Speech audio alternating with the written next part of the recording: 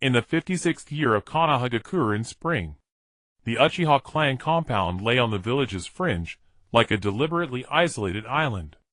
Uchiha An crouched in the weapons storeroom, a kunai in hand, counting them one by one against the ledger. 347, 348. The blade of the kunai caught the faint glow of the oil lamp, reflecting a cold hard light. The weapons storeroom was not large, barely 10 square meters. Wooden racks lined all four walls, neatly stacked with shuriken, kunai, and explosive tags sorted into separate categories. The air was thick with the mingled smell of rust and explosive tag powder. And had spent 3 years here, his nose had long since grown accustomed to it. He thought to himself, still missing a mismatch in the shuriken ledger. He placed the last kunai back onto the rack and marked a tick in the ledger. The numbers for last month's reported losses differed from the actual count by 3 shuriken. He wondered which clansman had underreported when claiming equipment this time. Such things happened often. Ninja carried out missions outside, and losing a few shuriken was commonplace. When they returned to file reports, they couldn't remember clearly, and casually wrote an approximate number. In the end, it was always him, the one managing the storeroom, who took the blame. "I'm used to it," and muttered to himself as he closed the ledger. Uchiha An, in the 56th year of Konoha, 13 years old in the flesh. His parents had died in the Third Shinobi World War. The clan, seeing his pitiful circumstances, and recognizing his lack of talent for training, had arranged a leisurely post for him, managing the weapons storeroom. In blunt terms, he was a warehouse keeper. The Uchiha clan was renowned across the shinobi world for its endless stream of prodigies. Their Sharingan awakening rate was among the highest of all bloodline clans. Yet among them had appeared a complete failure like him, with chakra refinement efficiency so abysmal it defied description, and so clumsy, with even the most basic three-body technique, that he could barely perform it. The clan's attitude toward him was actually decent. More precisely, they simply did not care. A useless person, who could not even become a genin, was not worth the effort of an expression. Whether it was sympathy or contempt, in the end, there were no real expectations, and was quite satisfied with that. "And senpai, I'm here to receive this month's supplies." A child a few years younger than him stood at the entrance, wearing the Uchiha clan's high-collared uniform, with a fan crest embroidered on her back. And glanced up. It was Uchiha Izumi, a girl who had just entered the academy this year, lively by nature, and able to chat easily with anyone. Within the clan, she was among the few who would take the initiative to greet him. "Wait a moment," and took 5 shuriken, 2 kunai, and 1 explosive tag from the rack, wrapped them in cloth, and handed them over. "Use the explosive tag sparingly. The storeroom stock for this month is running low." Izumi accepted the cloth bundle, and peered curiously inside. "And senpai, don't you get bored staying here every day?" "I do." "Then why don't you go out for a walk?" and pointed at the weapons covering the walls. "Someone has to watch over these things. If a single piece goes missing, and the clan leader asks questions, this salted fish will be roasted." Izumi laughed at his joke, waved, and left. The weapons storeroom fell silent once more, and sat back down on the wooden stool in the corner, and resumed checking the ledger. This month the clan had been drawing equipment far more frequently than last, especially explosive tags, whose consumption was nearly 3 times the previous amount. Something felt off. He muttered inwardly, but did not dwell on it. The relationship between the Uchiha and the village had been taut for years. It was only natural for the clan to strengthen its combat readiness. As for the reason, he knew it all too well. The night of the massacre. Those 4 words were carved into his bones like a countdown, and had transmigrated here from another world. In his previous life, at 26, he had been an utterly ordinary office worker, who died suddenly from overwork. When he opened his eyes again, he found himself in this world of ninja. At first, he had been quite excited. The Hokage childhood memories. Perhaps he could even learn Shadow Clone to show off. Then he discovered he was a complete failure. Chakra refinement. His efficiency was less than 1/3 that of an ordinary person. Ninjutsu. He had practiced the three-body technique for 3 years. The substitution technique only succeeded on occasion. The clone technique produced phantoms, like ghosts, and the transformation technique could at best change his hairstyle. Taijutsu. Clan children could break wooden posts with a kick by the age of 10. At 13, when he kicked a post, the post was fine, and his foot swelled for 3 days. As for the Sharingan, that was something he did not even dare to dream of. He had complained inwardly for 3 years, asking why, if fate had granted him transmigration, it could not at least give him a cheat-like ability. No cheat had appeared, but the countdown to the massacre drew ever closer. Footsteps sounded outside, and looked up to see someone in an ANBU outfit standing at the entrance. A black cloak, a white mask, red markings upon the mask. He was not from the clan. Uchiha weapons storeroom. The ANBU asked in an official tone. Yes. By order of the 3rd, from this month onward, supplies for the Uchiha clan will be uniformly distributed by the village. Any equipment purchased internally by the clan must be reported. And froze for a moment. So, they were tightening control over Uchiha supplies. I need to verify the paperwork and said. The ANBU handed him a scroll stamped with the seal of the Hokage's office, and unrolled it and skimmed the contents. It was indeed an order personally signed by the 3rd Hokage. The wording remained polite, claiming it was for unified management, but the underlying meaning was plain. The village was tightening its grip around the Uchiha's throat. He thought it has begun. His heart sank. After the ANBU left and put the document away, and sat on the stool dazed for a while. The conflict between Uchiha and Konoha was clearly laid out in the original story. After the Ninetales rampage, Konoha's leadership suspected Uchiha as the mastermind and relocated the entire clan to the village's outskirts, surveillance disguised as residence. The Uchiha, dissatisfied with such treatment, began to plot a coup. The village's countermeasure was annihilation. The one tasked with carrying it out, Uchiha Itachi, and thought Itachi should have just joined ANBU around now. He calculated the timeline. In the 56th year of Konoha, Itachi was 11, having just officially become an ANBU member. According to the original story, Itachi would gradually encounter the village's darkness within ANBU, and under Danzo's pressure eventually accept the mission to slaughter the clan.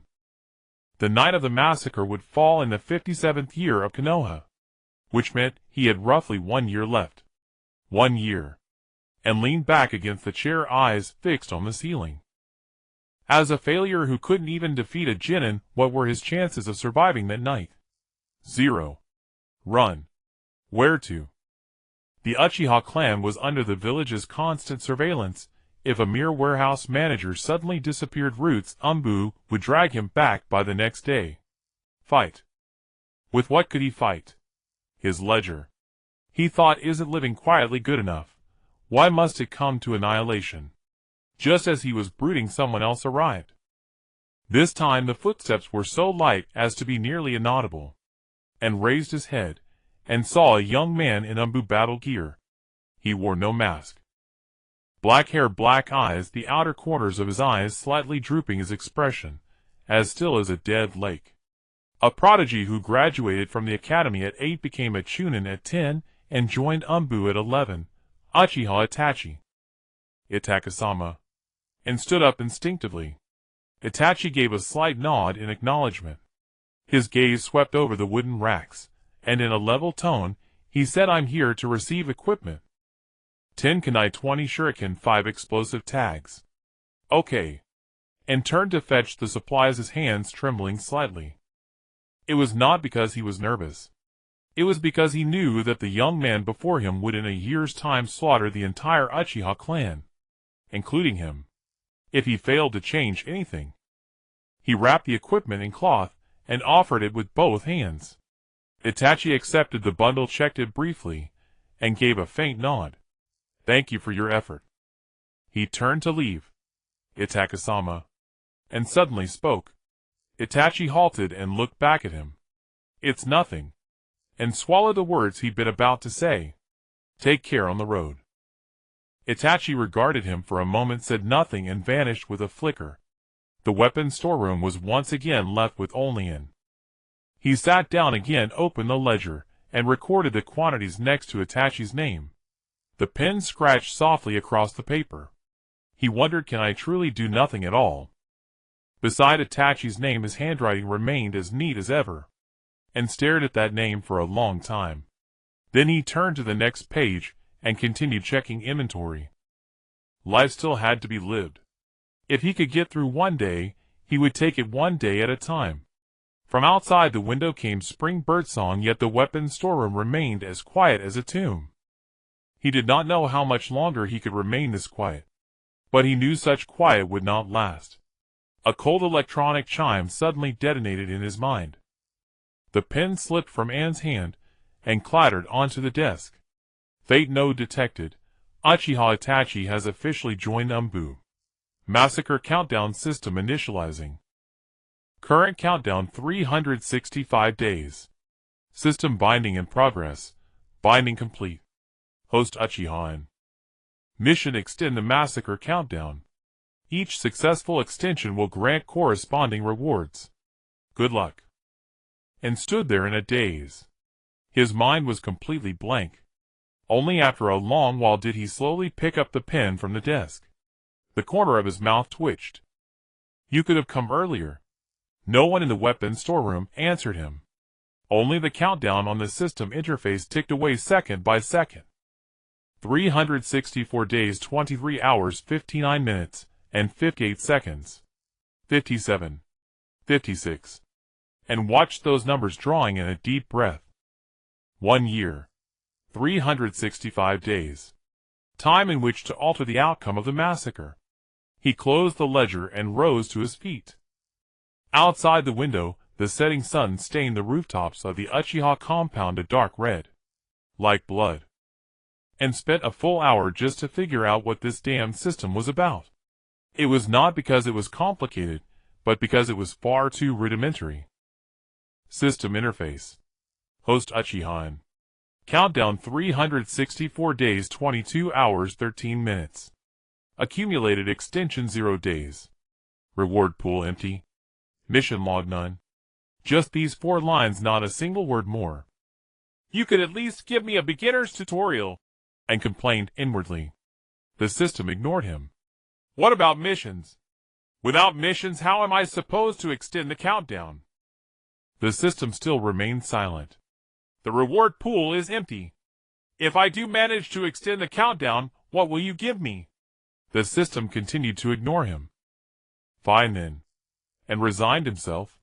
He had transmigrated for 3 years without seeing a single cheat, and when he finally received one it turned out to be mute and taciturn. There was at least one thing he was certain of. The countdown would grant rewards if it was extended. But how was he supposed to extend it? The system had said only this: any action that truly postpones the clan's extermination. Whether direct or indirect, as long as an action genuinely impeded the extermination of the clan, the system would automatically judge it, add time to the countdown, and issue corresponding rewards. In other words, he had to find a way to prevent the extermination itself. And pushed the ledger aside, pulled a blank sheet of paper from the drawer, and began to scribble. What was the cause of the massacre? The irreconcilable conflict between the Uchiha and Konoha's upper echelons. The direct fuse was the Uchiha's planned coup, prompting the village leadership to decide to strike first. The executioner would be Itachi. Yet the true driving force behind the matter was Danzo. The third Hokage had actually wanted to resolve the problem through negotiation, but Danzo pressed relentlessly, forcing Itachi step by step into a dead end. If I can stall the coup faction and win negotiation time for the third Hokage. If I can let Itachi realize there is a path other than slaughtering the clan. If I can weaken Danzo's control over this affair. And drew a triangle on the paper labeling the 3 vertices. Coup faction, Danzo, and Itachi. The coup faction was the internal driving force, Danzo, the external pressure, and Itachi the blade trapped in between. If any side was disrupted, the extermination of the clan might be delayed. In theory, that was how it worked. But when it came to actually putting it into practice, He was just the one in charge of a warehouse. How was he supposed to influence those three powers? And let out a sigh. Overthinking would do no good. First, he needed to grasp the system's basic rules. He stood up and paced back and forth in the bladed weapons storeroom. First, the standard for extending the countdown was real impact, not subjective intention. In other words, even a blind cat stumbling upon a dead mouse would count. Second, the greater the impact, the longer the extension. Third, the system would never tell him in advance how much time each action could gain. He would only know after doing it. It was essentially crossing a river by feeling for stones. And if he felt for the wrong stone, he would fall in and drown. And stopped walking and stared at the wall of shuriken. "All right," he murmured. "It's still better than doing nothing." Footsteps sounded from outside, and crumpled the sheet of paper into a ball, stuffed it into his pocket, and turned toward the door. The visitor was Uchiha An, 23 years old, special jonin. Within the clan, he belonged to the hardliners, his dissatisfaction with Konoha's leadership written all over his face, and at many clan meetings he had openly advocated taking action. An's impression of him was simple. There was killing intent in his eyes. Not a mere figure of speech, but a chill that only those who had truly seen blood possessed. "And issuing equipment," Daohwa said, his tone edged with impatience. "Daohwa-senpai, what do you need?" 20 kunai, 50 shuriken, 15 explosive tags." An's hand paused for a moment. That quantity was enough to match an ordinary chunin's monthly allocation. "Daohwa-senpai, have the missions been heavy lately?" An asked casually as he retrieved the equipment. "Why are you asking so much?" Daohwa frowned. "Just mind your warehouse." "Understood." And held his tongue, wrapped the equipment, and handed it over. Daohwa took the bundle, weighed it lightly in his hand, seeming satisfied. As he turned to leave, he tossed back a remark. "This bladed weapon storeroom is at least fine with you in charge. The accounts are clear at any rate." And froze for a moment. Was that a compliment? Daohwa was already far down the corridor, and shook his head, and returned to sit on his stool. Recently the hardliners had indeed been taking out equipment in increasing quantities. There was almost no need to guess what they were preparing for. He opened the ledger and carefully checked Daohwa's withdrawal record once more. Then he flipped back, circling the withdrawal records of all hardline members over the past 3 months. The upward trend was unmistakable. In particular, the consumption of explosive tags had tripled in those 3 months. Such quantities were far beyond what ordinary missions required, unless the preparations for a coup were accelerating. And closed the ledger and rubbed his temples. On the system interface, the countdown continued to tick away. 364 days, 21 hours, 02 minutes. 01 minute. 00 minutes. With each minute that passed, he drew 1 minute closer to death. He could not afford panic. Panic was how mistakes were made. The only thing he could do now was observe, gather information, and identify a point where he could intervene. And drew in a deep breath, forcing himself to calm down. In his previous life, he had one advantage: the more nervous he grew, the calmer he became. As someone who had dropped dead at 26 at his office desk, he possessed a peculiar kind of detachment about life and death. A man who had died once, what was left to fear? What he feared was only that this time death would truly be the end. Outside, dusk settled over the village. The oil lamp in the bladed weapons storeroom was running low. The flame leapt and flickered, stretching the shadows on the wall long and then short. And added oil to the lamp, and the flame steadied once more. There were 364 days, and 20 hours left until the clan's extermination. He glanced at the system interface, then opened the ledger again, and returned to his work. Life still had to be lived. Accounts still had to be kept. If he could live one more day, he would live that one more day first. In the bladed weapons storeroom, only 2 sounds remained: the scratch of his pen across paper, and the numbers of the countdown steadily ticking away. 1 second. Then another second. The notice of the clan meeting arrived in the evening. and was in the weapon depot counting the newly arrived kunai when Yashiro pushed the door open and tossed a slip of paper onto his desk. Tonight at the Nanga Shrine Full Assembly. Yashiro was 5 years older than an Achunin of the clan, straightforward in nature. The two often interacted due to the handover of the weapon depot, and he was one of the few people in the clan with whom he could converse. Again! And picked up the slip. This is the 3rd time this month. Yashiro lowered his voice. I heard that Inoho and the others are going to bring up that matter again at the meeting. That matter? It's... Yashiro made a throat-slitting gesture. An's heart sank. A coup. Are you going? Yashiro asked. Can I skip it? And wanted to say that. But on the system interface a new prompt had just appeared. Detected Fate Node Nanga Shrine Assembly. Participating grants access to critical information. Suggestion: do not miss it. The system rarely gave hints. Proactively missing it would be too great a loss. I'll go, and said. Yashiro glanced at him, somewhat surprised. You used to avoid these whenever you could. I've finished the accounts today, and I have nothing better to do. Yashiro said nothing more, waved his hand, and left. Night fell. The Nanga Shrine lay deep within the Uchiha compound near the riverbank of the Nanga River. The shrine was small, made of wood, dilapidated from years of neglect, and rarely visited.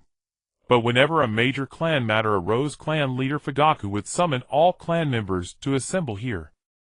When In followed the crowd into the shrine, many were already inside.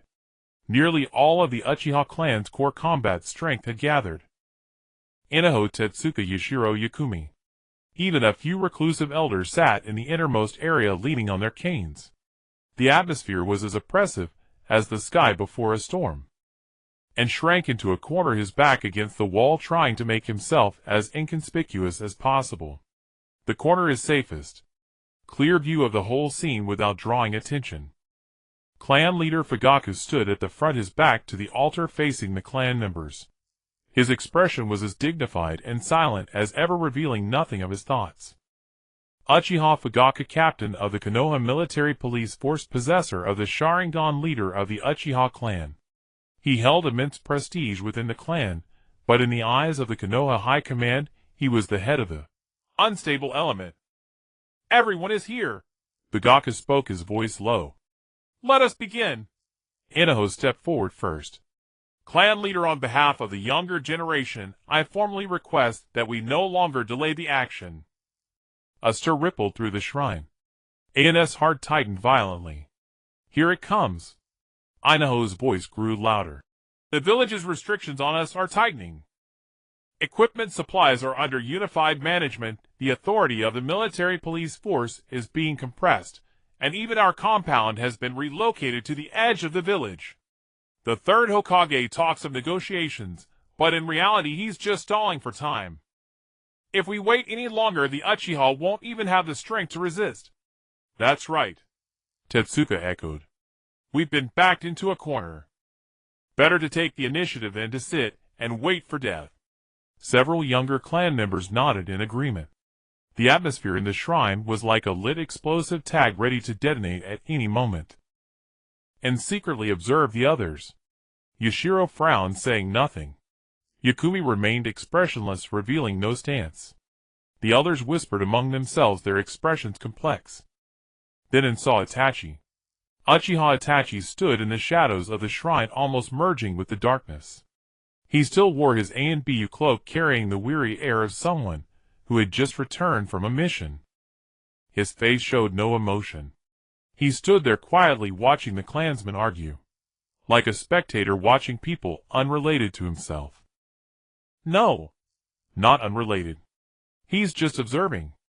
And suddenly realized that Itachi's feelings at this moment might be more complicated than anyone else's. He was an ANBU member, aware of the village's true attitude toward the Uchiha. He was also a direct descendant of the Uchiha clan, carrying its blood in his veins. He was caught in the middle, torn between two sides. Inoho continued speaking, his voice growing more impassioned. But In could no longer focus on his words. He watched Itachi. Itachi seemed to sense something slightly, turning his head, his gaze sweeping toward the corner. Their eyes met in the air. In that instant, and saw something in Itachi's eyes. Not coldness. It was exhaustion. A bone-deep weariness. Itachi quickly averted his gaze, reverting to his expressionless mask. But it had already etched that moment into his mind. He doesn't want to go that far either. He just doesn't see any other path. The clan meeting continued. After Inaho's speech, a few moderate elders said something like, "Let's wait a little longer," but their voices were drowned out by the younger generation. Kudaka never expressed his stance from beginning to end, only saying, "I understand. We'll discuss it another time."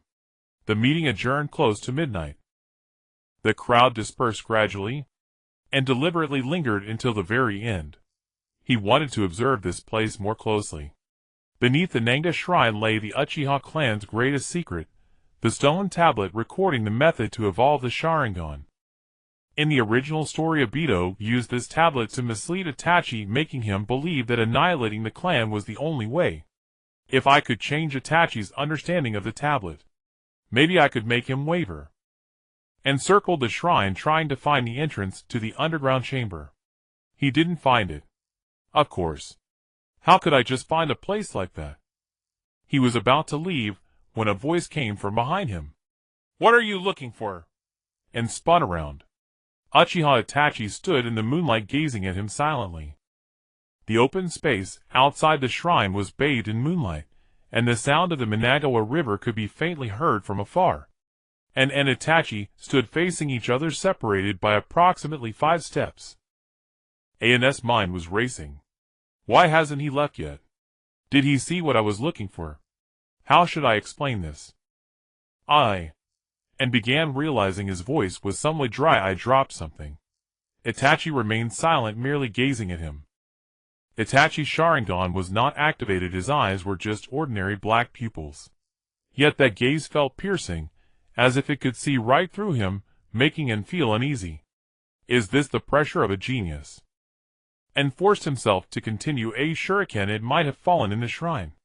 The accounts need to match, and it's difficult to explain if something is missing. This reason felt flimsy even to him. Itachi was silent for a few seconds before saying, "There are no shuriken in the shrine." "How do you know that?" "I just checked." And was stunned. Was Itachi also observing the shrine? "You are from the weapon storage?"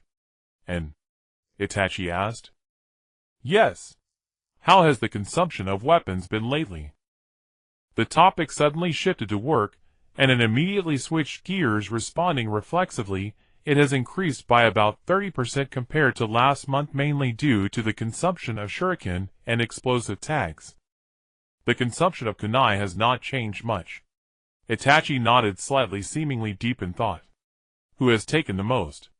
And hesitated for a moment.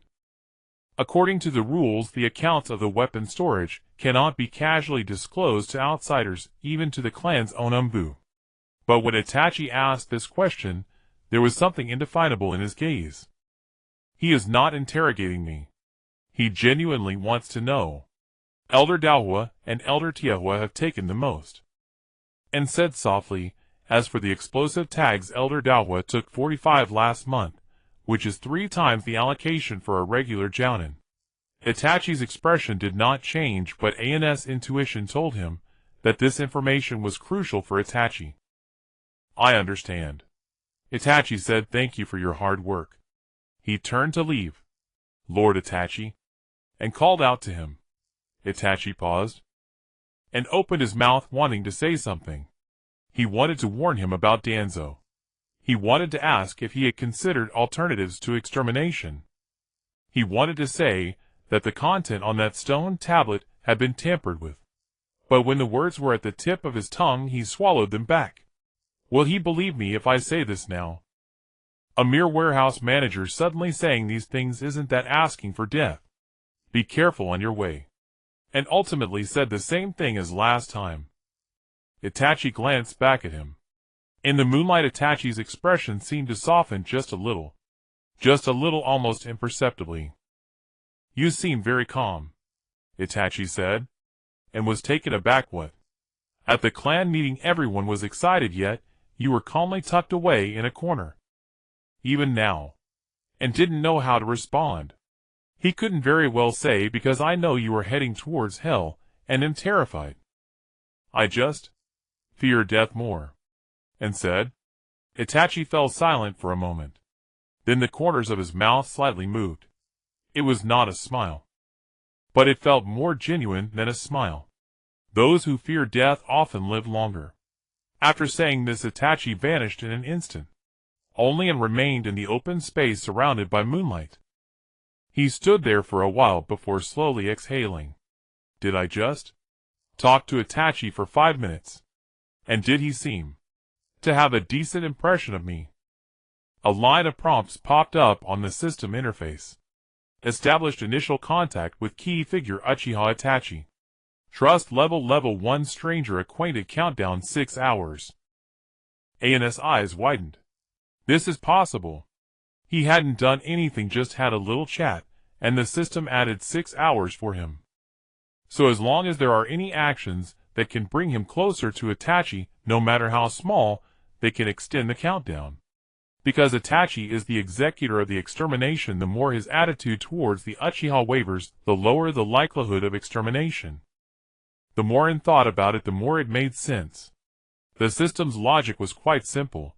Extermination is not something that happens suddenly, it is driven by countless factors. As long as influence is applied to any one of those factors, even if it only makes Itachi feel 0. One more compassion for his clansmen, it will extend the countdown. Little by little, gathering sand to form a tower. A year's time is sufficient. And clenched his fists, and turned towards the weapon storage. The moonlight stretched his shadow long. After walking a few steps, he suddenly stopped. He looked back at the Mangekyō shrine. The shrine in the darkness resembled a giant beast lying on the ground, silently guarding the secrets of the Uchiha clan. The stone tablet. I must find an opportunity to see that stone tablet. If I can prove that the content of the stone tablet has been tampered with, Itachi's stance may change completely. But that is a matter for the future. For now, I need to return to the weapon storage alive. The night had deepened. The sound of the Mangekyō River continued. An's figure vanished along the small path of the clan, his footsteps gradually fading away. On the system interface, the countdown continued to tick. 364 days, 15 hours, 47 minutes. 46 minutes. 45 minutes. 6 more hours than before. Not too much. But a start. And had a restless night. Lying in the small compartment beside the weapons store, he tossed and turned, his mind filled with images from the clan meeting. The fiery voice of Dahua, the silent face of Fujiwara, and the weary eyes of Itachi. And the countdown timer on the system interface kept ticking down. Extended by 6 hours. But there are still 364 days. This little time was merely a drop in the bucket. As dawn approached, and sat up, and made a decision. He would go to meet clan leader Fujiwara. To speak directly. Of course he couldn't just say, I know you are planning a coup, and it will fail, leading to your clan's destruction, or he would be captured as a spy. But he could phrase it differently. From the perspective of a warehouse manager, he could remind the clan leader, our equipment reserves are insufficient for battle. This is a fact. It was clearly written in the account books. Morning. And stood at the entrance of the Fujiwara household holding the account book. The Uchiha clan leader's residence was slightly larger than an average clan member's house, but not extravagant. A pine tree was neatly trimmed in front of the door. The sound of shurikens striking wooden targets could be heard from the courtyard. And took a deep breath and knocked on the door. Come in. Fujiwara's voice came from the courtyard. And pushed open the gate, and saw Fujiwara standing in the center of the courtyard holding a shuriken. 7 or 8 wooden targets stood in the courtyard, each one pierced by a shuriken. All were bullseyes. Fujiwara casually flicked his wrist, sending another shuriken flying to accurately hit the last empty target. Is there something you need? Fujiwara did not look at him, instead retrieving another shuriken from his ninja tool pouch.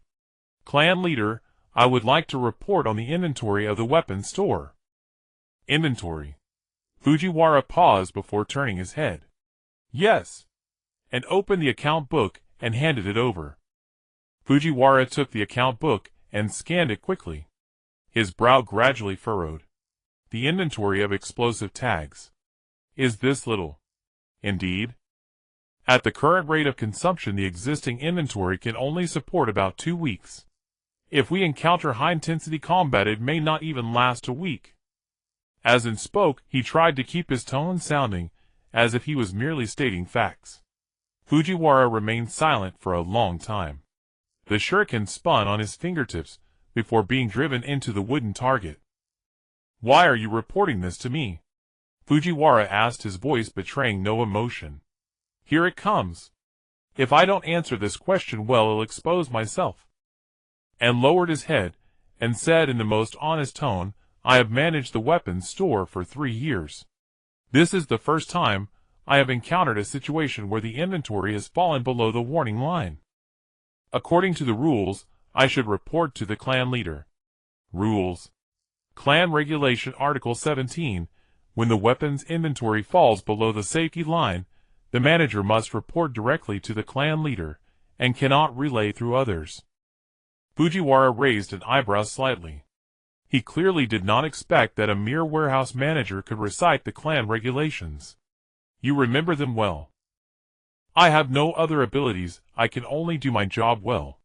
Fujiwara returned the account book to him and remained silent for a moment. I understand. You may leave now. Yes. And took the account book and turned to leave. Wait. And stopped in his tracks. Fujiwara's voice came from behind him. What do you think? If a conflict truly arises between the Uchiha and the village, what are our chances of winning? AN's back stiffened. Is this question a test? He slowly turned around, meeting Fujiwara's gaze. The clan leader's eyes did not have the Sharingan, just ordinary black pupils. Yet the sense of pressure was stronger than that of the Sharingan being activated, and opened his mouth. I speak honestly, and gritted his teeth. 0. Fujiwara's expression changed. It was not anger, but a complex, indescribable meaning. Continue. I have managed the weapons store for 3 years, and have handled all the equipment supplies within the clan. The combat power of the Uchiha clan is indeed strong, but the equipment reserves can only support short-term battles. Konoha village has a complete supply system with ANBU Root Elite Jounin and the 3rd Hokage and Danzo in command. And finished speaking in one breath, his palms sweaty. If a conflict occurs, we can hold out for at most 2 weeks. After 2 weeks, we will be out of ammunition and supplies. The courtyard was quiet with only the sound of the wind. Fujiwara looked at him, not speaking for a long time, and lowered his head, not daring to meet his gaze. It's over. Did I say too much? Will he think I am shaking the morale of the army? You? Fujiwara finally spoke. An's heart leapt to his throat. You may leave. And felt as if he had been granted a great pardon, and quickly walked out of the courtyard while holding the account book. After walking a distance, he dared to take a deep breath. I survived. At least, I was not captured on the spot as a traitor. A line of prompts appeared on the system interface. An effective communication with the key figure Uchiha Fujiwara has occurred. Fujiwara's attitude towards the coup has shown slight wavering. Countdown 1 day. Earned rank reward basic chakra amplification. And was stunned. 1 day. For times longer than the 6 hours spent chatting with Itachi. And there was even a reward. He found a secluded corner and opened the system interface to check the reward. Basic chakra amplification passive ability. Host chakra refining efficiency increased by 50. Current efficiency from almost 0 to barely able to refine. Note finally able to turn from worthless to ordinary worthless. Congratulations.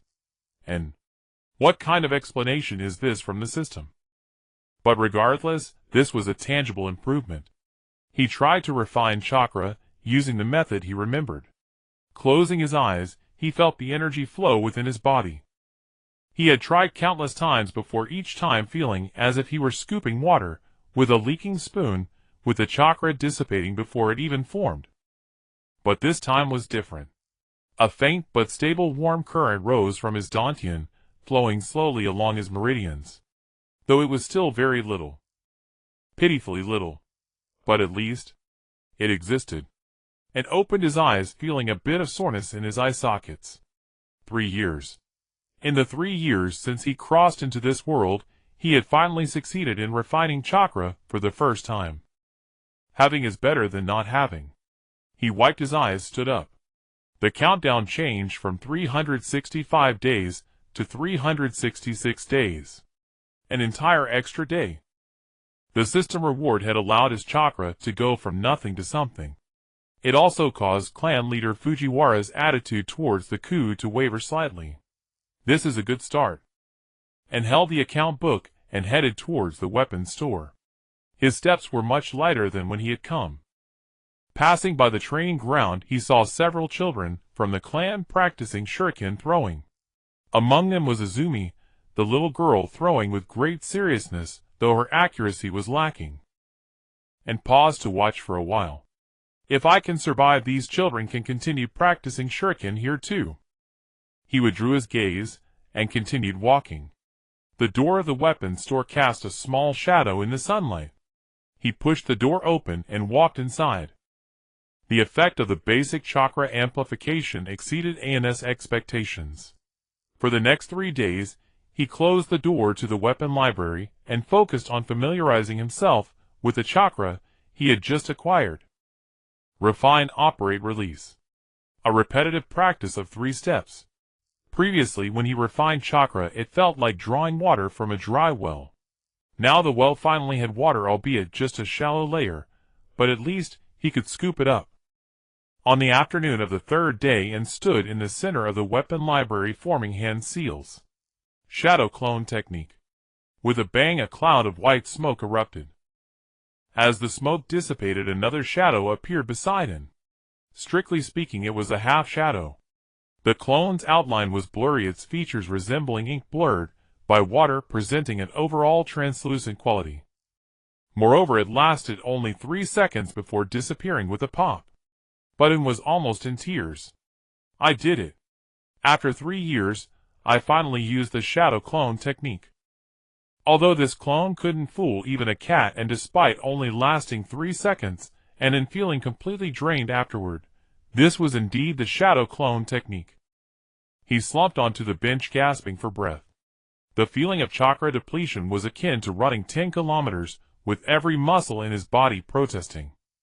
Yet he felt joy within. Let's go again. After resting for a while, and allowing his chakra to recover slightly, he stood up to form hand seals once more. Shadow clone technique. This time, after the smoke cleared, the clone's outline was slightly clearer than before. Its features remained fuzzy, but at least it resembled a human shape. The duration extended from 3 seconds to 5 seconds. This is useful. It really is useful. And practiced repeatedly for over 10 times, until his chakra was entirely exhausted, unable to refine even a trace. He lay on the floor of the weapon library, staring at the wooden grain of the ceiling, his chest heaving violently. At this rate, if I practice for another month, the shadow clone technique should reach a barely usable level. I need to practice the substitution technique and transformation technique simultaneously. The 3-body technique is the foundation of all ninjutsu. Once the foundation is solid, learning anything else will be quicker. Just as he was thinking, the door to the weapon library was pushed open. Hakudai poked half his body and saw him lying on the ground and paused for a moment. What are you doing? Practicing. Hakudai's gaze swept over the residual white smoke from the shadow clone technique, and then glanced at and slumped on the ground, his expression shifting from confusion to surprise. You can use the shadow clone technique now. It's at a novice level. And sat up and brushed the dust off his clothes. Let me see. And reluctantly formed the hand seals again. His chakra hadn't fully recovered, and this time the clone looked even worse than before, its outline all crooked. But Hakudai's expression was as if he had seen something remarkable. You really can use the shadow clone technique. Hakudai sat down opposite and looking serious. I remember you couldn't even refine chakra last month. Recently, I found a bit of a feeling. Hakudai looked at him for a moment, and suddenly smiled. Alright, and you're quite the hidden gem. No, with this level and not even as good as the ninja school students. That's not the same. Hakudai shook his head. Going from 0 to 1 is always the hardest step. You cross that threshold, the rest will be easier. And didn't expect Hakudai to say that. In the Uchiha clan, known for its geniuses, being able to use a novice version of the shadow clone technique wasn't worth boasting about. However, when Hakudai said this, his tone was sincere. This guy isn't too bad. By the way, what did you come to find me for? To get equipment. We have a mission tomorrow, and need 10 shuriken and 2 kunai. And got up to fetch the equipment, and casually asked what mission. A crank escort mission to a town on the border of the Land of Fire. The round trip will take about 5 days. How many people? Just me. And handed over the cloth bag in his hand, hesitating for a moment. Be careful on the way. Hakudai took the bag, grinning. Don't worry, it's just a crank mission, nothing will happen. He walked to the door, and turned back to say, by the way, when you master that shadow clone technique, let me see it.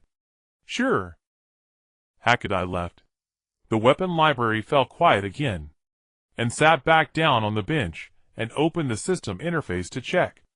Countdown 365 days 18 hours. The effect of the basic chakra amplification had completely integrated into his body, no longer a reward, but a true part of his own abilities. The system's rewards are permanent. They're not temporary buffs. This discovery excited him. Every time he extended the countdown and received rewards, it fundamentally enhanced his strength. The stronger he became, the more things he could do, the greater the situations he could influence, and the longer the countdown could be extended. A virtuous cycle. Provided that I lived to see that day. And opened the ledger and flipped to the pages recording family members receiving equipment. Over the past week, Inahibi had received equipment again. 30 explosive tags. Tekai received 20. Several younger clan members also had significantly higher distributions than usual, and drew a simple statistical table on paper. Over the past month, the hardline faction members had received a total of 237 explosive tags. In contrast, the normal task consumption would require no more than 50 tags in a month. The excess of over 180 tags had all been stockpiled. They are preparing for a coup, and the progress is accelerating. And closed the ledger, his expression turning solemn. He knew the coup would happen, but seeing the data accumulate little by little felt entirely different. This wasn't a storyline from a comic. It was a real impending disaster that would cost lives. I need to speed up. Just influencing Fudaku alone isn't enough. To truly delay the extermination of my clan, I must tackle it from multiple directions simultaneously. He took out a new sheet of paper, and wrote down several names. Fudaku, clan leader, the ultimate decision-maker. Itachi, the executor, the one caught in the middle. Inahibi, the representative of the hardliners, the main driving force behind the coup. Shursui, the strongest combat power of the Uchiha, Itachi's close friend, who committed suicide in the original work after failing to prevent the coup. Shursui is still alive. If I can change his fate, the countdown will definitely be extended significantly. And circled Shizui's name. This is the next target. And spent the entire morning reorganizing the account books from the past 6 months. Not for reconciliation, but to establish an intelligence system. He took a large sheet of paper and drew a table. The horizontal axis represented time in weeks, while the vertical axis listed the names of clan members categorized into 3 groups based on political stance: hardliners, moderates, and neutrals. Next to each name, he recorded the types and quantities of equipment they received each week. It was a tedious task, but he was very invested in it. He discovered that the account books of the weapon storage were essentially a top-secret intelligence report. The trajectory of a ninja's actions, the intensity of their missions, and the frequency of their battles could all be deduced from equipment consumption. For example, the records of Hakudai were very regular. A fixed amount each week with occasional slight fluctuations, which aligned with the normal consumption for crank and break missions. This indicated that he was indeed diligently taking on missions, and had not participated in the hardliner's secret actions. In contrast, the amount of equipment received by Tetsuhide had suddenly doubled over the past 2 months. The consumption of explosive tags was particularly evident, concentrated at the beginning and middle of each month, indicating he was undergoing fixed high-intensity secret training. For instance, in Ahibe, this person's records were the most abnormal. Explosive tags. A large quantity of explosive tags. And pointed his pen at an Ahibe's name. A special jonin's monthly consumption of explosive tags was equivalent to that of 5 regular jonin. This was absolutely not for carrying out missions. They are stockpiling supplies. Stockpiling for a coup. Encircled the data of several key hardliner members separately. In Ahibe, Tetsuhide, Yakumi, and Shinsui. The total stockpile of explosive tags among these 4 individuals already exceeded 1/3 of the normal inventory of the weapon storage. If a coup were to be launched, where would these explosive tags be used? In the security facilities of Konoha, the Hokage building, ANBU bases, even ordinary villagers. An's hand trembled slightly. Not from fear, but from anger. These people, they are serious. They truly intend to detonate bombs in the village. And took a deep breath, suppressing his emotions. Anger was useless. What was needed now was calm. He continued to organize the data. When he turned to Itachi's records, his hand paused. Itachi's amount of equipment received was also substantial. However, unlike in Ahibe and the others, Itachi's variety of equipment was very diverse. Kunai shuriken, explosive tags, smoke bomb, soldier pill. It covered almost all types of ninja tools. Moreover, the frequency of his receipts was extremely high, sometimes coming 2 or 3 times in a week. This indicates the intensity of ANBU missions. He is not stockpiling supplies, he is truly consuming them. And noticed a detail: Itachi always took equipment in single portions. He never took more than necessary. He always used what he took. What mission is he executing alone? Do ANBU missions require so many explosive tags? And copied Itachi's receipt records separately, and hid them in a secret compartment. This information wasn't needed now, but it might be useful in the future. After organizing until dusk and finally completed the entire intelligence table, he pasted the large sheet on the wall, stepped back 2 paces, and scrutinized it carefully. The equipment consumption data of 67 active ninjas from the Uchiha clan was all on the sheet. Who was working diligently, who was secretly preparing for war, who was observing, and who was retreating. It was all clear. A line of prompts popped up on the system interface. Behavior triggered hidden ability intelligence analysis. Gained passive skill insight. Insight increased sensitivity to information. Able to detect abnormal clues from daily details. And was momentarily stunned. The system could be used this way too. He had previously thought that the system's rewards were limited to extending countdowns, but he hadn't expected that his actions themselves could also trigger the unlocking of new abilities. In other words, this system encourages me to take initiative. Not just passively extending the countdown, but actively collecting information, analyzing situations, and seeking breakthroughs. And stood in front of the intelligence table, gazing at the densely packed numbers and lines. A mere weapon storage manager. Overseeing the equipment of the entire Uchiha clan. Recording each person's action trajectories. Knowing who is preparing for war. Knowing who is consuming resources. Knowing who harbored murderous intent. This intelligence is my first weapon. Footsteps were heard outside. And quickly took down the large paper from the wall, rolled it up, and stuffed it into the secret compartment. The door was pushed open. Uchiha Izumi poked his head in, grinning. "An senpai, I am here to collect tomorrow's training equipment." "Come in." and took a few practice shuriken from the shelf and handed them to Izumi. Izumi accepted the shuriken and curiously glanced at the wall. "And senpai, what were you looking at just now?" "The account books." "Another account book?" Izumi pouted. "Aren't you tired of looking at account books every day, and senpai?" "Tired." "Then why do you still look?" And thought for a moment, and replied seriously, "Because there are many interesting things in the account books." "What things?" "For example?"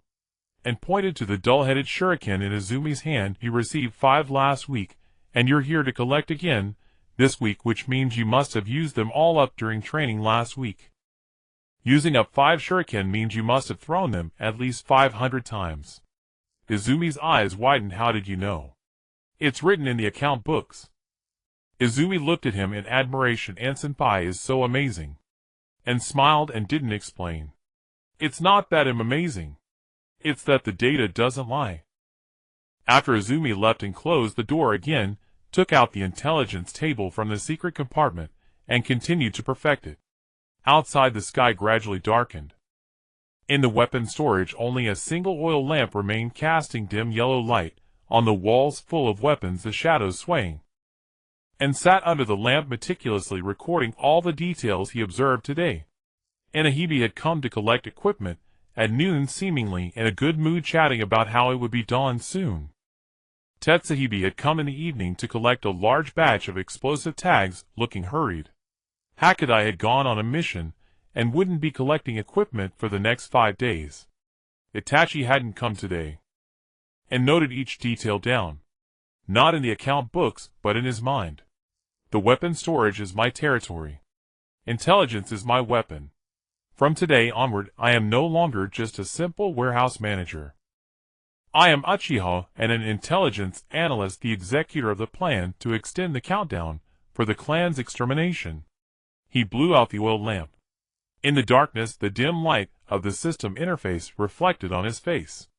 Countdown: 365 days 9 hours. In the 56th year of the Mokai era, on the 7th day of April. And remember this date. Not because of a system reminder, but because he had marked in the account book. Today is the last day Uchiha Shursui comes to the weapon storehouse to pick up equipment. In the original story, shortly after Shursui picked up this equipment, he jumped into the Nanha River. And did not know the exact day, but he knew that his time was running short. In the evening, and closed the door to the weapon storehouse early, and walked along the path of the clan towards the Nanha River. He found an excuse for himself. The weapon storehouse was too stuffy, he needed to go out for some fresh air. But in reality, he was looking for Shursui. What if I could connect with him before he jumps into the river? Perhaps I could change something. The Nanha River is a small river that flows along the edge of the Uchiha clan's land. The water is shallow, but the trees on both banks are dense. At dusk, the sunset filters through the leaves and scatters golden light on the water's surface. And walked along the riverbank, pretending to be on a leisurely stroll. After about a quarter of an hour, he saw someone sitting on a large stone by the river. Dressed in ANBU attire without a mask. Black hair, gentle features, and deep black eyes. Uchiha Shursui. Shanshin Shursui. The strongest man of the Uchiha clan, Itachi's closest friend and mentor. He is also one of the most regrettable deaths in the original story. An's heart raced. He pretended to pass by chance, slowing his pace, and stopping by the riverbank. Shursui turned his head, saw An, and smiled slightly. "You are? And from the weapon storehouse, right? I remember you." And was taken aback. "He knows me." "Lord Shursui knows me?" And asked. Shursui nodded, his tone gentle. "The last time I came to pick up equipment, you wiped each weapon before handing it to me." "Not many people do such things." "And did not expect it was because of this. The equipment in the weapon storehouse would rust after a long time, and he was used to wiping it down before it was checked out. It was just a personal habit, something he never thought would be noticed." "Sit down." Shursui patted the stone beside him, and hesitated for a moment, then walked over and sat down. The two sat side by the river, watching the waters of the Nanha River flow slowly. After a moment of silence, it asked, "What is Lord Shui doing here?" "Thinking." Shui replied, his gaze fixed on the water's surface, his voice very soft. "The atmosphere in the clan has been getting increasingly tense lately, do you know?" And nodded. "The hardliners are advocating for immediate action. Although clan leader Fugaku hasn't made a statement, the pressure is mounting. Over on the village side, Danzo's root organization has been monitoring us." After Shui finished speaking, he turned to look at him. "You manage the weapons storehouse every day. You should be more aware of these matters than most." "Is he testing me?" And thought for a moment, and decided to speak the truth. "Yes. The consumption of equipment has been rising, especially explosive tags. The hardliners are stockpiling supplies." Shui did not show surprise. Clearly he had known this long ago. "What do you think?" Shui asked. "Do you think the coup will succeed?" This was the second time it had been asked this question. The last time was by Fugaku. "No," and said. Shui looked at him, waiting for him to continue. "The Uchiha's combat power is indeed strong, but they cannot sustain a prolonged war. The equipment reserves would last at most 2 weeks. The village has a complete logistics system with ANBU route and the third Hokage. After 2 weeks, they would run out of ammunition and supplies." And repeated what he had told Fugaku. Shui listened, and did not refute, only letting out a soft sigh. "You are right. But many people in the clan cannot see this. Or rather, they do not want to see it." There was a deep weariness in Shijui's voice. "I have been in the ANBU for these years, more aware of the village's strength than anyone. If a fight does break out, the Uchiha have no chance. But I am a member of the Uchiha. I cannot betray my clan." Itachi is also like me, caught in the middle, and listened in silence. He knew what Shui would do next. Shui would use his strongest genjutsu, Kodoamatsukami, to control Fugaku trying to stop the coup. But Danzo would intervene, taking Shijui's right eye. A Shui who lost one eye in despair entrusted his left eye to Itachi, and then jumped into the Nanha River. 1 life, 2 Sharingan in exchange for Itachi's awakening of the Mangekyō. This is the tragedy from the original story. But now I sit here. I have heard him say these words. I cannot pretend to know nothing.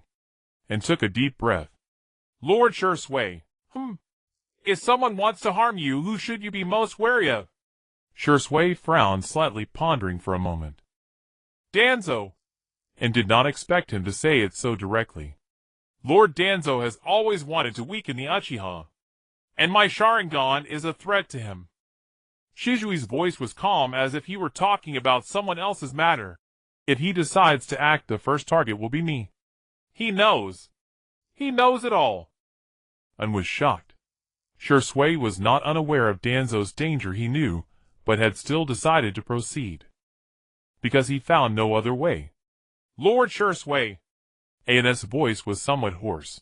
"What if I say that Danzo is even more dangerous than you think?" Shui looked at him. "What do you mean?" and gritted his teeth. "Do not face him alone. Whatever you plan to do, do not go alone. Bring Itachi with you. Or at least let him know where you are going." Shui fell silent. The sound of the water in the Nanha River was particularly clear in the dusk. After a long while, Shui gently nodded. "I understand. Thank you." He stood up, brushing off the dust from his clothes. "It's getting dark, let's go back." And stood up as well. The two walked back along the riverbank, the sunset stretching their shadows long. When they reached the fork in the road, Shui stopped. "And, if the Uchiha had more calm people like you, perhaps things would not have come to this point." And did not know what to say. Shui smiled slightly, and vanished in an instant, leaving and standing alone at the fork. A system notification popped up on the interface. Established initial contact with the key figure. Uchiha Shui. Shijui's wariness towards you has decreased. Countdown 3 days. Gain crank reward enhancement of Shunshin skill. And look down at the system notification. 3 days. 3 times more than the days spent talking with Fugaku. Moreover, the reward is a crank. Shui is one of the key figures in the massacre incident. His life and death directly affect Itachi's awakening of the Mangekyō and subsequent path. The system determines that the value of this contact is very high, and clenched his fists. 3 days. The countdown turned into 368 days. The time left until the 1-year mark not only did not decrease, but increased by 3 days. These are 3 days I earned through action. Continue. Keep earning. He strode towards the weapon storehouse. Behind him, the sound of the Nanha River faded further away. The last rays of the sunset sank behind the mountains as night fell. In the Uchiha clan's territory, lights began to illuminate one by one. AN's figure disappeared at the end of the path. The countdown on the system interface glowed faintly in the darkness. 368 days, 3 hours, 22 minutes. 21 minutes. 20 minutes. When Jishui arrived, it was repairing a broken kunai. The equipment in the blade storehouse is not infinite. Whatever can be repaired should be, and only those that cannot be fixed will be reported as damaged. The edge of this kunai had a chip, and then used a whetstone to grind it little by little, trying to restore its sharpness. The door was pushed open, and light poured in. And looked up, and saw Uchiha Jishui standing at the door. Backlit, his expression was unclear, but I could see he was holding a scroll. Lord Jishui. Jishui walked in and closed the door. The blade storehouse plunged back into darkness, illuminated only by the light of an oil lamp on their faces. I remembered what you said to me by the river last time, Jishui stated directly, and placed down the whetstone, and wiped the iron filings off his hands. I've been thinking these past few days about why you told me those things. Jishui sat down across from him, his tone gentle, but his gaze serious. We had almost no interaction before. You are just a clan member managing the blade storehouse, and you are the strongest ninja in the clan, and interjected. Jishui did not deny it. So I can't understand. Why would you risk cautioning me? What do you gain from it? This question was very straightforward, and fell silent for a few seconds. He couldn't exactly say. Because I know from the original story that you are about to die. I saw the expression on Lord Itachi's face when he received his equipment. And said. Jishui's gaze shifted slightly. It was exhausting. I continued. That kind of exhaustion is not physical but mental. Later I saw you at the South Ichuan, and your expression was exactly the same as Lord Itachi's. I thought to myself, why do the two strongest individuals in the clan look so weary? An's voice was not loud, but it was clearly heard in the quiet blade storehouse. Jishui said nothing. Then I understood. And said, because you are caught in the middle. One side is the family, and the other is the village. You can't let go of either, nor can you cut ties with either. I'm just someone managing the storage. I can't change anything. But I feel that at least you should know that someone in the clan sees what you are doing. After An finished speaking, the blade storehouse fell silent for a long time. The flame of the oil lamp flickered. Jishui let out a gentle breath. You are right. His voice was much softer than before. The feeling of being caught in the middle is indeed very exhausting. He placed the scroll he was holding on the table and pushed it towards An. This is for you. And was taken aback. What is this?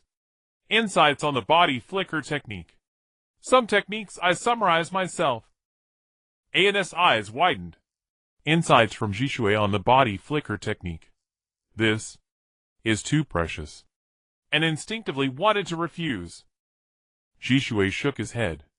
After you warned me to be cautious about Danzo, I kept my guard up. An's heart suddenly raced. I originally planned to go directly to clan leader Fugaku to solve the problem my own way. Jishui's voice was calm, as if discussing someone else's matter. But your words made me change my plan. I first went to find Itachi and told him what was happening. Then the two of us went to meet the clan leader together. An's breath stopped for a moment. The trajectory of Jishui's actions had changed. Danzo did indeed send people to monitor me. But because we acted together, he didn't find the opportunity to strike. Shisui looked at it in his eyes, carrying an indescribable emotion. If it weren't for your words, I might already be dead. The system interface erupted with notifications. The crucial plot point: Zishui's death has changed. Countdown 7 days. Obtain level reward essence of the body flicker technique. Trust level with Uchiha Shisui increased to level 2 acquaintance friendly. And stared at the system notification, his mind a bit dazed. 7 days. Adding the previous 3 days, that makes a total increase of 10 days. The countdown became 375 days. That was 10 days more than when the system was activated. What's wrong with you? Shisui asked as he saw him lost in thought. It's nothing. And snapped back to reality. Just a bit. Unexpected. Shisui smiled slightly. It wasn't a polite smile, but a genuine warm smile. Uchiha needs people like you. Shisui stood up. You don't necessarily have to be very strong, but you need to be clear-headed and aware of your surroundings. Keep the scroll safe. Your talent for the body flicker technique is not bad. Practice diligently. And look down at the scroll on the table, swallowing hard. Lord Shisui. What do you intend to do next? The coup has not been resolved yet. Shisui stood at the door, his silhouette backlit and somewhat blurred. Well, take it one step at a time, he said. At least for now I am still alive, and Itachi has not been pushed to a dead end. As long as we are still here, there are other possibilities. He opened the door. The spring sunlight flooded in, illuminating half of the blade storehouse. Oh, by the way, Shisui turned back. You don't need to call me Lord anymore. Just call me Shisui. The door closed. The blade storehouse fell quiet once more, and sat on the stool looking at the scroll on the table. The scroll was deep blue, tied with a black string, looking quite ordinary. But what was inside was the coveted insights on the body flicker technique by countless ninjas throughout the ninja world. The unique skills of Shisui on the body flicker technique. He opened the scroll. The first line of text came into view. The body flicker technique is not about speed, but about seizing the opportunity. And read each word carefully. The reason Zishui's body flicker technique was unparalleled in the ninja world was not due to his chakra strength, but because his grasp of timing reached its pinnacle. Reacting just before the opponent's action, to outsiders it appeared as if he was teleporting. The scroll detailed Zishui's understanding of the body flicker technique, training methods, and practical skills. From the basic chakra flow routes to advanced predictive techniques, every section was written in great detail. This was not a casual gift. This was a true inheritance. And closed the scroll tightly in his hands. Shisui is still alive. Itachi has not been pushed to a dead end. The countdown has been extended by 10 days. I have inherited Zishui's body flicker technique. Everything is moving in a positive direction. But on the system interface, the countdown continues to tick. 375 days. 374 days, 23 hours, 59 minutes. The fate of the clan's extermination has not truly changed. It has merely been postponed. 10 days is not enough. Far from enough. And tucked the scroll close to himself, picked up the whetstone, and continued to sharpen the kunai that had chipped. The sound of the whetstone grinding against the metal echoed in the quiet blade storehouse. Once. Again. His hands were steady. His gaze was even more resolute than before. In mid-April, the spring in Mai has reached its most comfortable state. Not cold, not hot, the air carries the scent of fresh grass and flowing rivers. And spent a full 3 days in the weapon store, dedicating all his time to studying the instant body technique scroll apart from eating and sleeping. He had read the scroll's contents no less than 10 times. The essence of the instant body technique is to stimulate the leg meridians with chakra, unleashing high-speed movement in an extremely short time. Most ordinary ninjas stop here, deeming it sufficient if they can enhance their speed. Yet the instant body technique of Jishui is not limited to this. In the scroll, he wrote the instant body technique relies 30% on the feet and 70% on the eyes. True speed does not stem from the explosive force of chakra, but from prediction. It involves reacting in advance, when the opponent's shoulder twitches, when their gaze shifts or 0.1 seconds before their center of gravity changes. Thus Jishu's instant body technique appears to be teleportation. It is not that he is truly that fast, but that he initiates his movements a moment earlier than others. Prediction. The core is prediction, and repeatedly practiced in the vacant area of the weapon store. Not to practice the instant body technique itself, but to practice observation. He had Quan assist him by throwing shuriken while he stood 3 meters away unable to evade, and had to rely solely on his eyes to judge the landing point of the shuriken. On the first day, he couldn't correctly predict a single one. As soon as Quan's hand moved, the shuriken had already lodged itself into the wooden post beside him. "Senior, and your reaction is too slow," Quan remarked without mercy. Continue. On the second day, he barely managed to judge the general direction of the landing point at the moment the shuriken was launched. Slightly to the left. The shuriken struck a wooden post 10 centimeters above his left shoulder, and broke out in a cold sweat. Just 10 centimeters off. By the third day, his judgment accuracy had improved to within a fist's distance. Before Quan launched the shuriken, he focused on her shoulder, wrist, and fingers. The shoulders slightly sank, the wrist retracted, the grip of the index and thumb changed outside of the right shoulder. The shuriken grazed his right shoulder and embedded itself in the wooden post behind him. The error was less than 5 centimeters.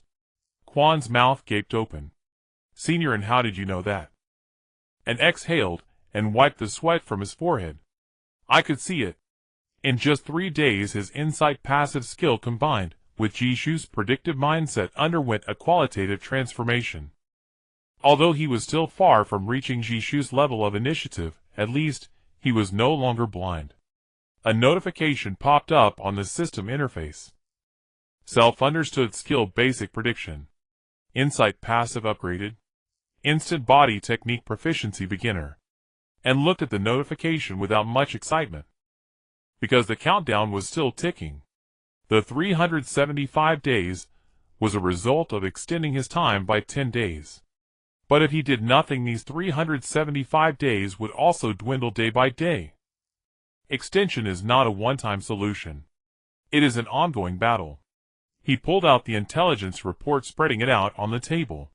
He had focused on training in the past few days, causing his information gathering to fall behind. He needed to catch up. Daohua. In the past week, he had received 25 explosive tags. The frequency had slightly decreased, but the total amount remained high. Tiahua. He received 40 shuriken. The reason given was training consumption, but it knew that the clan's training grounds couldn't possibly use that many. Yahweh. There was no record of receipt. But I noticed another detail. Yahweh, the younger brother of Yahweh, had received equipment 3 times in the past week. Yahweh, at only 10 years old, was still in ninja school, and could hardly use that much. Letting a child collect it to avoid my notice. Encircled Yahweh's name. These people were becoming increasingly cautious. This indicated they were nearing actual action.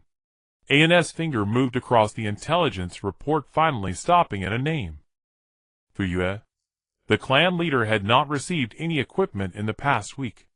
This was abnormal. A ninja, even if he is the clan leader, needs to train regularly. Not receiving any equipment at all only indicates that all his energy is occupied by other matters. Clan meetings, external negotiations, and games with the third Hokage. He was using all his energy to stall the progress of the coup. And recalled the words spoken that day in Fuyue's courtyard. He had said the chance of a coup was 0. Fuyue did not get angry. He merely told him to leave. The clan leader actually understood in his heart. He was just being grilled over a fire, unable to get down. And continued to look down. Itachi. Uchiha Itachi had received equipment 3 times in the past week. All for solo mission setups. Kunai smoke bomb soldier pills. No explosive tags. AN's finger paused on Itachi's name. What is Itachi doing now? Executing the mission assigned by Danzo. Or maneuvering on the third side. The system interface still displayed the countdown ticking away. 374 days. 373 days.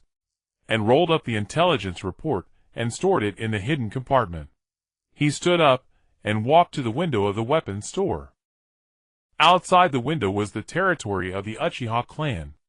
Low houses, narrow streets, and the sound of shuriken embedding into wooden posts came from the distant training ground. This clan was once the strongest in the ninja world. Now, however, it resembled a beast trapped in a cage, restless, fearful, prepared to bite off its own leg to escape. There are still 373 days left. Even fewer if the hardliners act first. AN's hand pressed against the window frame, his fingertips applying slight pressure. He glanced back at the weapons store. The walls were lined with kunai shuriken and explosive tags silently arranged in the dim light of the oil lamp. For 3 years, he had stayed in this small room of less than 20 square meters. Counting, recording, cleaning, repairing. Day after day. When the clan members mentioned him, they would say that guy managing the store is not bad. No one had expectations for him. No one thought he could do anything. But now things are different. I have the system. I have Jishu's legacy. I have this intelligence report. I have a year of time. And walked back from the window to the desk, sitting down again. He picked up a pen and opened the account book. On the blank page, he wrote a line. Even a salted fish can turn over. The handwriting was crooked, but each stroke was firm. He closed the account book. Outside the weapons store, Kwan's voice called, "Senior, and I've come to return the dull shuriken." "Come in." The door swung open, and Kwan balanced in placing the shuriken on the table. "Senior and I hit the target 50 times today." Kwan looked proud. Impressive. And smiled, retrieving the shuriken back onto the rack. Kwan stared at him, and suddenly said, "Senior, and you seem to have changed a bit lately." "What has changed?" Kwan tilted her head in thought. Your gaze."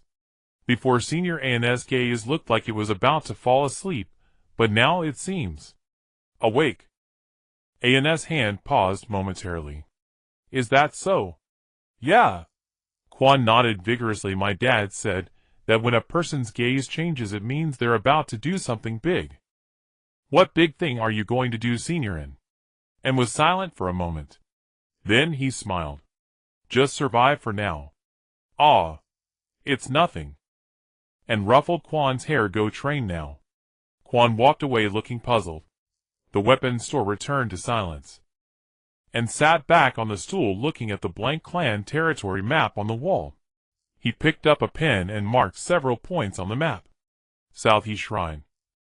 Fuyu's residence. Training ground. South-He River. Then, he connected these points with lines. The fate line of the Uchiha. His battlefield. The system's notification sound rang in his mind.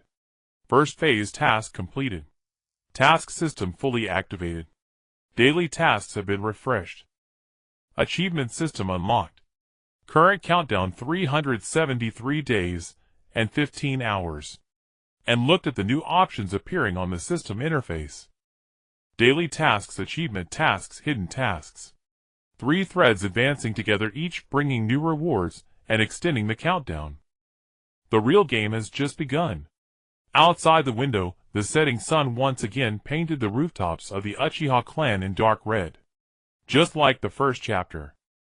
But this time An did not sit idly on the stool. He stood up, picked up a freshly repaired kunai, and walked to the center of the weapons store. Hand seals. Instant body. His figure vanished from the spot. Appearing 3 meters away. Not fast enough. But it was already a start. The system's new features were more complex than An had anticipated. The next morning, as soon as he opened his eyes, 3 prompts popped up on the system interface. Daily tasks have been refreshed. Task 1. Communicate effectively with 3 members of the Uchiha clan. Progress 03. Reward minor chakra enhancement. Task 2. Complete the daily inventory at the weapon storage. Progress 01. Reward insight experience 10. Task 3. Train in body flicker technique no less than 50 times. Progress 050. Reward body flicker proficiency 5. Completing all tasks grants an additional reward random drank ninjutsu fragment 1. And lay in bed staring at the 3 task prompts for a long while.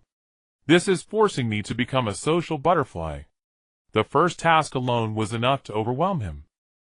Communicating effectively with 3 clan members, the system kindly provided an explanation. Each conversation must last at least 2 minutes and involve substantial information exchange. It wasn't as simple as just saying hello. And got up from bed, quickly washed up, and pushed open the door to the weapon storage. The morning light had just begun to illuminate the eaves of the clan's buildings, and shadows of people were already visible on the streets. A few early risers from training passed by his door, nodding in greeting, and in return the gesture. But that didn't count as effective communication. The system task bar remained unchanged. I need to actively seek someone to talk to. And first headed to the training ground. As expected, there were people there. Uchiha Hakudai was leading a few young clan members in shuriken throwing practice. And stood by and watched for a while. When Hakudai took a break to drink water, he walked over. "Senior Hakudai." Hakudai turned, surprised to see him. "And what brings you here? Aren't you supposed to check the weapon storage?" "Not yet time to open the storage," and replied as he sat down beside him. "You mentioned you had a task. Have you returned?" "I got back last night," Hakudai said, twisting the cap off his water bottle. "It was a crank mission, nothing too complicated. I escorted a merchant to the border and back in 5 days, didn't even encounter a bandit." "That sounds good." "It is good, just a bit boring." Hakudai took a sip of water. "By the way, how's your clone technique practice going?" And hadn't expected Hakudai to remember that. "I've made progress, but am still not quite there." "Let me see." Reluctantly informed the hand seals. With a bang, a blurry clone appeared beside him. Compared to a few days ago, the clone's features were finally somewhat recognizable, and its duration had extended to about 8 seconds. Hakudai raised an eyebrow. "You've really improved. The last time I saw your clone, it looked like a ghost. Are you complimenting me or insulting me?" "Complimenting you," Hakudai grinned. "Seriously, and you've changed quite a bit lately. You never used to come to the training ground on your own." And didn't respond. He couldn't very well say, because the system is forcing me to come. On the system interface, the progress for the first task changed to 13. Effective communication completed once. And stood up to take his leave, and walked towards the weapon storage. Passing by the clan's bulletin board, he saw an old man on tiptoes putting up a notice. Uchiha Yue, 62 years old, one of the elders of the clan. He belonged to the moderate faction, rarely spoke at clan meetings, but his words always carried weight. And stopped. "Elder Yue, do you need help?" Yue turned his head and adjusted his reading glasses. "On. You're just in time. Can you help me check if this notice is straight?" And took the notice and helped stick it in the center of the bulletin board. The content was about next week's clan meeting agenda, discussion on relations with the village. Not confirmation of action plans, but discussion on relations. And could immediately see the subtle shift in wording. Uchiha Fugaku was controlling the pace. "Elder Yue," and said after sticking the notice, "was this agenda set by the clan leader?" Yue nodded, sighing. "The clan leader has been under a lot of pressure lately. The younger generation is demanding action every day, while the village's stance is becoming increasingly rigid. He's caught in the middle. It's tough. What do you think, Elder?" Yue glanced at him. Perhaps because he never participated in clan matters, the elder felt no wariness towards him. "We can't fight," Yue whispered. "The Uchiha clan is strong, but what is Konoha? the strongest of the 5 great villages. If a real fight breaks out, at least half of the clan's young people would die. I don't care about my old bones, but those kids. He shook his head, not finishing his thought. It's a pity there aren't many in the clan who can see this clearly. There are too few young people like you who are content to stay put. And fell silent for a moment. Elder Yahweh, I think it's right for the clan leader to buy time. He carefully chose his words. The longer we delay, the more variables arise. Who knows, maybe one day the 3rd Hokage will soften his stance. Yahweh paused, looking thoughtfully at him. You seem to have thought this through more than I expected. The system prompted effective communication 23, and bid farewell to Yahweh, and continued on his way. For the 3rd communication target, he originally planned to find Izumi to fulfill the requirement. The girl was chatty, and it would be easy to talk for 2 minutes. But at the entrance of the weapon storage, he unexpectedly encountered someone. Uchiha Itachi stood at the door, seemingly waiting for a while. Itachi. Sir! Itachi turned around, his expression calm. I need to pick up equipment. And quickly opened the door and let Itachi in. The lingering scent of the oil lamp from last night still hung in the weapon storage. And opened the window for ventilation while retrieving the equipment. What do you need this time? 15 kunai, 30 shurikens, and 5 smoke bombs. ANS movements paused for a moment. This configuration didn't seem like a typical task. The amount of kunai and shurikens was excessive, and the 5 smoke bombs were standard for infiltration missions carried out by the ANBU. 5 smoke bombs indicated the potential need for multiple covers for retreat. He was preparing for a high-difficulty infiltration operation, and packed the equipment and handed it to Itachi. Itachi took the package, but did not leave immediately. Has there been any movement in the clan recently? And looked up, meeting Itachi's calm black eyes. He was asking me for information. An ANBU was inquiring about the clan's internal movements from the weapon storage manager. This indicated 2 things. First, Itachi's grasp of the clan's situation was not as comprehensive as imagined. He needed to gather information from multiple sources. Second, he regarded it as a trustworthy source of information. Senior Dawa picked up 25 explosive tags last week, and didn't hold back. Senior Tiewa took 40 shurikens, claiming they were for training. Elder Yahweh's younger brother Yahweh had also been coming to pick up equipment more frequently lately. A ninja school student wouldn't need that much. Itachi's expression remained unchanged, but I noticed his fingers tightened slightly. Yahweh, the 10-year-old. Yes. Itachi fell silent for a few seconds. I see. Thank you. He turned to leave. Sir Itachi, and called out to him. Itachi paused. You look very tired, and said, more so than when I last saw you. Itachi did not turn around. After a while, he spoke in a soft voice. Just an ANBU mission. And watched his back, hesitated, and finally said what was on his mind. If one day you encounter a situation where every choice seems wrong. Itachi's shoulders stiffened slightly.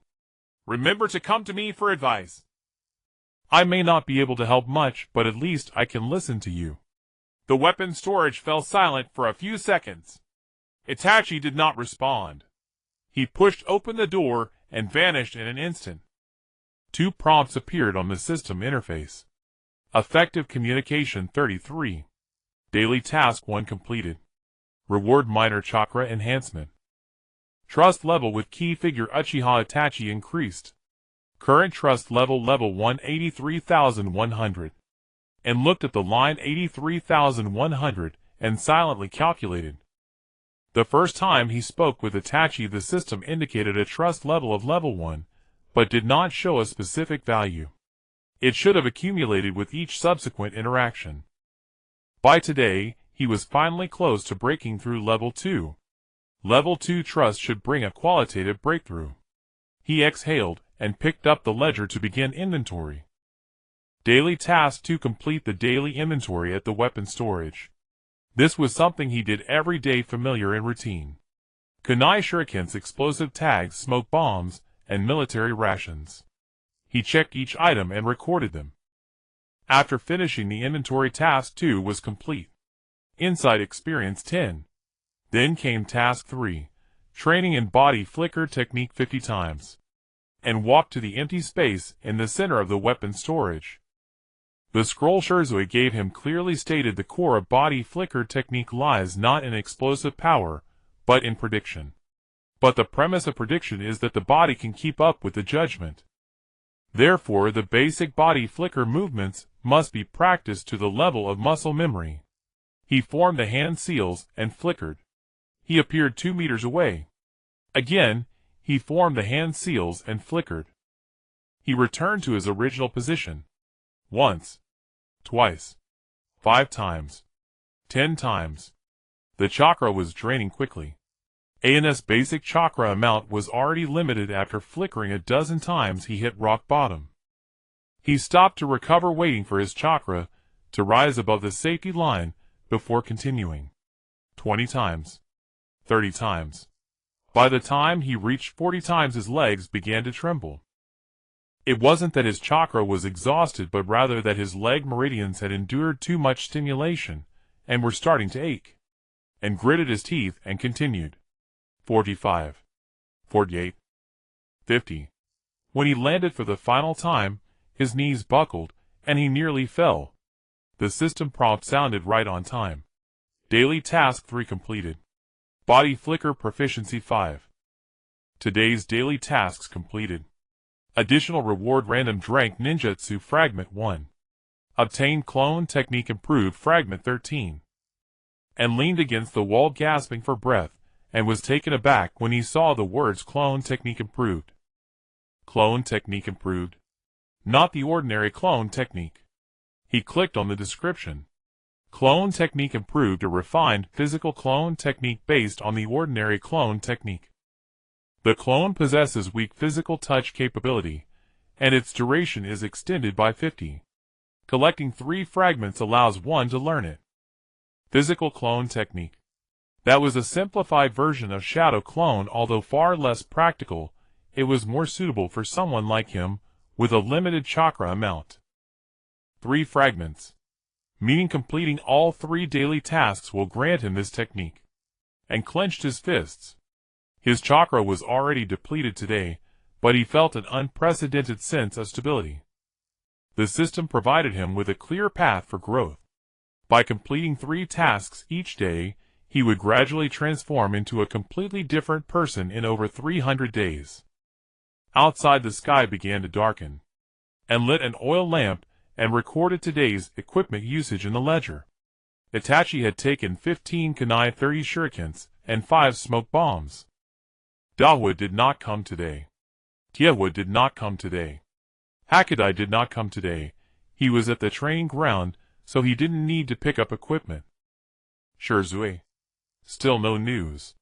And closed the ledger and leaned back in his chair. The weapon storage was quiet. The light from the oil lamp illuminated the wall full of weapons, shadows swaying on the wall. The countdown on the system interface was still ticking down. 373 days, 8 hours. 7 hours. 6 hours.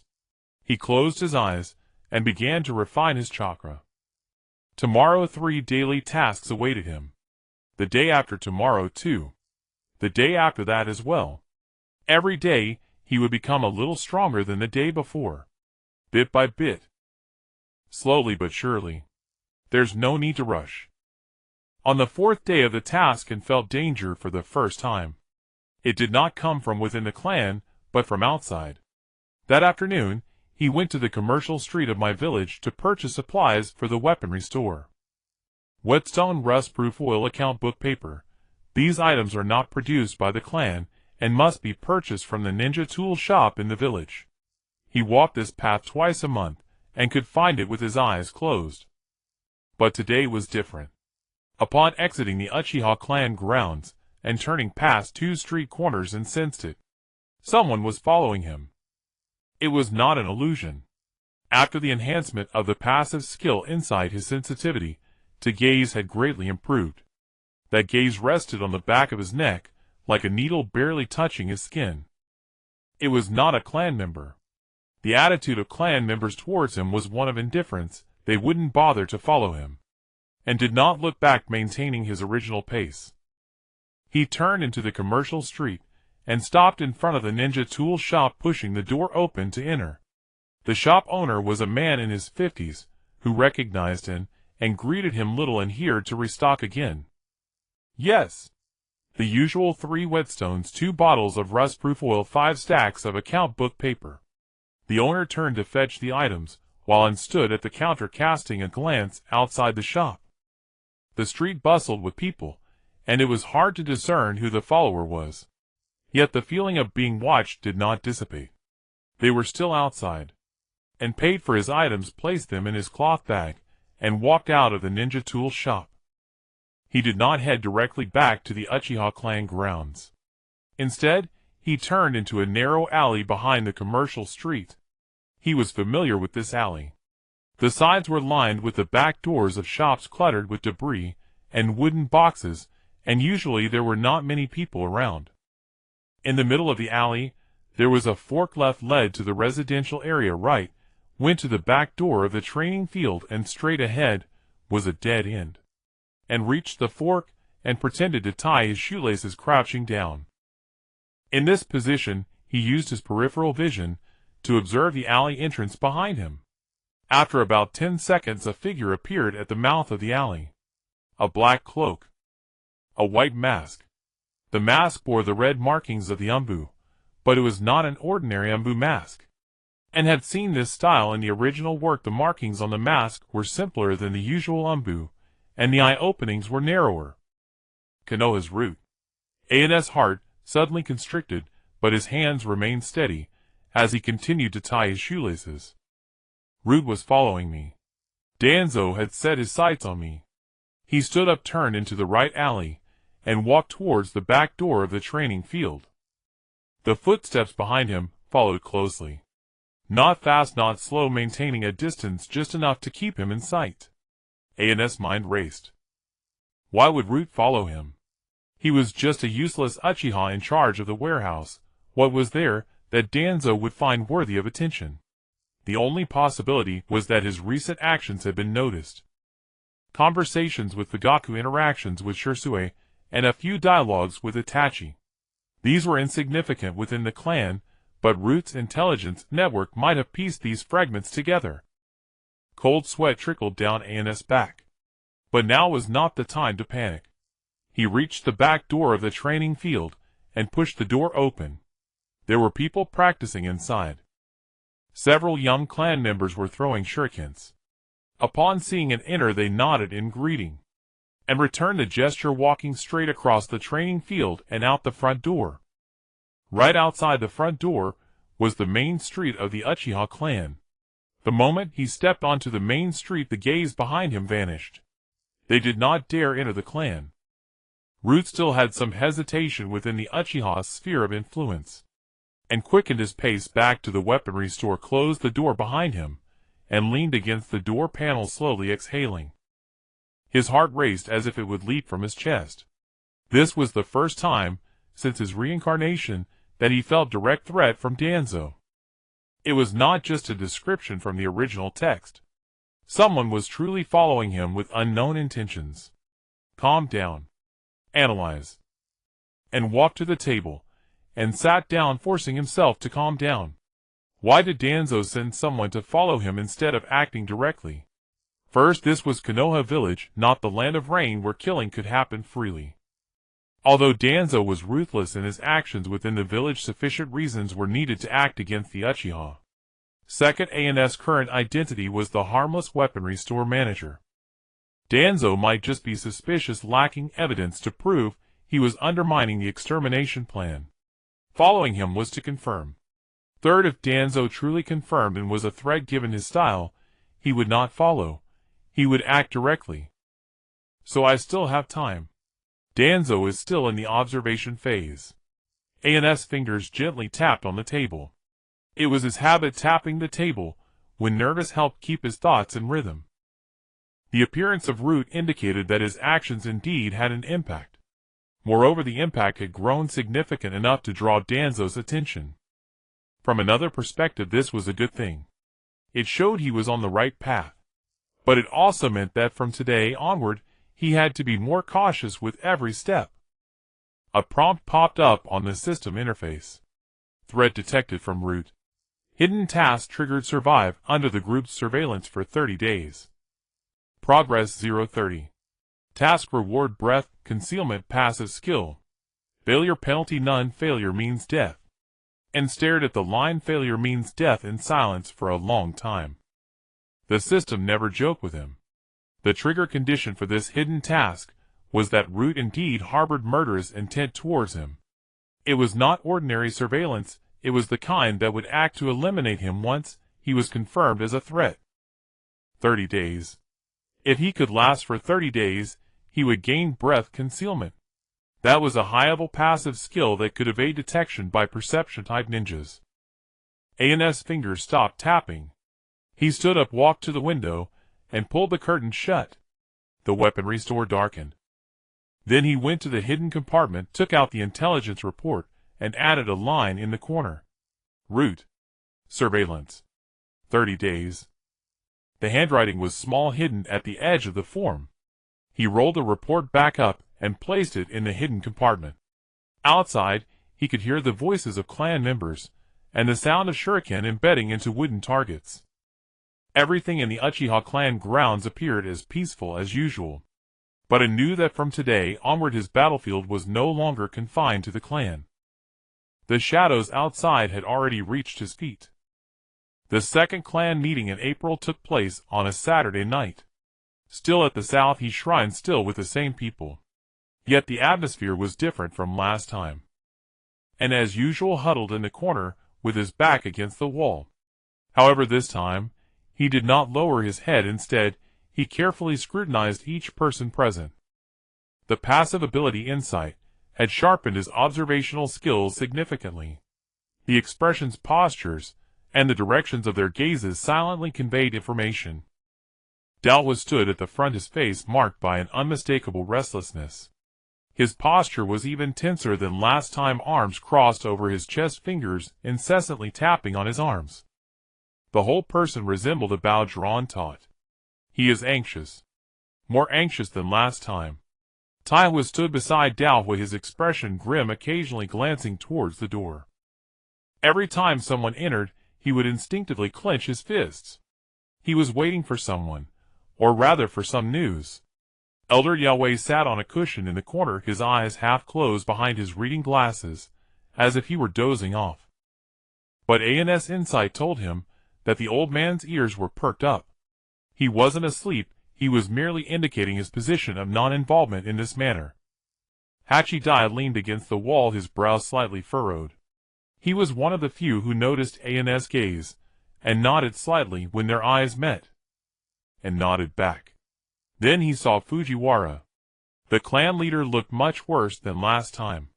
There were noticeable dark circles under his eyes, and his cheekbones were more pronounced, making him appear thinner overall. He was holding on. One person bearing the entire family's pressure, soon to be unable to endure it. Fujiwara spoke up, his voice even deeper than last time.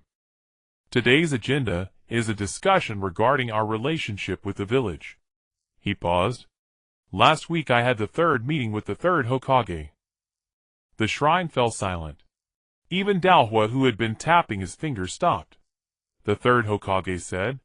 He is willing to make concessions regarding the police force's authority. Fujiwara's voice was devoid of emotion, merely stating, but the premise is that the Uchiha must abandon any form of confrontation and fully accept the village's management. This is asking us to surrender. Dalhua's voice nearly erupted in a shout. Fujiwara did not look at him. The third Hokage also said that if the Uchiha can accept this condition, he will push for the abolition of the Uchiha isolation policy among the elders. A stir ran through the shrine. The abolition of the isolation policy. The Uchiha clan's land relocated to the village's center. The restoration of the police force's authority. This was the demand the Uchiha had fought for over many years. Now the third Hokage took the initiative to propose it. An's heart skipped a beat.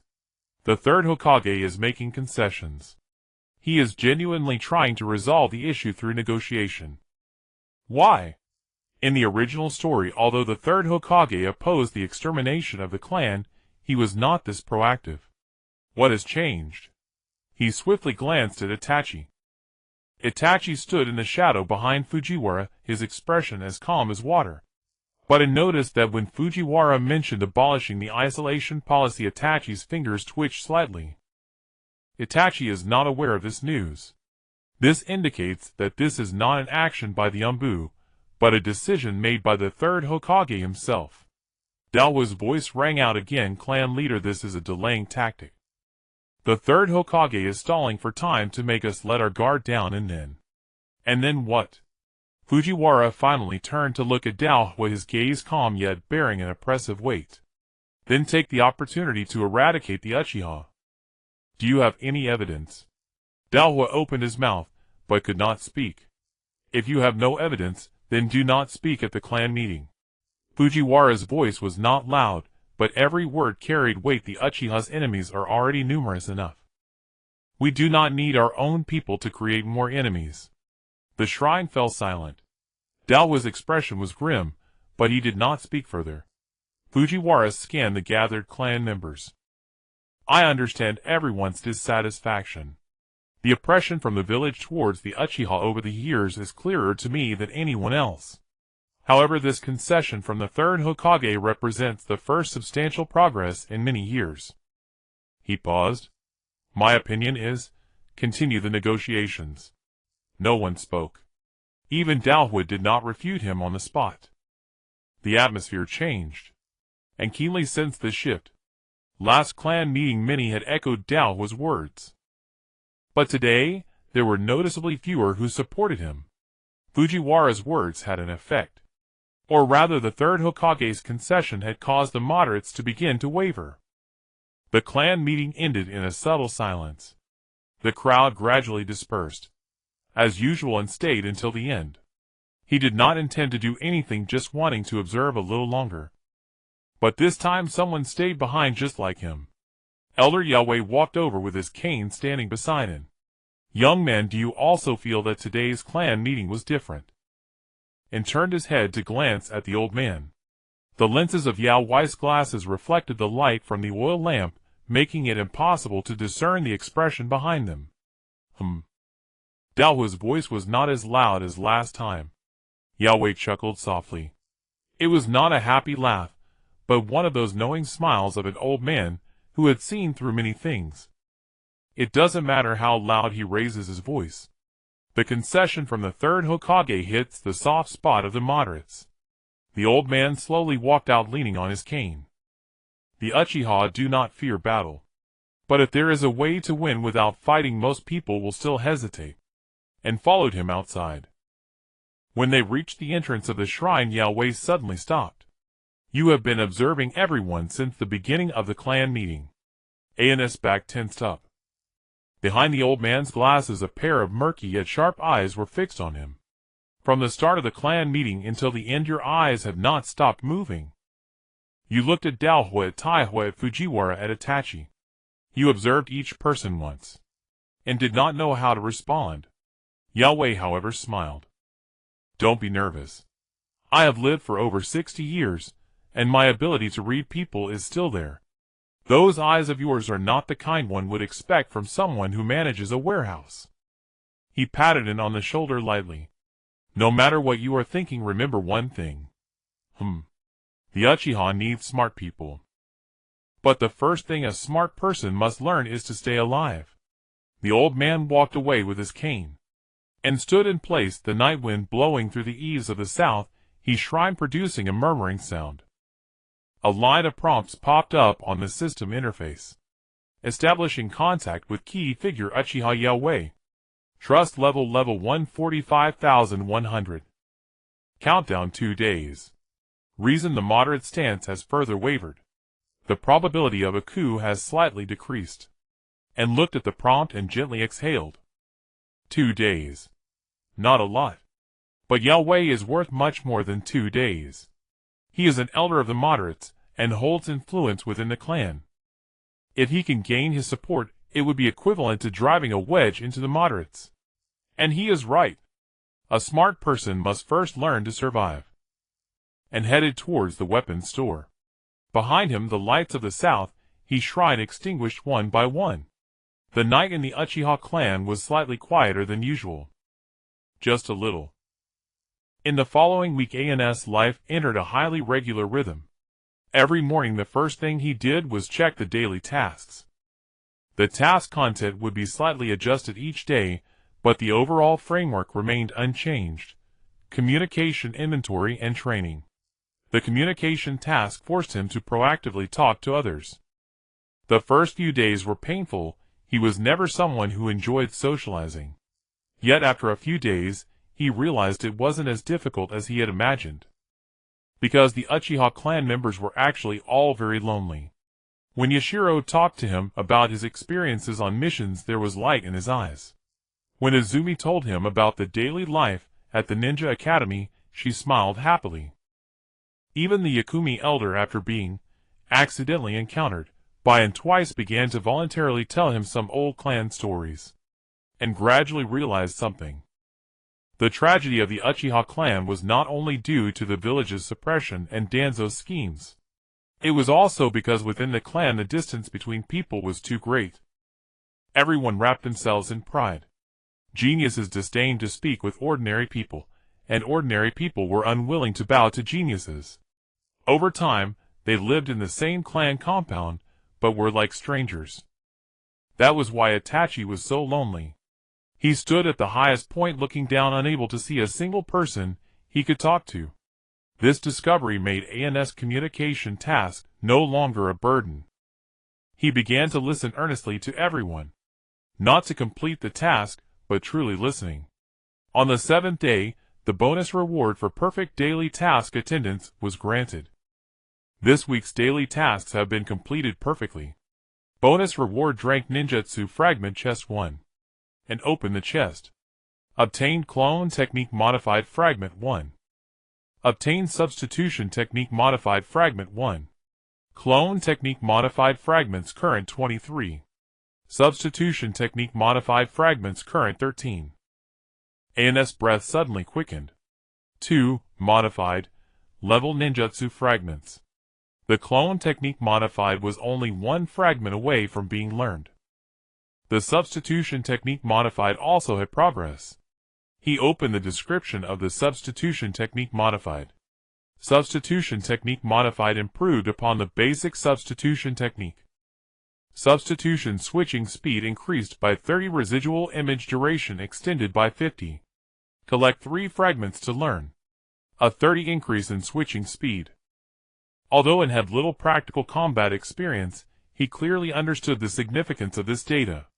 The weakness of the substitution technique was the momentary stiffness during switching. A 30 speed increase meant a substantial improvement in survival rate.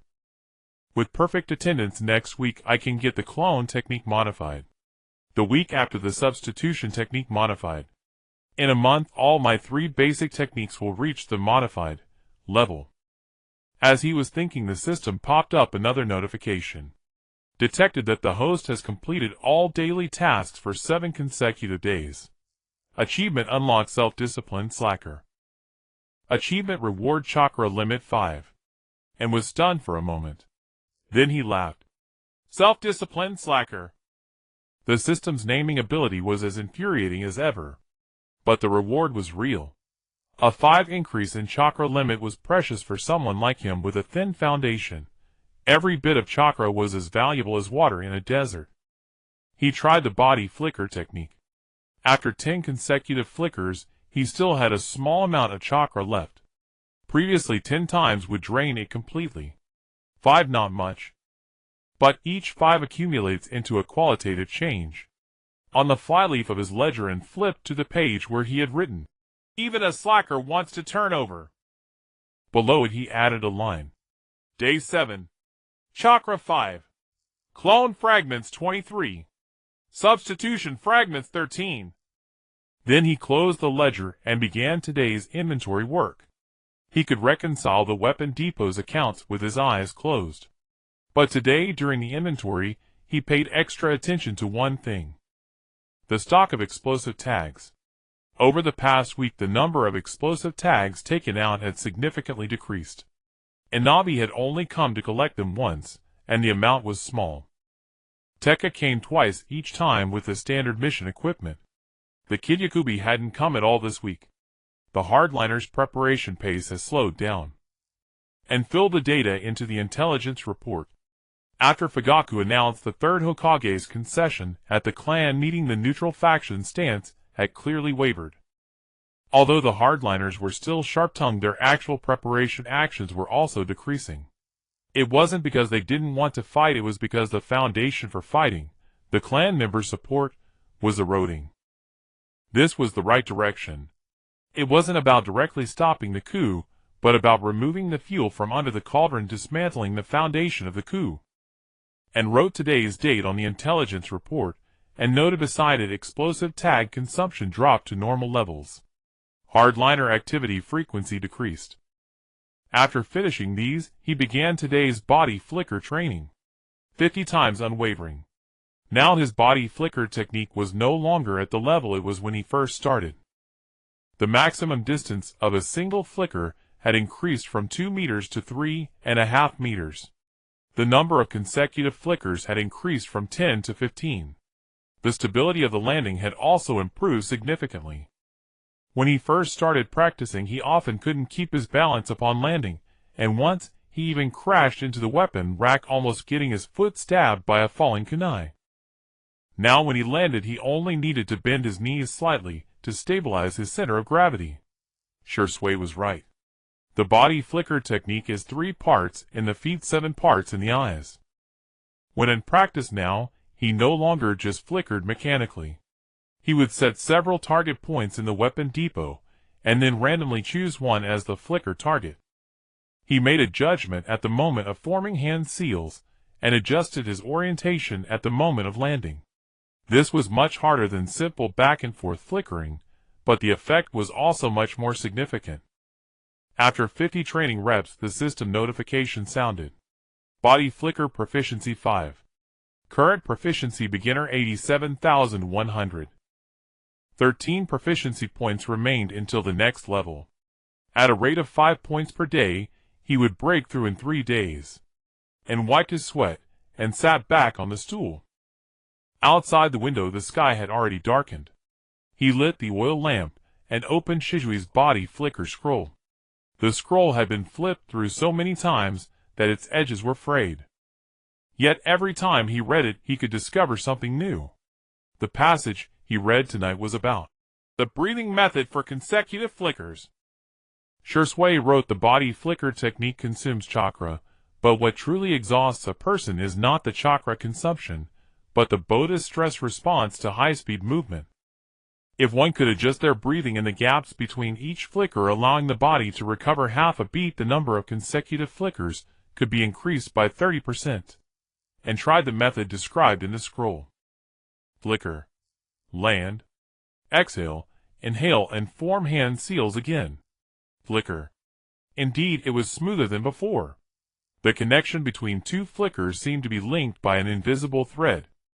So that's how it is. Breathing is that thread.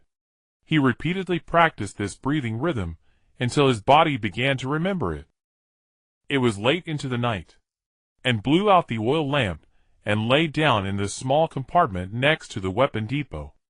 The countdown on the system interface was still ticking. 370 days, 21 hours. 20 hours. 19 hours. Compared to when the system was activated, there was a net increase of 5 days. 5 days, not much. But he knew that the real change had only just begun. He closed his eyes. Tomorrow, there were still 3 daily tasks. The day after tomorrow as well. Each day, he would be a little stronger than the day before. And was awakened by the sound of knocking on the door. It was not the casual knocking of the day, but a rhythmic 3 knocks, a pause, and then 3 more knocks. He opened his eyes, and the system interface displayed the time, 2:14 in the morning. Who would come to the weapon storage at this hour? And turned over, instinctively gripping a kunai pressed under his pillow. He walked to the door, and lowered his voice, asking, "Who?" There was silence outside for a second. "It's me," came the voice of Uchiha Itachi, and paused for a moment, and quickly opened the door. Itachi stood outside dressed in full ANBU gear. The black cloak was speckled with mud and bits of leaves, and the mask was pushed up to his forehead, revealing a young yet extremely weary face beneath. There was a noticeable wound on his right arm, crudely bandaged, but blood was still seeping through. "Come in," and said, stepping aside. Itachi entered and sat on the stool. His movements were light, but An noticed that he was clearly hesitant to put weight on his left leg. "His leg is injured too," and closed the door and lit an oil lamp. He took down the medical kit that was always on hand in the weapon storage and placed it beside Itachi. Itachi glanced at the medical kit but did not move. "No need. The wound has already been treated. You can't put weight on your left leg," and said. Itachi was silent for a moment, then reached for the bandages and ointment in the medical kit and began to rebandage the wound on his right arm. His movements were skilled, as if he had done it countless times. And sat beside him, not asking what had happened. He knew that Itachi coming here at this hour was certainly not just to bandage his wound. The weapon storage was very quiet. The light from the oil lamp illuminated the two of them, while the shadows on the wall remained motionless. Itachi finished rebandaging the wound and lowered his sleeves. He stared at the ground for a long time without speaking, and did not urge him. After about 5 minutes, Itachi finally spoke. "Today's mission was to infiltrate a stronghold in the Land of Rain. The objective was to steal a piece of intelligence. The content of the intelligence was about the Akatsuki organization." Akatsuki. Hearing this name, An's fingers tightened slightly.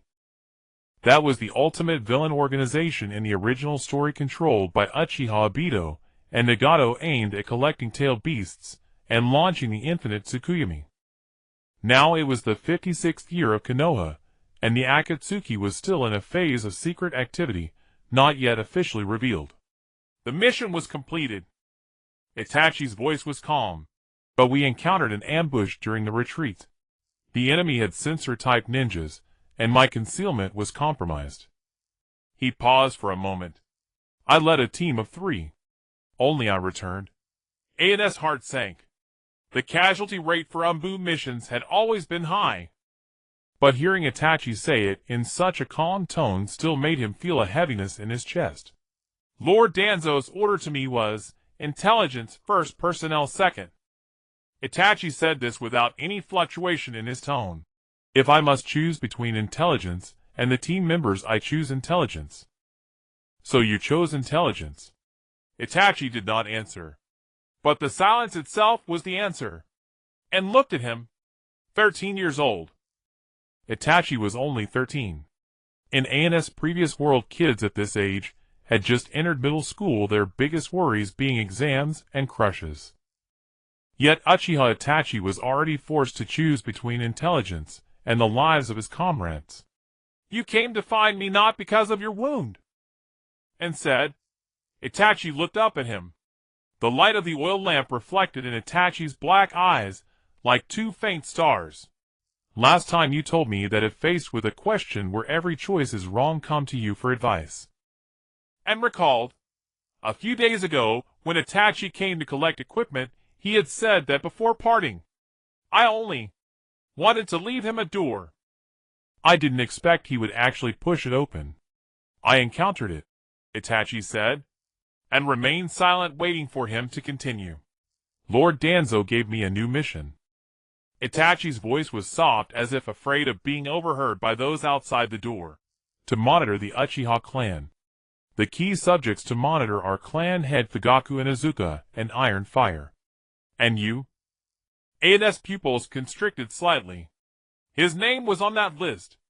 "Lord Danzo believes that there is a force within the Uchiha that is obstructing the coup. This force may be more dangerous than the coup faction because it could lead the village to misjudge the situation." Itachi looked at him. "He wants me to identify the source of this force." The air in the weapon storage seemed to freeze. An's mind raced. Danzo's logic was very clear. If the Uchiha staged a coup, the village would have the justification to take action against them. But if the coup was undermined from within, and the Uchiha reached a reconciliation with the village, then Danzo's plan to weaken the Uchiha would fail. Therefore, in Danzo's eyes, those obstructing the coup were more deserving of death than the coup faction. "What do you plan to do?" An asked. Itachi did not answer directly. He lowered his head, looking at his right hand wrapped in bandages. "Today, in the land of rain, I chose intelligence, because that was the mission. But this time," his voice became even softer, "I don't know which side to choose. Choosing the village means betraying my clansmen. Choosing the clan means betraying the mission. No matter which side I choose, someone will die." Itachi looked up at him. His eyes held no Sharingan, just ordinary black pupils. But in that moment, and saw something in those eyes that he had never seen in anyone else. It was not confusion. It was despair. A 13-year-old boy caught between two worlds, unable to find a path that did not involve bloodshed. This was the Itachi from the original story. Not a cold-hearted annihilator, but a child forced to the edge of despair. And took a deep breath. "Itachi." Itachi looked at him. "Have you ever considered that the question itself is wrong?" Itachi's gaze flickered slightly. "The two options Danzo gave you, village or clan loyalty or betrayal, those options are given to you by him." An's voice was steady. "But who said you can only choose from the options he provides?" Itachi did not speak. "You are smarter than me, stronger than me, and see further than I do. But you are trapped now, and not because you are not smart enough, but because you are too exhausted." And stood up and walked to the window of the weapon storage. Outside was the Uchiha clan district, sleeping under the moonlight. The light illuminated the low rooftops like a thin layer of frost. "No one can bear the weight of two worlds alone." He turned around and looked at Itachi.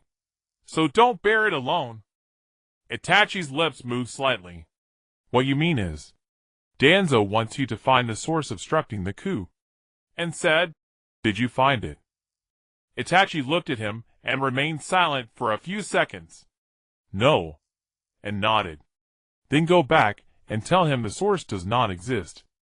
The slowing actions of the coup faction are due to the concessions made by the third Hokage. This is the village's merit, not any individual's intervention." Itachi's expression changed. "You are teaching me to deceive Danzo."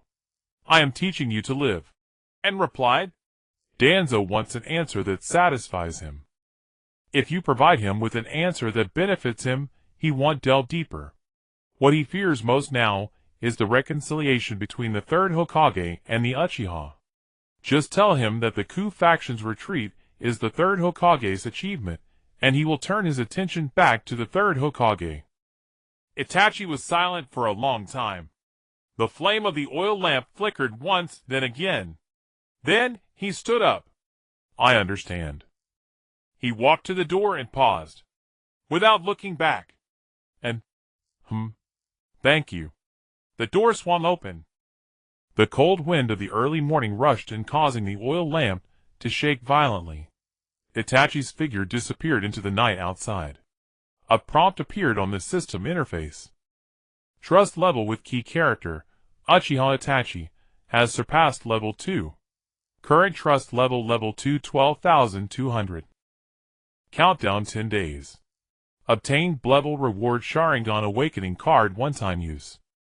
Description: after use can awaken a single three-tomoe Sharingan within 30 seconds. Usage times 11. And looked at the prompt for a long time without speaking. 10 days. Trust level surpassed level 2. There was also a Sharingan awakening card. But he felt no joy inside. Only a heavy feeling weighed down on his chest. Itachi did not come to him tonight seeking answers. He came seeking help. He had borne too much alone for too long and finally reached a critical point, recalling An's words. "Remember to come find me for advice." So at 2 in the morning, dragging his injured body, he knocked on the door of the weapon storage. "He trusted me." On the third day, after Itachi's departure and finally had time to carefully study the Sharingan awakening card. It wasn't that he didn't want to study it, rather his daily tasks and intelligence gathering consumed all his waking hours. Every day began with 3 tasks. The communication task required him to engage in conversations, the inventory task demanded he verify accounts, and the training task involved practicing the body flicker technique 50 times. Once all were completed, half a day had already passed. For the remaining half day, he needed to update the intelligence report, analyze data, keep an eye on whether Jin was still monitoring him, and occasionally deal with visits from Hakudai and Izumi. By the time he finished everything, night had fallen, and he was too exhausted to move. The Sharingan awakening card lay quietly in the item bar of the system interface, like a gift waiting to be unwrapped. Until the evening of the 3rd day, and finally wrapped up all his affairs, closed the weapon storage door, and drew the curtains. Alone under the oil lamp, he opened the item bar. Sharingan awakening card, single use. Quality B grade. Effect: awakens a single three-tomoe Sharingan within 30 seconds of use.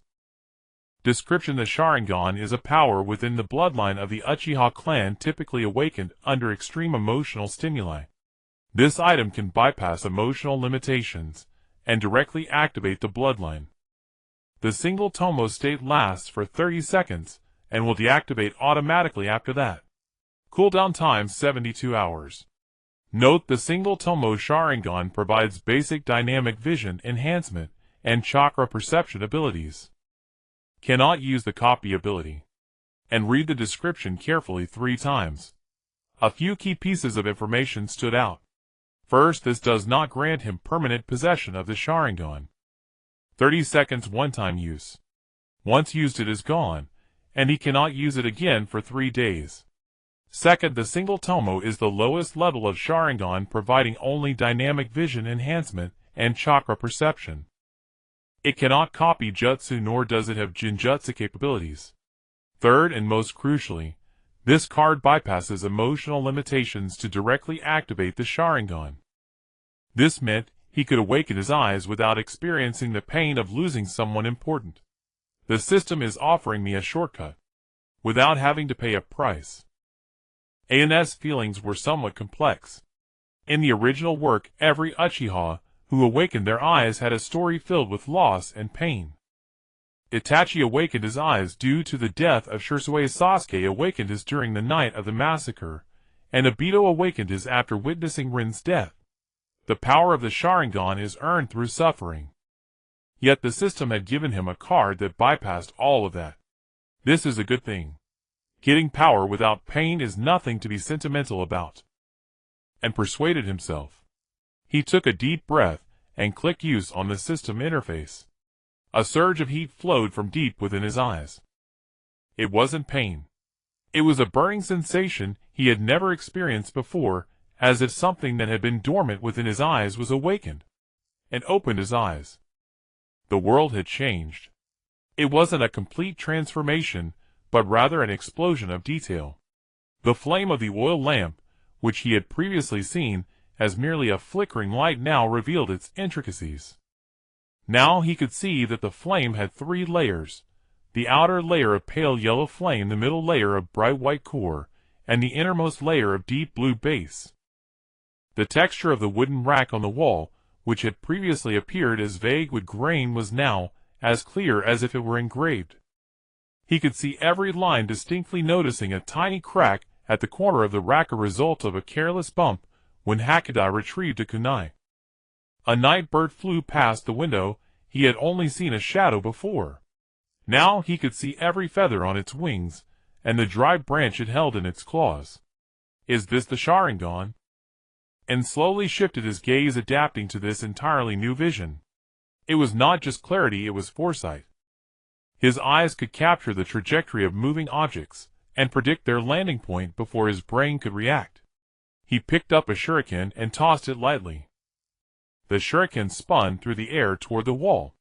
At the moment it left his hand, An's eyes had already informed him of 3 things: its flight speed, rotation direction, and that it would lodge into the second hole from the left on the 3rd layer of the rack. With a satisfying ding, the shuriken accurately pierced that hole, and looked at the shuriken embedded in the rack, his palm slightly sweating.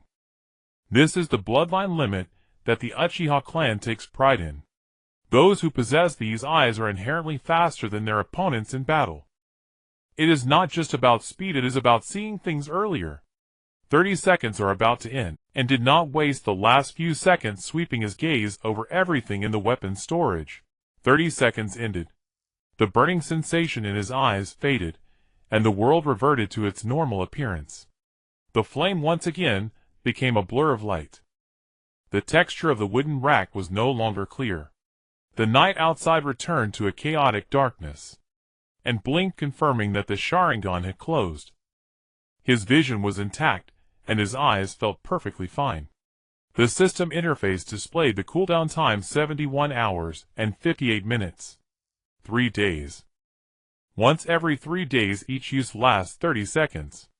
It isn't much, but in a critical moment 30 seconds of the Sharingan is enough to change the outcome of a battle. And sat back on his stool and recorded his discoveries on the title page of the ledger. Single-tomoe Sharingan dynamic vision enhancement, approximately 3 times chakra perception range, about 10 meters. 30 seconds. Once every 3 days. He paused and added another line. Shizui's predictive technique combined with the Sharingan should yield even better results. This was his intuition. Shizui's body flicker technique centers around prediction, while the dynamic vision enhancement provided by the Sharingan essentially extends the time window for prediction. Next time the Sharingan's cooldown ends, I will give it a try. He closed the ledger. Outside it was completely dark. The lights of the Uchiha clan's territory flickered on one by one, and stood up and walked to the center of the weapon storage. He formed hand seals. Body flicker. At the moment of landing he formed hand seals again. Having practiced the rhythm of continuous body flicker for 3 days, he attempted to incorporate a subtle directional adjustment between the two flickers today, aided by the residual sensation of the Sharingan on his retina. It wasn't a straight back and forth, it was a zigzag movement. The first body flicker went 2 meters to the left. The moment he landed he changed direction and flickered diagonally forward. He succeeded.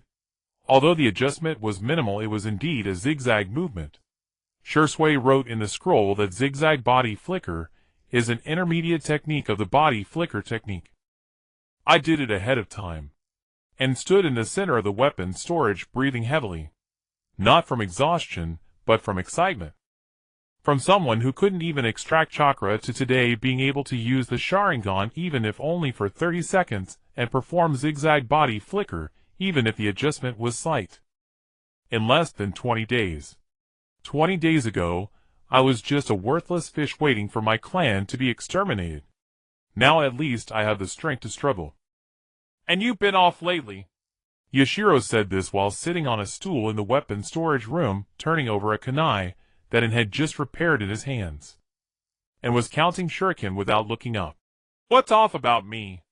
Can't put my finger on it. Yashiro put down the kunai. It's just, you haven't been yourself lately. What was I like before? Before you managed the weapon storage like a kunai stuck in a rack, neither rusted nor shining. Yashiro thought for a moment. Now you're like a freshly sharpened kunai. Still the same one, but the edge is bright. AN's hand paused. That Yashiro, though he seemed rough and careless, his observation wasn't bad. Maybe it's because I've been training recently, and said. When a person has a goal, their state changes. What goal? To live. Yashiro was stunned for a moment, then laughed. That counts as a goal. It does. And it's the biggest one. Yashiro didn't argue. He leaned back in his chair, looked at the ceiling, and suddenly changed the topic.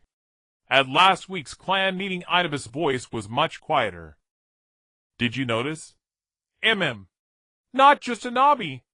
Tekka and the others during training lately, they haven't been talking about that matter much either.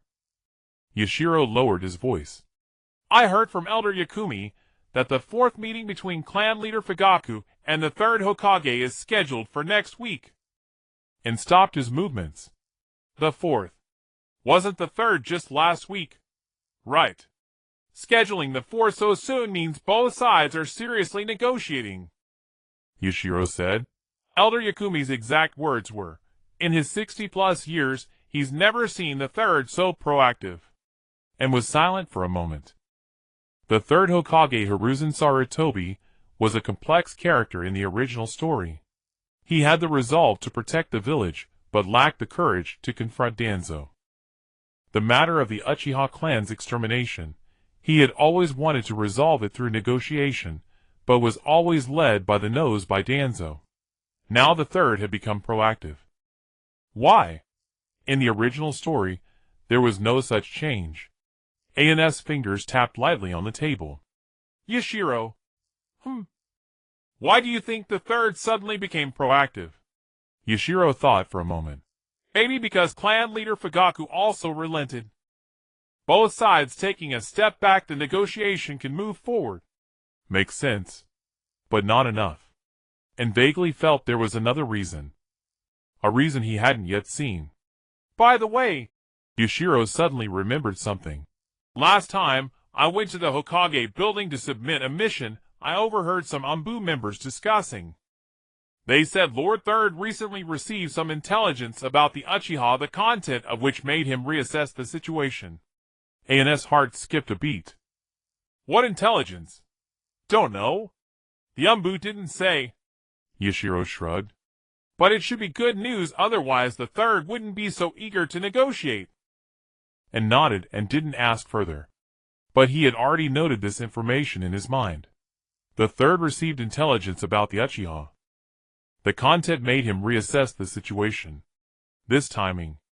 After Yushiro left and wrote this information into his intelligence report. In the external factors column, he drew a new arrow pointing to the third Hokage. Above the arrow, he put a question mark. Someone is helping the Uchiha from outside. Not the third. Not Danzo. Not the Uchiha themselves. Who is it? He stared at that question mark for a long time. A name surfaced in his mind. Uchiha Shisui. Shisui was not dead.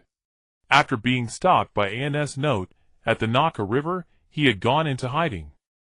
Shisui was an ANBU member intimately familiar with Konoha's power structure.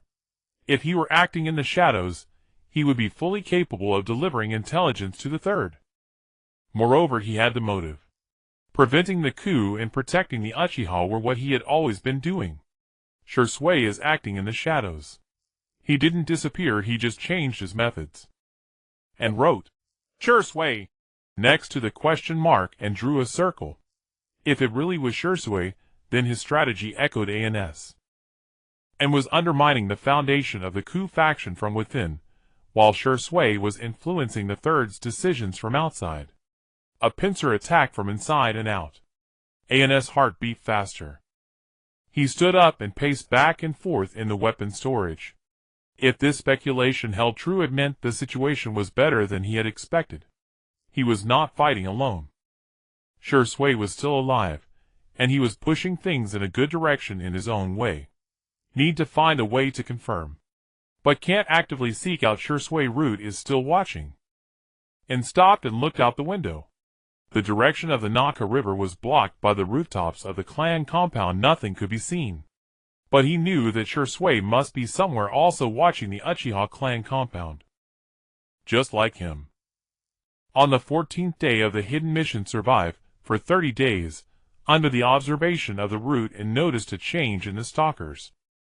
At first, the monitoring by the root was conducted by a single person on a rotating basis. One person would follow for a while, then be replaced by another. The styles of the two were slightly different. One preferred to follow closely, while the other maintained a distance, and spent a few days figuring out this pattern. But on the evening of the 14th day, while returning from shopping on the commercial street, he discovered that there were now two stalkers. It was not a rotation. Two people were following him simultaneously. One was 20 meters behind him, and the other was on the rooftop across the street, maintaining a parallel trajectory. The monitoring had escalated. and maintained a normal walking speed, showing no signs of awareness. However, his mind was racing. The fact that two people were tracking him meant that the root had elevated their assessment of him from a subject that needs observation to a subject that requires close monitoring. Why? What had he recently done that drew the further attention of Danzo? Meeting Itachi late at night.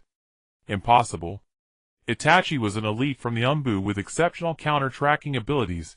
He could not be followed by the root. Chatting casually with the 8th Hokage. The content bore no sensitive information. Daily task communications. With Izumi and Elder Yahweh, it was all ordinary interactions within the clan.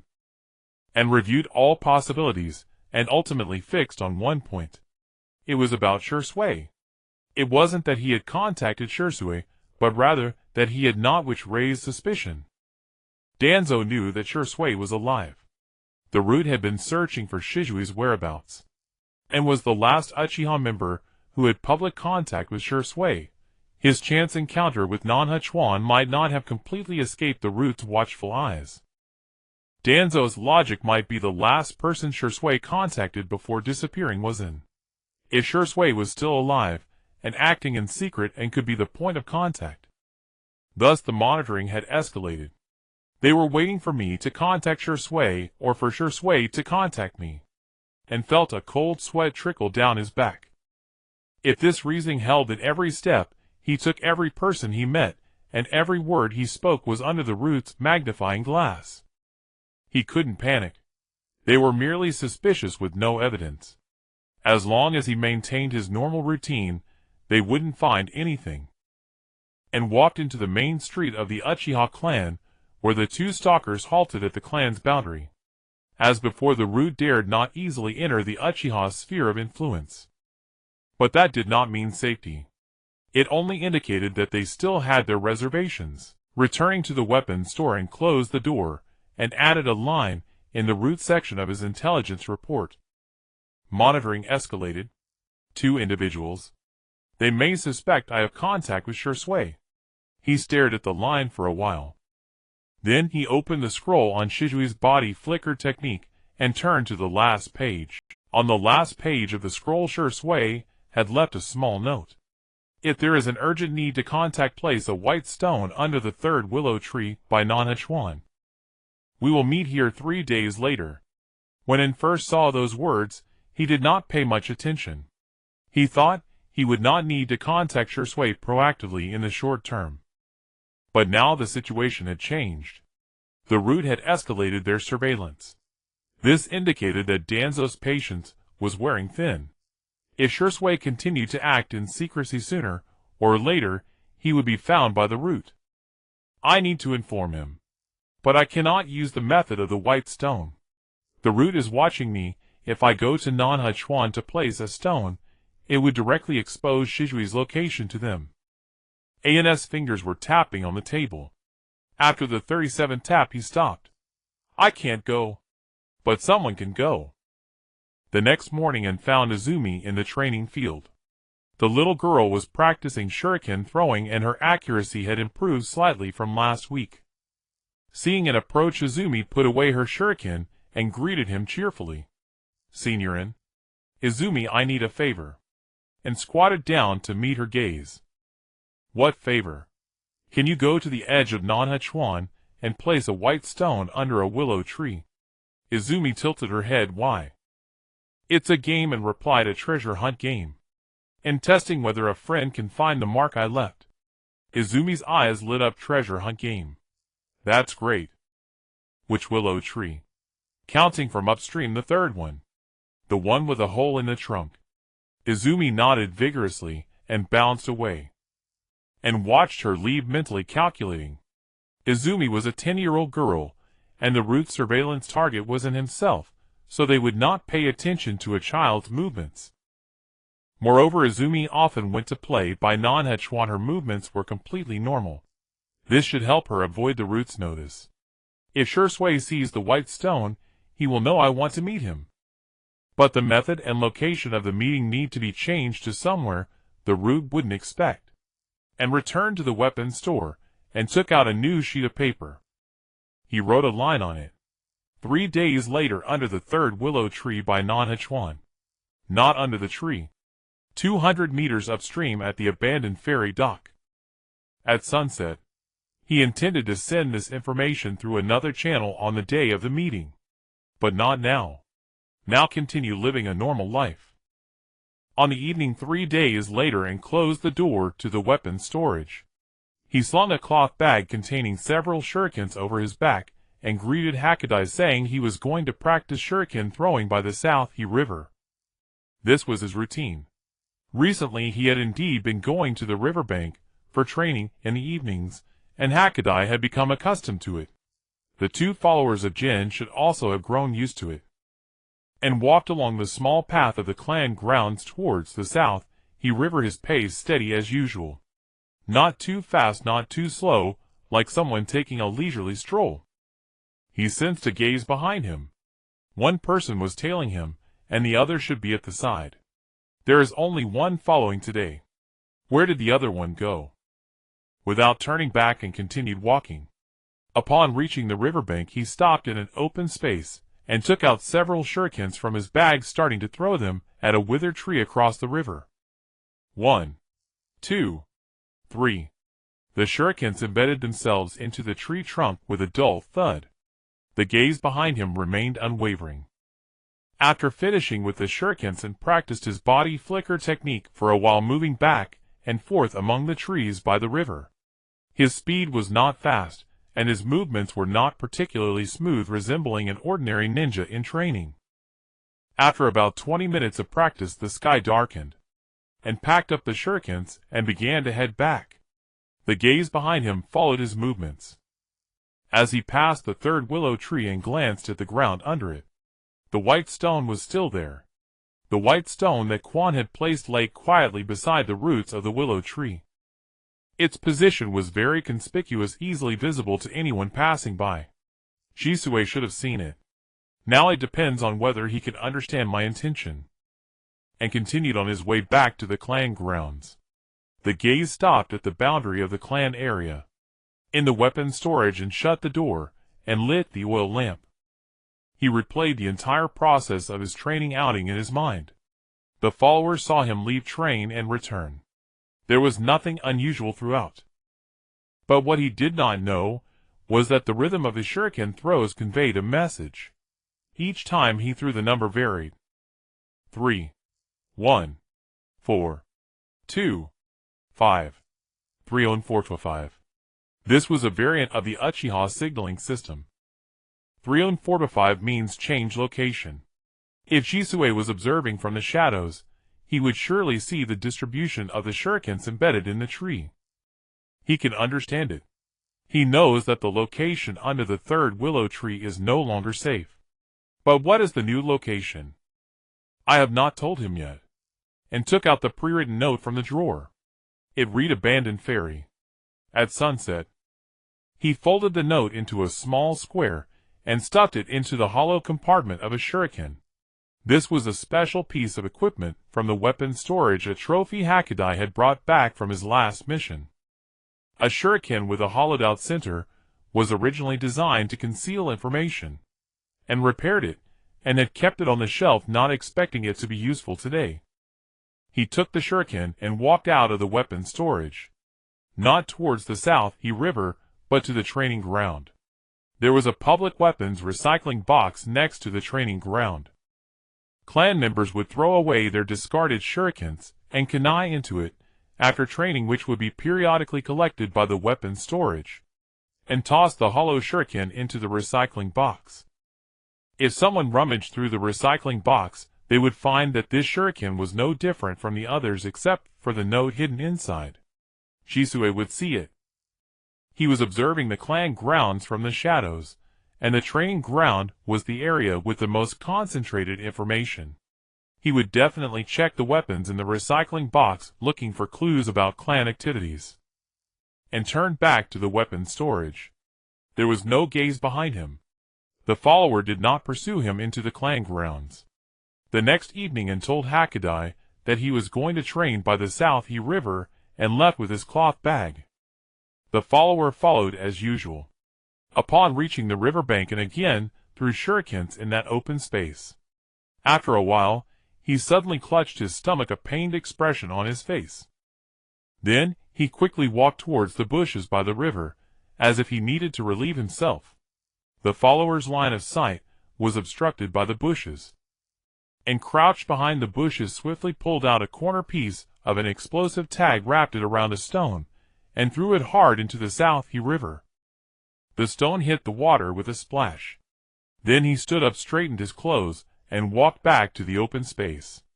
The follower's gaze returned to him, and continued to throw shurikens, packed up, and retraced his steps.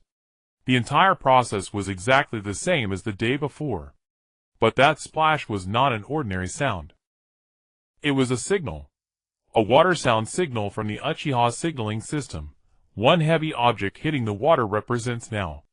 If Jisue heard it, he would know that it had set off for the abandoned ferry, and returned to the weapon storage, closed the door, and drew the curtains. His heart raced. Did he hear it? Did he go? Did the disappearing follower of Jin go to intercept Jisue? He sat in the darkness, staring at the time on the system interface. 1 minute. 5 minutes. 10 minutes. There was no movement outside. 20 minutes later, a very faint crow call echoed from outside. It was not an ordinary crow. The pitch of its call rose slightly at the end. It was Jisue's spirit beast. An's heart settled back down. He heard it. He went to the abandoned ferry, and he returned safely. A line of prompts appeared on the system interface. Completed a non-contact information transmission with the key figure Uchiha Jisue. Trust level increased. Countdown 3 days. Hidden task survive 30 days, under the watch of the group progress 1730. And leaned back in his chair, and slowly exhaled. 3 days. He had taken 3 days to evade Jin's surveillance, and successfully established a communication channel with Jisue. Once this channel was established, information could be continuously transmitted in the future. And Jisue confirmed that I was cooperating with him. From today on we will coordinate internally and externally. And stood up, and walked to the window. Through the gap in the curtains, he could see the streets of the Uchiha clan grounds. It was deserted. But he knew that Jisue was somewhere just like him, keeping his eyes open in the dark. In early May the leaves entered the most comfortable season of the year, and had spent a month in the weaponry store. It has been exactly 31 days since the system was activated. He flipped to the front page of the ledger, densely packed with records of the gains from these 31 days. His chakra limit had increased twice, totaling 10. The proficiency of the body flicker technique broke through the beginner level and entered the proficient stage. The maximum distance for a single use was 4 meters, with a consecutive usage count of 20 times. Shadow clone technique modified fragment 23, just 1 fragment short. Substitute technique modified fragment 13, still missing 2 fragments. The cooldown time for the Sharingan awakening card is 72 hours, usable for 30 seconds every 3 days. Trust level with Itachi level 2, trust level with Jisue level 2, communication channels with the Gaku opened and preliminary trust established with Elder Yakumi. The intelligence report recorded the equipment consumption data of 67 clan members, indicating that the hardliners' preparations had noticeably slowed down while the moderates began to waver. The countdown changed from 365 days to 381 days. A net increase of 16 days. 1 month 16 days. And looked at this number feeling very calm. Not enough. Far from enough. After 381 days, the night of clan extinction would still arrive unless he could completely change the situation within this year. Yet he had proven one thing: the countdown given by the system could be extended. Not by luck, but by action. Every effective communication, every piece of intelligence collected, every bit of information transmitted, was genuinely altering the fate trajectory of the Uchiha clan.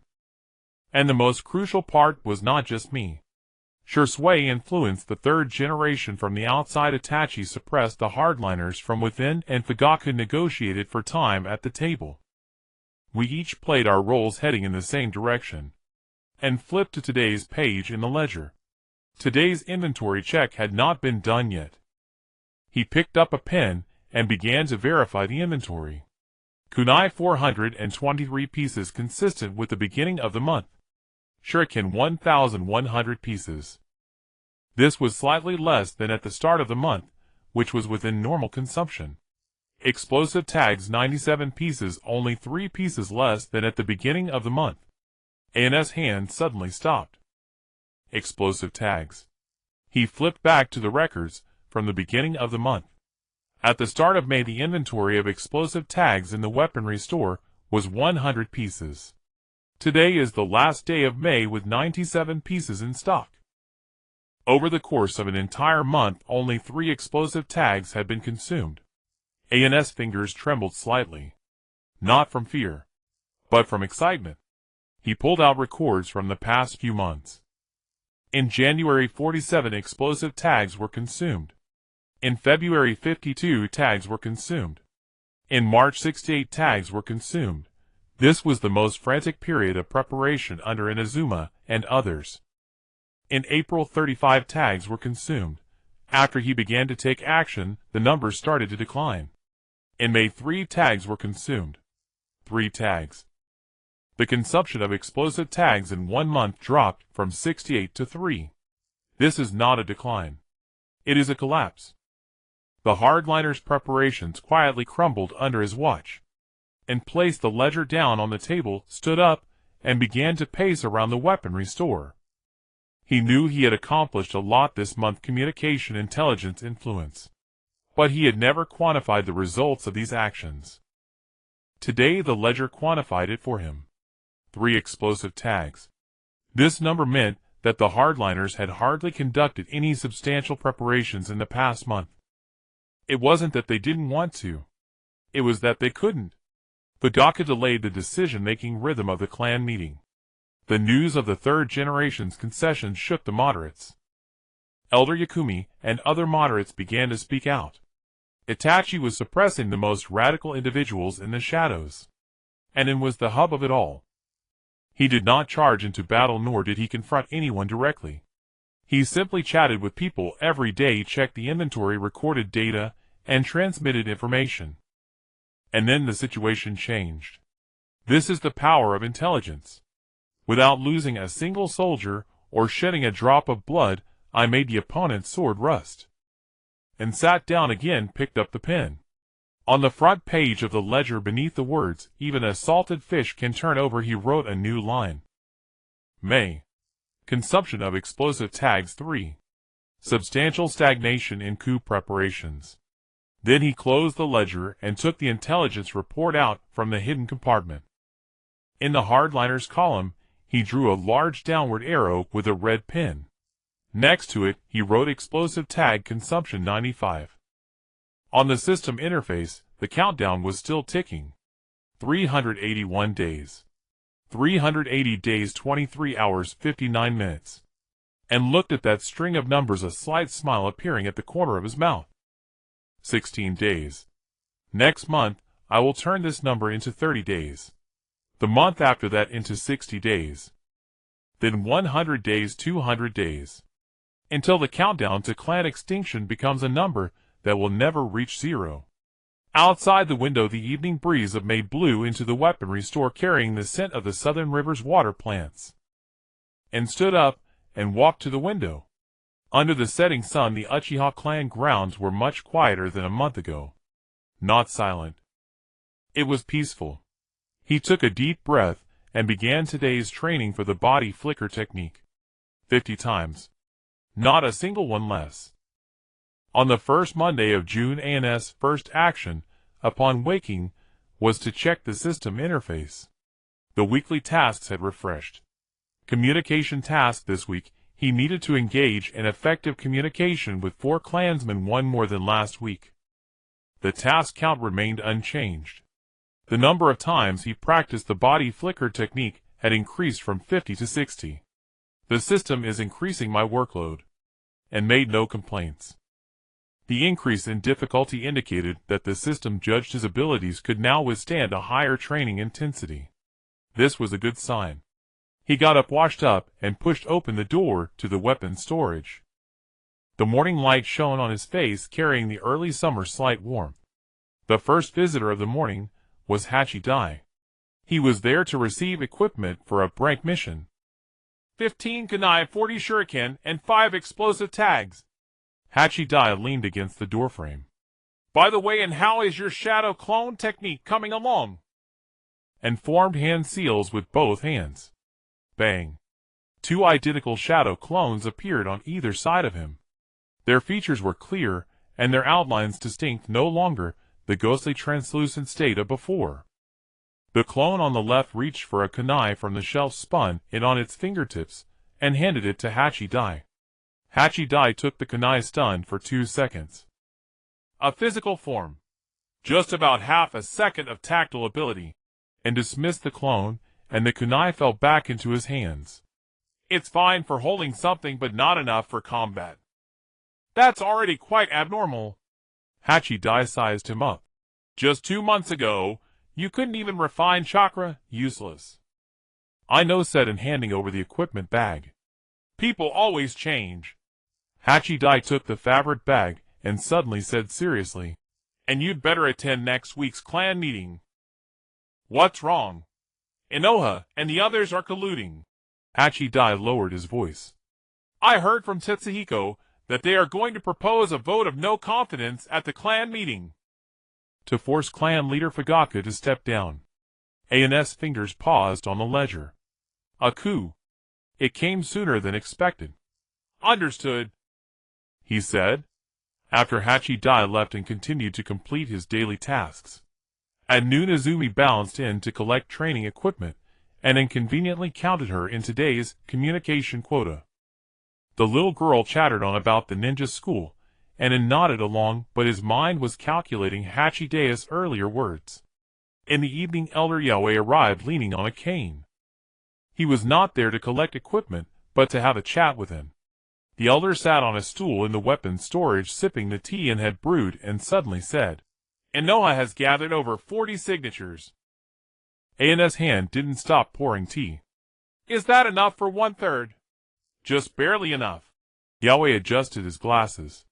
Clan regulations state that a vote of no confidence requires signatures from over 1/3 of adult ninjas to be submitted for clan meeting voting. 43 people, just enough to meet the threshold. Does the clan leader know? He knows. Last night, Konoha personally delivered the petition to the clan leader's home. Yaoi sighed. Fugaku said nothing and accepted it, and pushed the teacup forward. Yaoi took a sip and looked at him. Young man, what do you think? A proposal that barely meets the threshold indicates they do not have absolute confidence, and said, among the 43, how many genuinely support it, how many are coerced, and how many can be persuaded? This is the key. Yaoi's eyes lit up. Continue. The core circles of Tetsuhiko and Konoha consist of about a dozen people. The remaining 20 or so are gathered from various households. Just because these people signed does not mean they will vote in favor. The clan meeting is an open vote, not anonymous. The pressure of raising a hand in front of a crowd is different from signing a petition. The elder set down his teacup and looked at him with a changed expression. No longer was it a kind gaze towards a junior, but a scrutinizing look towards a peer. You've managed the weapon storage for 3 years, and you understand people's hearts well. Those who manage the storage know best where everything is kept, and replied, people are the same. Yaoi stood up, leaning on his cane as he walked to the door. Suddenly turning back, he asked, are you prepared to speak at next week's clan meeting? I'm just a storage manager, I have no right to speak. The clan regulations do not state that storage managers cannot speak. Yaoi smiled. It only states that adult clan members have the right to speak. You're 13. By ninja tradition, you'll be 14 next month. An adult. The elder left, and stood in the weapons storage staring at the Uchiha fan pattern on the wall. System prompt: today's effective communication 34. 1 more to go. in the evening and went to the training ground to complete his body flicker technique training. 60 times 10 more than last week. By the last 10 attempts the meridians in his legs began to protest, and with each landing his knees ached. He gritted his teeth to finish. On the 60th body flicker landing the system prompt sounded right on time. Daily task 3 completed. Body flicker technique proficiency 6 task bonus. Current proficiency proficient 34,200. Weekly attendance progress 17. And leaned against a wooden stake panting. Only a trace of chakra remained, barely enough for recovery. At the edge of the training ground a small figure was practicing with Shuriken. Sasuke. The 6-year-old child already had a decent throwing posture. The Shuriken embedded itself into the wooden stake slightly off to the left. Sasuke frowned and retrieved another. "You're releasing your wrist too early." An's voice came from behind. Sasuke turned around recognizing him. "You are? The one from the weapon storage. Uchiha An," and walked over squatting down. "When you throw, the moment your fingers release, your wrist unconsciously moves inward. You might not feel it, but the shuriken will veer left." Sasuke paused for a moment before throwing another. Off to the left. "Really?" He looked at him. "How did you notice that?" "Having managed the weapon storage for 3 years, I see people collect, return, and discard shuriken every day. After seeing enough, you come to understand what happens from the moment a shuriken is thrown to when it hits its target." And stood up and took a practice shuriken from his bag. "Watch closely." He threw the shuriken. It traced a smooth arc through the air, accurately embedding itself in the bullseye of the wooden stake. Sasuke's eyes lit up. "Don't think about hitting the target. Think about the relationship between your fingers and the shuriken," and said, "The shuriken is an extension of your fingers. The trajectory it flies is a continuation of your intention the moment you release your fingers." Sasuke seemed to understand, but still nodded vigorously, and demonstrated twice more, then stood aside to watch him practice. Sasuke's accuracy improved with each throw. By the 10th shuriken, he was able to consistently hit the outer ring of the bullseye. The system popped up an unexpected prompt: teaching behavior trigger teacher. Shuriken throwing comprehension 2. Established a preliminary connection with key character Uchiha Sasuke. Trust level 115,100. Hidden task: protect Sasuke's childhood progress. Established a preliminary trust relationship completed. And looked at Sasuke's serious profile. This child lost everything in the original story. His father, mother, entire clan. The only surviving brother became his enemy, hunting him for 8 years. His childhood ended the moment of the clan's massacre. This time it will be different. And stood up. "That will be all for today. If I'm at the training ground at this time tomorrow, you can come." Sasuke looked up at him, his eyes holding a seriousness not typical of a 6-year-old. "Will you come tomorrow?" "I will," and walked out of the training ground. Behind him, the sound of shuriken embedding into wooden stakes echoed one after another. Returning to the weapon storage, it was already dark. He lit the oil lamp and recorded today's progress on the front page of the ledger. First day of full attendance this week completed.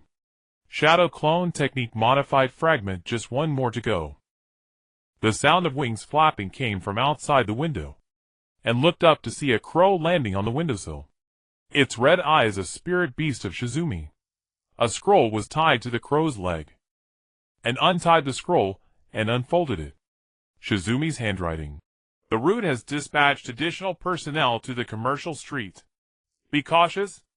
3 days later at the abandoned ferry, I have important matters to discuss." And burned the scroll, and made a note under the route section of the intelligence sheet: additional troops at the commercial street. Shizumi will contact in 3 days. The flame of the oil lamp flickered.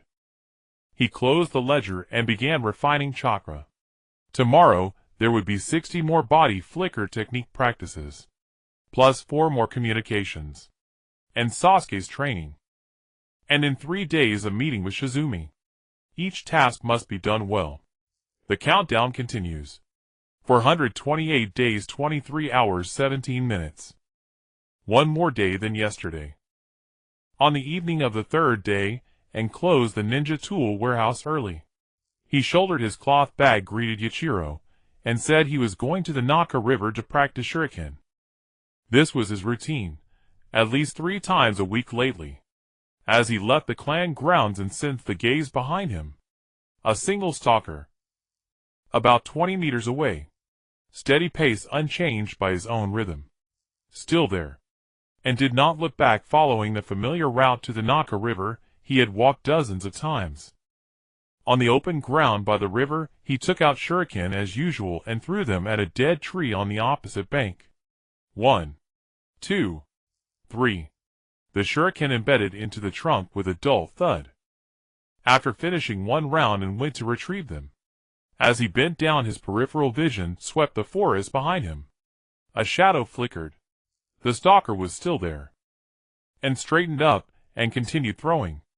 This time he changed position, moving about 50 meters upstream. The stalker's gaze followed him. Following closely. But only one person. And calculated in his mind. Shursui had said Root deployed extra personnel on Market Street. Yet the one tailing him was always alone. Where had the others gone? 2 possibilities. First, Root's manpower was limited. Reinforcing Market Street meant reducing deployment elsewhere. Second, Root shifted its focus from monitoring into searching for Shursui. The second possibility was more likely. Though Snake Eye's exposure hadn't been made public, Danzo must have sensed something. A mole infiltrating the Uchiha suddenly went silent. With Danzo's paranoia, he would suspect every possibility. The news that Shursui was still alive had likely reached Danzo's ears. And through the last shuriken packed up and headed back. As he passed the third willow tree, his steps did not falter. His peripheral vision caught the base of the tree, a white stone pressed against the root. Not the one Izumi had left. Different position, different shape. Shursui has been here. And continued walking, returning to the clan grounds. The gaze behind him stopped at the boundary. Inside the warehouse, and closed the door, and drew the curtains. From the hidden compartment, he retrieved Shizui's scroll, and flipped to the last page. That small line of text remained. If urgent contact is needed, place a white stone under the third willow tree by the Naka River. The stone Shursui had placed was on the east side of the route. According to Uchiha cipher rules, the east side meant safety confirmed, proceed as planned. 3 days later, the abandoned ferry. And stored the scroll away. The next morning he went to Market Street for supplies. This was a weekly routine, skipping it would arouse suspicion. The flow of people on Market Street was heavier than usual. Early summer, the peak mission season, ninjas came and went. And entered the ninja tool shop, where the owner was ringing up a customer wearing an ANBU mask. ANBU, not Root. The mask's pattern was standard ANBU issue. But it did not let his guard down. The line between ANBU and Root was more blurred than he had imagined. Danzo also served as the head of ANBU training. Many Root members held official ANBU identities. That ANBU finished paying and walked past him. The gaze behind the mask paused on him for less than half a second, then moved away. An's heart skipped a beat. That half-second pause was not a casual glance. It was recognition. He knows me. Or rather, he is ordered to know me. And greeted the shop owner with an unchanged expression, buying whetstones, rust-proof oil, and ledger paper. Throughout the process, he was unhurried, just like an ordinary warehouse manager should be. As he stepped out of the ninja tool shop, he noticed a new dango stall on the street. Positioned at the corner, with a clear line of sight to the shop's entrance. Observation post. And bought 2 skewers of dango, eating them as he walked. Passing the stall, his peripheral vision swept the vendor. A middle-aged man, rough hands, quick movements. But the calluses on his tiger's mouth were in the wrong place.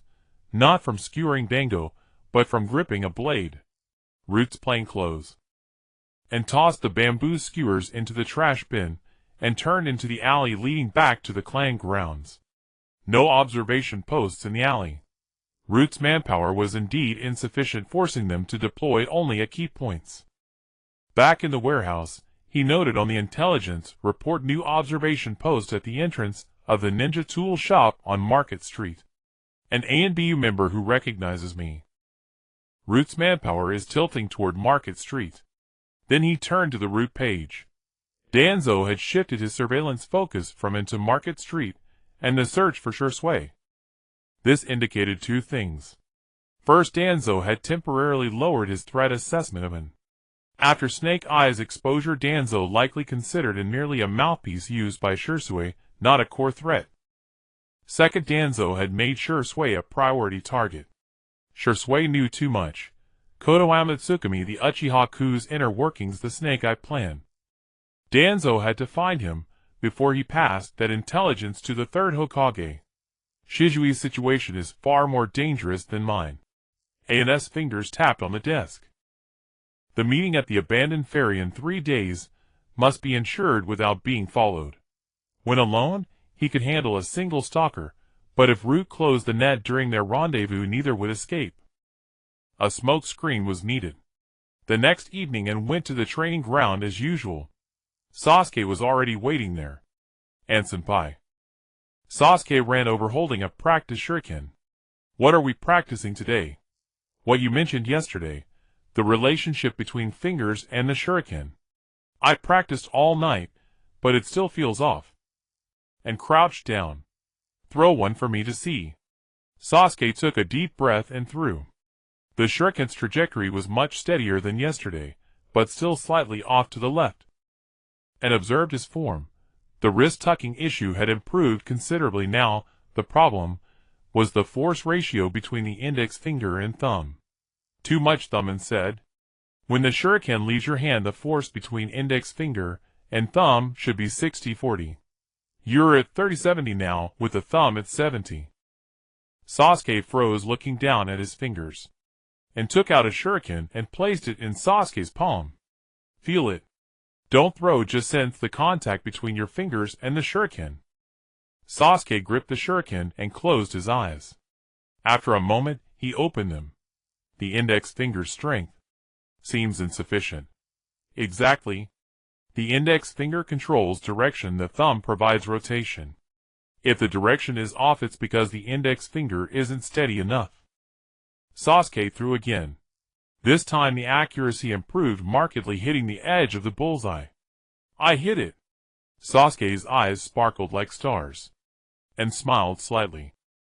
Then he noticed someone at the edge of the training ground. Uchiha Itachi, dressed in ANBU uniform, mask pushed up on his forehead, standing there quietly watching them. Sasuke saw his brother too, his expression turning complex. Joy, grievance, expectation all mingled together. Itachi walked over and crouched in front of Sasuke. "Great improvement." Sasuke lowered his head, his voice muffled. "You saw." "I've been watching for a while," Itachi said. "The force ratio between index finger and thumb. I made the same mistake before." Sasuke looked up, light returning to his eyes. "Really? Really? It took me a month to correct it." Itachi stood and turned to him. "Thank you for training with him. The warehouse closes early, so I have nothing else to do anyway," and said. Itachi nodded and led Sasuke away. Before leaving, Sasuke turned back to wave. "And senpai, see you tomorrow." And waved back. Itachi took a few steps, then suddenly stopped. Without turning around, his voice came clearly. "Market Street has been unsettled lately. Stay away." Then he walked off with Sasuke, and stood there turning the words over in his mind 3 times. Itachi was warning him. Not as an ANBU, but as Uchiha Itachi. Itachi had also noticed Root's deployment changes, and he knew and was being watched, knew about the observation post on Market Street. Itachi is protecting me in his own way. System notification. Trust with Uchiha Itachi increased. Current trust level 287,200. And returned to the warehouse, and added another note to the intelligence report. Itachi confirms Root's activity on Market Street. The 3 days passed quickly. The night before the meeting at the abandoned ferry, and completed his 5th full attendance, task of the week in the warehouse. System notification weekly attendance 57. Stage reward obtained substitute technique modified fragment X1. Substitute technique modified fragment 23. One more to go. And looked at the system interface and calculated mentally. At this pace, he would learn the substitute technique modified next week. The 3 body techniques modification plan was half complete. Night deepened. He blew out the oil lamp and sat in the darkness. Tomorrow evening the abandoned ferry. What Shui wanted to tell him must be of great importance. Outside the window the Uchiha clan grounds lay still like a pool of dead water. But he knew that beneath the surface undercurrents were gathering.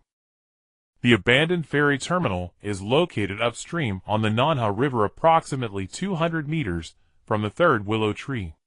It was once one of the ferries connecting the Uchiha clan to the outside world, but was abandoned due to the river's change in course and the decrease in water level. The stone steps are overgrown with moss, and the wooden posts used for tying boats have rotted significantly. The river here makes a bend, creating a dead angle in visibility. This location was chosen by Shui after careful consideration, and arrived half an hour before sunset. He did not go directly to the ferry terminal but instead practiced Shuriken for 20 minutes at a regular training point downstream on the Nanha River. The gaze of the follower has been on him the entire time. Then he stepped into the bushes, addressing his urgent need. The follower's line of sight was obstructed. Under the cover of the bushes and silently submerged into the river. The water of the Nanha River was shallow, barely reaching his chest. He moved upstream along the reeds by the riverbank. His breath was concealed, as he exerted all his effort to control it. The fluctuations of chakra were suppressed to the minimum, almost indistinguishable from an ordinary person. The river water was cold, and gritted his teeth and moved forward step by step.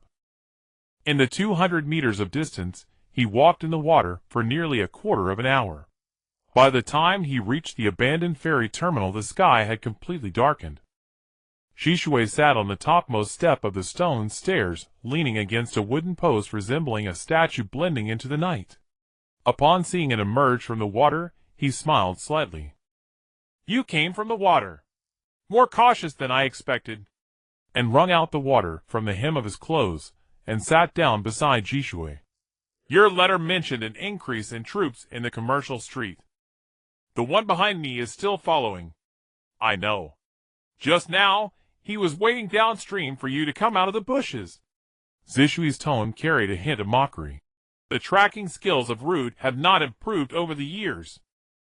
Have you dealt with them often?" "More than I thought," Shishui replied. "Danzo has been eyeing me for quite some time.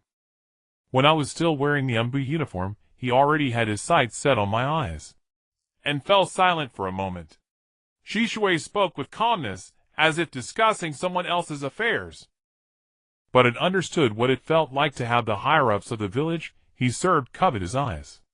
"You said you have something to tell me," and cut to the chase. Shishui nodded and took out a scroll from his pocket. It wasn't a summoning scroll, but an intelligence scroll secured with a cryptographic seal from the ANBU. "I found out about the superior of Hibi." An's heart suddenly constricted. "It's not Danzo who is directly in command." Shishui unfurled the scroll densely packed with names and contact lines. Hibi is a mid-level member of Root, codenamed Hibi, real name Yamashiro Ryuchi. A branch member of the Yamashiro clan skilled in perception and mental-type ninjutsu. The Yamashiro clan is one of Konoha's secretive families known as Boar in the Inuzuka clan.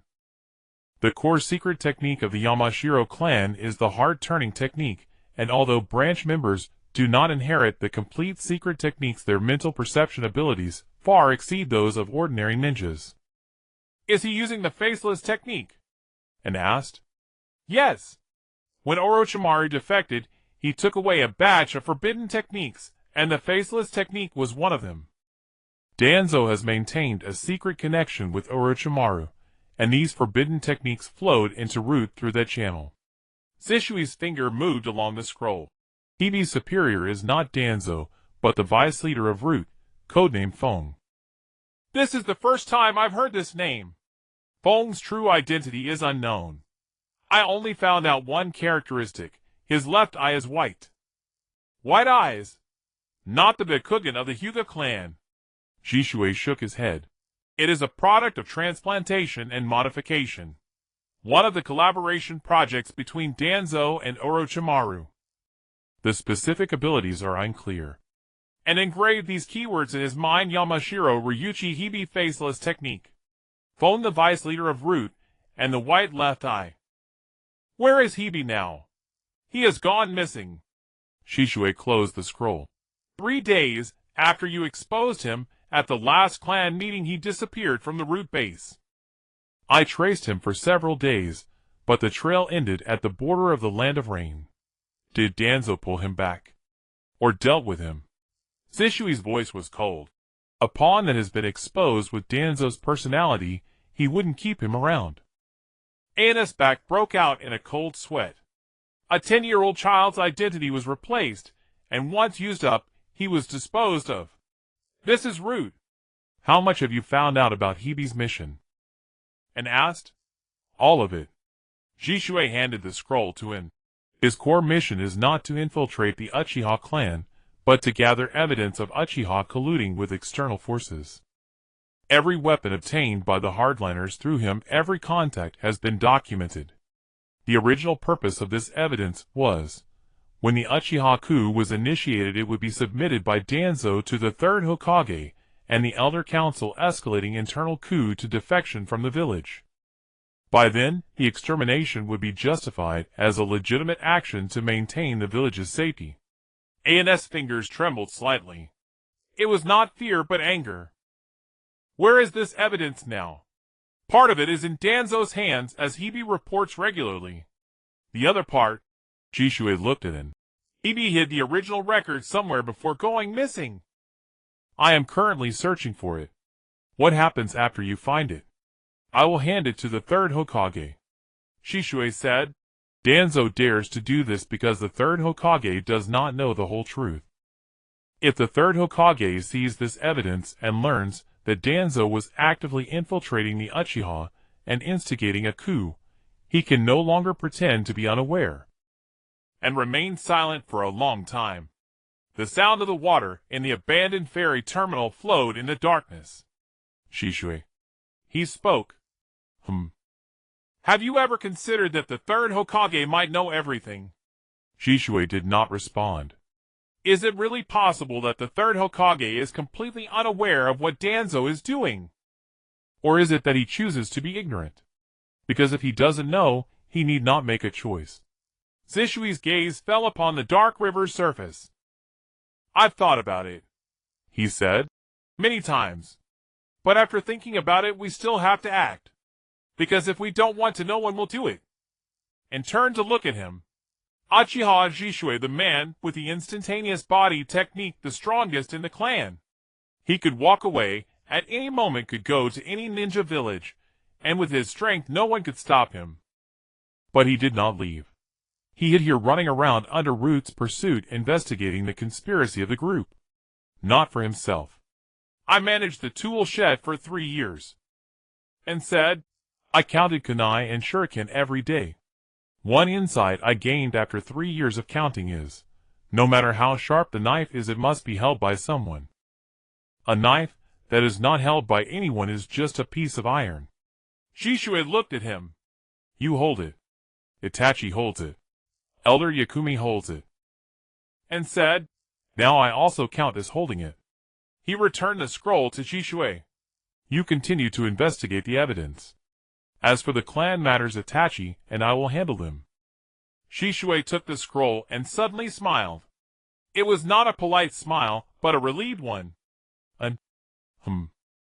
If I had met you 2 years ago, perhaps many things would have been different. He stood up and brushed off the moss from his clothes. Next time we contact, it will still be here. The time is uncertain. I will have a crow notify you. Zishui's figure blended into the night, disappearing silently, and sat alone on the stone steps gazing at the waters of the Nanha River. The system interface popped up a line of prompts. Completed in-depth intelligence exchange with Uchiha Jishui. Trust level increased to level 2 103,200. Acquired key intelligence true identity of Hida Yamashiro Ryuchi identity of the superior vice leader of Root Phone, and whereabouts of original evidence records. Countdown 5 days. Total countdown 434 days. And stood up and walked back into the water along the path he came from. The icy river water flowed over his chest as he gritted his teeth walking step by step downstream. Upon returning to the bushes, he deliberately made some noise before stepping out. The follower's gaze fell back on him, and tidied up his shuriken as usual and walked back. The gaze behind him maintained a distance of 20 meters. But it no longer felt cold. Over the next week and threw all his energy into daily missions. Communication missions. Inventory missions. Body flicker training. Every day he opened his eyes to these 3 tasks, completing one, and crossing it off, like a precise machine. It wasn't for the perfect attendance reward, though that was important too. It was because he had an intuition the final calm before the storm would not last much longer. On the 6th day, he encountered Tetsuka at the training ground. It wasn't a coincidence. Tetsuka had come specifically to find him. And Tetsuka stood at the entrance of the weapons depot, his tall figure blocking most of the light, and looked up, still holding the inventory ledger. "Senior Tetsuka. Picking up equipment." "No." Tetsuka walked and pulled over a stool and sat down. The gesture made him frown slightly. Sitting uninvited was never a good sign. "The matter at the clan meeting, you exposed it." Tetsuka cut straight to the point, and put down his pen. "It was me. Where did you get that evidence?" "From someone who doesn't want to see the Uchiha exploited by outside forces." Tetsuka's eyes flickered. He was silent for a few seconds, then said something it hadn't expected. "I accepted the weapons from Hibi no Mi. Inoka accepted them too. We didn't know it was a trap set by Root." And said nothing. "We thought it was support from people outside who sympathized with the Uchiha." Tetsuka's voice dropped very low. "Whether it was Orochimaru's remnants or spies from other villages, as long as it could help the Uchiha break free from the village's oppression, we didn't care." And asked, "And now? Do you care?" Tetsuka clenched his fists, then released them. "I didn't come here to cause trouble today. Inoka sent me to ask one thing. How much does the person who gave you the evidence know?" And looked at Tetsuka. The core member of the hardliners now wore an expression, not of anger, but of indescribable complexity. They are afraid. They are not afraid of the evidence being exposed. They are afraid of being used as pawns without knowing it. "A lot," and said. "Enough to track down every single person who accepted weapons with a snake fawn pattern." Tetsuka's face paled. "But he didn't make that list public," and continued. "At the last clan meeting, I only read out the evidence against Hibi no Mi. I didn't read the list." "Why?" "Because you are Uchiha," and said. "Whether you were used or went down the wrong path, your bones are still etched with Uchiha. Handing over the list of my own clan members for others to arrest them, that is something I cannot do. The person who gave me the evidence cannot do it either." Tetsuka was silent for a long time. From outside the window, the sound of shuriken striking wooden posts came one after another. "Inoka asked me to ask you." Tetsuka stood up. "If we stop the collusion, will that person suppress the list?" "Yes." Tetsuka glanced at it and then turned and left. At the door he paused. "And, you are? Different from what we imagined." Tetsuka left, and sat in the weapons depot, his fingers gently tapping the table. Tetsuka's visit today was ostensibly a confrontation, but in reality, it was a probe. The core circle of the hardliners had already wavered. It wasn't because they had abandoned their coup plans, but because they realized they had been used as blades. For the Uchiha, being oppressed by the village was tolerable. But being toyed with, that was a disgrace. Shizui's evidence struck at their pride. This was an opportunity. and updated the intelligence report on the hardliners' core circle wavering. Inoka and Tetsuka's attitude toward the Hibi-no-Mi incident had shifted from denial to trying to cut losses. Space for persuasion had emerged. The next day, he achieved perfect attendance for the week. System notification weekly daily mission perfect attendance achieved. Bonus reward drank ninjutsu fragment chest 1. And opened the chest.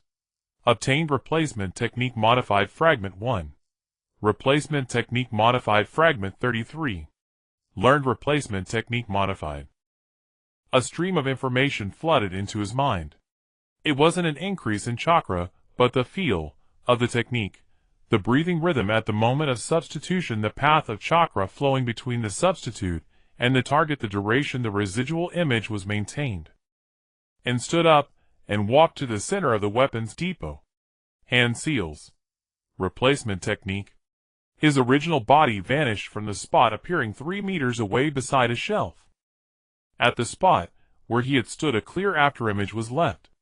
Not the blurry smoke-like image of a normal replacement technique, but a well-defined residual image with discernible features. The afterimage persisted for nearly 2 seconds before dissipating. 2 seconds. In a ninja battle, 2 seconds of confusion could decide life and death. And tried again. This time he attempted to throw a shuriken simultaneously with the substitution. His body teleported to the side, the afterimage remained to draw attention, and the shuriken flew from the flank, embedding into the wall. Using it in conjunction with the body flicker technique yields even better results. He practiced the replacement technique modified 20 times in a row, stopping only when his chakra was more than half depleted. Substitution speed increased by 30. Residual image duration extended by 50. Chakra consumption was about 20 higher than a normal replacement technique, but still within acceptable limits. The 3 basic techniques modification plan was 2/3 complete. Clone technique modified, replacement technique modified, only transformation technique modified remained. And opened the system interface to check the fragment progress for transformation technique modified 13. 2 more fragments were needed. At the pace of 1 random fragment per week from perfect attendance, it would take at least 2 weeks to collect them. After 2 weeks, all 3 of his basic techniques would be fully modified. By then his survivability would rise to a new level. In the evening and went to the training ground as usual. Sasuke was already waiting there. Over the past week their training had become a routine. Sasuke's shuriken accuracy had improved rapidly, from always veering left at first to now consistently hitting the edge of the bullseye. "Seniorin!" Sasuke ran over holding a new shuriken. "Big brother gave me a real kunai yesterday." He carefully took out a kunai from his ninja tool pouch. Not the blunt training version, but a real sharp-edged kunai. The size was 1 size smaller than an adult's, fitting perfectly in Sasuke's hand. "Itachi gave you this?" "Yeah. Big brother said I've improved a lot lately, so I can start using the real thing." Sasuke's eyes were full of light, and crouched down, took the kunai and examined it carefully. The blade was sharp, the balance centered. It was a high-quality piece from the weapons depot. Itachi had personally chosen it. "Do you know how to use it?" "Big brother taught me the basic grip, but he said to ask you about how to use it specifically," and was taken aback. Itachi told Sasuke to ask him. Was this trust or a test? Or both? "All right. We want practice shuriken today. It'll teach you the basics of the kunai." And stood up holding the kunai and demonstrated 3 basic grips: standard grip, reverse grip, and throwing grip. Sasuke learned very seriously, his small face full of concentration. After about half an hour of practice, Sasuke's hand began to tremble. A 6-year-old's hand muscles weren't yet strong enough to hold a kunai for long. "Take a break," and said. Sasuke put away his kunai and sat down next to him. The evening breeze from the training ground carried the moisture of the Nanga River. "Seniorin." Big brother has been coming home later and later lately. Sometimes I fall asleep, and he hasn't come back yet. When I wake up he's already gone." And said nothing. Dad says Big Brother is doing things he shouldn't do. I asked Big Brother, but he won't tell me. Sasuke lowered his head, his fingers digging into the dirt. Senior and his big brother. Abandoning us. An's heart felt as if it were squeezed. He thought for a moment, then said seriously, Your big brother is doing something very difficult. What is it? Protecting the clan. But most people in this clan don't know he's protecting them.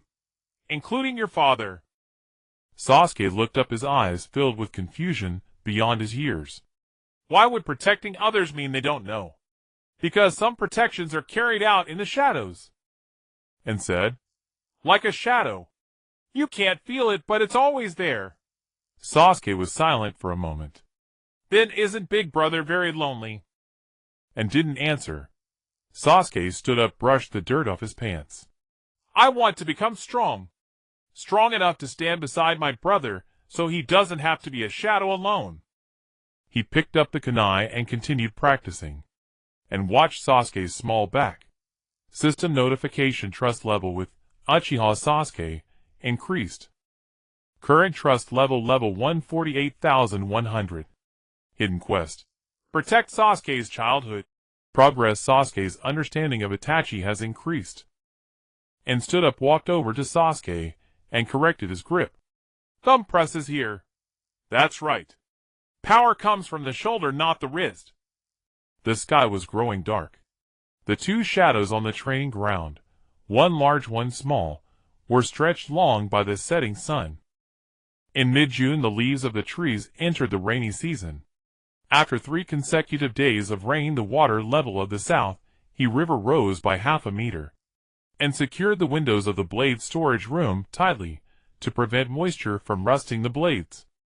2 more pots of charcoal were placed on the shelf for moisture absorption. On rainy days, the number of people coming to collect equipment decreased by more than half, and took this opportunity to reorganize the accounts from the past 6 months. Not because he had nothing to do. It was because the day after the Iron Fire incident, Elder Yahweh came to visit. The old man sat in the blade storage room, sipping the tea brewed by him, when he suddenly said something that nearly made him drop his teacup. Dawa wants to see you. And steadied the teacup in his hand. See me? Yes. Iron Fire went back and relayed what you said. Dawa didn't sleep all night after hearing it. The next day he came to find me, saying he wanted to talk to you in person. Yahweh adjusted his reading glasses. He didn't dare come directly to find you, fearing being seen by his clansmen. He asked me to pass on the message. And fell silent for a moment. Dawa was the #1 representative of the hardliners, the one who shouted, "Action!" the loudest at clan meetings. After the Snake Eye incident was exposed, his prestige was severely damaged, but he remained at the core of the hardliners. If he could be won over, even if only to maintain neutrality, the hardliners would completely lose their backbone. Time and place, and said, tomorrow evening. My backyard. Yahweh stood up. I will send everyone else away. The old man walked to the door and suddenly stopped. And, Dawa is a man with a hard temper and a straightforward mind. But he is not a bad person. His parents died in the Third Great Ninja War, sacrificed by the higher-ups of Konoha as expendables. His hatred for the village is ingrained in his bones. Yahweh's voice was soft. You may not agree with him, but do not look down on him. I know. And said, the rain stopped the following evening. And stepped onto the damp bluestone path and arrived at Elder Yahweh's residence. The backyard was small, with a few mossy stones, an old pine tree, and an oil lamp lit inside a stone lantern. Dawa was already seated there. He was not wearing the Uchiha clan's high-collared attire, but a simple gray outfit. His hair was also untied, falling freely. He looked noticeably younger than at the clan meeting, and sat down opposite Dawa. Elder Yahweh personally served the tea, and then retreated to the house, leaving the backyard to the two of them. Silence lasted for about the time it took to finish a cup of tea.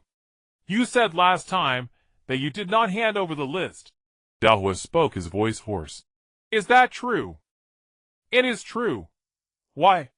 I have said it before. You are Uchiha. Daohua's fingers traced the edge of the teacup.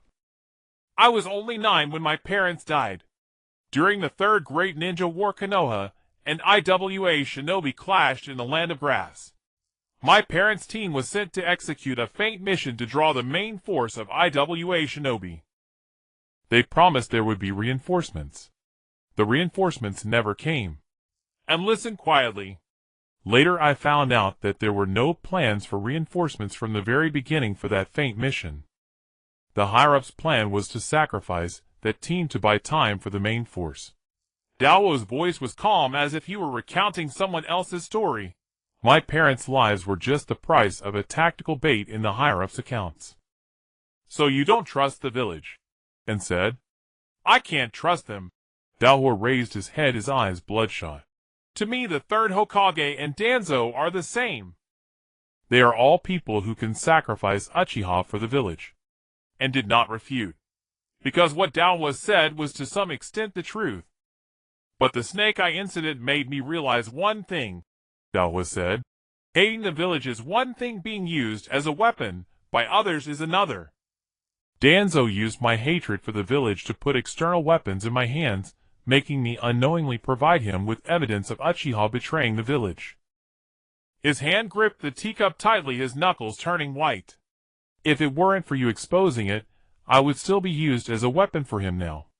And poured him another cup of tea. Daohua took it and drank in one gulp. I didn't come here to apologize today. Apologies are useless. Daohua looked at him. I came to ask a question. Go ahead. The person you helped, the one who provided you with evidence, what is his purpose? And met Daohua's gaze. Daohua's eyes held no hostility, only a sense of urgency to confirm something.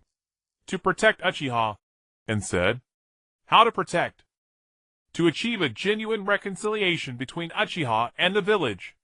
Not surrender, not compromise, but for both sides to recognize each other as part of themselves. Daohua was silent for a long time. Raindrops fell from the pine tree, hitting the moss, and making a slight sound. Do you think it can be achieved? Daohua asked. I don't know, and answered honestly, but it's better than doing nothing.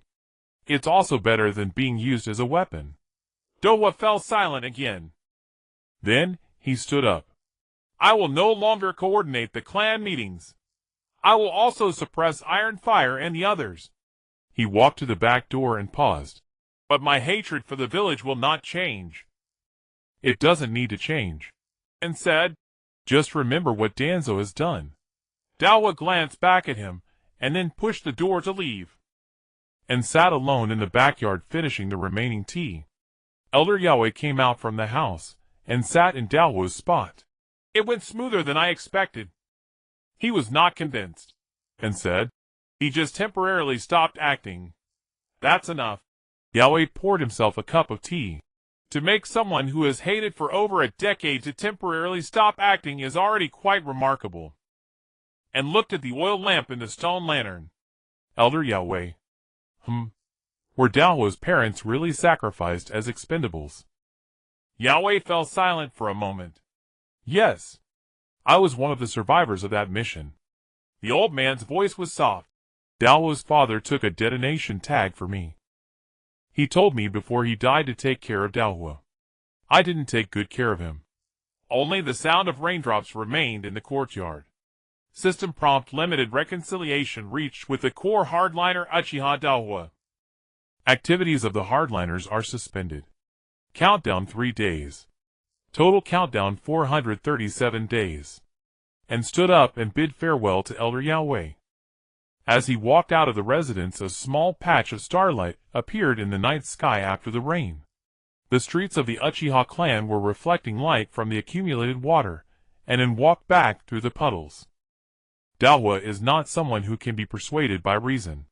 He came today not because of what An said, but because the Snake Eye incident made him realize Danzo is more dangerous than the third Hokage. His hatred for the village has not diminished, but the target of his hatred has shifted. This is enough. Hating Danzo is stronger than hating Konoha. At the entrance of the blade storage room, a small figure was squatting there. Sasuke. Hugging his knees, half of his body was damp from the moisture after the rain. Sasuke! What are you doing here? Sasuke looked up, his eyes red. Brother hasn't come back again today. Dad and Mom are arguing in the study. His voice was muffled. I don't want to stay at home.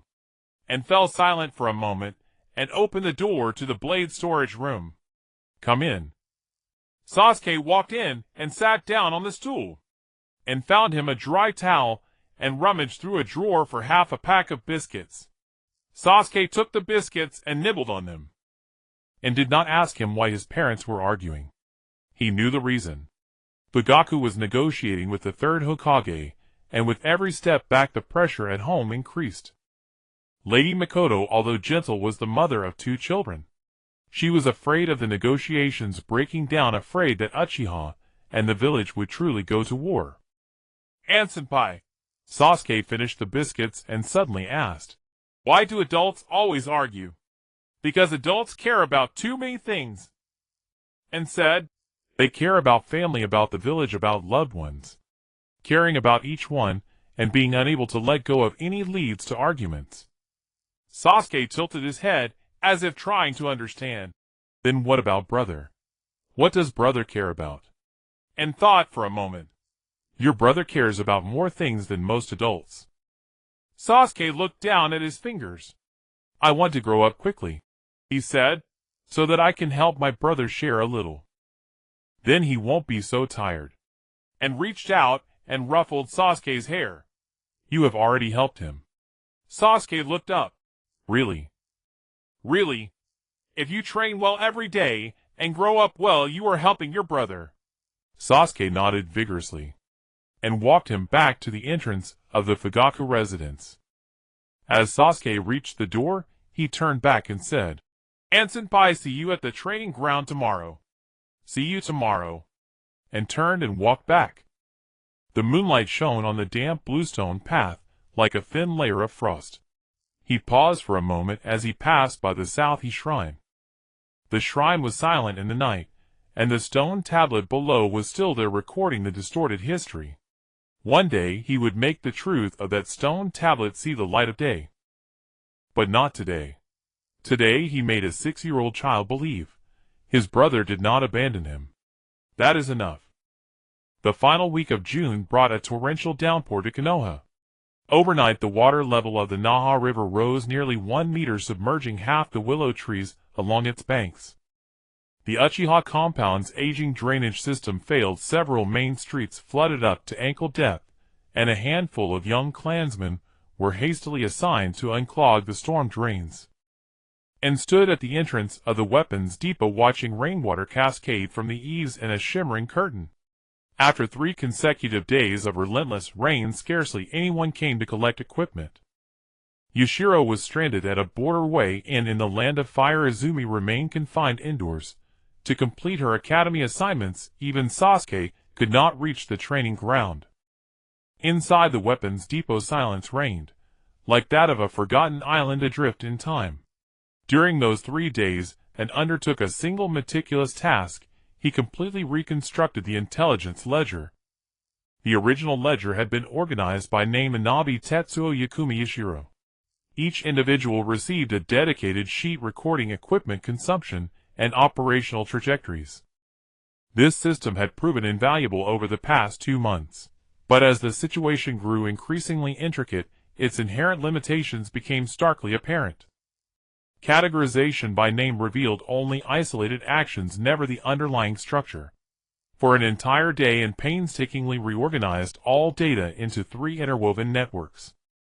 The first network, equipment flow map, tracing every batch of explosive tags, kunai and shuriken from the weapons depot to their final destinations.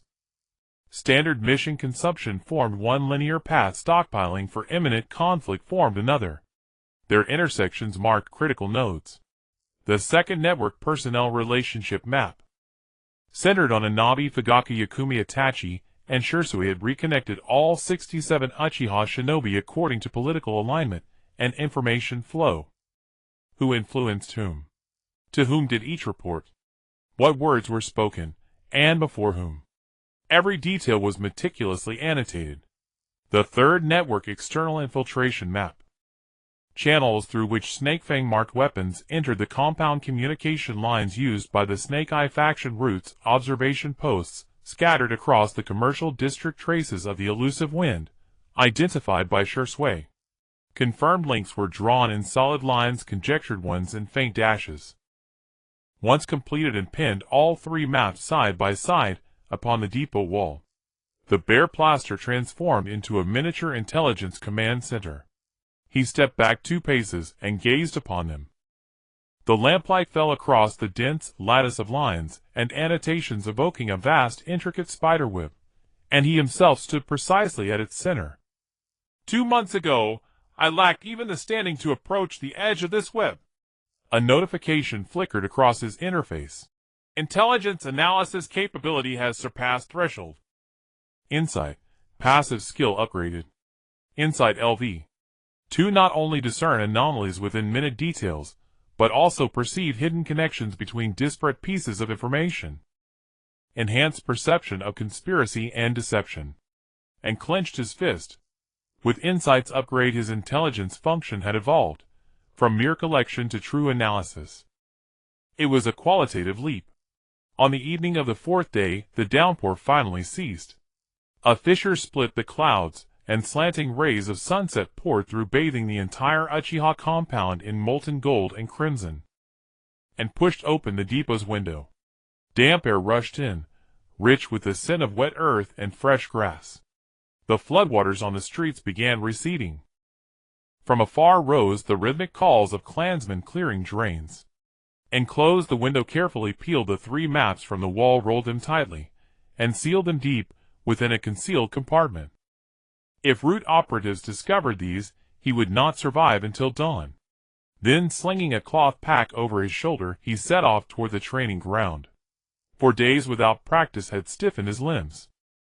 Pools still lingered across the training ground. Wooden posts stood half submerged, and found a relatively dry patch of earth, and began practicing the body flicker technique. Once, twice, 5 times, 10. The breathing rhythm of successive flickers had long since been etched into muscle memory, no conscious thought required. His body instinctively adjusted inhalation upon landing, priming itself for the next displacement. His maximum single-distance flicker extended from 4 meters to 4.5 consecutive flickers, increased from 20 to 25. On his 30th attempt, a voice sounded behind him. "Your progress exceeds my expectations." And turned. Shui stood beneath a tree at the training ground's edge, dressed in civilian clothes, hair dripping as though freshly emerged from the river. "What are you doing here?" And lowered his voice. "Route operatives, they withdrew today." Shui stepped forward. "The storm destroyed a bridge downstream on the Naha River. ANBU dispatched personnel for emergency repairs, and most of Route's contingent was reassigned. Today is a rare window of safety." And exhaled slowly. Shui seated himself atop a wooden post, and withdrew a wax paper parcel from his vest. Unwrapping it revealed 2 skewers of tricolored dango. He offered one to An. "Eat." I waited half an hour in line. And accepted the skewer and took a bite. Sweet. Since his arrival in this world, he had scarcely tasted anything sweet. His daily fare at the weapons depot consisted of ration pills and plain water. Occasionally Izumi slipped him a few fruit candies. Had Shui traveled so far merely to deliver a skewer of dango? "Evidence has been secured," Shui said, biting into his own dango, with the same calm tone one might use to remark on the weather. An's chewing halted mid-bite. "The Snake Eye's original records are hidden in an abandoned outpost along the Rain Country border. I located it after 4 days of searching." Shui drew forth a palm-sized scroll from his vest, and placed it upon the wooden post between them. "All evidence resides within. Every documented arms shipment, every recorded meeting with hardliners, every copy of reports submitted to Danzo." And stared at the small scroll, barely larger than his hand, containing proof potent enough to sever Danzo's trust with the third Hokage entirely. "When do you intend to present it to the third?" An asked. "Tomorrow." Shisui swallowed the last dango. ANBU holds a routine briefing tomorrow, presided over personally by the third Hokage. I will appear there and submit the scroll publicly. An's pulse surged. Publicly?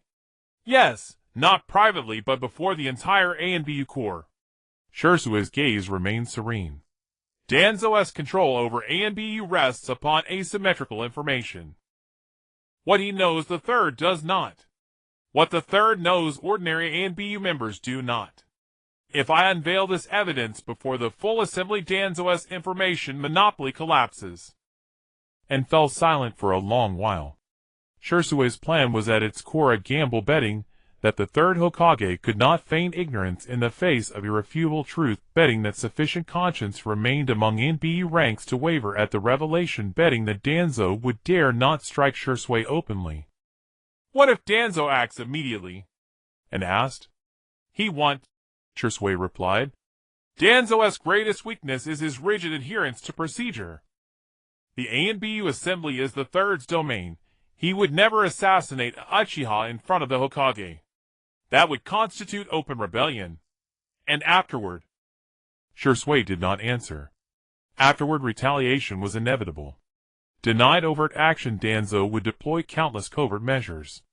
By stepping into the light, Shisui would forfeit the invisibility that had shielded him thus far. Is it worth it? An asked. Shisui reinserted the bamboo skewer into the wax paper, then rose. And I've spent these past months concealed in shadow observing things I'd never seen before. He gazed across the training ground bathed in sunset light. Uchiha youth continue their drills, children attend school, Yashiro departs on missions, elder Yakumi still brews tea. This clan endures. He turned to meet An's eyes. To endure is worth everything. Shisui vanished in a blur of motion, and sat alone atop the wooden post finishing the remaining dango. Sweetness bloomed on his tongue, mingling with the damp, earthy tang of rain-washed air. A line of text appeared upon his interface. Critical node Shisui's choice activated. Shisui has resolved to publicly present the Snake Eye evidence at tomorrow's ANBU assembly. Countdown unchanged. Reason outcome remains profoundly uncertain. System cannot forecast impact on clan extinction probability. And studied the message. The system could not predict, meaning Shisui's act might dramatically extend the countdown, or instantly reduce it to zero. It was a high-stakes wager. And Rose discarded the bamboo skewer into the waste bin. Tomorrow. Everything hinged upon tomorrow. On the day of the mission involving Shisui, and sat in the weapon storage for the entire morning. He did not train, did not check the accounts, and did not complete his daily tasks. He simply sat on the bench staring at the Uchiha fan pattern on the wall, waiting. Waiting for news. Waiting for Shisui to return alive, or for someone from Root to knock on the door. The 8th came by at noon to collect mission equipment. When he saw and lost in thought, he paused for a moment. Why do you look so pale? I didn't sleep well. The 8th did not ask further, took the equipment and left. Before leaving, he mentioned, by the way, it seems something significant is happening in the ANBU today. When I passed by the ANBU building, there were 2 rows of people standing at the entrance. I had never seen such a formation before. Time in the afternoon felt as if it had frozen, and forced himself to work, counting shuriken, cleaning kunai, organizing account books. His hands were moving, but his mind was filled with images of Shisui standing in the ANBU conference room. What would he say? What expression would Danzo have? Would the third accept that scroll? In the evening the news finally came. The way it arrived was unexpected for him. Itachi pushed open the door to the weapon storage. He was wearing the full ANBU uniform, his mask pushed up to his forehead, his face devoid of any expression. But he noticed that his hands were trembling slightly. Shisui succeeded, Itachi said. An's heart plummeted back into his chest. The third accepted the scroll. It was opened in public. Itachi sat down on the bench, his voice hoarse, as if he had spoken much before. Evidence against Orochimaru Danzo's signature and the coded messages between Root and Orochimaru. After the third read it, he remained silent for a long time. And then what? Then the third said one thing. I will investigate this matter thoroughly. He said it in front of all the ANBU members. AN's tightly clenched fist slowly relaxed. What was Danzo's reaction? Itachi's gaze darkened slightly. No reaction. No reaction. After the third said that, Danzo stood up, bowed to the third, and then said, I am willing to accept any investigation regarding the ANBU. Then he turned and left. A chill ran down An's spine. Danzo did not refute. He did not argue. He did not attempt to shift the blame onto his subordinates. He simply bowed, expressed his willingness to accept an investigation, and then departed. This was not surrender. This was the expression of someone who had plotted against everyone after being caught off guard. He has a backup plan. What about Shursui? An asked. The third has asked him to temporarily remain at the ANBU headquarters for protection. Itachi said in reality it is house arrest. The third is uncertain about how much evidence Shursui has, and how Danzo might retaliate. Until he clarifies things, he will not let Shursui leave his sight. And nodded. The third's reaction was within his expectations. Protecting Shursui from being assassinated by Danzo, while controlling him from leaking evidence outside. The third was managing the situation in his own way. Itachi looked at him. Which side are you on today?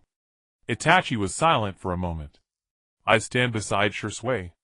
When he took out the scroll, Danzo looked at me. Itachi's voice was soft. That glance meant, do you know about this? How did you respond? I walked over to Shizui's side. And was taken aback. Itachi, during the ANBU general meeting under Danzo's gaze, walked over to Shizui's side. The weight of that action was heavier than any words. He publicly chose his camp. Not Danzo's blade, but the protector of the Uchiha. Danzo will no longer trust you, and said. I know. He will see you as a threat. I know. He may take action against you. Itachi raised his head and looked at him. His eyes did not possess the Sharingan, they were merely ordinary black pupils. But at that moment and saw a light he had never seen before in those eyes. Not exhaustion, not despair. It was a kind of resolute relief. And Itachi said, before today I was making choices that others wanted me to make every day. Danzo wanted me to choose between the village and my clan, the third wanted me to choose between the mission and my conscience. But today, the moment Shursui placed the evidence on the third's desk, I suddenly understood. Understood what? Those choices should never have been mine to make. He stood up and walked to the door. If Danzo wants to annihilate the Uchiha, it should be up to the Uchiha to decide whether to agree or not.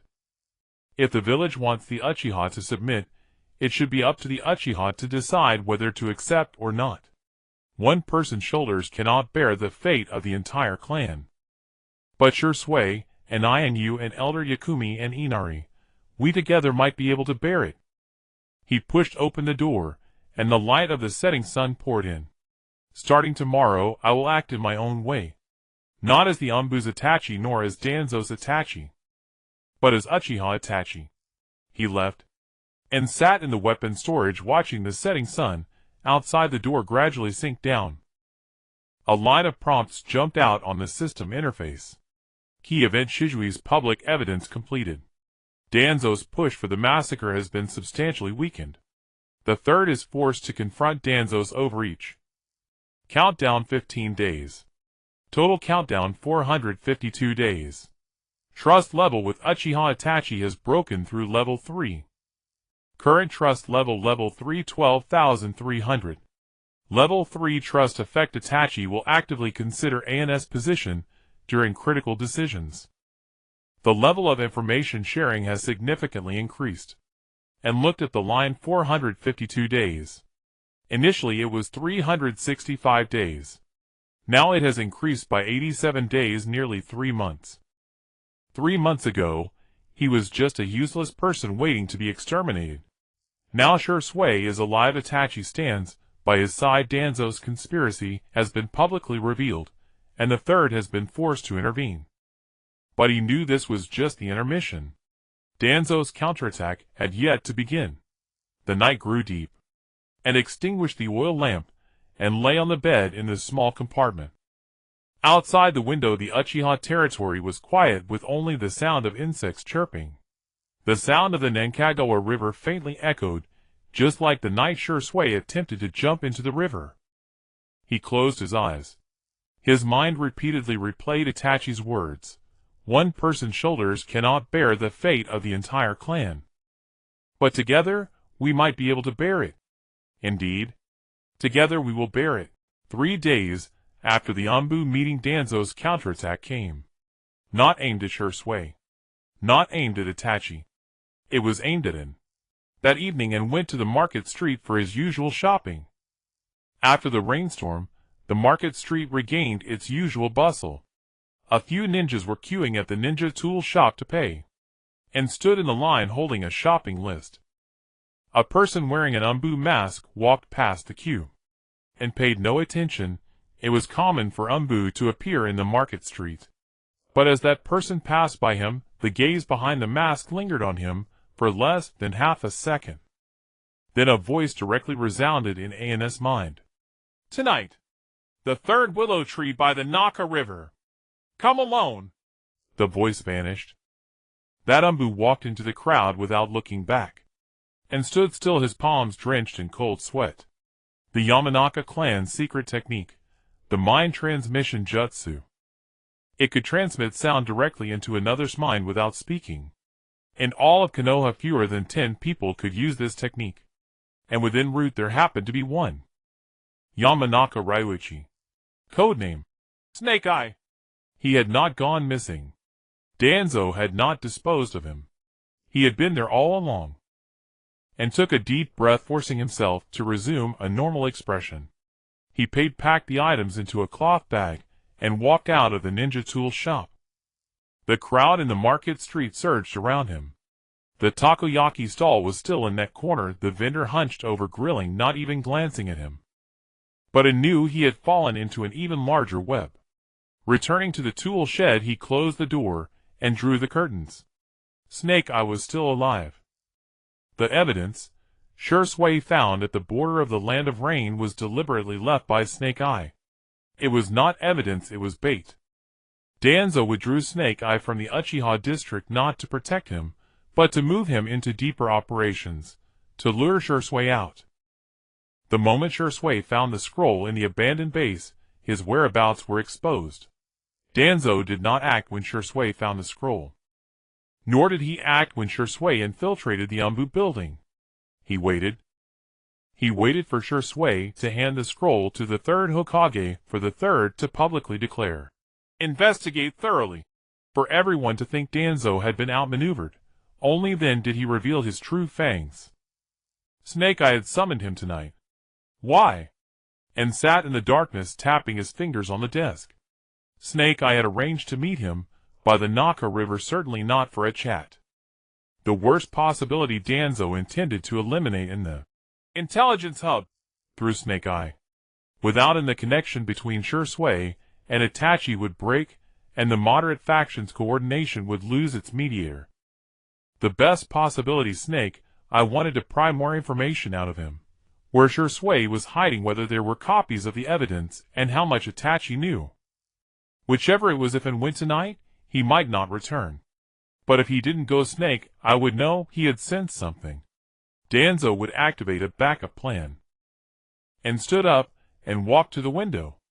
In the direction of the Naka River, moonlight shone on the water, bright as a silver ribbon. The third willow tree was there, the old meeting spot with Shui. Snake Eye chose this place to tell him, "I know everything about you," and tapped his fingers on the window frame one last time. Then he turned and opened the hidden compartment. Inside lay the body flicker technique scroll Shui had left him, and the sharpest kunai from the tool shed. He inserted the kunai into the tool pouch at his lower back, and tucked the scroll close to his body. At the door he paused. He took 3 explosive tags from the shelf, folded them, and stuffed them into the deepest part of the tool pouch. He might not return if he went. But the consequence of not going was the collapse of the entire intelligence network. He pushed open the door. Moonlight spilled on the bluestone road like a layer of frost, and walked alone on the empty street, his footsteps echoing between the walls. The sound of the Naka River grew closer. The silhouette of the third willow tree appeared in his view, its shadows dancing in the moonlight. A person stood under the tree. Not Snake Eye. It was a man and had never seen before. Around 30 years old, with gray hair, wearing the standard route uniform. What was most striking was his left eye, white but not the Byakugan of the Hyuga clan. It was a dead blind-like white. Wind, the deputy commander of Root, Snake Eye's direct superior, one of the few people Danzo trusted most, and stopped 5 meters away from him. "Where is Yamanaka Ryuichi?" and asked.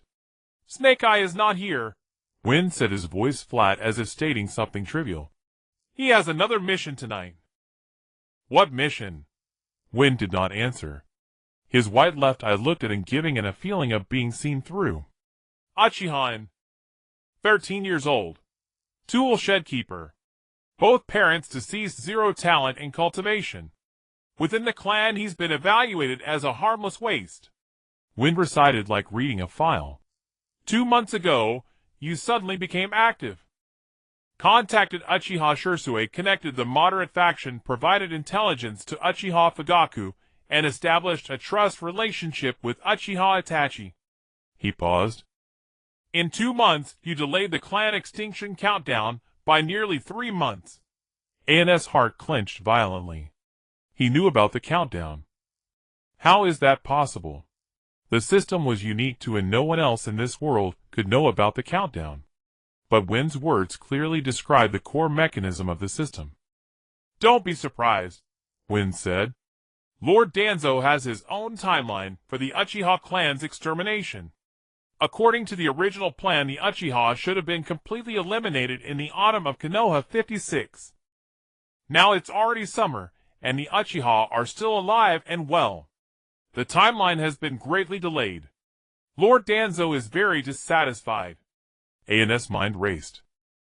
Wind was referring to Danzo's own extermination plan timeline, not the system's countdown. The two coincided in timing, because the system's countdown was essentially a quantification of Danzo's planned timeline. "Lord Danzo sent me to ask you a question," Wind said. "What? Are you willing to work for Root?" And was stunned. He had anticipated all possibilities for tonight, fighting, interrogation, even being taken away directly.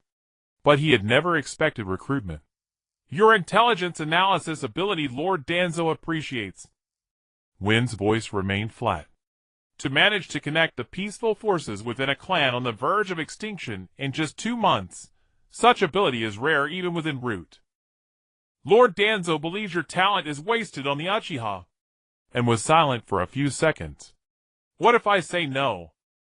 Wind's white eye stared at him. In the moonlight, that eye looked like a dead star. "Then hand over all the intelligence you've gathered, including Shizui's current hiding place, Itachi's contact method with you, the list of moderate faction members, and—" He paused. "that intelligence chart posted on the tool shed wall." AN's back was completely soaked. Wind even knew about the intelligence chart. Root's infiltration ran deeper than he had imagined. "I'll give you 3 days to think it over," Wind said. "Same time 3 days later, same place. Bring your answer." He turned to leave. "Wait," and called out to him. Wind stopped. "What is Snake Eye's mission tonight?" Wind did not turn around. "To clean up a disobedient pawn." He vanished with a body flicker, and stood under the willow tree, moonlight stretching his shadow long. To clean up a disobedient pawn. Who? Shursue, Itachi, or Anabi? He turned and ran back. Halfway there he saw a fire. In the direction of the Uchiha district a plume of smoke was rising. When he rushed into the clan grounds, the fire had already broken out. It wasn't the weapons store that was burning. It was the residence of Elder Yao. The old wooden structure blazed in the night like a giant torch, its flames illuminating half the sky. The clansmen rushed out of their houses carrying water, extinguishing the flames and shouting. The children were sheltered behind adults watching in terror as the flames consumed the old residence. Amidst the crowd and spotted Quan. The little girl was dressed in pajamas, barefoot, and held tightly in her mother's arms. Her eyes reflected the firelight, filled with fear. "Where is Elder Yao?" and grabbed a clansman who was running by with a water bucket. "I don't know. I didn't see anyone when the fire broke out." An's heart sank to the pit of his stomach. He squeezed through the crowd rushing towards Elder Yao's residence. The scorching heatwave hit him with sparks landing on his face, leaving a stinging sensation. The main entrance of the residence was engulfed in flames, thick smoke billowing out of the windows, and went around to the backyard. Half of the backyard wall had collapsed, and an old pine tree crackled as it burned. A stone lantern lay shattered on the mossy ground, broken into several pieces. The backyard door was open, not forced open by the fire, but pushed open from the inside. A figure lay at the entrance. It was Yao. The old man's glasses were shattered beside him, his face covered in soot. A deep wound pierced his chest, blood pooling on the ground, glowing a glaring dark red in the firelight. And rushed over and knelt beside the old man. Yao's eyes were still open. Upon seeing it, his lips moved. "Dao. Fire." And leaned closer. The snake eye took Dao fire. Yao's voice was as thin as spider silk in the wind. "He came to find me, asking for the list. I didn't give it." The old man's fingers gripped An's sleeve with a strength that seemed impossible for someone on the brink of death. "The list is with you. I know." And grasped the old man's hand tightly. "I know." Yao's lips curled slightly, as if trying to smile. "I have lived for 63 years. For the first time, I feel that the Uchiha have hope." His fingers loosened. The firelight reflected in the old man's murky eyes, slowly solidifying into silence. A cold notification jumped out on the system interface. Key figure: Uchiha Yao has died. Countdown 5 days. Total countdown 447 days.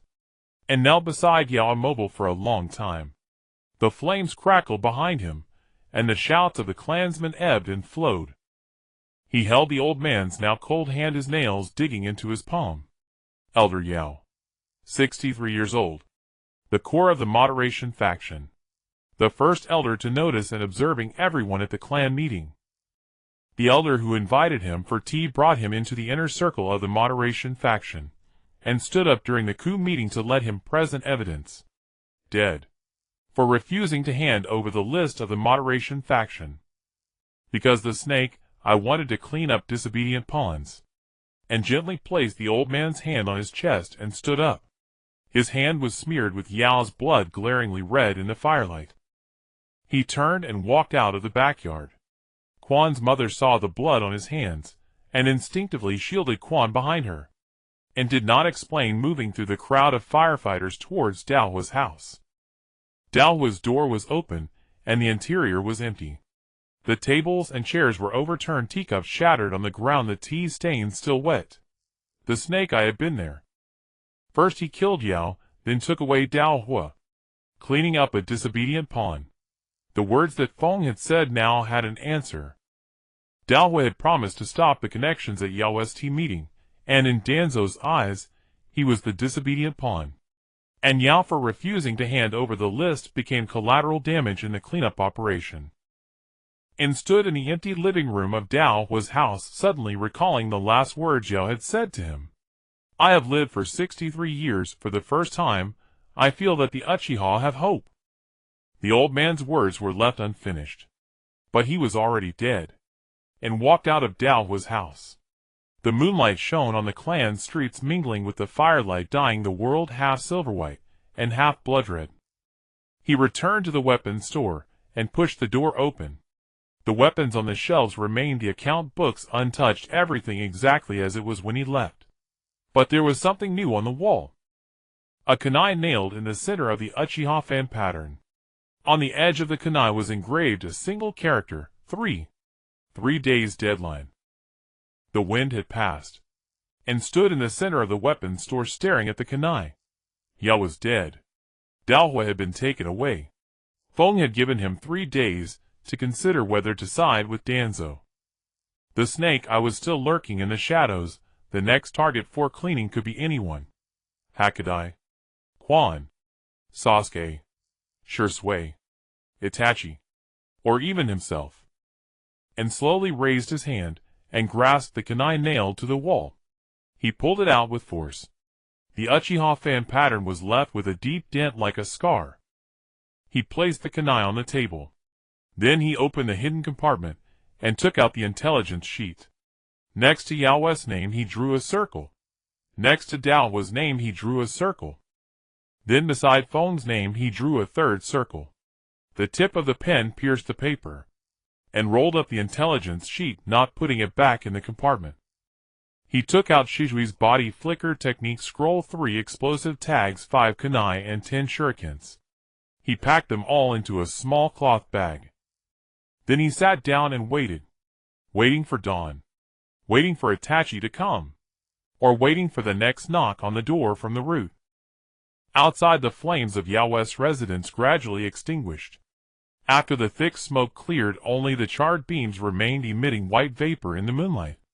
The clansmen gradually dispersed, and the streets returned to silence. And sat in the darkness, holding the kunai he had pulled from the wall. The character 3 on the blade was clearly visible in the dim light of the oil lamp. 3 days. Danzo had given him 3 days. But he only needed 1. When the first light of dawn appeared, the door of the weapons store was pushed open. Itachi stood at the door. His ANBU uniform was stained with mud and broken leaves, and his mask was nowhere to be found. His face bore an expression and had never seen before, neither exhaustion nor anger, but a calm murderous intent that arose after being pushed to the extreme. Elder Yao is dead, Itachi said. I know. Daohua has been taken away. I know. Itachi walked in and sat down across from him. In an instant his eyes turned red. The three-tomoe Sharingan slowly rotated in the dim weapon store. The first person Danzo acted against was Shisui. Shisui is still alive. Itachi's voice was calm. The second was Elder Yao. Elder Yao is dead. The third will be Daohua. The fourth, he looked at him, is you. Or me. And pushed the kunai marked with 3 in front of Itachi.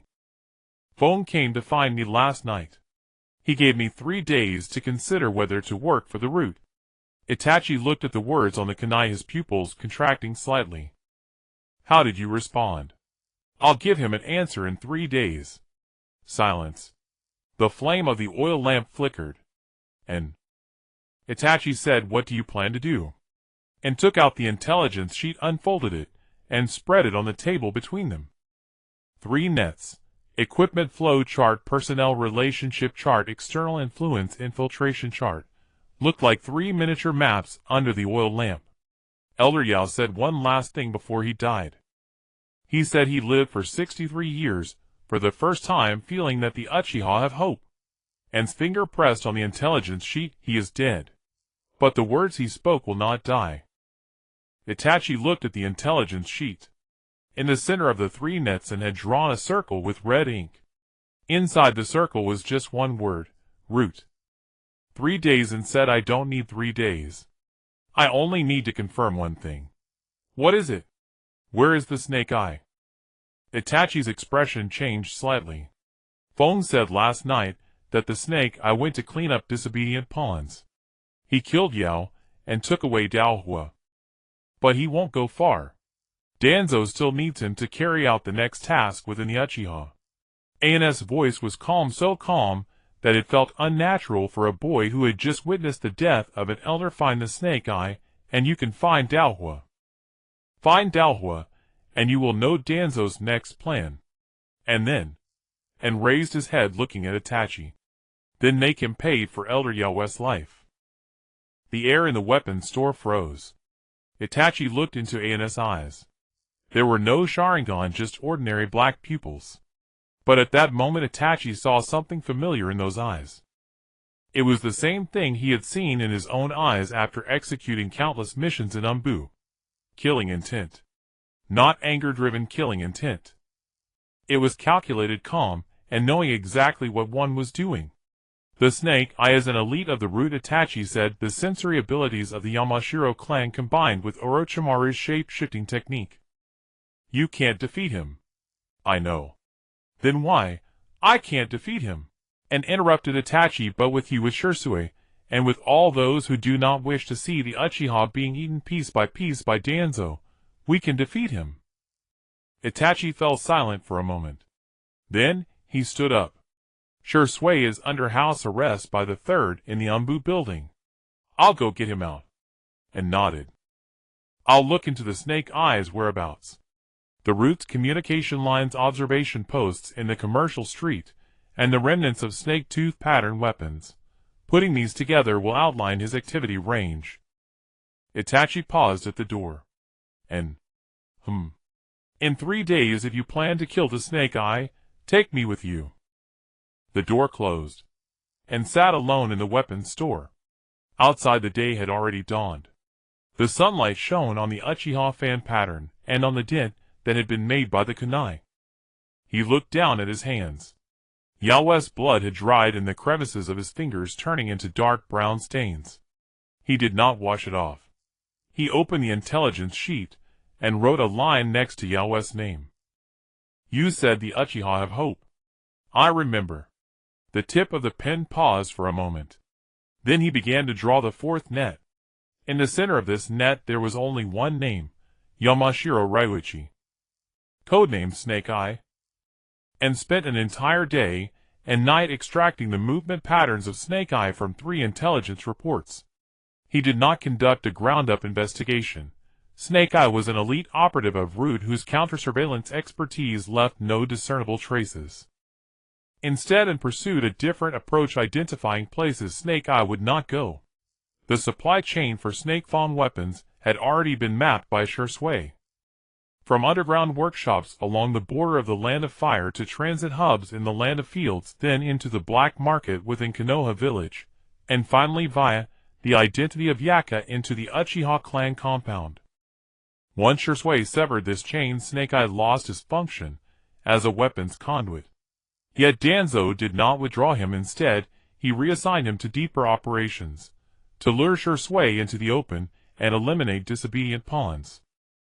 This implied Snake Eye had received a new mission, and spread the 3 intelligence grids before him, and began eliminating possibilities. His new assignment required rapid access to targets inside the Uchiha compound, while evading scrutiny from both ANBU and other root divisions. His operational range had to satisfy 3 conditions. First, it lay outside Root's conventional surveillance grid. The observation posts Fujin had set up along the commercial district were unusable to Snake Eye. Shisui had already identified their locations, and employing them would amount to self-exposure. Second, it needed clear visibility over comings and goings from the Uchiha compound. Since his target resided within the clan, Snake Eye required a vantage point overlooking its main entrances and exits. Third, it demanded an independent channel for intelligence transmission. As a sensory ninja of the Yamanaka clan, Snake Eye employed the mind-body switch technique to relay information remotely, but it required either lineocyte or pre-marked chakra signatures.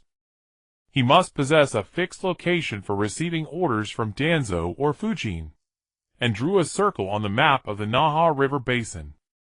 The area was compact, roughly 3 square kilometers, encompassing the southwest flank of the Uchiha compound, the northern segment of the commercial district, and part of the riverside's derelict structures. Only one location satisfied all 3 criteria: the abandoned warehouse district across the Naha River, a former wartime logistics hub for Konoha long since decommissioned after the Third Shinobi World War. The warehouses lined the riverbank, offering unobstructed sight lines onto the Uchiha compound side gate and the riverside path. They fell outside Root's routine surveillance grid, classified as a non-sensitive zone. Moreover, the terrain was labyrinthine, ideal for concealment. and rolled the map tightly, and slipped it into his cloth satchel. At dusk, he slung the satchel over his shoulder, and stepped out. He did not head toward the far bank of the Naha River. Instead, he walked into the commercial district. The observation posts remained active. A dango vendor bent low over his griddle, oil sizzling rhythmically on the iron plate, and approached and purchased a skewer. "Extra sweet sauce," he said. The vendor glanced up, expressionless, and added a generous dollop, and accepted the skewer and paid. As he turned away, he deliberately slowed his pace, ensuring the vendor could clearly track his direction. He headed toward the Naha River. At the third willow tree, he paused, sat upon a stone, and ate his dango. The river shimmered gold beneath the setting sun, identical to the night Yak had died, and planted the bamboo skewer into the soil, rose, and continued downstream. A pair of eyes locked onto him, not the vendor's. The vendor could not move from his post. Another observer had trailed him all the way from the commercial district. That gaze persisted even as he passed the derelict ferry landing. He veered into the riverside reeds. The pursuer hesitated, then followed. Within the reeds and stood waist-deep in water, a kunai gripped firmly in hand. The moment the pursuer parted the reeds to enter, An's kunai pressed against his lower back. "Don't move." The pursuer froze. With his free hand and removed the man's mask. Beneath it lay an ordinary face, early 30s, forehead adorned with a Konoha forehead protector. Not Root standard uniform. This was ANBU attire. "Who sent you?" and asked. The third Hokage replied, the ANBU voice steady, unfazed by the blade at his spine. "My mission is to protect you." And paused, startled. "The third knows Root has marked you," the ANBU continued. "He ordered me to begin covert protection from today onward. Immediately after your meeting with Fujin." And fell silent for several seconds. "You cannot protect me." The ANBU said nothing. "Return to the third and convey my gratitude for his goodwill." "But my life, I guard it myself."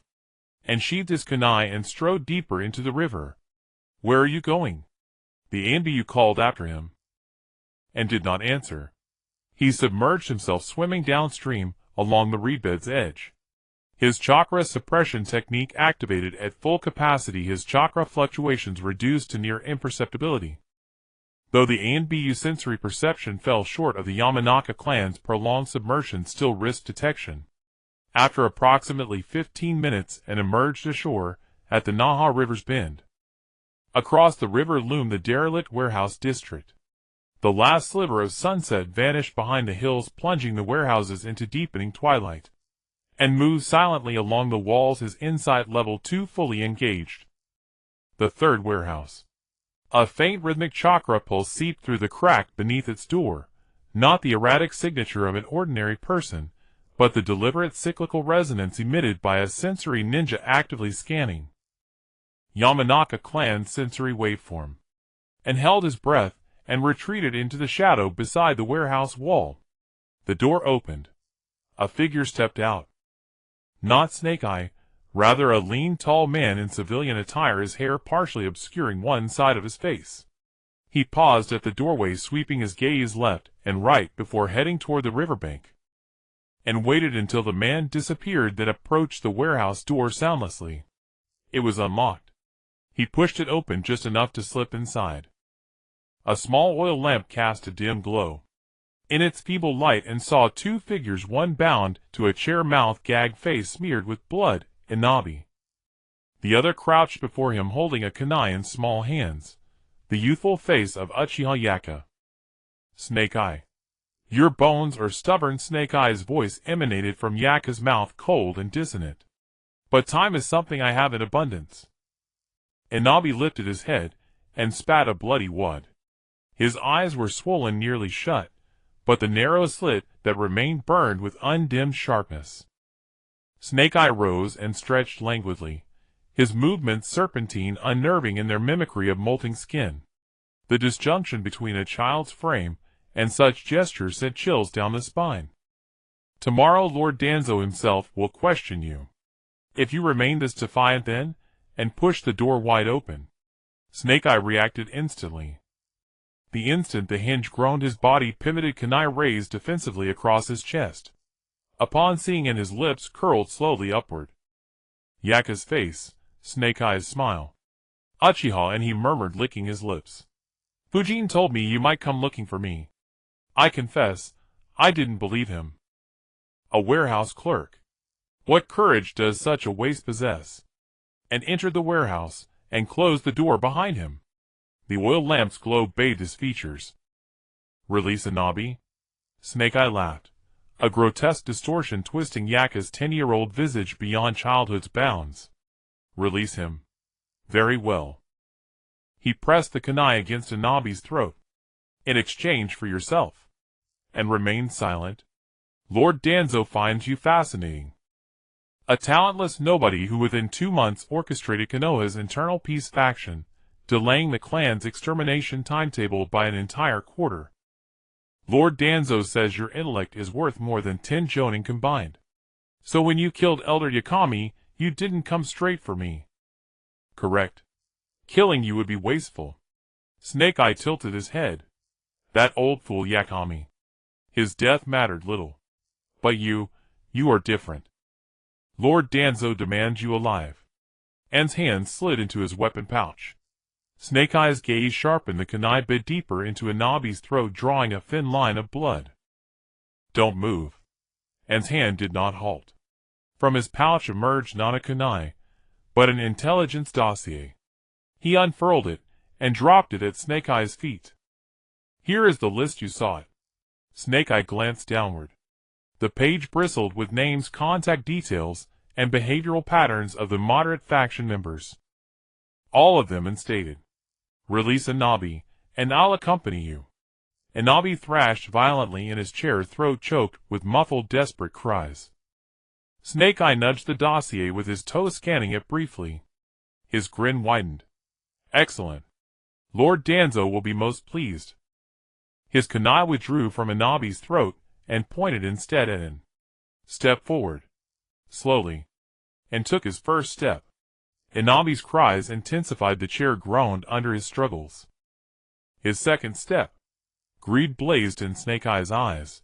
An intact intelligence nexus was infinitely more valuable than a dead list. Already, he was calculating what rewards awaited him upon delivering into Danzo. His third step brought him directly before Snake Eye. As Snake Eye reached for his collar, he met An's gaze. Those eyes held no fear, no surrender. Only a profound stillness, the kind forged when pressure reaches its absolute limit. And withdrew a second sheet from his weapon pouch.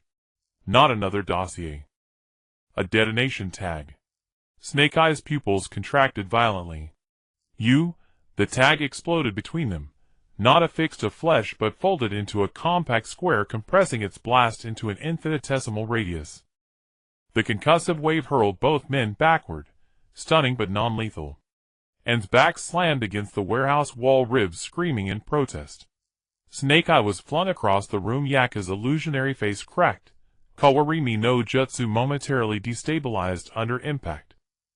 And staggered upright and lunged for Anabi. A kunai whistled past his ear, embedding itself in the wall. Snake Eye also rose. Yaku's face split down the center like torn parchment.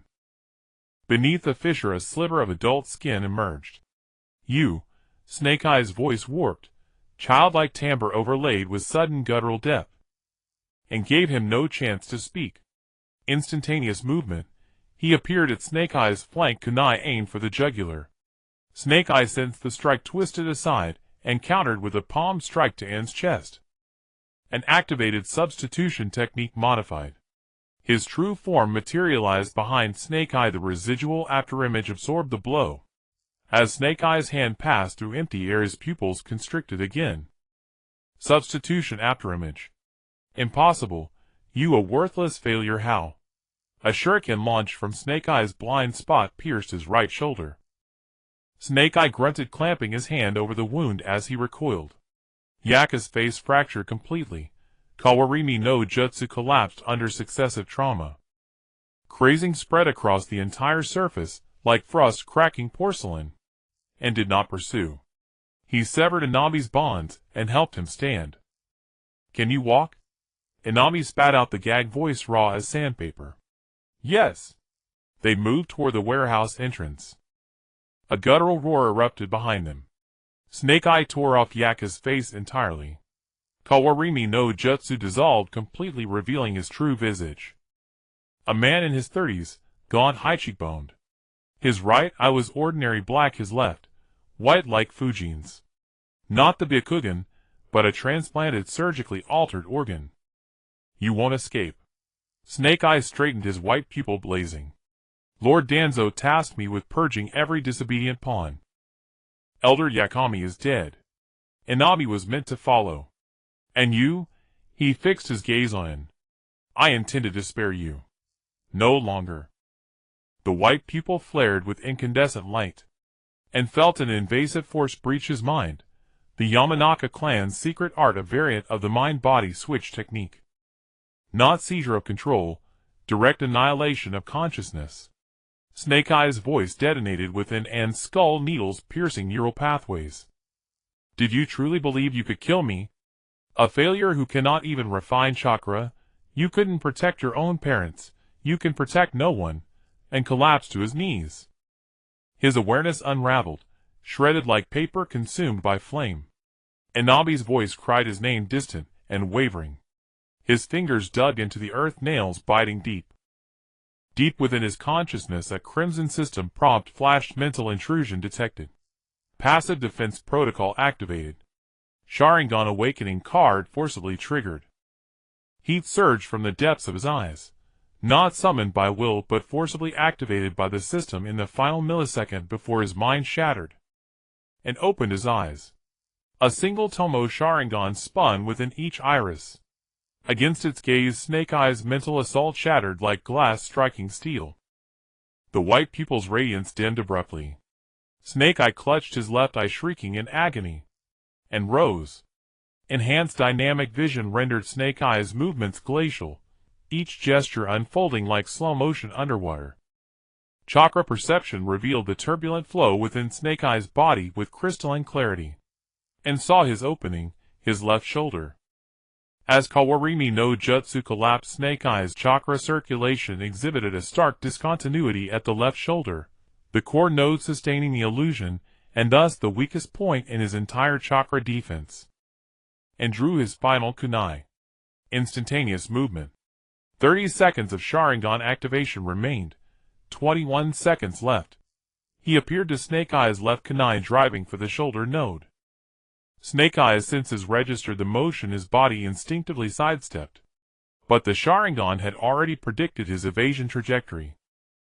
An's kunai shifted mid-strike, plunging precisely into the chakra discontinuity at the left shoulder. Snake Eye's scream ripped through the warehouse. Chakra gushed from the rupture like air escaping a punctured balloon. Kawarimi no Jutsu dissolved entirely, his sensory perception plummeted in tandem. The white pupil's light extinguished. Snake Eye crumpled to his knees. And stood before him, the crimson single tomoe Sharingan reflecting Snake Eye's terror-stricken face. "You claimed I could protect no one." And knelt, meeting Snake Eye's eyes levelly. "Elder Yakami is dead. I failed to save him. But Inabi lives. The Uchiha clan endures." The kunai pressed against Snake Eye's throat. "And you?" In Snake Eye's dilated pupils, An's blood-red Sharingan rotated slowly, a crimson star suspended in darkness. "Will atone for Elder Yakami's life." An's hand remained perfectly steady. As the kunai pierced Snake Eye's throat, the system countdown flickered. From 447 days, up to 452 days. A net gain of 5 days. 5 days bought with Elder Yakami's sacrifice. Silence settled over the warehouse. The oil lamp's flame trembled, nearly snuffed out, then steadied defiantly bright. Inabi leaned against the wall, watching and rise from Snake Eye's corpse. An's eyes had reverted to black. The 30-second Sharingan limit expired. He looked down at Snake Eye's body, expressionless. And Inabi's voice was a ragged whisper. And turned. Inabi slid down the wall to sit on the floor, his swollen eyes, a mere slit, still gleaming. What did Elder Yakami say before he died? And paused. He said the Uchiha have hope. And Nabi closed his eyes. After a long silence he nodded, and helped him to his feet, and they walked out of the warehouse. The Naha River murmured steadily in the night. Across the river lights flickered warmly within the Uchiha compound. Elder Yakami's residence lay in smoldering ruins, but the clan endured, and guided Nabi toward the ferry landing. Starlight glittered on the water, transforming the river into a silver ribbon. Nabi spoke suddenly. Snake Eye is dead. Danzo will not let this pass. I know. What will you do? And halted, gazing across the river at the Uchiha compound.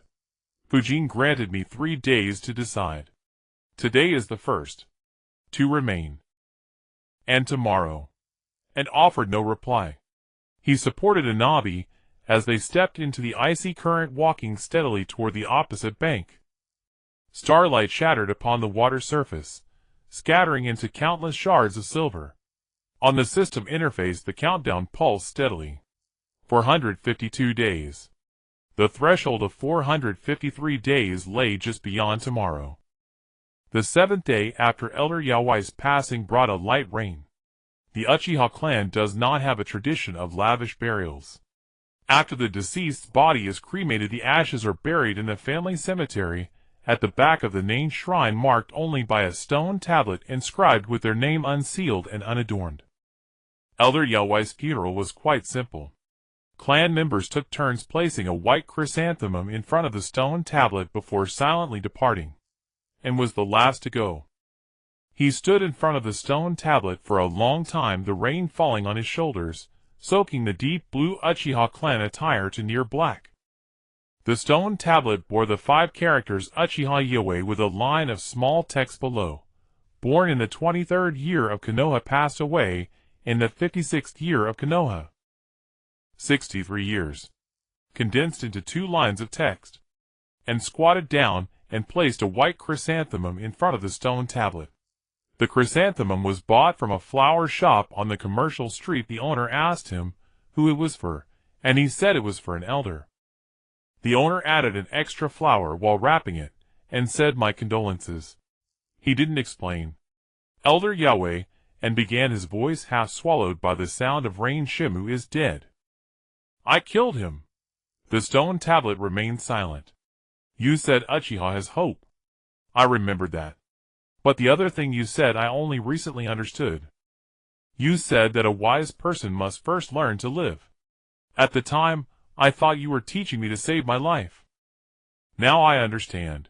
You weren't teaching me to save my life. You were telling me that only by living can one accomplish anything. Once dead, there is nothing left. I will live. I will live to complete what you wanted to achieve. And turned and left the back mountain. As he passed by the main shrine, he saw someone standing at the entrance. Uchiha Fugaku. The clan leader held an oil-paper umbrella, dressed in formal kimono, as if he had just returned from a serious meeting. He saw him and nodded slightly.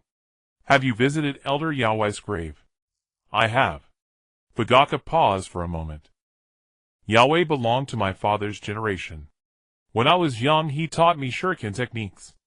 Fugaku's voice sounded somewhat distant amidst the rain. He had a habit of never praising his students. No matter how well I did, he would only nod.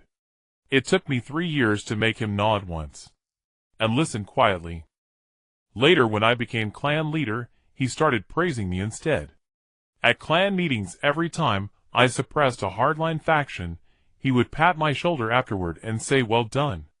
Fugaku paused. I asked him why he never praised me before. He said, "Praising you when you were young would be harmful. Now praising you is to help you." The rain pattered on the oil-paper umbrella. Yawai was one of the few in this family who remained clear-headed. Fugaku looked at him before he left. He handed you the list of the moderate faction. You do not deny it. I trust the list is in your hands, Fugaku said, but you must also know that having that list means Danzo's next target is you. I know. Shemu is dead. Danzo will send someone stronger. I know. Fugaku looked at it, and his gaze revealing something and had never seen in the clan leader's eyes. It was not scrutiny, nor was it authority. It was the complex relief of someone who has borne a heavy burden for too long, seeing a young person willing to share the weight. Yahweh did not misjudge you. Fugaku tilted the oil paper umbrella towards and shielding him from half the rain. Walk with me for a while. The two walked along the stone path of the clan grounds. The rain-soaked Uchiha territory was as quiet as an ink-washed painting, with water dripping from the eaves, and the moss in the stone cracks washed to a vibrant green. The third's investigation has made progress. Fugaku spoke. Danzo has been temporarily relieved of his position in the ANBU training department. The third personally ordered it. An's heart skipped a beat. After Shursui publicized the evidence, the third must make a stand before the Elder Council. Relieving Danzo of his ANBU training authority is the lightest punishment. It indicates the third is thoroughly investigating without truly damaging Danzo's foundation. Danzo's real power does not lie in that position, it lies in the roots. Fugaku's tone was calm, as if analyzing a chess game, but at least Danzo cannot openly use the power of the ANBU against Uchiha in the short term. What about Shursui? Still in the ANBU building. The third's protection hasn't been lifted, but surveillance has eased a lot. Shursui has sent me news twice through ANBU channels saying he is investigating the details of Kaze, and revealed everything about Kaze's white eyes, Yamano Ryuichi's transplant modifications, and Danzo's connection to Orochimaru to Fugaku. Fugaku listened in silence for a while. Orochimaru. There was repressed anger in his voice when he spoke this name, one of the three legendary ninjas. Having betrayed the village for years, he was still collaborating with Danzo. Danzo must have something Orochimaru once and said, forbidden techniques, experimental subjects, or perhaps the Sharingan. The Sharingan. And nodded. In the original work, Danzo had 10 Sharingan implanted in his arm to utilize as Anaji. The source of those eyes, Orochimaru's involvement, forms a dark supply chain that threads through the shadows of the Hokage. Shursui is investigating this matter.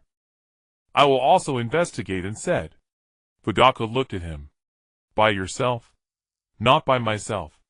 Fugaku fell silent for a moment before continuing to walk forward. The rain gradually lightened, and a gap opened in the clouds, revealing a small patch of gray-blue sky. The two arrived at the entrance of the weapons store, and Fugaku put away the oil paper umbrella, leaning against the door frame. How's the injury on Inaba? He can walk now. Izumi's mother is taking care of him and said he asked me to tell you.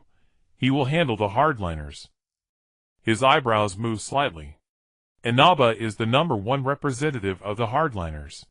His saying will handle it implies a fundamental shift within the hardliners. How did he come to that understanding?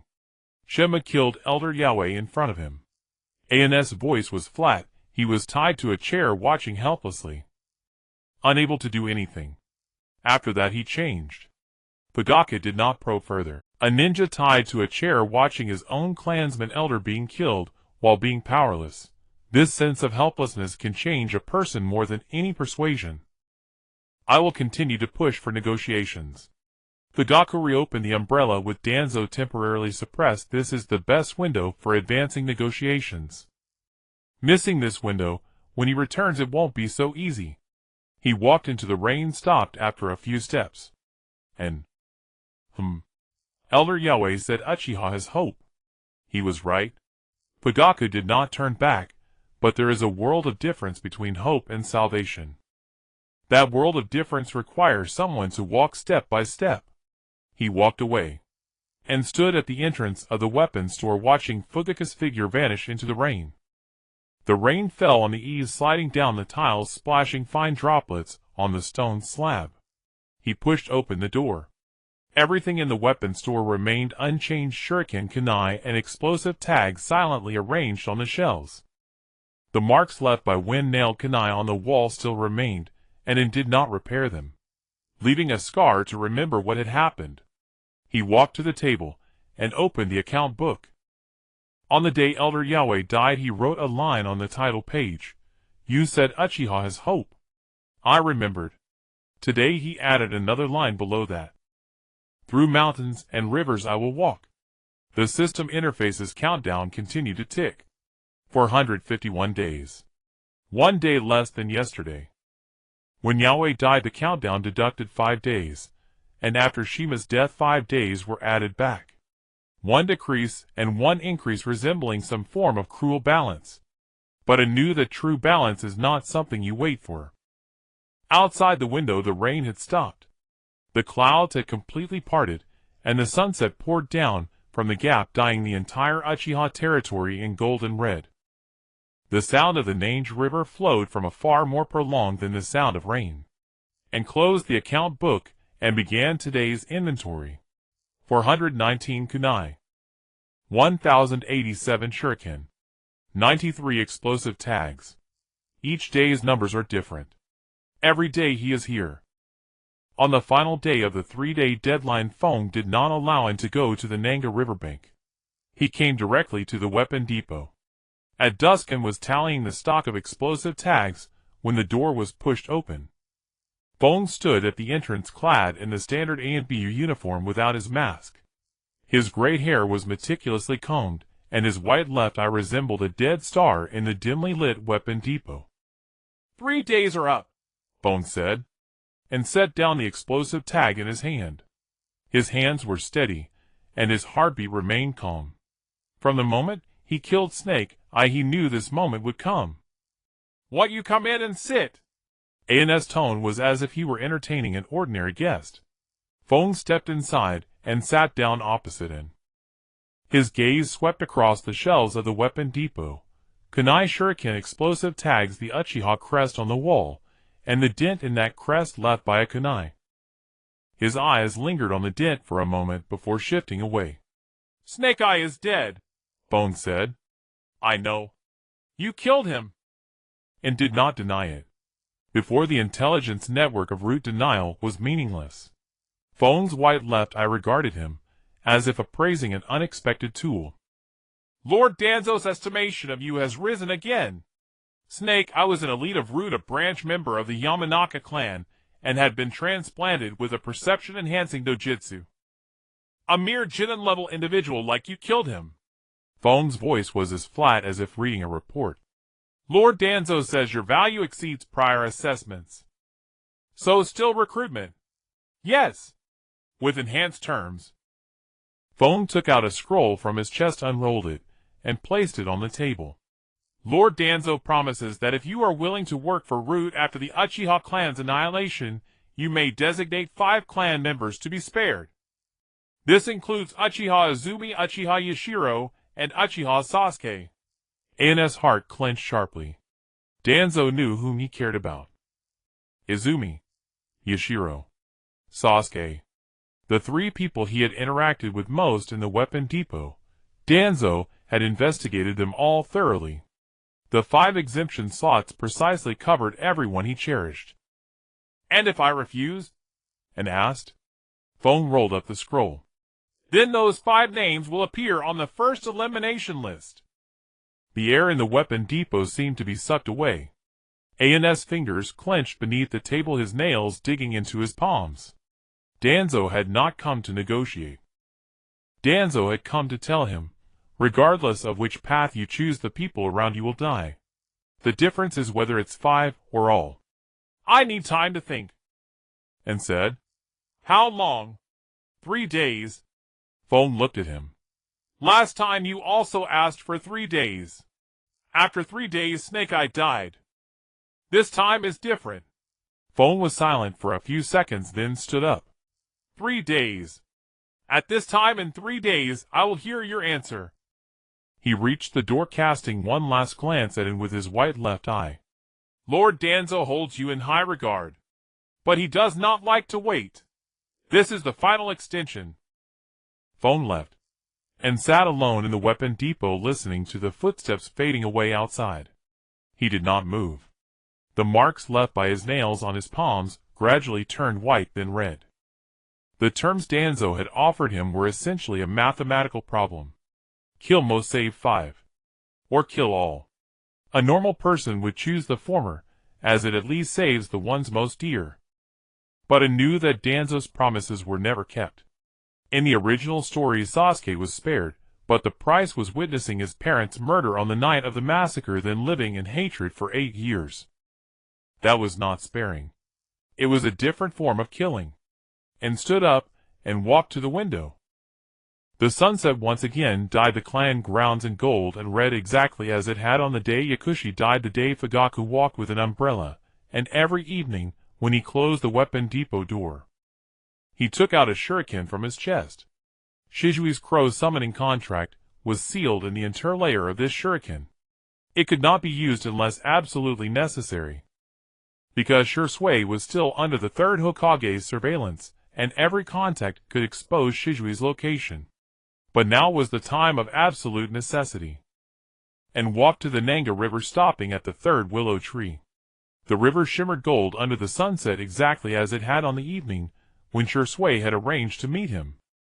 He threw the shuriken into the river. It hit the water with a plop. 1 plop. Pause. 2 plops. Pause. 3 plops. The Uchiha code, emergency contact. After doing this and returned to the weapon depot, he closed the door and drew the curtains. Then he waited. After nightfall, 3 pecks came at the window and opened it, and Shijui's crow hopped in a scroll tied to its leg. He untied the scroll and unrolled it. Shijui's handwriting contained only one line: tomorrow night. Abandoned ferry. And burned the scroll and sat in the darkness for the entire night. The next evening he closed the weapon depot early, slung a cloth bag over his back, and headed upstream along the Nanga River. The gaze of a tracker fell on his back. Not a route operative, but the ANBU dispatched by the third Hokage. And did not shake him off. The third, knowing that he was going to meet Shisui, might not be a bad thing. At the abandoned ferry, Shisui sat on the topmost step of the stone stairs, his back against a rotted wooden post. Exactly the same position, the same posture as last time. And sat down beside him. "Phone came to see me," and began. "I know," Shisui said. "After the surveillance from the third side loosened, I re-established my monitoring of route. The record of Feng's visit to the weapon depot is in the surveillance logs. The terms he offered were 5 exemption slots.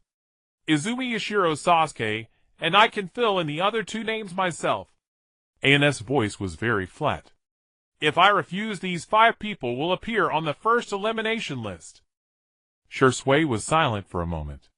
"What do you plan to tell him?" "I don't have an answer yet," and said. "That's why I came to you." Shisui turned to look at him. Under the moonlight, Shijui's eyes were not activated with the Sharingan, they were just ordinary black pupils. But that gaze seemed to see through a person. "You don't lack an answer. You just don't dare admit that you already have one." And did not speak. "From the moment you killed Snake, you knew there was no possibility of compromise between you and Danzo. You're not refusing the recruitment because Danzo's terms are inadequate, it's because you know Danzo's promises are worthless." Shijui's voice was very calm. "You came to me not to ask me to choose for you. It's to let me tell you that on the path you've chosen you won't walk alone." And was silent for a long time.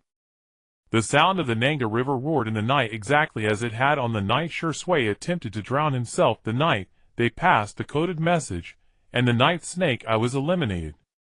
"Phone gave me 3 days. 2 left," and said. "Enough." "Enough for what?" Shisui took out a scroll from his chest. It was not a summoning scroll, but an intelligence scroll identical to the one containing Snake Eye's supply chain from last time. "I've uncovered 2/3 of Feng's background. His real name is unknown. Age approximately 35. Originally belonged to the ANBU Interrogation Division. In the 48th year of Konoha, Danzo transferred him from ANBU to Root, and the same year he underwent a left eye transplant surgery. The source of the transplanted dojutsu is not the Hyuga clan's Byakugan, but a bloodline limit fragment obtained by Orochimaru from the Mist Village, the White Pupil. The ability is to perceive chakra flow and read memories." An's pupils contracted slightly. Memory reading? That white left eye had been watching him the first time Feng met him. Feng had said, "Your talent is wasted in the Uchiha clan." That was not a compliment, it was a judgment made after reading part of An's memories. "How much can he read?" An asked. "Limited. The white pupil is a defective product, it can only read surface thoughts and fragments of recent memories. Deep memories and emotions cannot be read," Shui said. "But it's enough for him to know who you've recently been in contact with, what you've said, and where you've been." Cold sweat broke out on An's back. The places he had recently visited, the Nanga River, the abandoned ferry, the commercial district, the warehouse where Snake Eye was hiding. Feng knew all of it. He knew that An had killed Snake Eye, that he had met Shui at the abandoned ferry, and possibly even the conversation between him and Itachi in the weapon depot. "So Feng gave me 3 days not to let me think, but to give me time to expose more information," An said. "Correct. Every time you interact with someone, new memory fragments are created in your mind. When Feng meets you next, the white pupil will scan and read everything." Shui closed the scroll. "The path you've chosen has no turning back." And lowered his head, looking at the stone steps beneath his feet. The moss shimmered with an eerie green light in the moonlight, identical to the mossy stone in the backyard of Yakushi's residence. Then he lifted his head. "No turning back, so no need to think about a retreat." He stood up. "In 2 days Feng will come to the weapon depot to hear my answer. When that time comes, I'll give him an answer." Shui looked at him. "What answer?" "One he'll never forget." Shui was silent for a moment. Then he also stood up. "What do you need me to do?" And gazed at the Nanga River under the moonlight. "Help me find someone." "Who?" "The third Hokage." Shizui's expression shifted slightly. "You want to meet the third directly?" "Yes." And turned to face Shui. "Feng can read memories. In my mind I have our contact methods, the list of moderates, Itachi's stance, and Fugaku clan leaders' negotiation strategies. If Feng reads all these memories and passes them to Danzo, Danzo will have all our cards." Shui understood.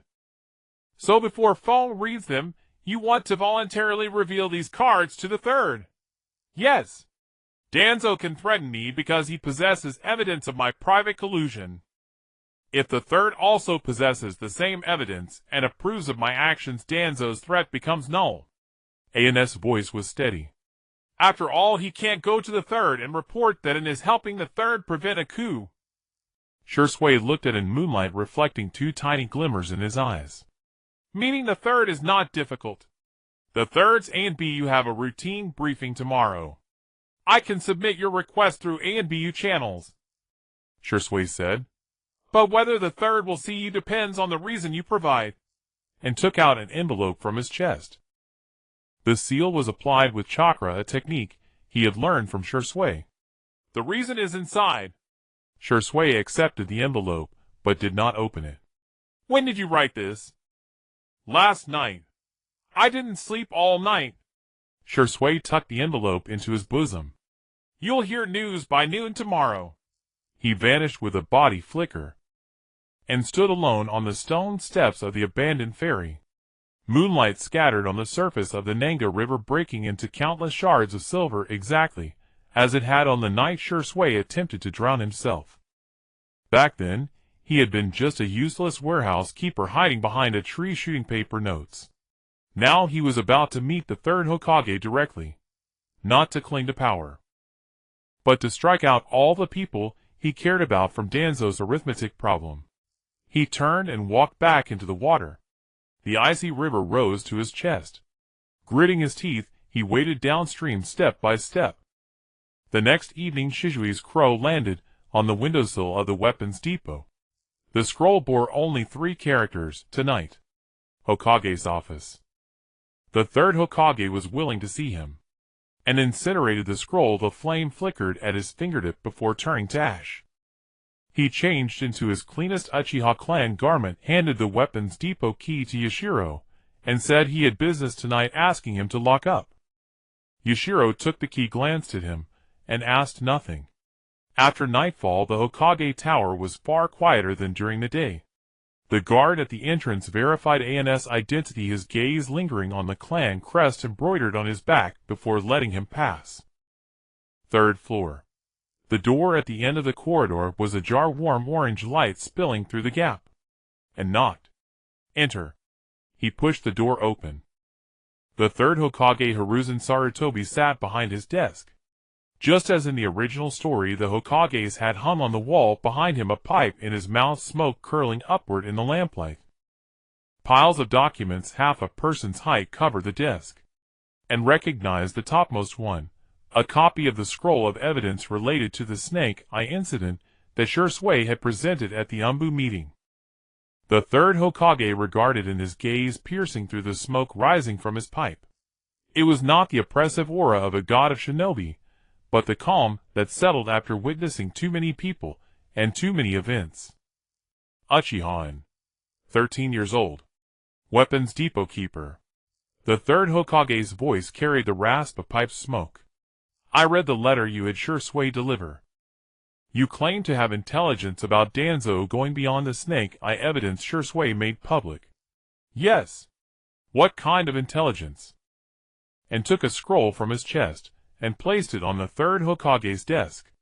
It contained everything he had compiled overnight: the identity of Win, the ability of the White-Eye Danzo's collusion with Orochimaru, and a complete reconstruction of the Snake Eye incident. It was not as detailed as a proper intelligence report, but sufficient for a Hokage to understand what Danzo was doing. The third Hokage unrolled the scroll and read page by page. Smoke leaked slowly from the corner of his mouth, gathering and dispersing in the lamplight. After reading the last page, he closed the scroll and fell silent for a long time. How did you obtain this intelligence? The weapons depot ledger and said. Danzo had Snake Eye funnel external weapons to the hardline faction of the Uchiha. The consumption records for those weapons were not on the normal issue list. I traced normal and abnormal consumption along two separate lines. The endpoint of all abnormal consumption pointed to snakefang-marked weapons. The third Hokage's eyes shifted slightly. Hearing the phrase "trace" along two separate lines from a mere warehouse boy was clearly unexpected. Continue. After linking the supply chain of snakefang-marked weapons, I uncovered Snake Eye's true identity through Shisui-sama. After Snake Eye's death, Wind approached me directly, attempting to recruit me for Root. During the recruitment, his White-Eye ability was exposed. Based on the manner of his questioning and the chakra fluctuation pattern, when the White-Eye activated, I deduced he possesses memory-reading ability. An's voice was steady as a ledger report. All inferences above are cross-verified. The appendix of the scroll contains original records. The third Hokage picked up the scroll and flipped to the appendix. Dense data, times, locations, and cross-verification annotations, page after page, all recorded by stroke over the past 2 months. The third Hokage set down the scroll and looked at it. Shursui told me there was a very special young man within the Uchiha. He didn't name you, but I knew it was you. After the Snake Eye evidence was made public, I reviewed the Uchiha clan's weapons issue records for the past half year. The accounts were well kept. Not in the sense of being error-free, but in that every transaction had a traceable trail. The third Hokage's voice was unhurried. The one managing the accounts kept the ledger as if it were intelligence, and said nothing. You came to see me tonight not just to deliver this intelligence. The third Hokage said Danzo made you an offer, and you didn't accept. What do you need from me? And took a deep breath. This was what he truly wanted to say tonight. Danzo's condition was that if I agreed to work for Root after the Uchiha massacre, I could designate 5 clan members to be spared. Izumi, Yashiro, Sasuke, and 2 more names I could fill in myself. If I refused, those 5 would be on the first elimination list. The third Hokage's gaze darkened. Not from anger, but because he had long known Danzo would do such things. Yet hearing a 13-year-old boy recount it in a calm tone still made his fingers tighten slightly around the pipe. You came to see me wanting me to protect those 5. No. The third Hokage raised an eyebrow. I came to see you so that Danzo's elimination list would never exist in the first place. And said the premise of the Uchiha massacre is that Danzo can convince the council, and you, that the Uchiha must be eliminated. After the Snake Eye evidence was made public, that premise has already been shaken. The reason Wind was so eager to recruit me is that Danzo needs new evidence to rebuild a justification that the Uchiha must be eliminated. And looked at the third Hokage. As long as you prevent Danzo from obtaining new evidence, the names of those 5 will never appear on any elimination list. The smoke in the office rose slowly. The third Hokage gazed at him for a long time. The Hokage had hung on the wall behind him the character fire embroidered on it, and stood before the desk, the Uchiha clan crest on his back. The 2 emblems faced each other across the third Hokage's gaze, like the epitome of Konoha and the Uchiha over the years. Do you know why Danzo was able to cultivate his own power within the ANBU, and I never completely removed him all these years? The third Hokage suddenly asked an unrelated question, and remained silent. Because the things Danzo does, infiltration, assassination, intelligence warfare, in the world of shinobi, sometimes someone must do them. I cannot do them, so I tolerate him doing them. The third Hokage's voice was very low, as if speaking to himself. But tolerating him does not mean I endorse him. Especially when his methods begin to erode the village itself. The third Hokage stood and walked to the window. Outside the Hokage tower, the myriad lights of Konoha spread across the night. The Uchiha clan district lay at the edge of the village, its lights sparser than elsewhere, but still glowing. The negotiations between the Uchiha and the village are being earnestly advanced by Fugakusama. I am responding in earnest. This is the first time in years that both sides are moving in the same direction. The third Hokage turned to look in. Danzo wants to sabotage these negotiations. The intelligence you submitted gives me a reason to stop him. He walked back to the desk and picked up ANS intelligence scroll. I will make this scroll public at the council meeting. Wind's white eye ability, Danzo's collusion with Orochimaru, the full picture of the Snake Eye incident. These pieces of evidence are enough for me to formally restrict Danzo's authority to intervene in Uchiha affairs. ANS' heart suddenly raced. Restricting Danzo's authority to intervene in Uchiha affairs meant Danzo could no longer legally send root personnel into the Uchiha district, could no longer infiltrate the Uchiha under the guise of investigation, and could no longer write any Uchiha names into any elimination plan. The names of those 5, the third Hokage said, looking at him, will not appear anywhere, and lowered his head. Not to bow, but because the sudden surge of bitterness in his eyes made him afraid to look up. 2 months. Ever since the system activated, he had been counting down the days, recording every explosive tag issued in the ledger, worrying every day whether Izumi would be swept into the massacre night, whether Sasuke would lose everything, whether Yashiro would die in some corner he could not see. Today the third Hokage told him personally, the names of those 5 would not appear anywhere. Thank you. ANS' voice was a little hoarse. The third Hokage took a draw from his pipe, the smoke obscuring his expression. Don't thank me. You earned it yourself. He paused. But Danzo won't stop just because of a restriction order. If he can't do it openly, hell, do it in the shadows. What you've been doing within the clan has already caught his attention. From now on, your situation will be more dangerous than before. I know. Then do you still want to continue? And raised his head. Yes. The third Hokage looked at him with an unreadable expression. Why? You're just a weapons depot keeper. You have no obligation to carry this burden. And thought for a moment. Elder Kasai said before he died that the Uchiha could be saved. He said it to me? ANS' voice was very soft. He died. But the words he spoke, I do not intend to let them fall to the ground. The office fell silent for a long time. The third Hokage tapped his pipe against the ashtray, the ashes falling. Go. After the council meeting, someone will inform you of the result. And turned and walked toward the door. And he stopped. The third Hokage's voice came from behind. Kusai Yaseman. I knew him. During the Third War, he rescued a squad of mine that was trapped in the land of grass. He was very young then. The third Hokage's voice carried a weariness and had never heard before. Light an incense stick for him for me. And did not turn back. I will. The door closed. And walked down the corridor of the Hokage Tower, his footsteps echoing in the empty hallway. Outside the window the lights of Konoha spread across the night. The Uchiha clan district lay at the very edge, sparse but steadfastly glowing. He descended the stairs and walked out of the Hokage Tower. The night wind brushed his face, carrying the warmth of early summer. A prompt appeared on the system interface. Keynote promise of the third Hokage completed.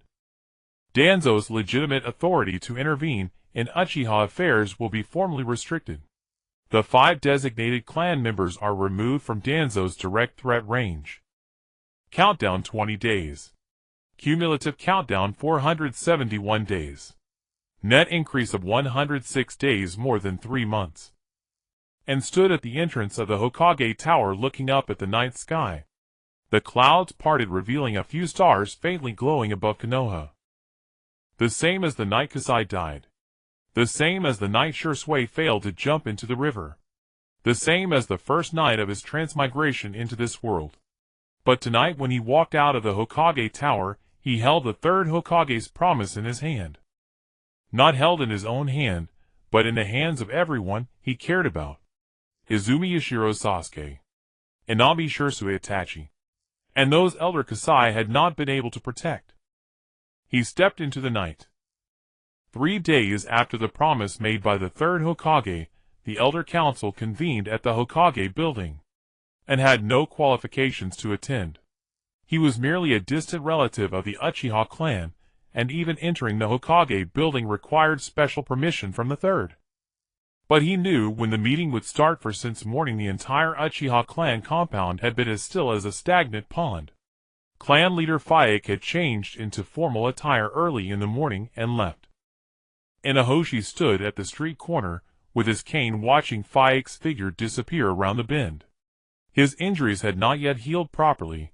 When the snake-eyed ambusher had bound him, 2 of his ribs were fractured, and he needed the cane to support himself while walking. Yet he still stood there, and was inventorying the stock in the weapons storehouse. His hands were moving, but his heart was in the meeting room of the Hokage building. The third would reveal his intelligence scroll. Danzo would defend himself, deny accusations, and retaliate. The members of the Elder Council would waver, question, and weigh their options. Fyake would represent the Uchiha clan's position. Shursui would be summoned as a provider of evidence. Itachi, as a member of the ANBU, would also be present. Everyone would be there, except for him. Hakudai had come by at noon, collected his equipment, but did not leave, sitting on a bench in a daze. And, do you think today's meeting will bear fruit? And set down the ledger. I don't know. But the things promised by the third have never been unfulfilled. Hakudai was silent for a moment. I saw Inahoshi this morning. He was standing at the street corner with his cane, standing there for an entire hour. I asked him what he was doing there, and he said, waiting for the result, and remained silent. And when did our Uchiha clan start becoming like this? In the past, everyone went out on missions, and returned home to embrace their children, just like any other ninja. Then one day suddenly we became the Uchiha. Not the Uchiha of Konoha, but the Uchiha. Wherever we go, people look at us twice, and when assigned missions, we are relegated to the most marginal routes, while our children are ostracized at school. Hakudai's voice was heavy. My son asked me why we, the Uchiha, can't live in the center of the village. I didn't know how to answer, and remained silent for a long time. He will know in the future. Hakudai looked up at him. He will know that his father's generation did not allow the Uchiha name to become a disgrace. And said, the people in that meeting room today are fighting for that. Hakudai did not speak. He stood up and walked to the door. And, if today succeeds, he did not finish. It will succeed. and said, Hakudai left. The afternoon dragged on slower than any afternoon before. And wiped the shuriken 3 times, recounted the explosive tags twice, flipped through the ledger for 3 months, and flipped back again. The sound of shuriken hitting wooden stakes came from the direction of the training field one after another like a stubborn countdown. As dusk fell, news arrived. It did not come through Shizui's crows or Itachi's late-night visit. It was clan leader Faik himself, who pushed open the door to the weapons storehouse, walked in, and sat down across from him.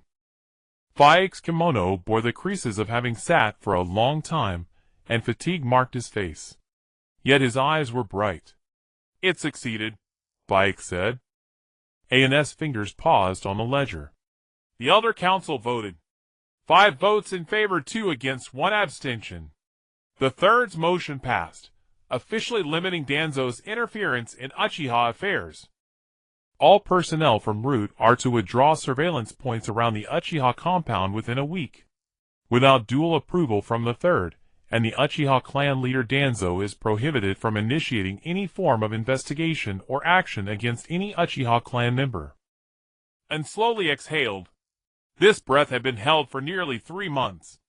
What was Danzo's reaction? No reaction. Faik's expression darkened for a moment. He didn't say a word from start to finish. After the vote concluded, he bowed to the third, and turned to leave the meeting room, just like the day Shursui publicly presented evidence against the snake-eyed ambusher. A familiar chill crept up An's back. Danzo did not refute, argue, or become angry. He merely withdrew, waiting for the next opportunity. Like a snake that after being struck retreats into its hole, not conceding defeat, but waiting for its wound to scab over, and for its prey to lower its guard. He will come again, and said. I know. Faik stood up. But next time, he will not face a divided Uchiha. Inahoshi's hardliners have shifted, the moderates are supported by you, and the centrists are moving towards negotiation. Next time Danzo comes, he will have to deal with the entire Uchiha. Faik walked to the door and paused. And, At today's meeting, the third publicly revealed your intelligence scroll. In front of the Elder Council, he said, the provider of this intelligence is the administrator of the Uchiha weapons storehouse, a 13-year-old boy. And was taken aback. Elder Mito's inquiry was why a boy managing a storehouse could achieve what even the ANBU could not. The third said. Faik turned to look at him. Because he treated the ledger as intelligence to record. He treated his clan members as family to protect. Faik left, and sat in the weapons storehouse, looking at the Uchiha fan emblem on the wall. The dent left by a kunai was still there, he had not repaired it. Leaving a scar to remember that the wind had passed, remembering that Danzo had threatened him with the lives of 5 people, remembering the color of Elder Yakumi's blood as it had dried in the gaps of his fingers. A notification popped up on the system interface. Keynote Elder Council vote completed. Danzo's legal authority to interfere with the Uchiha is officially restricted. The probability of extinction has significantly decreased. Countdown 10 days. Total countdown 481 days. A net increase of 116 days. After more than 3 months, nearing 4 months. And looked at that line of numbers, feeling no excitement. Only a kind of exhaustion, as if he could finally stop and catch his breath after a long journey. Outside, the sound of Izumi's voice came. An-senpai, am here to return the shuriken. And stood up and opened the door to the weapons storehouse. Izumi bounced in, placing the dull shuriken on the table, then tilted her head to look at him. An-senpai, what's wrong with you today? Your expression looks strange. It's nothing. Just a bit tired. Izumi pulled a fruit candy from her pocket, and stuffed it into Ayana's hand. If you're tired, eat some candy. My mom says so. And looked down at the candy in his palm. The wrapper was crumpled and carried Izumi's warmth. Thank you. Izumi smiled and bounced away. And unwrapped the candy, and put it in his mouth. The sweetness melted on his tongue, mingling with the 3-colored dumpling Shursui had given him, the tea from Yakumi's residence, and the half-biscuit Sasuke had handed him at the training field blending into the same flavor. He closed the ledger. Today's inventory was not yet finished. 423 kunai, 1093 shuriken, 91 explosive tags. Tomorrow, he would have to continue. On the third day after the Elder Council's vote, the route began to withdraw from the Uchiha clan's territory, and witnessed this firsthand. He stood at the entrance of the weapons storehouse watching as the observation posts in the direction of the commercial street were dismantled one by one. The dumpling stall was still at that street corner yesterday, but today only a puddle of oil remains on the ground. The plainclothes officer pretending to read the notice at the entrance of the ninja tool shop has not appeared for 3 consecutive days. The 8th generation returned from a mission saying that the faces of the ANBU in the commercial street had changed. The ones whose gazes were like knives are gone, replaced by ordinary patrols. And drew a large downward arrow in the root section of the intelligence report with a note beside it: observation posts in the commercial street have been removed. The surveillance points around the clan's territory have been cleared. The withdrawal was completed within a week. Yet he did not put away the intelligence report, for Shui had told him Danzo would not truly withdraw. He would only change his approach. With the visible posts removed, the hidden ones would be buried deeper. With the plainclothes officers gone, sensor-type ninjas would extend their perception nets from farther away. To withdraw the net is not to collect it. In the evening, Itachi arrived. This was his first visit to the weapons storehouse after the Elder Council's vote. He was dressed casually, not in his ANBU uniform, and noticed that the dark circles under his eyes were slightly lighter than before. Danzo reduced my mission load in the ANBU by half, Itachi said after sitting down. It wasn't a voluntary reduction on his part. It was the third Hokage who directly ordered it, saying that the mission intensity for ANBU members needs to be rationalized. Danzo could not openly oppose it, and could only comply, and calculated the time. The third Hokage issued this order the day after the Elder Council's vote. It was no coincidence, it was a combination strike, limiting Danzo's authority while relieving Itachi's burden. The third Hokage is practically telling Danzo that he will no longer tolerate treating Itachi as expendable. What about Shui?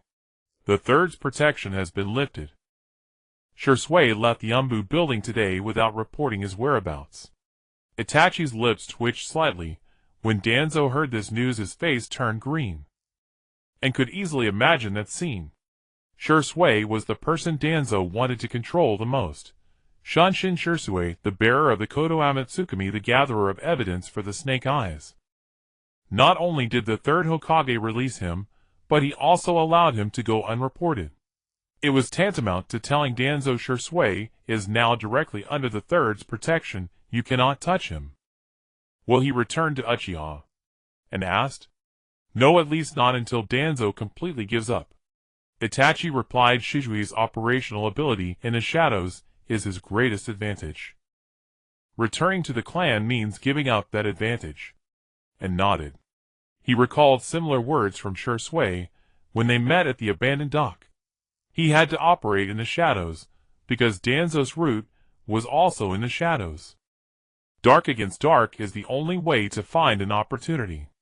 And Itachi suddenly changed his tone. Sasuke has been coming to the weapons storehouse every day recently. He told me that you are teaching him shuriken techniques, and was taken aback. Not really teaching. He practices by himself, and I occasionally say a few words. He never trained on his own before. I made him practice, he did, but there was no light in his eyes. Recently it's been different. He goes to the training ground by himself every evening, and doesn't come back until it's dark. Itachi looked at him. There is light in his eyes now, and recalled the rainy night when Sasuke crouched at the entrance of the weapons storehouse, hugging his knees, and asking, does brother not want us anymore? He remembered the seriousness in Sasuke's eyes when he handed him the kunai, a seriousness that a 6-year-old child should not possess. He remembered Sasuke saying, I want to become stronger, strong enough to stand beside brother without being his shadow. It wasn't me teaching him. He wants to become stronger on his own. What's the reason for wanting to become stronger? And did not respond. It's because you made him believe that his brother does not want him anymore. Itachi's voice was soft. I can't do that. I come home too late and leave too early. When he asks me questions, I don't know how to answer them. You can answer. And fell silent for a moment. I just tell him that you are doing something very difficult. That's enough for him.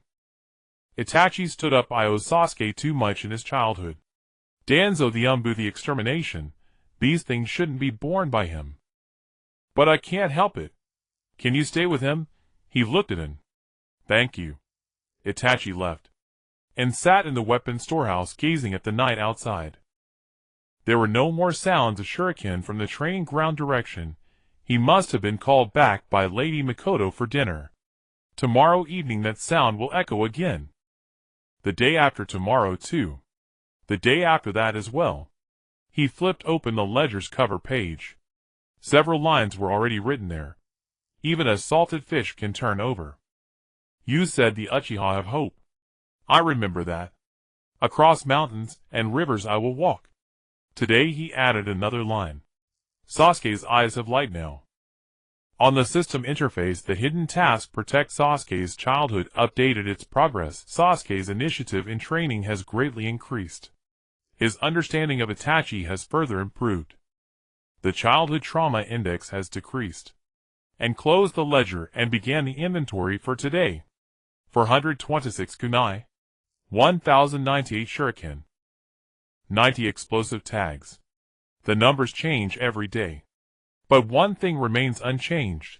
He is here every day. After finishing the inventory and walked to the entrance of the weapon storehouse.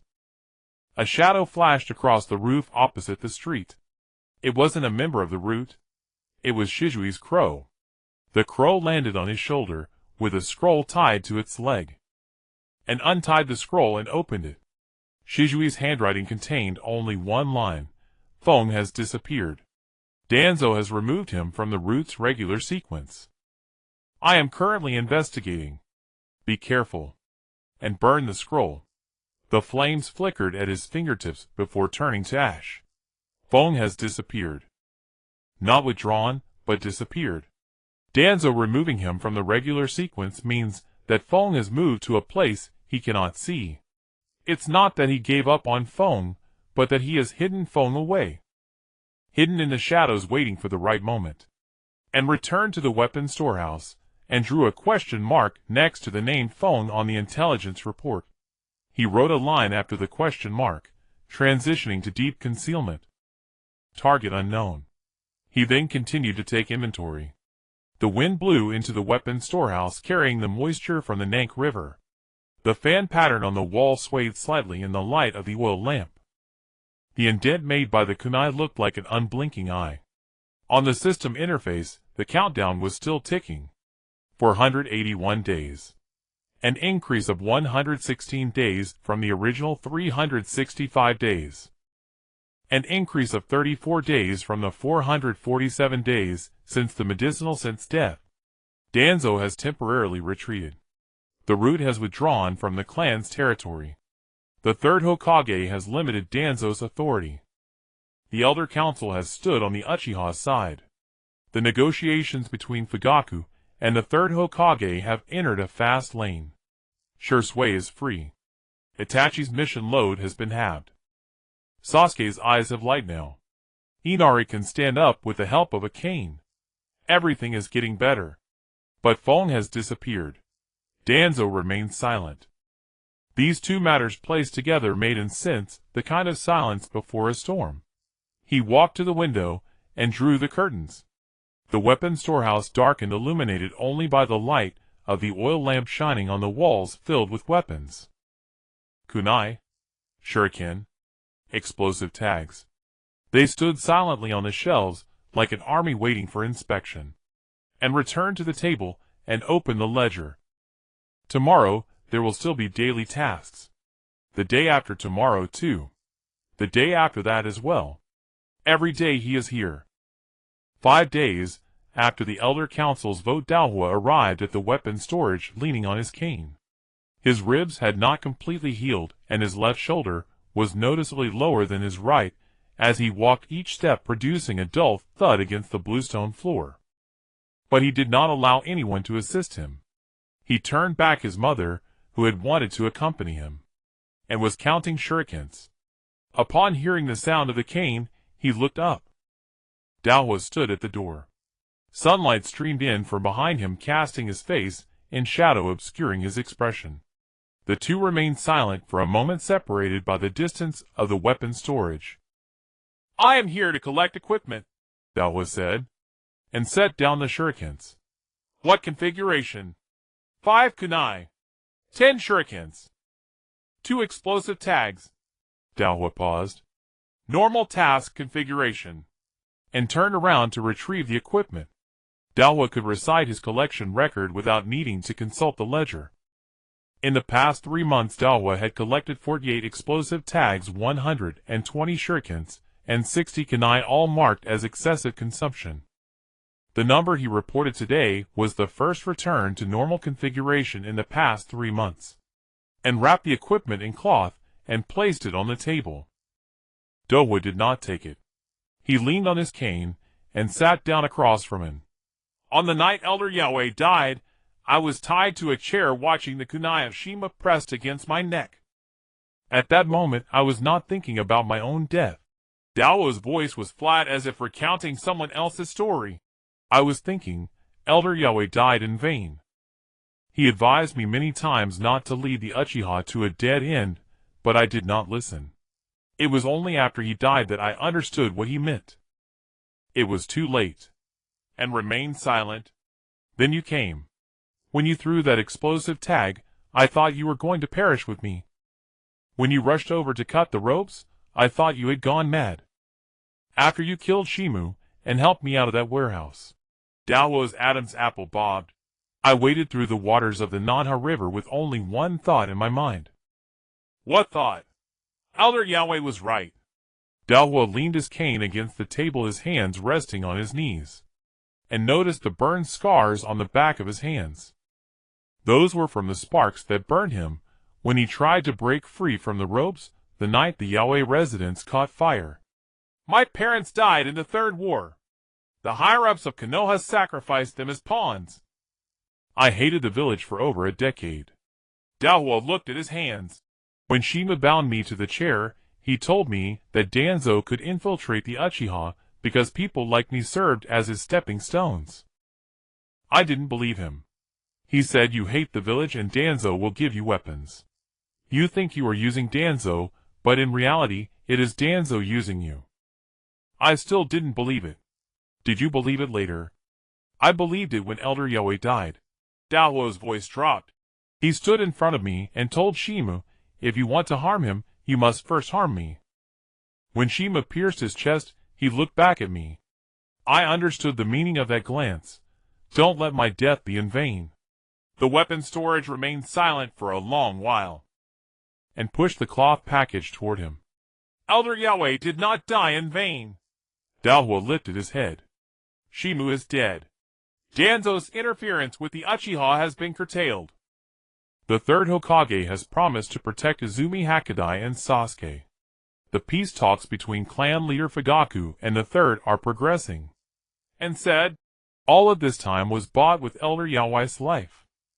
He is dead, but the things he wanted to accomplish, reconciliation between the moderates and hardliners, reconciliation between the Uchiha and the village, are still moving forward." Daohua fell silent for a moment. Then he reached for the cloth package, placing the kunai shurikens and explosive tags into his ninja tool pouch one by one.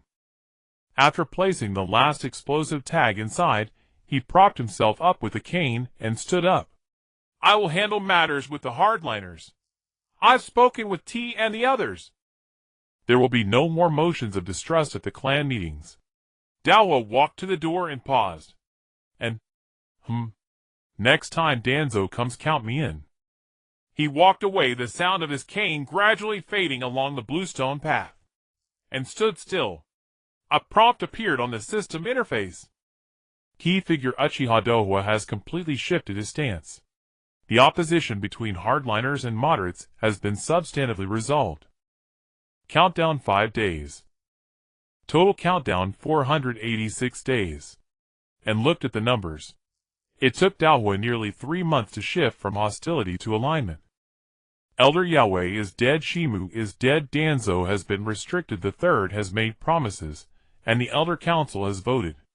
Each of these events pushed Daohua in the same direction. But what truly made him shift was not these things. It was the moment Elder Yahweh stood in front of him in the evening and went to the back mountain to pay respects to Elder Yahweh. The white chrysanthemums in front of the stone tablet had withered, and he replaced them with fresh ones. The setting sun shone upon the tablet, tinting the words Uchiha Yahweh a dark golden color. Elder Yahweh, Daohua came today. He collected equipment with a normal task configuration and crouched in front of the stone tablet. He said that next time Danzo comes, count him in. The stone tablet remained silent. You said the Uchiha could be saved. You were right. Daohua has turned. He has been persuaded. The terms hardliner and moderate may never be mentioned again. An's voice was soft. You didn't see this day, but you made this day possible. He stood up. The mountain breeze swept through the cemetery, rustling the pines, and turned and descended the mountain. As he walked past the Nana shrine, he saw a few people standing at the shrine's entrance. Hakudai Daohua T and several young clan members, whose names he could not recall. They did not speak, merely standing there. When they saw him approach, Daohua nodded slightly, and nodded back. Then he continued on his way. At the end of June, the leaves entered the hottest season of the year, and opened all the windows of the weapon storage, allowing the humidity from the Mangekyō River to flow in, mingling with the scent of iron from the shells. He hung a grass curtain at the door to block the sun, a gift crafted by Quan's mother meant as a thank you for giving Quan a few extra shurikens for practice last time. Daily tasks continued as usual. Communication, inventory, training. These three were unchanging. This week there was an additional communication target, Daohua. The system included Daohua in the list of communicable targets. When An first saw this name on the list, he was momentarily taken aback. 3 months ago, Daohua was marked as a core hardliner on the intelligence report, a red target. Now his name quietly lay in the daily task list alongside Hakudai, Quan, and Sasuke. The first effective communication with Daohua took place in the training field. Daohua was undergoing rehabilitation training, while in practice the body flicker technique. The two trained separately, and sat under the same tree to drink water during breaks. Your landing point in the body flicker technique has an issue, Daohua suddenly said, and turned to look at him. Every time you land, your center of gravity shifts 3 to 5 centimeters to the right. You might not notice it, but in actual combat, that shift is enough for an opponent to predict the direction of your next body flicker. And was stunned for a moment. The scroll of still water mentioned the issue of center of gravity shift, but he always thought it was just his illusion. How did you notice that? Daohua unscrewed the cap of his water bottle. I have practiced shuriken techniques for 15 years. Observing how people land is similar to watching shurikens hit the ground. If the landing point is off, the trajectory must have issues. And put down the water bottle, stood up, and performed the body flicker again. How about this time? It was off by 4 centimeters. And adjusted the angle of his knees upon landing, and tried again. 2 centimeters. This time Daohua did not report a number. He nodded. That's fine. Within 2 centimeters it's difficult for an opponent to catch in actual combat. And sat down and gulped half the water from his bottle. Thanks. Daohua said nothing, continuing with his rehabilitation training. The two resumed their separate training rhythms. However, on the system interface, the task of effective communication with Daohua had been completed. In the evening, and returned to the weapon storage, and added a line in the blank space of the ledger. Daohua said the body flicker landing point shifts 3 to 5 centimeters to the right. It has been adjusted to within 2 centimeters. Then he flipped to the page regarding center of gravity control, In the still water body flicker technique scroll writing Daohuo's observation in the margin. The still water scroll spoke of intention while Daohuo's observation supplemented with form. Together they formed a complete body flicker technique. Outside the cicadas chirped all day long, finally quieting down by evening. The sounds of Sasuke's training began punctually. And listen for a while. Today's shuriken rhythm was steadier than yesterday's with more even intervals. The improvement was audible. He set down the ledger and walked to the training ground. Sasuke was retrieving shurikens stuck in the wooden post and ran over to meet him. "An-senpai, I hit the bullseye with all 50 today. All of them. All of them." Sasuke pointed to the wooden post where the bullseye was densely covered with holes from the shurikens, and walked over to check. 50 shurikens indeed, all within the bullseye range. Although the bullseye range was larger than the actual bullseye, for a 6-year-old hitting all 50 without missing was already an astonishing display of stability. "Did you change your technique?" Sasuke's eyes lit up. "How did An-senpai figure that out? The angle at which the shurikens penetrated." "Previously your shurikens entered at a leftward tilt, indicating you were putting too much force with your thumb at the moment of release. Today they all penetrated vertically, showing an even distribution of strength between your index and thumb." Sasuke nodded vigorously. "When I practiced yesterday I remembered what An-senpai said. Index finger controls direction, thumb provides rotation. Then I found that if I concentrated on the tip of my index finger, at the moment of release the shuriken wouldn't veer left." And looked at him. A 6-year-old child could translate the abstract feeling of focusing on the tip of the index finger into a concrete adjustment of action. That was not something achievable merely through effort. Itachi was right. Sasuke's talent is no less than anyone else's. "Well done," and said. Sasuke's face turned bright red. Not out of shyness, but from the excitement of being recognized. And recalled what Elder Yahweh once said, he never praised his students merely nodding for even the best performances. It took Fugaku 3 years to earn a nod from him. And was not as strict as Elder Yahweh, but he understood the weight of a well done for a child like Sasuke. "What will we practice tomorrow?" Sasuke asked. "Tomorrow I will teach you the throwing grip for kunai." Sasuke's eyes brightened even more.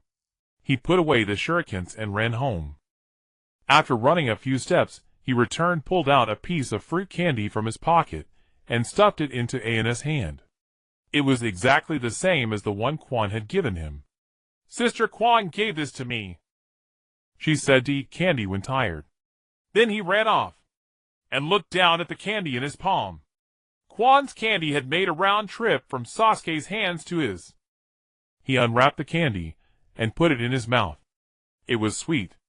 The evening breeze swept through the training ground, stirring the numerous holes in the wooden post, and stood alone on the empty training ground, savoring the remaining candy. Then he formed hand seals, body flickered and landed. He formed hand seals again, and flickered once more.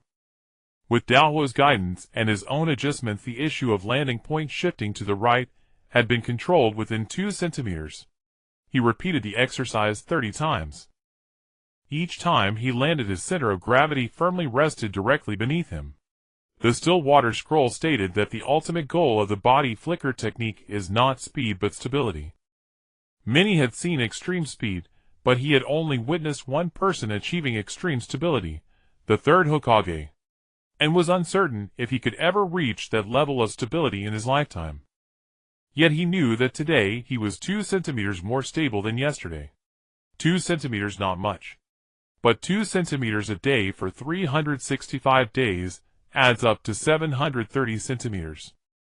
7.3 meters.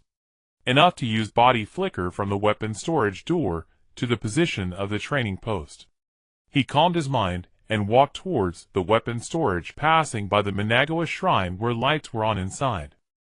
Clan leader Fugaku was in a meeting with several elders, their shadows cast against the window. Elder Yahweh's position was empty, but the light remained on, and did not stop, and continued walking. The grass curtain of the weapon storage gently swayed in the night wind. He lifted the grass curtain and stepped inside, lighting the oil lamp. On the shelf, kunai shurikens and explosive tags stood silently arranged. He finished recording today's inventory: 431 kunai, 1,106 shurikens, 89 explosive tags. He closed the ledger and extinguished the oil lamp. The sounds of insects surged in from outside, mingling with the sounds of the Mangekyō River. In early July, you received a new mission. It was not assigned by Tuanzong, but directly by Sandai. The mission to go to the border of Uchiha and investigate the underground weapon workshop of Deshiwan's former subordinates. When An came to the weapon depot to collect equipment, you briefly explained the mission, and was equipping him with kunai, and paused briefly. When Ji Shui investigated the Shimu supply chain, weren't those workshops already identified? The locations were identified, but the core remains unknown. You said, the manufacturing process of the snake fang patterned weapons, the organizational structure of Deshiwan's former subordinates, and whether there are any other communication channels between them and Tuanzong besides Shimu, all these remain unclear. Sendai sent me to investigate thoroughly, and placed the prepared kunai on the table. 15 pieces, 5 more than the standard ANBU mission allocation. You glanced at them, but didn't ask why. How long? At least a week, at most half a month. And was silent for a moment. I'll talk to Zhuozhu about it. You nodded. He put the kunai into his weapon pouch and walked to the door. After Feng disappeared, there has been no movement from Tuanzang's side. That's abnormal. You didn't turn around. Be careful while I'm away. You left, and stood in the weapon depot writing down Yu's equipment record on the ledger. 15 kunai, 30 shuriken, 5 smoke bombs, and 3 explosive tags. It was the standard loadout for a solo infiltration mission, but the quantities were all higher than usual, indicating that Yu himself was estimating the difficulty of this mission. In the evenings, Zhuozhu arrived at the training ground on time. Big brother didn't come back again today. Zhuozhu crouched beside a wooden post, picking at the dirt with his fingers. Your brother went on a mission. Zhuozhu looked up. A direct assignment from Sandai. A very important mission. And crouched down to meet Zhuozhu's eyes. He said at least a week, at most half a month. He asked me to tell you. Something flickered in Zhuozhu's eyes, then dimmed. Before, when Big Brother went on missions, he never asked anyone to tell me. I only found out the next morning when I saw his empty room. And remained silent. Senior An. This time Big Brother asked someone to tell me. Is it because he's beginning to think I would worry? And thought for a moment. It's because he's starting to believe that you can bear this worry. Zhuozhu was silent for a while. Then he stood up and took out a kunai from his weapon pouch. What are we practicing today? Kunai throwing grip.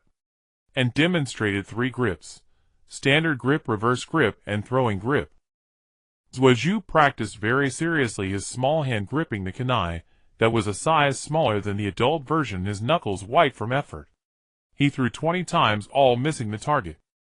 It wasn't a matter of being off to the left or right, his strength simply wasn't enough to stabilize the kunai's flight. But Zhuozhu didn't stop. The 21st throw. It stuck into the edge of the wooden post. The 22nd throw missed. The 23rd stuck into the outer ring of the bullseye, and stood by, not calling a halt. He knew what Zhuozhu was doing. You had gone on a mission with no fixed return date. Zhuozhu was using the training to fill that sense of worry.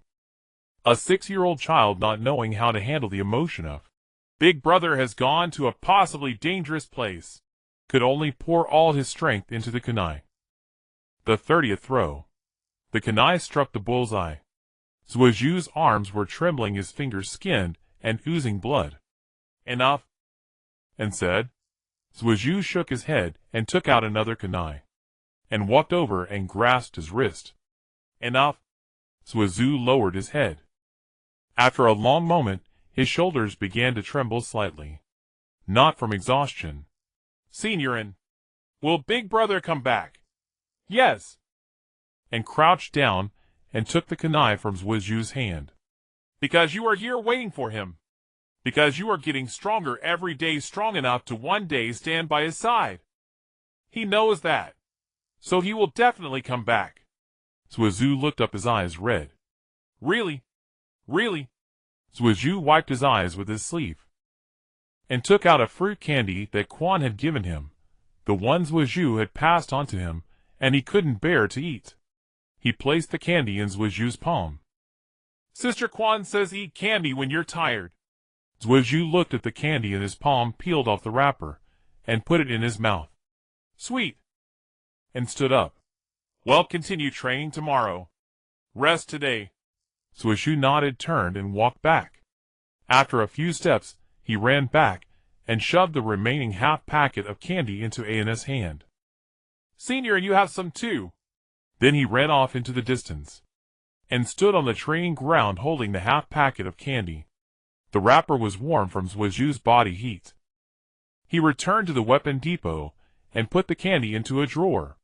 The drawer already held 5 pieces, one from Quan, one from Suizu, and local candies that Ba Dai had bought back from his mission site. He hadn't eaten any of them. It wasn't that he was reluctant, he wanted to save them for a day when he would need sweetness. It was late at night, and updated the intelligence report with used mission information, directly under Sandai investigating Dashi Wan's former subordinate's return date uncertain. Then he added a question mark next to the name. Bone. He was right. After Feng's disappearance, Tuanzang had made no move. That was abnormal. Given Tuanzang's style, after being restricted in authority, there were only 2 possible reactions: either admit defeat or go deeper underground and prepare a more lethal counterattack. Tuanzang would never admit defeat, and rolled up the intelligence report and stuffed it into a hidden compartment. Outside the window, the sound of the Nanhechuan River could be faintly heard. You should now have left the gates of Muyi and be on the road to the border of Wajigua. The light in Suizu's room was still on. It was left on by Lady Mei Qin to light the way for family members returning late, and blew out the oil lamp. In the darkness, the countdown on the system interface kept ticking.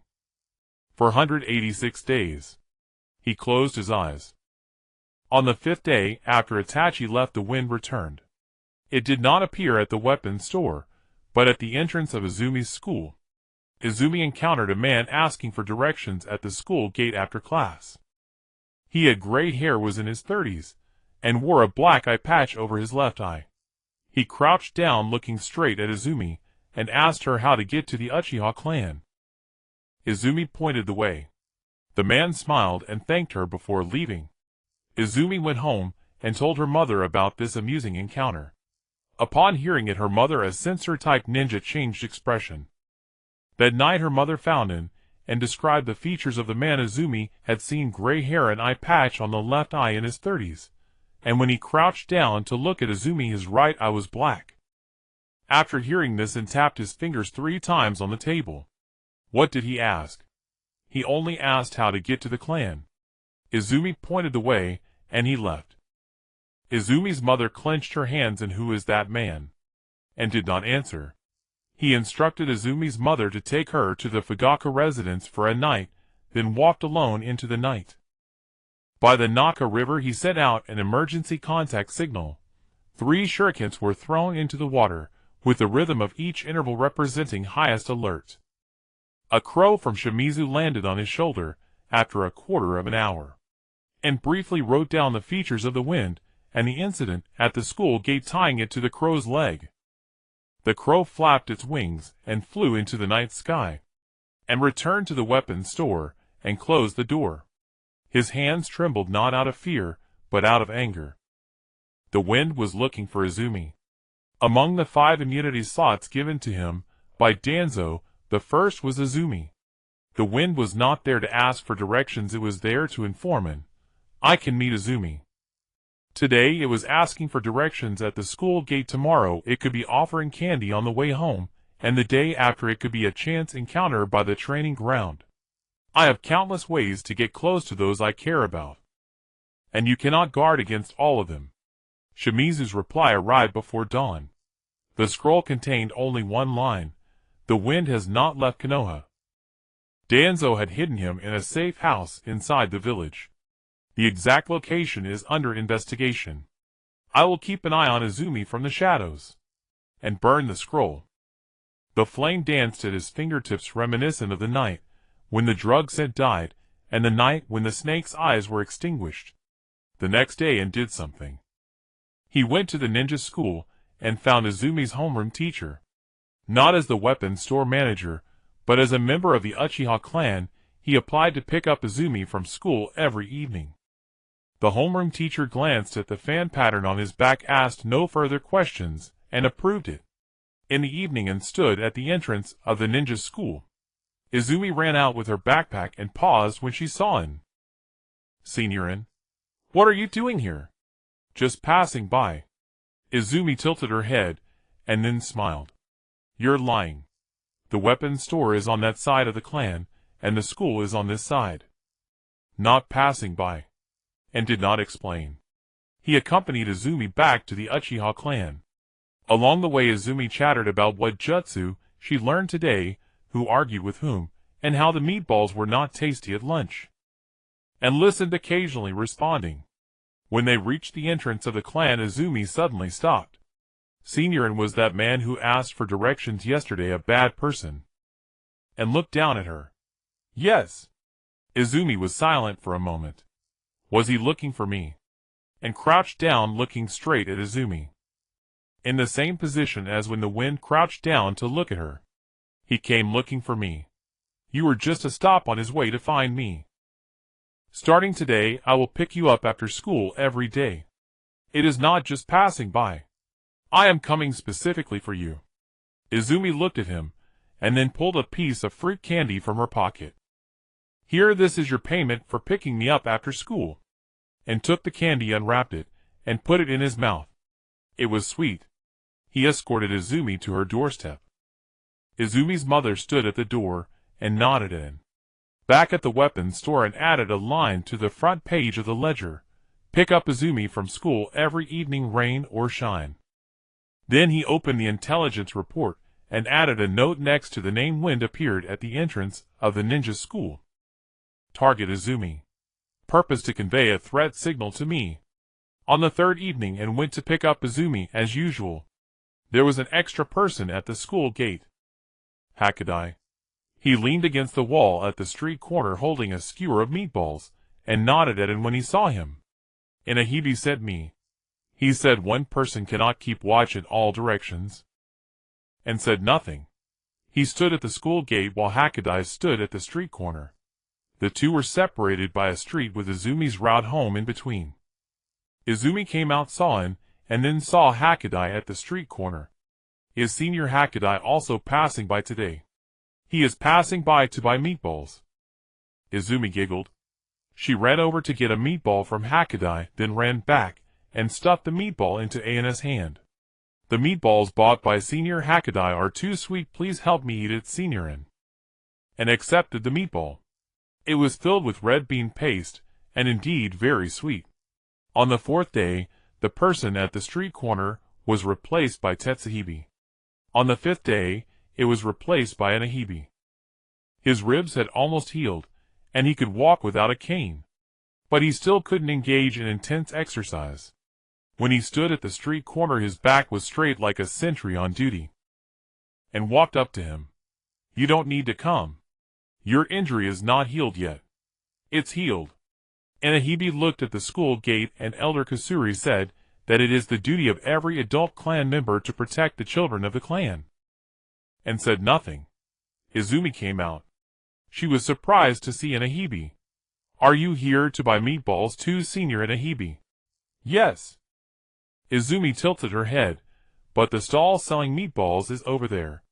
Inahibi glanced at him, and did not help him out. "I took the wrong turn." Izumi laughed even harder. On the way back to the clan, Izumi walked in the middle while An and Inahibi walked on either side. The setting sun cast long shadows of the three of them overlapping on the bluestone road. After dropping Izumi off at her home, Inahibi and An walked side by side on their way back. "How is Shimizu's investigation of the wind going?" "Still investigating." Danzo hit him very deeply. Inahibe was silent for a while. And, if the wind appears again, I will handle it.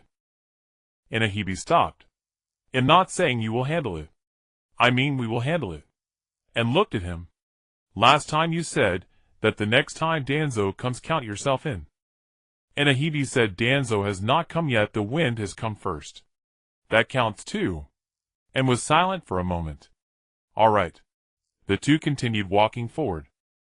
The moonlight spilled onto the bluestone road, mingling with the afterglow of the sunset. In mid-July, the still waters crow landed on An's windowsill at 3 in the morning, and was awake. It had been 8 days since Itachi left, and on the 7th day, after the wind appeared at the entrance of the ninja school, he had been in a state of half-sleep every night. The sound of the crows pecking echoed once, and he opened his eyes. There was only one line on the scroll, more hastily scrawled than ever before: Old Place. Now. And put on his clan attire, and climbed out through the back window. He didn't take the front door. There were dark forces sent by the third generation outside to protect him, and he didn't want anyone to know that Shizuki was summoning him at this moment. The sound of the Nanha River was amplified several times in the silence of 3 in the morning. He walked upstream along the riverbanks, reeds, the dew soaking his pant legs cold against his ankles. At the abandoned ferry dock, Shizuki sat at the top step in the same position as every other time they met. But the moment An saw him, he knew tonight was different. Shizuki's left arm was wrapped in bandages. The white bandages glowed coldly in the moonlight, winding from his wrist up past his elbow, with a small patch of dark red blood seeping near his shoulder. And sat down beside him, not asking about the wound. If Shizuki wanted to speak about it, he would naturally do so. We've found the hiding place of the wind, Shizuki said, his voice a tone lower than usual. An's heart suddenly contracted. Where? Not in Konoha, Shizuki replied, but at the border of the Land of Rain. It's the underground weapons workshop of Orochimaru's former subordinates, the very place Itachi went to investigate.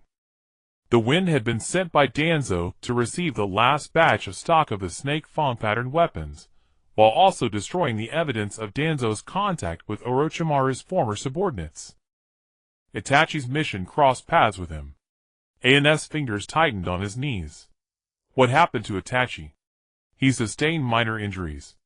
He was in the shadows, while the wind was in the open.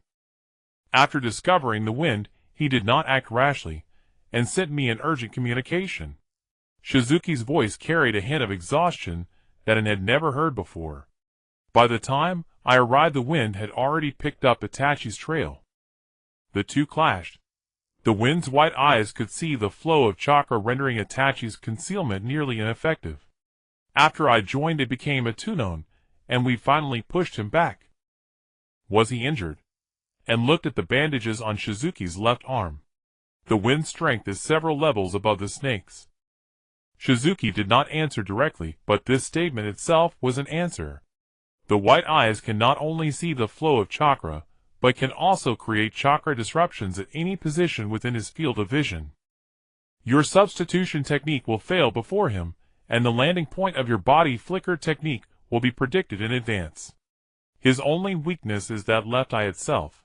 The white eyes are a transplanted defective product that consumes a tremendous amount of chakra, and he cannot maintain it for long. I etched these words into my mind word for word. Where is the wind now? He's gone missing. After Itachi and I pushed him back, he destroyed the evidence in the workshop and then vanished. I tracked him for a day and a night, but the trail broke at the border of the Land of Rain and the Land of Grass. Shizuki's voice grew solemn. Danzo left him more than one escape route. And fell silent for a long time.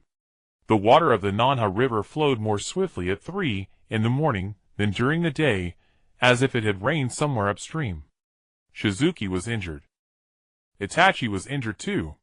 The wind had managed to escape unscathed while facing two opponents, and that was with Shizuki and Itachi joining forces. The two strongest members of the Uchiha clan had only reached a stalemate in a two-known. You called me here tonight not just to tell me this, and said. Shizuki turned his head to look at him. In the moonlight, There was an emotion in Shizuki's eyes that it had never seen before. The wind went to the entrance of the ninja school to find Izumi, not merely to convey a threat to you. He used his white eyes to read Izumi's memories. An's blood froze in an instant. The things she said to you on her way home from school each day, the people she interacted with at the ninja school, her activities within the clan's territory, the layout of the Uchiha clan from her perspective, the positions of the sentries, the patterns of clan members' activities. Everything she had seen, the wind read it all. Shizuki's voice was very soft, as if afraid the river would overhear him. Danzo sent the wind to find Izumi, not to scare you. It was to thoroughly grasp all the intelligence of the Uchiha clan before taking action. He chose Izumi because she was the person with the least wariness towards you, and the one most willing to speak the truth. And she walked that path with you every day. What she had in her mind was not just her own memories. An's hands trembled. It was not fear but a cold, extreme anger surging up from deep within his marrow. Izumi. That little girl who bounced around every day, stuffed candy into his hands, and smiled while asking An-senpai, "Is it on your way?" The wind squatted in front of her, using the white left eye to read everything in her mind about the clan's territory, about him, and about that path from school to home. And she was completely unaware. She only remembered that uncle asking, "How do you get to the Uchiha clan territory? Does Izumi know?" An's voice was hoarse. "No. I didn't tell her mother. The fewer people who know about this, the better," Shizuki said. "But you must understand, the wind has grasped all the intelligence of the clan. Danzo now holds a complete map of the Uchiha clan territory, marking all the sentry positions, the activity patterns of clan members, and the route you take every evening to pick up Izumi." And stood up and walked to the edge of the ferry dock. The water flowed beneath his feet, and the dark river surface reflected the fragmented moonlight. He recalled how he stood at the entrance of the ninja school every evening, the sound of Izumi's footsteps bouncing beside him, the countless times he had walked that path from the ninja school to the clan territory. He thought he was protecting Izumi. In reality, the wind had seen through him, through Izumi, and through every stone slab on that path, all through Izumi's eyes. And Shizuki's voice came from behind him, and did not turn around. "What will Danzo do next?" he asked. "The council's vote has restricted his legal intervention rights. He cannot openly act against the Uchiha anymore. But the intelligence that the wind has read is enough for him to plan an accident. For example, an attack on the way home from the ninja school, a fire in the weapons storehouse, or a drowning incident while you train by the Nanha River. Each incident could be classified as an accident and would leave no trace behind." And slowly turned around. "Who will be his first target?" Shizuki paused for a moment. "You? Because you are the information hub. Killing you would mean the moderate faction loses its coordinator, the hardliners lose their bridge to Fugaku, Itachi loses his information source within the clan, and I lose my eyes in the open." Shizuki's voice was as calm as if he were reading a strategic assessment report. "Danzo's quickest way to dismantle the current cohesion of the Uchiha is to eliminate you." And looked down at his hands. These hands had managed the weapons storehouse for 3 years, sharpening countless shurikens and polishing numerous kunai. 3 months ago, these hands couldn't even refine chakra properly. Now Danzo had placed a removal order with his name at the top of all plans. "When will Itachi return?" "In 3 days. He stayed in the Land of Rain to wrap up the workshop's affairs." "Where will you go next?" "Continue to track the wind. He has disappeared, but will not disappear forever. Danzo sending him to read Izumi's memories indicates that the wind is currently Danzo's most valued piece. If we find the wind, we'll know Danzo's next move." Shizuki stood up, the bandages on his left arm glaringly white in the moonlight. "And during this time, do not act alone. When picking up Izumi, let Hakudai or an Izuka follow. Lock the windows of the weapons storehouse at night. Do not stay at the training ground after dark." "I know." Shizuki looked at him, and suddenly smiled. It was not a happy smile, but one with an indescribable meaning. 3 months ago, I told you by the Nanha River, the Uchiha needs people like you. It doesn't have to be someone very strong, but someone clear-headed and aware. Now I need to revise that statement. The Uchiha needs you.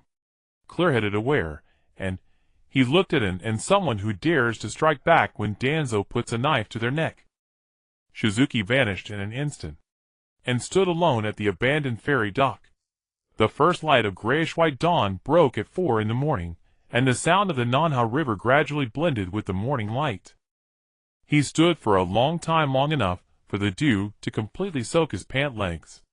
By the time he returned to the weapons storehouse, the sky was already bright. He pushed the door open. The weapons on the rack remained. The accounts were still there, and the dent made by a shuriken on the wall fan pattern was still visible. He walked to the table and opened the intelligence report. Next to the name Wind, he drew a third question mark. Then he flipped to the page for Izumi. That page originally only recorded Izumi's equipment collection records. Blunt shurikens practice kunai a fixed amount every week, normal consumption. He added a line at the bottom of the page. The Wind read the clan's intelligence through Izumi. This was my oversight. It won't happen again. Then he closed the intelligence report and tucked it into the deepest compartment. In the evening, he went to the ninja school to pick up Izumi, as usual. Hakudai stood at the street corner holding a skewer of dumplings. Tetsuhebe stood under the eaves across the street. Inuzuka stood straight beside the cherry blossom tree at the entrance of the ninja school. When Izumi walked out of the school gate and saw this scene, she was momentarily stunned. Today? Is everyone here to buy dumplings? Yes. Hakudai took a bite of a dumpling and said, this dumpling shop is buy one get 3 free today. Izumi giggled. She ran over to and took out some fruit candies from her pocket and stuffed them into his hand. An-senpai, today's wages. And took the candies, unwrapped one, and put it in his mouth. It was sweet. He walked back with Izumi with Hakudai, Tetsuhebe, and Inuzuka scattered around him. Izumi chattered about the interesting things at the ninja school today, and then listened, occasionally responding. As they passed the cherry blossom tree, where the Wind had once squatted to ask for directions, his footsteps did not pause. He escorted Izumi to her doorstep. Izumi's mother stood at the door and nodded to him, and the three at the street corner. On the way back, Inuzuka walked beside him. Has there been news from Shizuki? The Wind is in the land of rain. Shizuki clashed with him, and both sides were injured. The Wind has gone missing again. Does Izumi know? No. She shouldn't know. Inuzuka nodded. As they passed by the Nanha shrine, the lights were on inside. Fugaku was still in a meeting with the elders. The seat for the elder with medicinal expertise was empty, but the lights were still on. And Inuzuka suddenly said, what would the elder with medicinal expertise do if he were still here? And thought for a moment. He would protect every child behind him. Then, he would continue to move forward. Inuzuka did not speak again, and returned to the weapons storehouse, closed the door, and drew the curtains. The light from the oil lamp illuminated the walls filled with weapons. He added another line at the top of the account book. The Wind has read Izumi's memories. He has grasped all the intelligence of the clan. Danzo's next target is me. The windows of the weapons storehouse will be locked every night from today. Leave the training ground before dark. When picking up Izumi, at least 3 people must accompany you. Then he began to inventory the stock. There were 435 kunai, 1,112 shurikens, 87 explosive tags.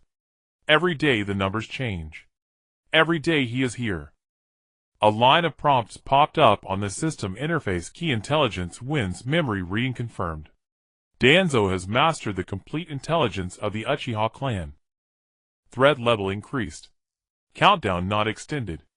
Reason: this intelligence did not directly change the probability of clan extermination, but altered AN's personal threat level. And looked at that line of prompts. The countdown was not extended, but his personal threat level increased. The system was telling him Danzo's knife had shifted from the overall Uchiha to him personally. Outside the window, the sky had completely darkened. The sound of the Nanha River flowed from afar. He blew out the oil lamp and sat in the darkness for a long time. Then he stood up and took a kunai from the rack. The blade glimmered coldly in the moonlight. He placed the kunai under his pillow alongside Shizuki's body flickered technique scroll. Then he lay down. The chirping of insects outside mixed with the sound of the Nanha River like a never-ending nocturne. He closed his eyes. 3 days after Shuei's late-night visit and noticed something amiss. That evening, as usual, he was taking inventory in the weapons storeroom. Bamboo curtains swayed gently in the night breeze, and the humid air of the Nanha River drifted in mingling with the cicada's ceaseless song. Everything appeared unchanged. Yet An's finger froze over the ledger. His insight level 2 detected an exquisitely faint chakra fluctuation. It did not emanate from within the clan compound, but from its periphery roughly 200 meters away. The pulse recurred with mechanical regularity every few breaths, lasting only a moment before vanishing entirely. A sensotype shinobi. And set down his brush and stepped to the window. Through a narrow gap in the bamboo curtains he glimpsed the silhouettes of trees along the Nanha River, the very direction from which the fluctuation originated. He did not draw back the curtains. Instead, he stood motionless in shadow, extending his own perception to trace that subtle rhythm. Too regular. Far too regular. Once at dusk. Once at midnight. Each pulse lasted nearly identical in duration. This was not surveillance. It was triangulation. The observer sought to confirm An's location and daily patterns. He felt no panic. Danzo's move against him had been inevitable since the day Fu appeared at the academy gate. Now what had long loomed on the horizon had finally begun. What it awaited was not if but how and when. And those two variables, he could deduce them precisely from the observer's own rigid schedule. He returned to his desk and retrieved an intelligence chart from a concealed compartment. On the page labeled Route, he drew a new timeline. The horizontal axis marked the coming week. The vertical axis indicated the 2 daily observation windows, dusk and midnight. If Danzo intended action, it would occur outside those windows, because the observer needed confirmation that it was inside the weapons storeroom before initiating any operation. Thus the operational window lay in the gaps between observations, and circled several blank intervals on the timeline. The longest lull stretched from deep night to pre-dawn, nearly half an hour. More than enough time for a route squad to infiltrate the compound's perimeter, execute a purge, and withdraw undetected. He set down his brush. Which day would Danzo choose? He did not know, and did not need to. He only needed to ensure that whichever day Danzo selected would become the day Danzo bitterly regretted. The next morning Anabi arrived. His wounds had fully healed. He walked without a cane, his shoulders steady once more, with the poise of a shinobi, yet his expression betrayed unrest. He entered the weapons storeroom, sat across from him, and leaned forward, voice low. Tetsuo spotted 2 unfamiliar faces in the commercial district, and lifted his gaze. Plainclothes, no masks. But Tetsuo said their gait matched Route operatives. One bore a tattoo on the back of his hand, a serpent motif, the mark of Orochimaru's former subordinates, and tapped twice upon the tabletop. Danzo had mobilized both Route and Orochimaru's old faction. Fu was Route's core liaison. Hibaim served as the conduit between Route and Orochimaru's remnants. With Fu vanished and Hibaim dead, Danzo had bypassed intermediaries entirely, sending Orochimaru's loyalists directly into Konoha. This signaled a level of commitment surpassing all prior operations. Danzo wasn't testing the waters, he was Alan. Is Tetsuo still tailing them? And asked. He is. I instructed him to observe only, no contact, no exposure. Inami met An's eyes. After leaving the commercial district, they headed toward the Nanha River. Tetsuo halted at the compound's outer edge. The terrain there was too open. Further pursuit risked detection. The Nanha River direction, identical to last night's chakra fluctuation. 2 threads converged. The observation post lies along the Nanha riverbank, and said, unfurling the clan map, and tapping a high point half a reed downstream from the third willow tree. Here. It commands full view of both the storeroom's windows and main entrance, yet falls outside standard patrol routes. Inabi studied the marked spot. Shall we eliminate it? No. Removing it would only prompt them to relocate to a place unknown to us. And rolled up the map. Let them watch. The clearer their view, the less they'll suspect our true intent. Inabi paused. You're laying a trap. And offered no denial. He recorded the two men's distinguishing traits: plainclothes, root gate, serpentine tattoo.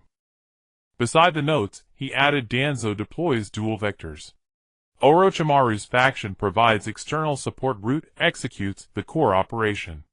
Target Uchiha An. Inabi read the line, then raised his eyes. When? Unknown, but imminent. And closed the intelligence chart. We wait for Shursui. We wait for Itachi. When they return, it won't be them eliminating me, it will be us eliminating them. At dusk and walked to collect Izumi from school. She had resumed her studies. Yet she no longer traversed the path from academy to compound alone. Today Yodai stood at the street corner Inabi beneath the cherry blossoms Tetsuho atop the opposite eaves. And walked beside Izumi, who chattered brightly about her day. Senior brother and today's sensei taught us the transformation technique. I transformed into you, but my hair color was wrong. Sensei said Uchiha black is unusually deep, and when I tried mimicking it with chakra my hue calibration fell short. Hue? It's how deep or light a color is. Sensei said details matter more than silhouette in chakra-based transformation. I practiced all day, but still missed it by a hair. Izumi pouted. Still, I'll master it tomorrow. As she spoke, An's lips curved almost imperceptibly. To treat hue as a technical parameter in transformation revealed an extraordinary perceptual finesse, far beyond her peers. Her cheerful demeanor masked a fiercely disciplined spirit. At the compound gate Izumi suddenly halted. Senior brother in? Are bad people watching us? And looked down. Her eyes were large, dark, luminous, not clouded with fear, but alight with a child's earnest curiosity. Yes. He did not lie. She nodded, asking no further questions, neither who the bad people were nor why they watched. From her pocket, she pulled a fruit candy, and pressed it into his palm. Then be careful, senior brother, and this is your pay for today. And accepted the candy, peeled its wrapper, and placed it on his tongue, sweet, bright, clean. He escorted her to her doorstep. Her mother stood in the doorway offering a quiet nod. Before rushing inside, Izumi turned and called, "See you tomorrow, senior brother," and tomorrow, and turned to walk back. Inabi fell into step beside him. Izumi's mother spoke with me today, Inabi murmured, voice barely above breath. She said Izumi has been having nightmares. In her dreams a man with gray hair and a white eye patch kneels before her, asking how to reach the Uchiha compound. And Stride faltered, "Just once." Fu. He had extracted fragments of Izumi's memory, now returning fractured and distorted as nocturnal visions. She was only 10, too young to process such violation. By day she grinned and handed him candy. By night, she relived that pale, unblinking left eye alone in darkness. Izumi's mother asked if there was any way to stop the dreams. Inabi said, and remained silent for a long while. There is. Make that man vanish completely. Inabi said nothing, and continued walking. Moonlight spilled onto the flagstones, cold silver diametrically opposed to the eerie whiteness of that dreamt eye. He passed the cherry tree where Fu had once knelt to ask directions. His pace never broke. Back in the weapons storeroom, he shut the door and drew the bamboo curtains tight. A crimson notification flashed across his system interface. Personal threat level elevated to high risk. Hidden quest survival against all odds activated. Objective survive Danzo's targeted elimination operation. Time limit none. Reward unknown. Failure penalty death. And stared at the words failure death, motionless for a long moment. Then he withdrew a kunai from beneath his pillow and fetched a whetstone from his drawer. The rasp of stone on metal echoed through the silent storeroom. Once. Again. His hand remained utterly steady. Moonlight pierced the bamboo slats glinting off the whetstone, catching the thinning edge of the kunai's blade as it sharpened. Outside, the Nanha River flowed on, unhurried, eternal. In the dead of night, 3 knocks echoed at the door. And opened his eyes. He had never truly slept, waiting all along for this sound. The door creaked open slightly, and Itachi slipped inside.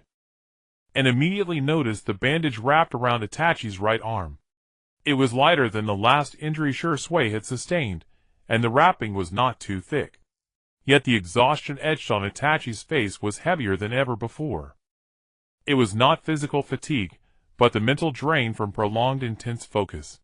"Have you finished dealing with the workshop in the land of rain?" And invited him to sit, and poured a cup of water. Itachi accepted the cup, but did not drink. He cut straight to the point. The workshop was destroyed. Orochimaru's former faction's supply chain along the Land of Fire's border, from weapons manufacturing to logistics, was uprooted entirely. His voice hoarse, Itachi continued, "But before its destruction, I found something in the remnants of the workshop's files."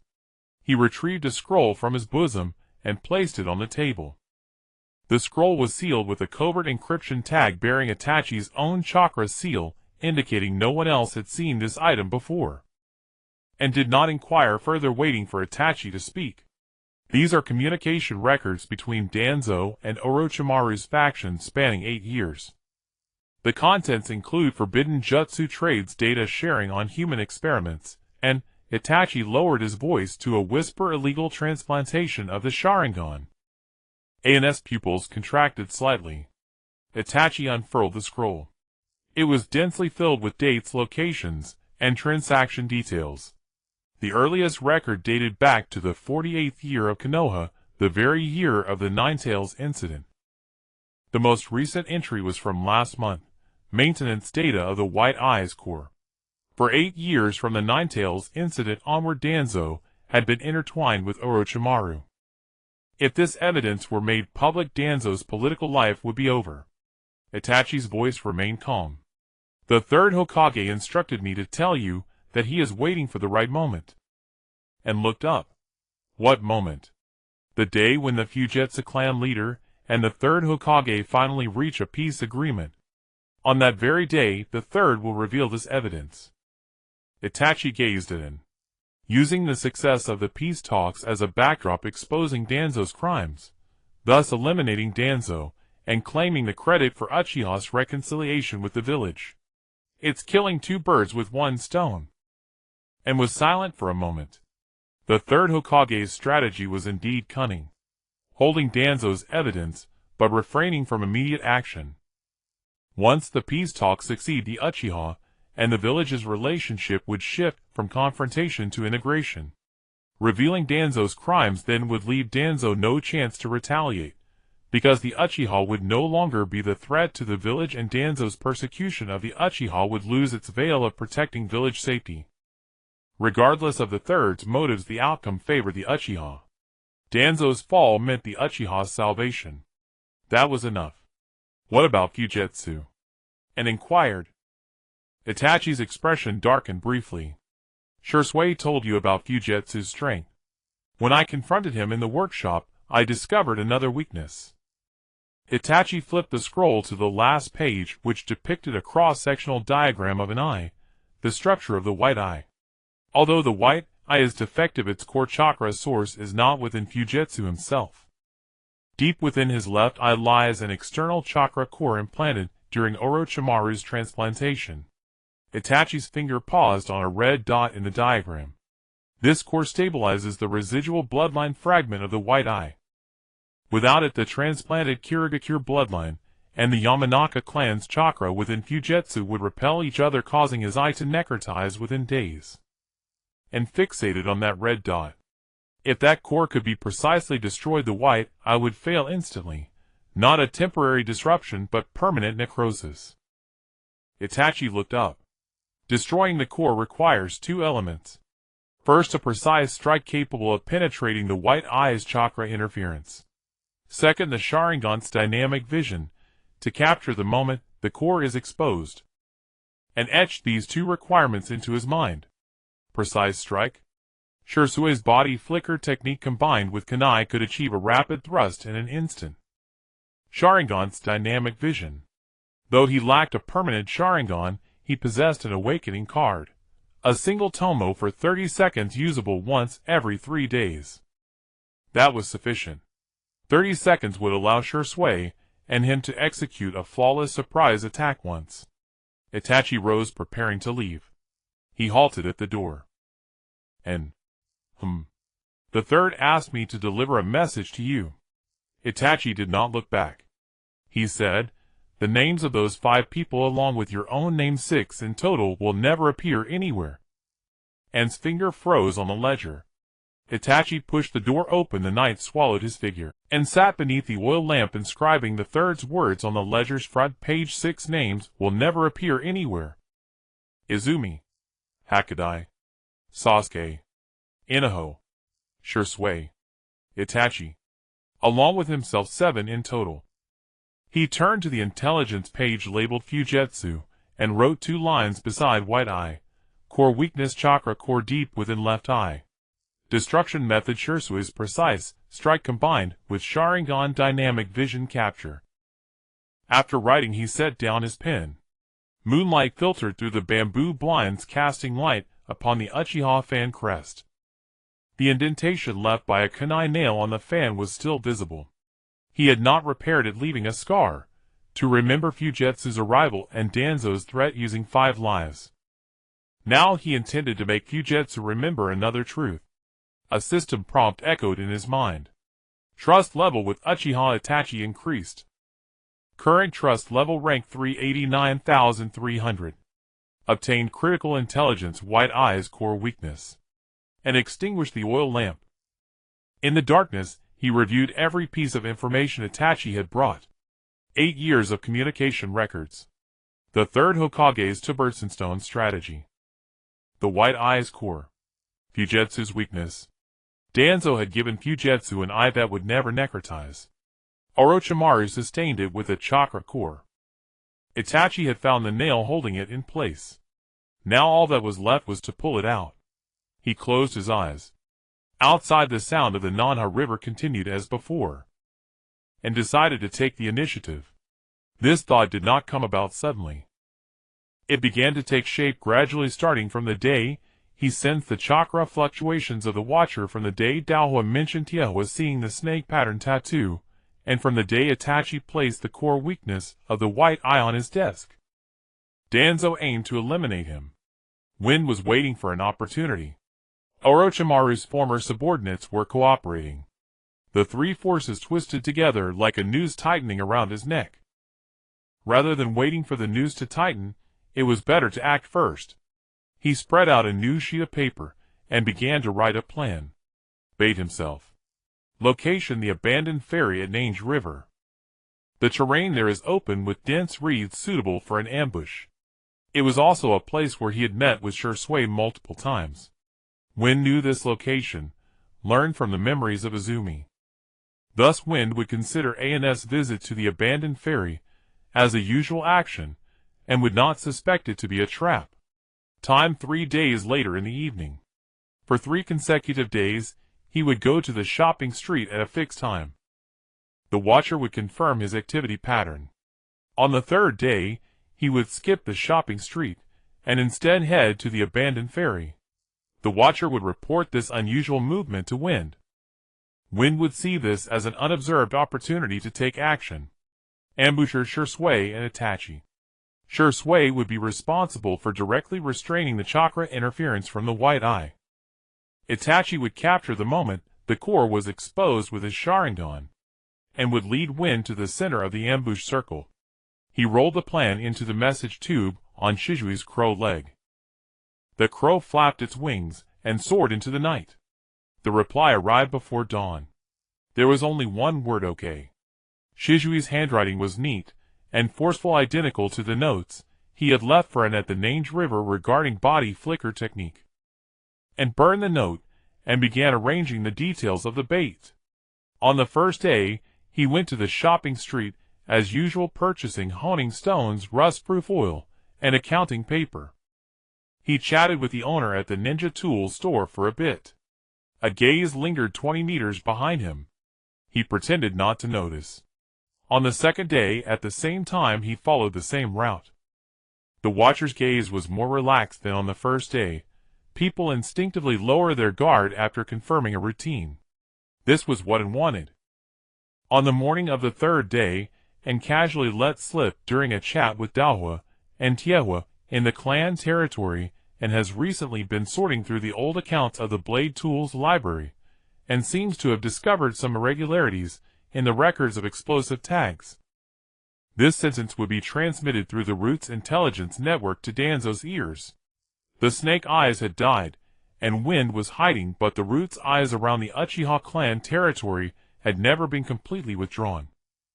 Danzo would believe this information, because he knew that it had uncovered the snake eyes relying on the ledger of the Blade Tools library, and digging up another batch of evidence would be entirely logical.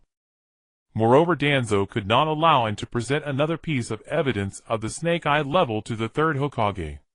Therefore Wind would definitely appear in the evening and shouldered a bag and stepped out. He did not head toward the shopping street. Instead, he walked in the direction of Nange River. The gaze behind him paused for a moment, and then followed. Closer than the previous 2 days, the watcher was confirming what he was about to do, and stepped into the reed thicket by the river. The abandoned ferry was ahead, the stone steps covered in moss, and in the blind corner of the river's bend sure sway, and Itachi were already in position. He ascended the stone steps, and sat down on the highest tier. It was the exact same position and posture he had every time he waited for Shursui. The sunset painted the surface of the Nange River a golden red hue. A faint rustling sound came from the reeds behind him. It was neither Shursui nor Itachi. Wind emerged from the depths of the reeds. Gray hair, a black eye patch covering the left eye. His right eye coldly stared at him, just like the last time in the Blade Tools library, like the man who squatted down to ask for directions in Izumi's dream. Lord Danzo's patience with you has run out. Wind's voice was flat, as if reciting a prepared termination order. Last time you refused the offer. Kill the snake eyes. Submit the intelligence to the third Hokage. Lord Danzo says your talents are no longer worth keeping. And looked at him. How many of Izumi's memories have you read? Wind did not answer. His right hand drew a kunai from his sleeve. The eye patch over his left eye began to emit a faint white light, and did not retreat. His hand reached into his ninja tool pouch and grasped an explosive tag. Then he spoke a sentence. In those memories you read, did this segment exist? He took a step back. This step was a signal. Shizui's kunai pierced through the air from Wind's side, aimed directly at the left eye. Itachi's figure flashed out from another side of the reed thicket, his three-tomoe Sharingan glowing red in the twilight. Wind's white eye suddenly shone brightly. The shadows of the 3 individuals overlapped within the reeds. The kunai of Shisui was mere millimeters away from the left eye of Feng. The interference from Feng's chakra suddenly erupted. It was not a mental intrusion, like that of a snake's gaze, but a pure wave of energy radiating outward from Feng. The trajectory of Zishui's kunai was forcibly deflected, grazing Feng's ear, and embedding itself into the willow tree behind him. Feng removed his eye patch. His white left eye fully opened. Deep within the pupil there was a tiny dark red dot resembling a solidified drop of blood in the twilight. It was the chakra core embedded by Orochimaru. Shisui did not pause. Missing his attack, he instantly shifted position. His figure flickered among the reeds, every landing just at the edge of Feng's interference range. Itachi pressed from the front, his three-tomoe Sharingan locking onto the white pupil. The two had clashed before. In the Land of Rain's workshop, Itachi and Feng had fought a battle. That time Itachi was injured and Feng retreated unscathed. But this time was different. This time Itachi was not trying to force Feng back, he aimed to draw out the limits of the white pupil. The dynamic vision of the Sharingan captured every movement of Feng with full intensity. Shoulders, elbows, wrists, knees. Feng's body resembled a finely tuned machine with the chakra interference from the white pupil serving as the core engine of this machine. However, Itachi noticed something. Feng's hand seal speed was slower than during their encounter in the Land of Rain. The white pupil had been grazed on the cheekbone by Zishui's kunai during the ambush at the abandoned ferry. The core was shaken. Although Feng stabilized it with Orochimaru's maintenance data, the core's response speed had not fully recovered. The interval between the two interferences had stretched from Itachi's last estimate to nearly half a second. That was enough. Feng seemed to have also noticed his own delay. His strategy shifted from a balanced offense and defense to full suppression. The speed of his hand seals suddenly accelerated. Water release, water chaos wave. High-pressure water gushed from his mouth, not targeting Zhishui, not targeting Itachi. It was aimed at him, and was on the periphery of the battlefield. Inside LV2 activated, tracking the flow of chakra from the white pupil. The moment he saw the water flow rushing towards him, the body replacement technique modification was instantly activated. His main body shifted 2 meters to the side, leaving a shadow that was shattered by the water flow. A flicker of surprise crossed Feng's right eye. He did not expect him to evade.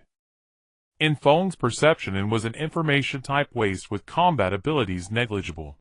But what Feng did not know was that for the past 3 months and had been practicing the body replacement technique by the banks of the Nanha River every day. From beginner to proficient, from proficient to mastered. His body replacement technique modification speed had increased by 30%, and the shadow's duration had extended by 50%. What Feng did not know was his own flaw. While shifting and shouted a single word, Zhishui, gap. Zhishui understood in an instant. His figure flickered continuously among the reeds, each landing at the edge of Feng's interference range. Feng's white pupil was forced to track Zishui's position, chakra interference being released wave after wave, and silently counted in his heart. Interference. Gap. Interference. Gap. The duration of the gap was lengthening. It was not Feng intentionally prolonging it, rather the core's response speed could not keep up with Zishui's rhythm. Now is the time. Zhishui shifted instantly. Feng's first interference missed. Zhishui appeared to Feng's left side, as Feng's second interference pursued Zhishui. In the gap between the interferences, Itachi's Sharingan captured the pulsation of the dark red core deep within the white pupil. At the moment the second interference was released, the core would briefly expose itself at the surface of the eye socket. The duration was extremely short, but for the Sharingan, it was enough. Zishui's kunai lunged toward Feng's left eye. Not from the front, but at an angle from the core's exposed position.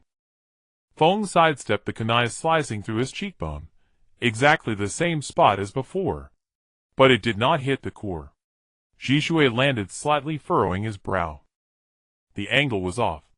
It was not that Zhishui had misthrown, but that Feng had turned his neck at the last moment.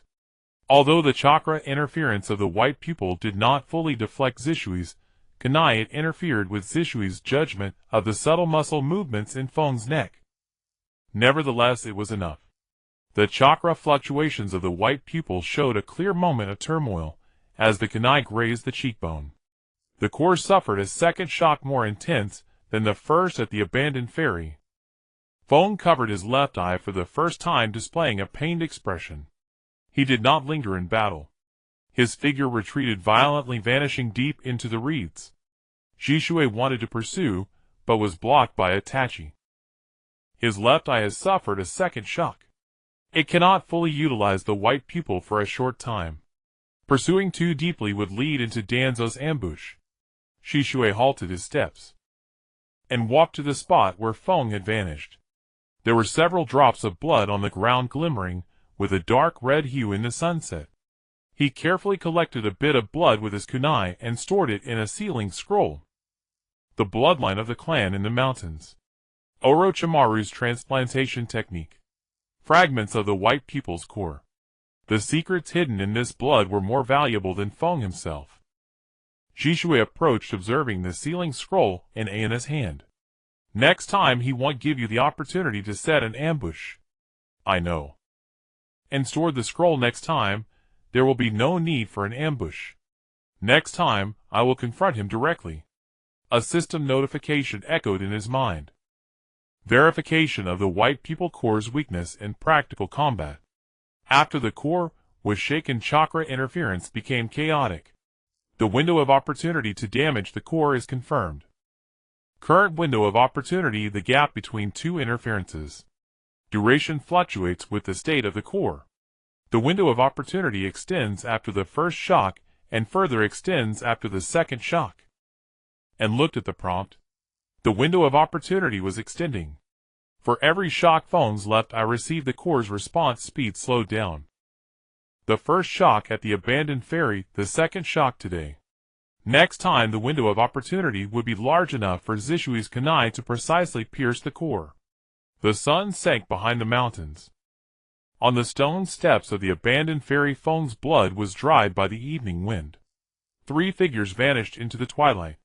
The sound of the Nanha River drowned out the distant chirping of insects. 2 days later, the Stillwater Crow landed on the windowsill at dawn, and had not slept. He was waiting for this report. The bloodstains in the sealing scroll were analyzed by Jishui. Having studied blood analysis techniques in the dark department, he did not trust anyone else with the samples taken from Orochimaru's experimental subjects. The scroll was longer than ever before. Zishui's handwriting was densely packed. The results of the blood analysis had come out. And read through the words one by one. In the chakra core of the wind, traces of more than one bloodline limit were detected. The original sample of the Byakugan came from the bloodline ninjas of the Mist Village, which Jishui had already verified. However, when Orochimaru performed the transplant, he did not just sew the remnants of the Mist's bloodline into the wind's eyes. He had done a fusion. The adhesive for the fusion was the mental-type chakra of the Yamanaka clan. The wind himself was a branch member of the Yamanaka clan, and his body did not reject the chakra of the Yamanaka clan. Orochimaru took advantage of this to adhere the remnants of the Mist's bloodline to the wind's original chakra network. Thus the wind's Byakugan possessed two abilities simultaneously: the chakra vision of the Mist's bloodline and the mental perception of the Yamanaka clan. The combination of the two resulted in the chakra interference that An and Jishui faced. It was not the ability of a single bloodline, but a product of the forced fusion of two bloodlines. An's fingers paused on the scroll. Forced fusion. It implied instability. Itachi was right, the Byakugan was a defective product. Orochimaru held it together, with the chakra core like nailing two incompatible pieces of metal together with a single nail. Once the nail was pulled out, the entire bridge would collapse. At the end of the scroll, Jishui wrote, "The wind is not an isolated case. Orochimaru's artificial bloodline project considers the wind to be among the first batch of products. There may be more than just the wind in Danzo's hands. Orochimaru has been betraying the village for many years. No one knows how much experimental data he has accumulated. From the chakra residue in the bloodstains, the core of the wind's Byakugan had come into contact with at least 3 bloodline remnants. One of them I cannot identify. 3 types. The wind's Byakugan, the bone Shikatsumiaku, and another bloodline that Jishui could not identify. Orochimaru's experimental scale was much larger than they had previously estimated, and conveyed this intelligence to the third Hokage through Itachi. The third's reply arrived that very evening. It was not through the dark department channels, it was personally written by the third on the scroll. Understood. I am currently reviewing the personnel files of Root. This matter will not be made public for now. And looked at the phrase "not to be made public." He understood the third's meaning. If the matter of artificial bloodlines were to be made public, it would cause panic within Konoha. What would the Hyuga clan think? Their pride, the Byakugan, could be forcibly fused by Orochimaru using remnants, and the chakra of the Yamanaka clan to create something like the wind's Byakugan. What would other bloodline clans think? The Yamanaka Nara and Akimichi Would any of the other two clans be targeted, while Danzo used a branch member of the Yamanaka clan for experiments? Before grasping all the evidence, the third could only conduct a secret investigation. Button could not wait. He read a subtext from the third's attitude. The issue with Danzo, the third would not resolve everything for him. The third would restrict Danzo's authority, expose Danzo's crimes, and politically suppress him completely. But the wind, the bone, and those experimental subjects of Orochimaru, these blades the third would not shield him from. Some battles had to be fought by him alone. And opened the intelligence table, and added a new note next to the name Danzo. Orochimaru's partner. Artificial Bloodline Project. The wind is the first batch of products, quantity unknown. At least 3 types of bloodline remnants have been detected in the bloodstains. After writing, he put down the pen. In the evening, he went to pick up Izumi from school as usual. Izumi had not attended the ninja school for several days. After the wind appeared in her dreams, her mother decided to let her rest at home for a few days. Today it was Izumi who asked to go to school. "I'm more afraid staying at home," Izumi said. "At school, if my classmates talk, I won't have time to be scared." And did not persuade her. He had Inari and Tetsu guard each direction while he walked beside Izumi. Izumi's mother walked ahead. As they passed the cherry blossom tree, Izumi paused for a moment. "An-senpai. That person's left eye is white." Izumi looked at the cherry blossom tree, her voice very soft. "I've dreamed of it many times. He squatted here, and asked me how to get to the Uchiha clan. I pointed him the way. He smiled, and then that white eye lit up. Then I woke up, and squatted down looking at Izumi at eye level. That white eye will not shine again." Izumi looked at him. "I promise." Izumi fell silent for a moment, then took out a fruit candy from her pocket, and stuffed it into An's hand. "Then it's a deal." And unwrapped the candy, and put it in his mouth. It was sweet. He walked Izumi to her doorstep. Izumi's mother gave a slight bow in his direction, and nodded and turned to walk back. By the time he returned to the weapons store, it was already dark. The bamboo curtains swayed in the night breeze. He walked to the window, his fingers brushing over the window frame. Zishui's signal. A shallow scratch. Tomorrow night. Old place. And ran his fingers over the scratch. Zishui's initiative to meet him indicated that there was new intelligence. Moreover, it was important information that could not be transmitted through crows. He returned to the table and organized all the findings from today into the intelligence table. The wind's Byakugan had fused with the mist's bloodline and the chakra of the Yamanaka clan. The scale of the artificial bloodline project far exceeded expectations. The third was investigating secretly. How many cards Danzo still held, no one knew. Then he blew out the oil lamp. In the darkness, he placed Izumi's words in the quietest corner of his heart. "Then it's a deal. A deal. That white eye would not shine again." The sound of the South River outside the window continued. At the abandoned ferry dock, Shursui sat on the topmost step, leaning against a decayed wooden post in the exact same position and posture as every past meeting. The bandages on his left arm had been removed, leaving a faint red scar that wound from his wrist to above his elbow, and sat down beside him. The sound of the Naka River gushed in the night, and summer cicadas chirped in waves from the reed beds. Shursui did not exchange pleasantries. Danzo has a document in his possession. It was something he prepared anew after Shimu died. It is not evidence of the Uchiha conspiring with Orochimaru's old faction. It is far deadlier than that. And remained silent, waiting for him to continue. Shursui took a scroll from his chest, holding it without unrolling it. He looked at it, and in the moonlight his dark eyes held a gravity and had never seen before. The Ninetales Incident. 4 words. An's blood froze in an instant. The Ninetales Incident, Konoha, year 48. The nine-tailed demon fox attacked Konoha, and the 4th Hokage Minato Namikaze sealed it with his life. That night Konoha lost its Hokage, countless shinobi, and civilians. and the village's high-ranking officials suspected the Uchiha were the masterminds, because the Sharingan can control tailed beasts. This was the root of the Uchiha's isolation, surveillance, and hostility. It was the most primitive legitimacy of the clan extermination plan. The beginning of all tragedy. Danzo reinvestigated the Ninetales incident. Shusui's voice was so low it seemed afraid the river might hear. He forged a piece of evidence. Testimonies of Uchiha clan members appearing at the Ninetales attack site, altered ANBU patrol records, and even a chakra residue sample from an Uchiha member. The chain of evidence was meticulously crafted enough to prove, before the Council of Elders, that the Uchiha were the culprits of the Ninetales incident. An's fingers slowly clenched on his knees. Does the third Hokage know this is forged? He knows.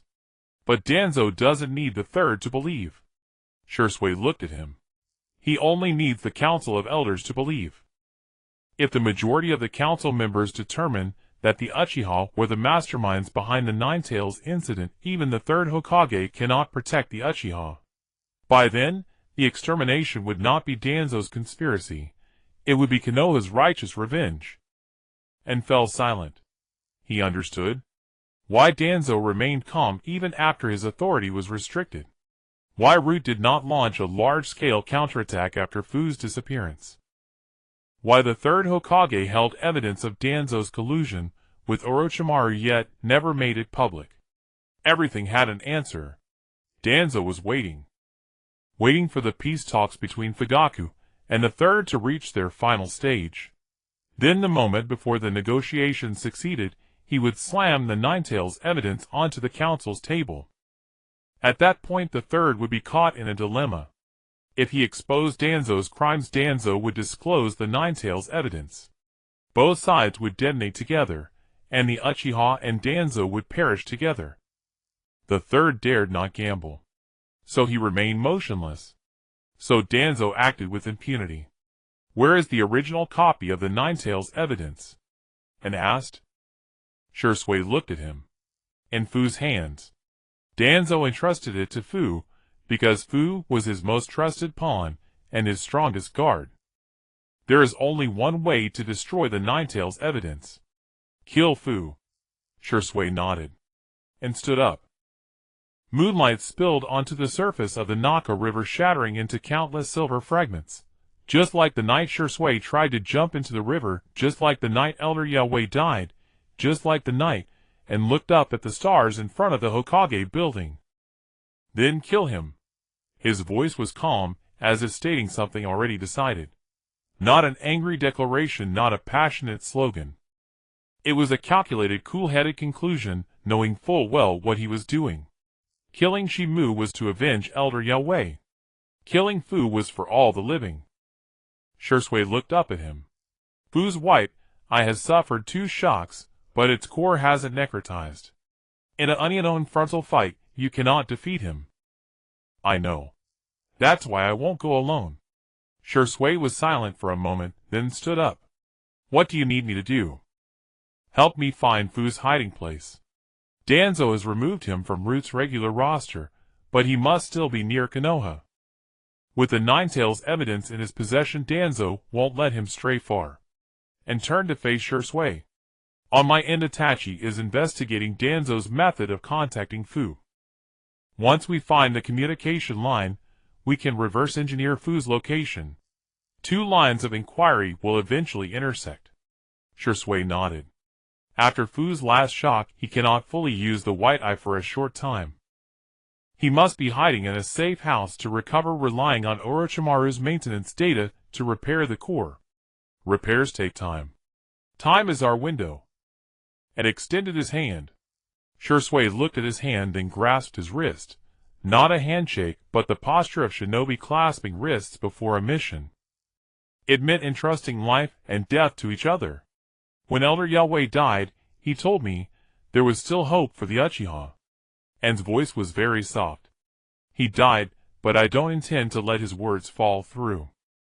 Whether it's Fu, Danzo, or Orochimaru, if one comes I'll kill one.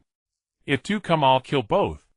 Shursui released his wrist, a faint smile curling at the corner of his mouth. 2 months ago, you couldn't even throw a kunai straight. Now you say you'll kill them one by one. People change. Shursui vanished with a body flicker and stood alone at the abandoned ferry dock. The Naka River gushed in the night, and the reeds rustled in the wind. He looked down at his own hands. These hands had managed the weapon depot for 3 years, sharpened countless kunai and polished countless shuriken. They had killed Shimu and participated in the ambush of Fu. Next he would have to kill Fu Hiden. He reached into his ninjutsu pouch and felt the folded paper bomb. It was identical to the one he used when killing Shimu. Folded into a small square, its explosive power compressed within a very tiny range. Then he turned and walked down the stone steps, stepping into the ice-cold river, moving downstream step by step. By the time he returned to the weapon depot, dawn was almost breaking, and pushed open the door. The bamboo blinds swayed gently in the morning breeze.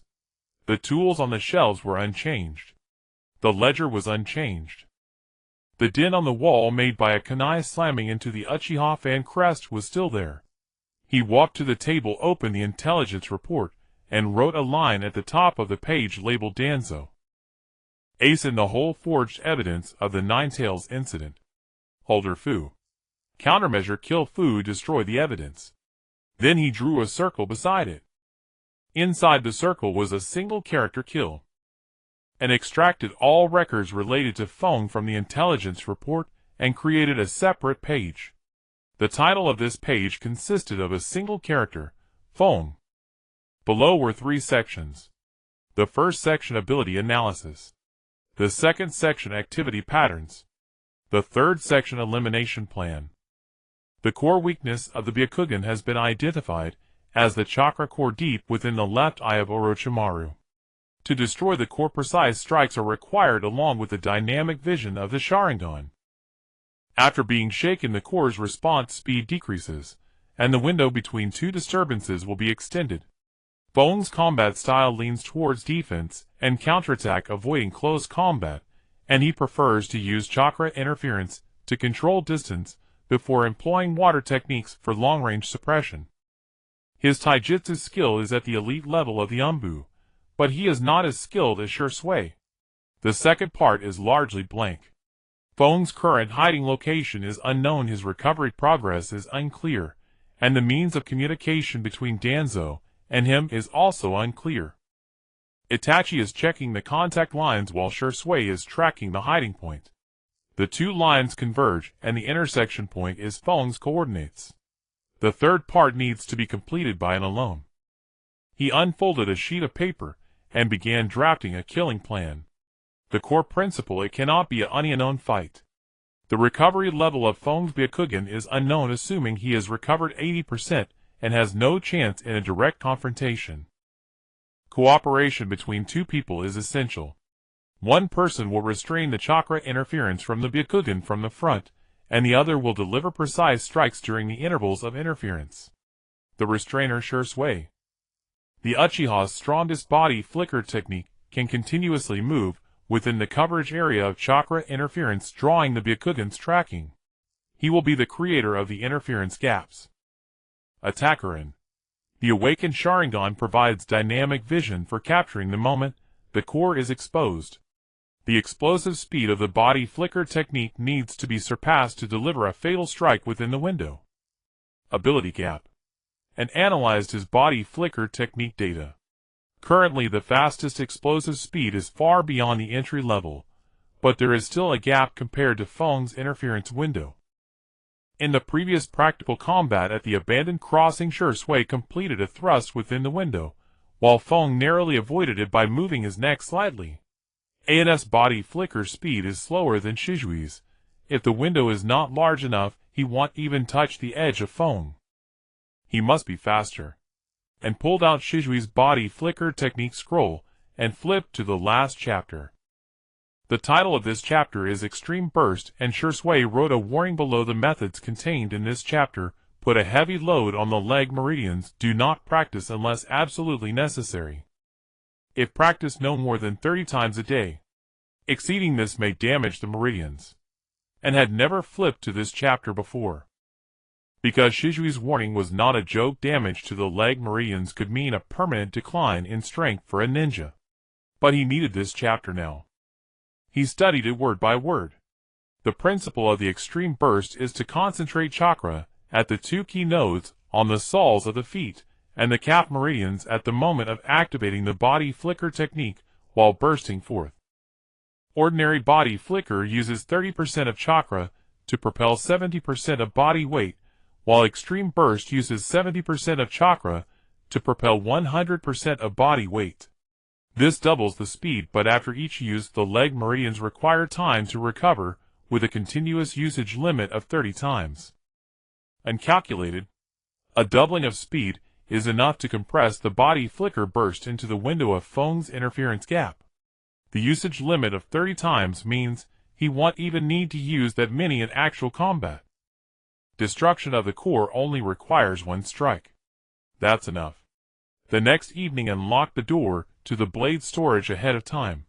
He walked to the clearing by the Mangekyō River where Shisui was already waiting. Shisui glanced at him, not asking why he needed to practice the extreme burst, simply saying, "I'll time you from the side," and began to practice. For the first time chakra exploded simultaneously at the foot and calf nodes. The speed indeed increased, but as he landed a sharp pain shot through his knee, as if countless needles were stabbing him at once. He knelt on one knee, his forehead covered in cold sweat. Shizui's voice came from behind the tree. "It's like that the first time. The meridians are not used to it. Get up, try again." And stood up. The second time the pain did not lessen, but he was mentally prepared. Third time. Fourth time. 10th time. By the 10th time he felt as if the muscles in his calves were being torn apart, and with each landing the meridians spasmed. "That's enough," Shisui said. "There are still 20 times left. Your legs will be swollen tomorrow, and you won't be able to walk. Well, deal with tomorrow when it comes." Shisui did not continue to persuade. After completing 30 repetitions and collapsed onto a stone by the river, his legs feeling as heavy as lead, lacking even the strength to lift them. Shisui approached, handing him a water bottle, and squatting down to check his calf meridians. "Mild strain. A night's rest will restore most of it. Continue tomorrow." "Yes." The next day, and woke up to the pain in his legs. His calf muscles were as hard as stone, and every step felt like treading on blades. He gritted his teeth and stood up, wrapping his calves tightly with medical bandages before heading to the blade storage to check the inventory. In the evening he stood by the Mangekyō River again. Shisui leaned against a tree holding a timer, and began to practice. The pain felt the same as yesterday, but the meridian tolerance seemed to have increased slightly.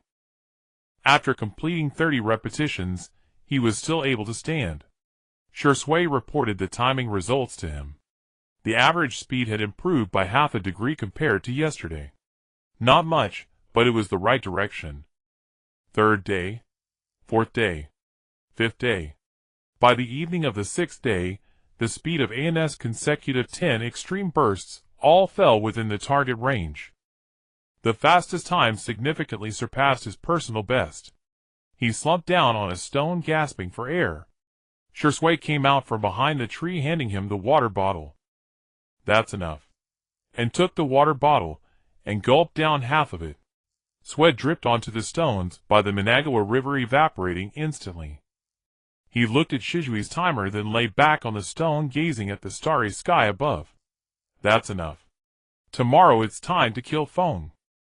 The system interface lit up at the edge of his vision. The proficiency of the body flicker technique has broken through to mastery.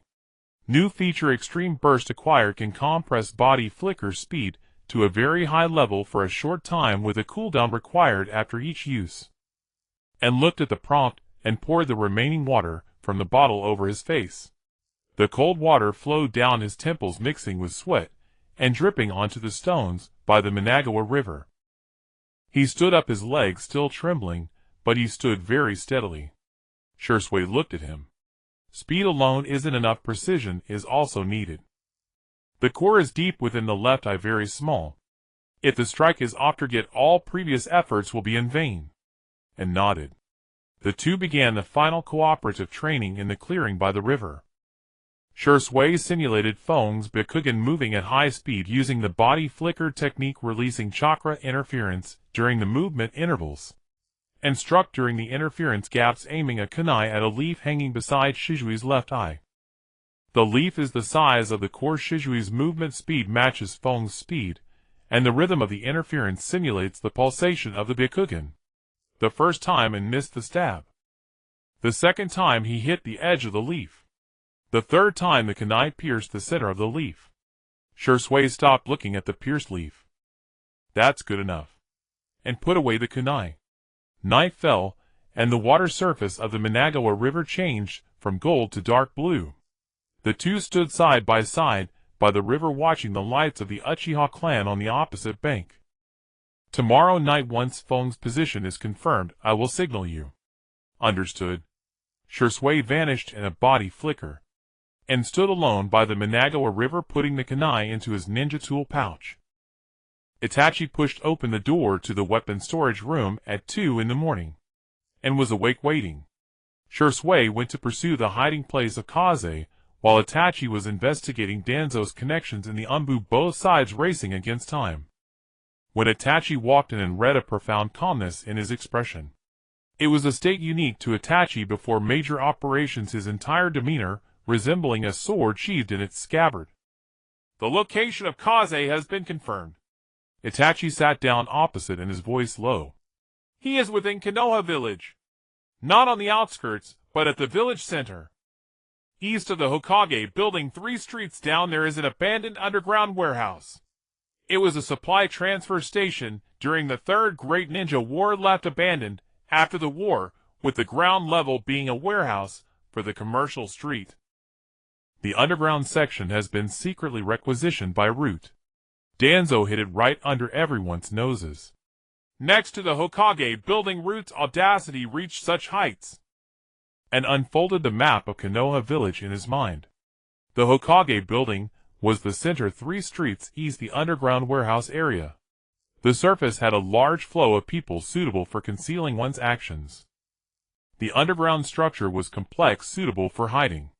But in 3 days Kaze will move, Itachi continued. Danzo ordered him to transfer the evidence of the Ninetales to an outpost outside the village. The specific location is unknown. Once the evidence leaves Konoha, it will be difficult to trace it back. Time window. Kaze's transfer is scheduled for the early morning, 3 days from now. From the underground safe house to outside the village, there is a stretch of road that must cross the old bridge downstream of the Naka River. It is the only suitable place to make a move. After crossing the old bridge, Kaze will enter the area covered by Root, and Shui would not dare to venture deep. And spread out the map in his mind. The old bridge, downstream of the Naka River, abandoned for many years, surrounded by dense forests. The river beneath the bridge flowed rapidly, with reeds taller than a person on both banks. It was indeed an excellent ambush point. But Kaze surely knows this as well. Itachi saw through his concerns. Kaze knows the old bridge is an ambush point. But he has no choice. From the village center to the outskirts, the old bridge is the shortest route with the least exposure time. Danzo's order was to transfer the evidence at the fastest speed, so he could only take the old bridge. Itachi looked at him. This is an ambush that both sides know will happen. Kaze knows you will go, and you know Kaze will come. The ambush is no longer an ambush, it is a direct confrontation. And fell silent. A direct confrontation. Kaze's Byakugan. Shizui's body flicker technique. His ultimate burst of strength. The 3 of them on the old bridge under the moonlight above the river. He knew Kaze's trump cards. Byakugan water release chakra interference. Kaze knew his trump cards. Sharingan awakening card body flicker technique, and Shui would be by his side. But Kaze did not know one thing. Kaze did not know that Shizui's ultimate burst training had been completed. When Kaze last fought, an ANS body flicker speed was still lacking.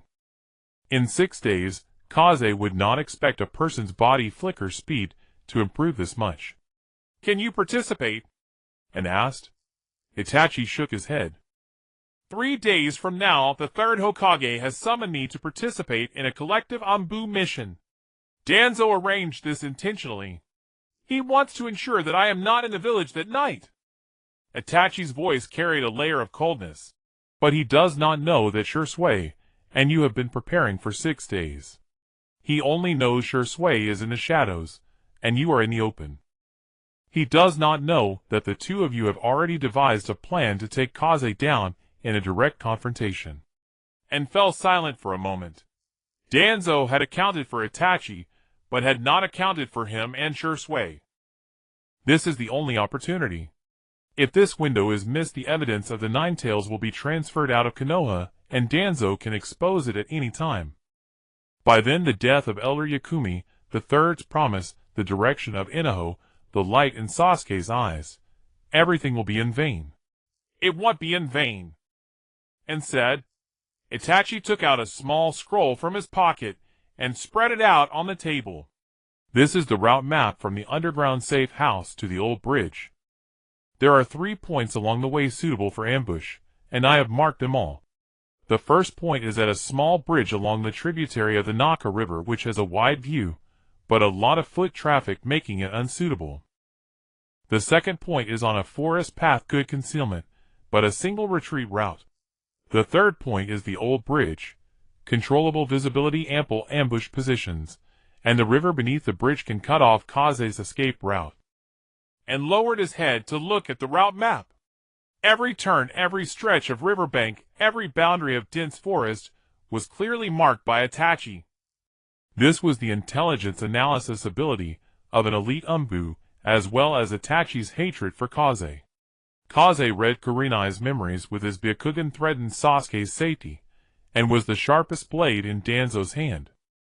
Itachi could not kill him himself, but Itachi had sharpened every blade for him. He will most likely bring 2 root members with him. But the core combat power is only himself. The accompanying personnel are regular root members. Shui can handle them. Itachi rolled up the scroll and looked at it. And Shizui's injuries have not fully healed. Although Kaze's Byakugan was shaken 3 days is enough for him to recover most of his strength. Both of you must come back alive. And nodded. Itachi stood up, walked to the door, and paused for a moment without turning back. Sasuke asked me today why everyone has been so busy lately.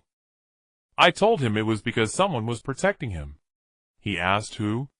I said, many people. There is you, Shisui, Inoho, and Hakudai. There is you. He pushed open the door, and the knight swallowed his figure, and sat under the oil lamp, making 2 copies of Itachi's route map. One for himself, and one to send to Shisui via Crow. Then he opened the hidden compartment, and took out the kunai that had been sharpened countless times. The blade glimmered coldly under the light, thin enough to be almost transparent. 3 days from now, early morning. The old bridge. He tucked the kunai into the ninja tool pouch at his lower back. Outside the window, the sound of the Naka River was more urgent than usual. Early morning of the 3rd day, at the beginning of the hour of the ox. The old bridge of Nanha River. The moon was hidden behind clouds, the river below rushing in the darkness. The stone railings of the old bridge were mostly weathered, and weeds grew from the cracks in the bridge deck, rustling in the night wind. The reeds on both banks were taller than a man, swaying in the wind like countless silent hands. And arrived at the 3rd ku of the hour of the ret. He concealed himself in the shadow of the stone pier beneath the bridge, his lower body submerged in the icy river water, his upper body pressed against the moss on the pier. A kunai was gripped in his right hand, and in his ninja tool pouch were explosive tags and a Sharingan awakening card. Shisui lay in ambush in the dense forest at the bridgehead, a position marked by you as the best ambush point, with a full view of the bridge deck and 2 escape routes. The river water rose over An's calves, bitterly cold. He remained motionless, even his breathing suppressed to a minimum. Inside LV2 was fully activated, sensing the fluctuations of chakra from the direction of the bridge deck. 3 minutes past the beginning of the hour of the ox, the target appeared. Fong walked at the forefront. gray hair, a black eye patch covering his left eye, his right eye coldly scanning the surroundings in the night. Behind him followed 2 root members with standard ANBU gait. One of them carried a sealing scroll. The scroll was about a foot long with a dark blue cover, and the seal bore Danzo's chakra imprint. Proof of the Nine Tails. Feng stopped at the bridgehead. He scanned the surroundings, and the eye patch over his left eye began to emit a faint white glow. The white eye was activating. He was searching for any chakra fluctuations that might be hidden on or under the bridge. Come out! Feng's voice cut through the sound of water, as flat as if stating a trivial matter. Under the bridge behind the stone pier. And stepped out from the shadows. River water dripped from his body, leaving a wet trail on the bridge deck. He stood in the center of the bridge about 10 paces away from Feng. Feng's white eye fell upon him. That white left eye glowed eerily in the night, with a dark red core deep within the pupil slowly pulsing. Only you. Where is Shui? Do you think he would miss today? Feng was silent for a moment, then the corners of his mouth slowly lifted. That was the first time An had seen Feng smile, like a crack splitting open on an icy surface beneath which lay an unfathomably cold abyss. Lord Danzo was right. You are indeed clever. Choosing the old bridge for an ambush, calculating the transfer time window. It's no wonder that Shimu died by your hand. Feng took a step forward, a kunai sliding out from his sleeve in his right hand. But I've also calculated your trump card. His white eye suddenly blazed with intense light. It was not chakra interference, it was memory reading. And felt an external force invade his brain. Unlike the stabbing pain from Shimu's attack, Feng's invasion was icy cold, like countless fine needles piercing every crevice of consciousness simultaneously. He heard his own memories being turned page by page. The lights of the weapon storage Shijui's back at the abandoned ferry used knock at the door. In the dead of night, the fruit candy Quan had pressed into his palm, the blood flowing from Elder Yao Wei's chest, the blood foam gushing from Shimu's throat. Your battle plan. Shui distracts me while you launch a surprise attack. Destruction of the white eye core requires a precise strike. Feng's voice echoed in An's mind like a judge's verdict. Your fastest burst speed was Shanshin. I saw it clearly last time at the abandoned ferry. Not enough. Far from it. And fell to his knees, his consciousness being torn. A red warning flashed deep within his mind from the system interface. High-intensity mental intrusion detected. White-eye memory reading ability activated. Sharingan awakening card forcibly activated. A surge of heat welled up from the depths of his eyes. It was not the heat of anger. It was the heat of bloodline forcibly awakened, just like when he killed Shimu. A single Tomoe Sharingan lit up in the night, its blood-red light reflecting on the stone railings of the old bridge. Feng's mental intrusion shattered like glass against steel before the Sharingan. The white eye's light trembled violently, and Feng covered his left eye, letting out a muffled groan. Now! Shijui's kunai shot through the air from the dense forest at the bridgehead. Too fast, so fast that even Feng's white eye could not predict it. The kunai flew toward the back of Feng's neck.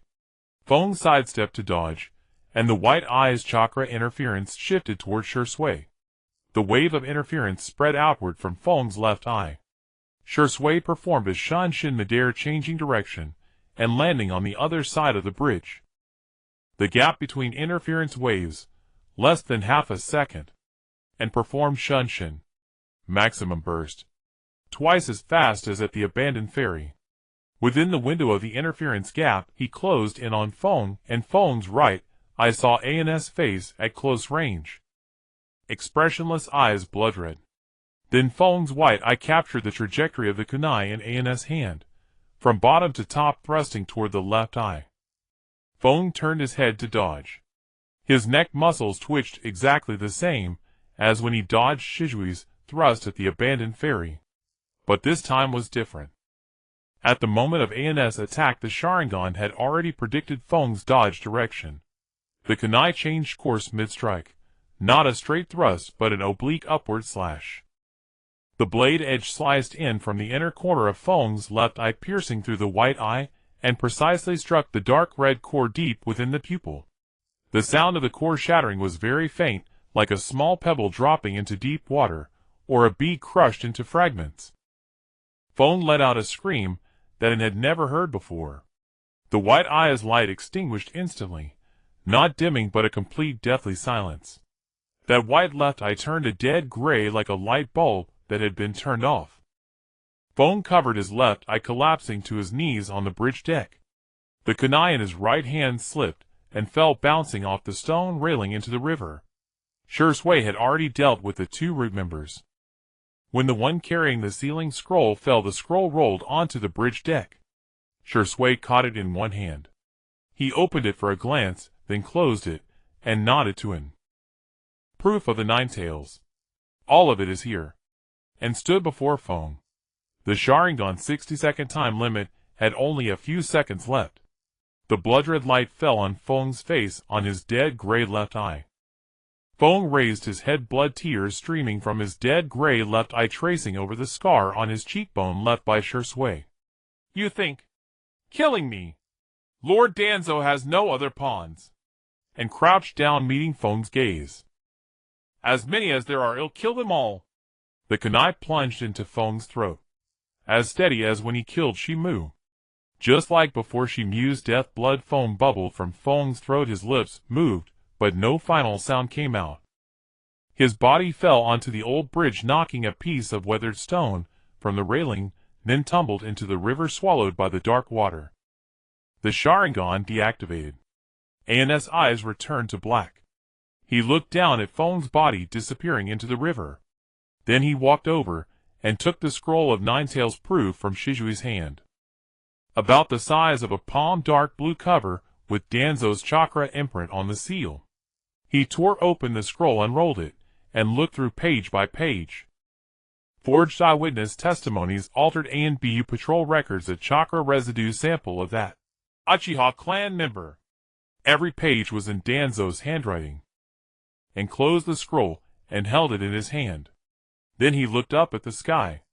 The moon emerged from behind a cloud, shining on the old bridge, on the pool of blood on the deck, on the ceaselessly flowing water of the Nanha River below. The system interface flickered wildly at the edge of his vision. Key target, Feng eliminated.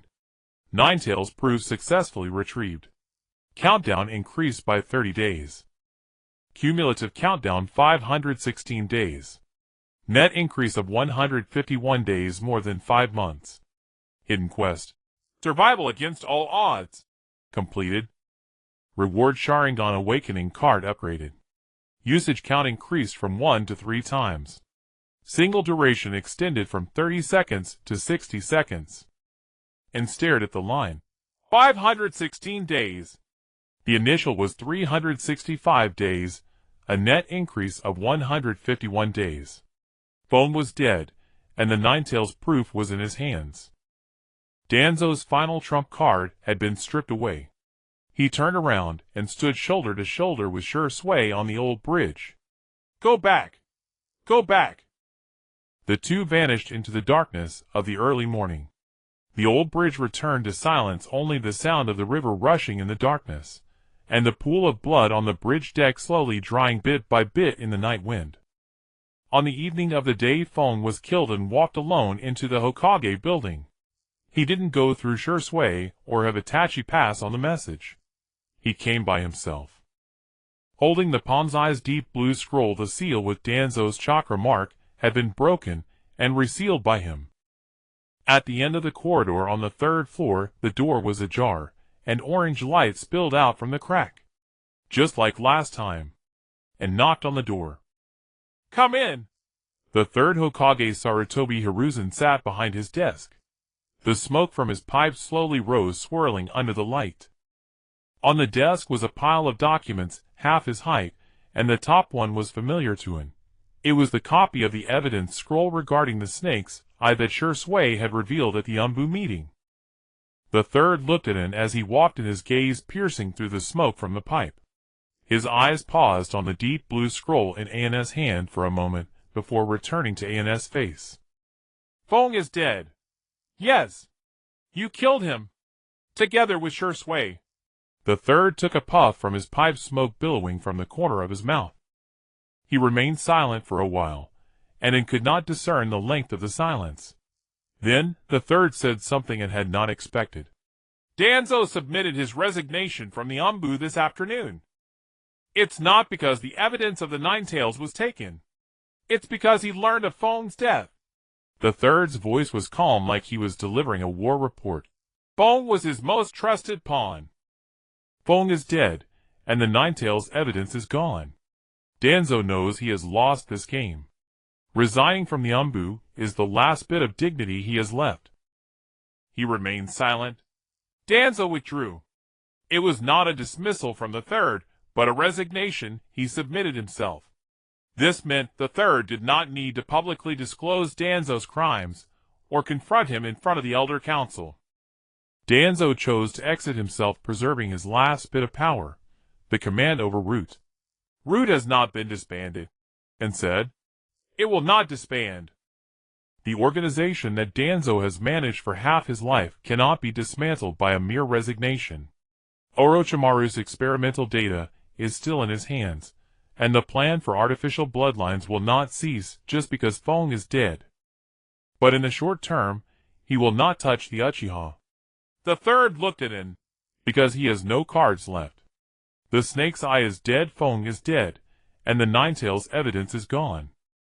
The offensive strategy against the Uchiha that took him 8 years to construct has been dismantled by you in less than half a year. And remained silent. The third stood up and walked to the window. Outside, the myriad lights of Konoha spread out in the night. The Uchiha clan's territory lay on the village's edge. The lights were sparser than elsewhere, but still shining. Bagaku, the clan leader, came by this morning. The framework agreement for the reconciliation between the Uchiha and the village was officially reached today. The command of the police force, the timeline for the return of clan lands, the Uchiha representatives entering the village elder council for observation, all has been signed. This matter should have been completed much earlier. The delay over the years was due to Danzo's constant obstruction. Now he will no longer obstruct. And lowered his head. His eyes felt a bit sore, but he held back. The third returned to the desk and picked up the deep blue scroll placed on it. The Nine Tails evidence. Danzo's final trump card. The third unfolded the scroll, examining it page by page. Forged eyewitness testimonies, altered ANBU patrol records, chakra residue samples. After finishing the last page, the third closed the scroll. Then he did something and did not expect. He set the scroll on fire. The flame ignited from the edge of the scroll, consuming the forged testimonies, altered records, and chakra fragments. The ashes fell into the ashtray, mingling with the ash the third had knocked off. As the last spark extinguished, the desk returned to darkness. This thing never existed. And looked at the ashes. The blood of Elder Yakumi Shizui's injury every time Itachi knocked on the door, in the dead of night, the white left eye and Izumi's dream, all resided in this pile of ashes. It did not disappear, it was personally burned by the third, signifying that the highest authority of Konoha officially declared that all of Danzo's efforts to frame the Uchiha were nullified in official records. The system interface flickered wildly at the edge of his vision. No disruption of the Nine Tails evidence completed. Danzo's withdrawal from the ANBU effectively ends his interference in Uchiha affairs. The framework agreement for reconciliation between the Uchiha and Konoha was officially reached. The probability of genocide has dropped to the historical lowest point. Countdown increased by 50 days. Total countdown 566 days. A net increase of 201 days, exceeding half a year. And looked at the line. 566 days. Initially it was 365 days, now increased by 201 days. In his mind he broke down that 201 days. 5 days were deducted for the day Yakumi died, and 5 days were added back after the Snake's Eye died. He had no clue how many days were deducted when Feng first threatened him in the weapon storage, but tonight all those days were added back plus an additional 50 days. Every extension was bought with lives. Yakumi's life, the Snake's Eye's life, Feng's life. plus Shizui's injuries, Itachi's sleepless nights, the figure of Inari leaning on a cane at the street corner, and the fruit candies Izumi stuffed into his hands every day. The third's voice came from behind him. And those 6 names, Izumi, Hakudai, Sasuke, Inari, Shisui, Itachi, plus your own, a total of 7, will never appear anywhere. And did not turn around. He feared that if he did, the third would see his eyes were red. He just stood there, back to the Hokage, facing the myriad lights outside. "Thank you," and walked out of the Hokage building. The night wind blew on his face, carrying the coolness of early autumn. The myriad lights of Konoha unfolded before him, and the Uchiha clan's territory was lit at the edge. The scene was identical to when he first stood here half a year ago. But what was different was that tonight among those lights were the 7 people he protected. He stepped into the night. As he passed the commercial street, the dumpling stall was still open. The owner looked up at him and asked if he wanted a skewer, and bought a skewer, asking for extra sweet sauce. He took a bite, it was sweet. Then he continued walking, passing through the reeds by the Nange River, the abandoned Ferris stone steps, and that cherry blossom tree. By the time he returned to the weapon storage, it was already late at night. The bamboo curtain swayed gently in the autumn wind. The weapons remained on the shelf, the account book was still there, and the indentation from the kunai nailed to the wall remained unchanged. He walked to the desk and opened the cover page of the account book. Several lines had already been written there. "Even a salted fish can turn over. You said the Uchiha can be saved." I remembered. "I will walk through 1,000 mountains and rivers. The 6 names will never appear anywhere." Today he added another line. "Fong is dead. Danzo has withdrawn. The reconciliation agreement has been signed. Countdown 566 days. Net increase of 201 days. He closed the account book and blew out the oil lamp. Moonlight streamed through the gaps in the bamboo curtain, falling on the Uchiha fan pattern, landing on that indentation made by the kunai. He did not repair that indentation, nor would he in the future. It remained there to remind him that Fong had been here, that Danzo had threatened him, and what color the blood of Elder Yakumi dried in his fingers. It also reminded him of those 7 names, which the third had promised would never appear anywhere. Outside, the sound of the Nange River flowed as ever. He closed his eyes and fell into the most peaceful sleep since his crossing. In late August, a heavy rain fell over Konoha. The water level of the Naka River rose half a meter, flooding the roots of the willow trees by the riverbank. After the rain stopped, the sky was so blue it looked as if it had been washed clean, and rolled up the bamboo curtains of the weapons depot, letting the wind pass through the hall. The rusty smell of kunai and shuriken on the shelves was diluted by the rain, mingling with the moisture from the Naka River, creating a surprisingly refreshing scent. The news of Danzo's resignation from the ANBU was not made public. The third Hokage handled the matter in a very low-key manner. A brief personnel notice was issued within the ANBU stating that Lord Danzo had resigned from his position as head of the ANBU training department due to health reasons, and that the third Hokage would take over the related work directly. No mention of Root, no mention of Orochimaru, no mention of the Ninetales evidence. It was like throwing a stone into the Naka River, a splash, and then it sank. But everyone in the Uchiha clan grounds felt the change. The first to notice was Yashiro.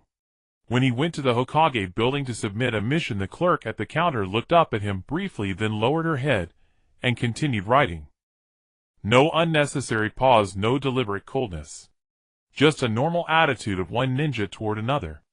When Yashiro came back and talked about it, his expression was as if he was recounting something unreal.